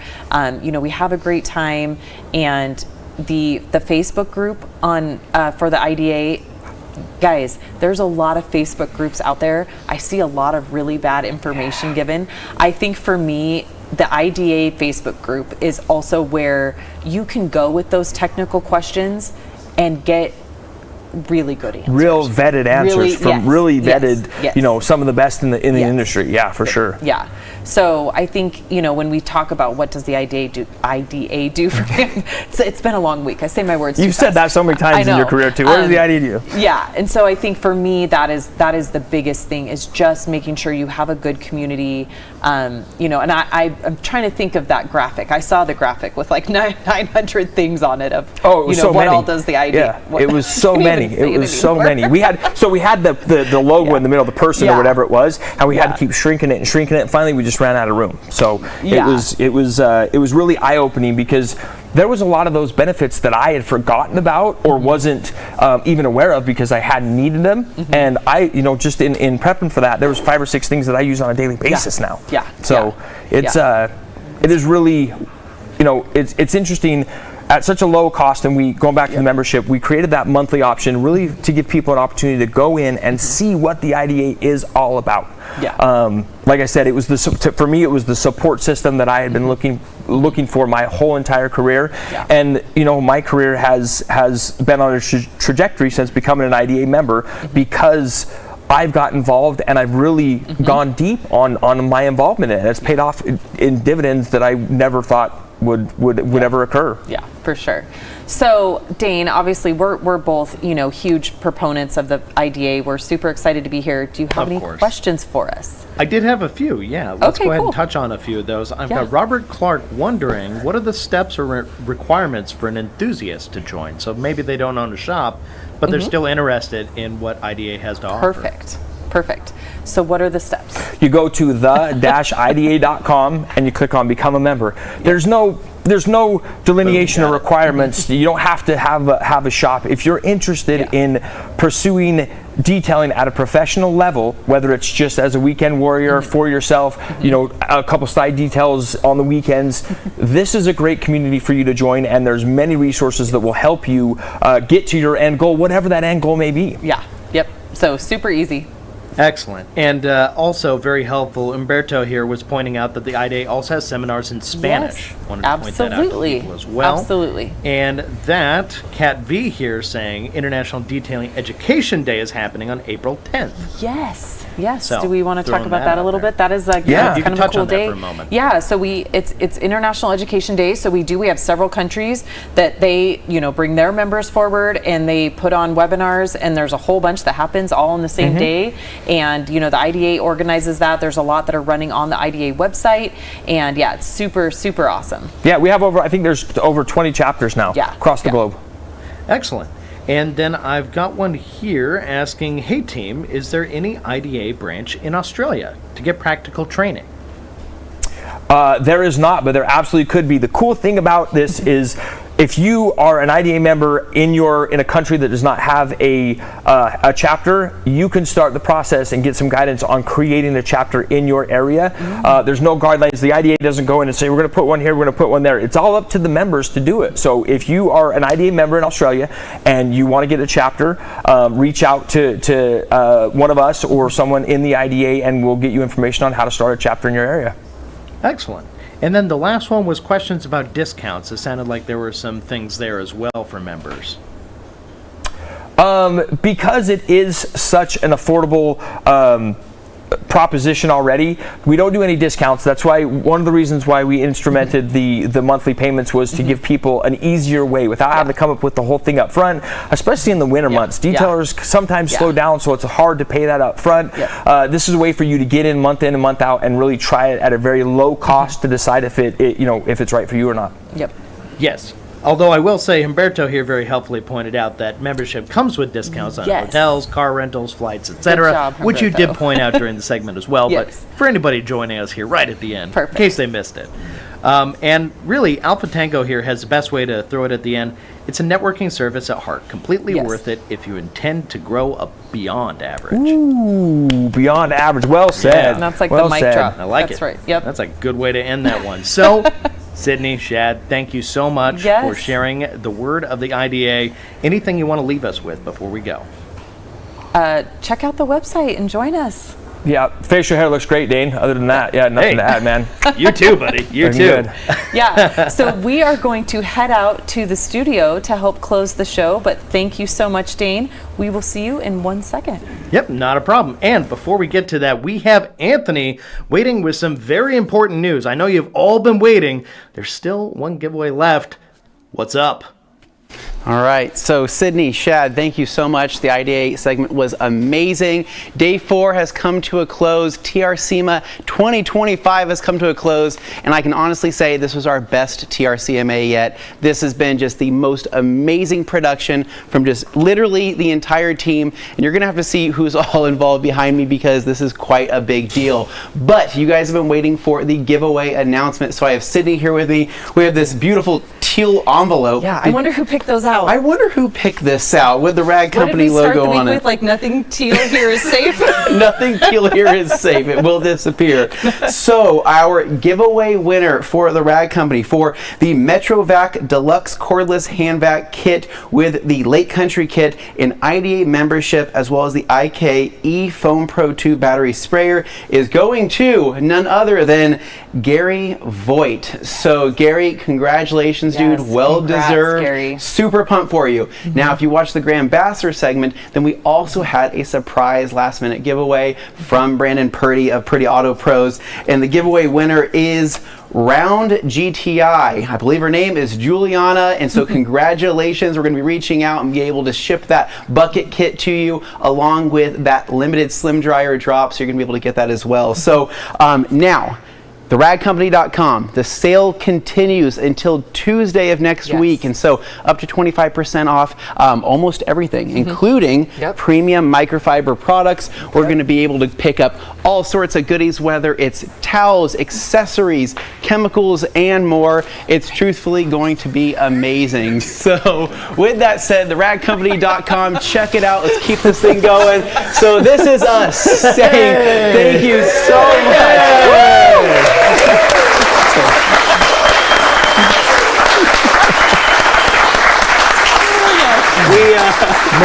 We freaking did it, man. We did it. We can't believe it, but it's come to a close. Good job, team. Literally 9 months of planning coming down to 1 week. I mean, seriously, it's a full team effort. It's not just the media team. It's fulfillment. It's the web team. It's everybody in between. It's all these amazing people behind us. It's all the vendor partners that make this happen and all come to us for this one amazing week. And obviously just to try to give you guys the best show and represent the detailing industry the best way possible. So can we give a thank you on like 3? 1, 2, 3. Thank you! That's it. TRCMA comes to a close. Thank you, Glenn. Thank you, Nick. Glenn's behind the camera right now. We appreciate you staying behind to keep this going. We love you. See ya.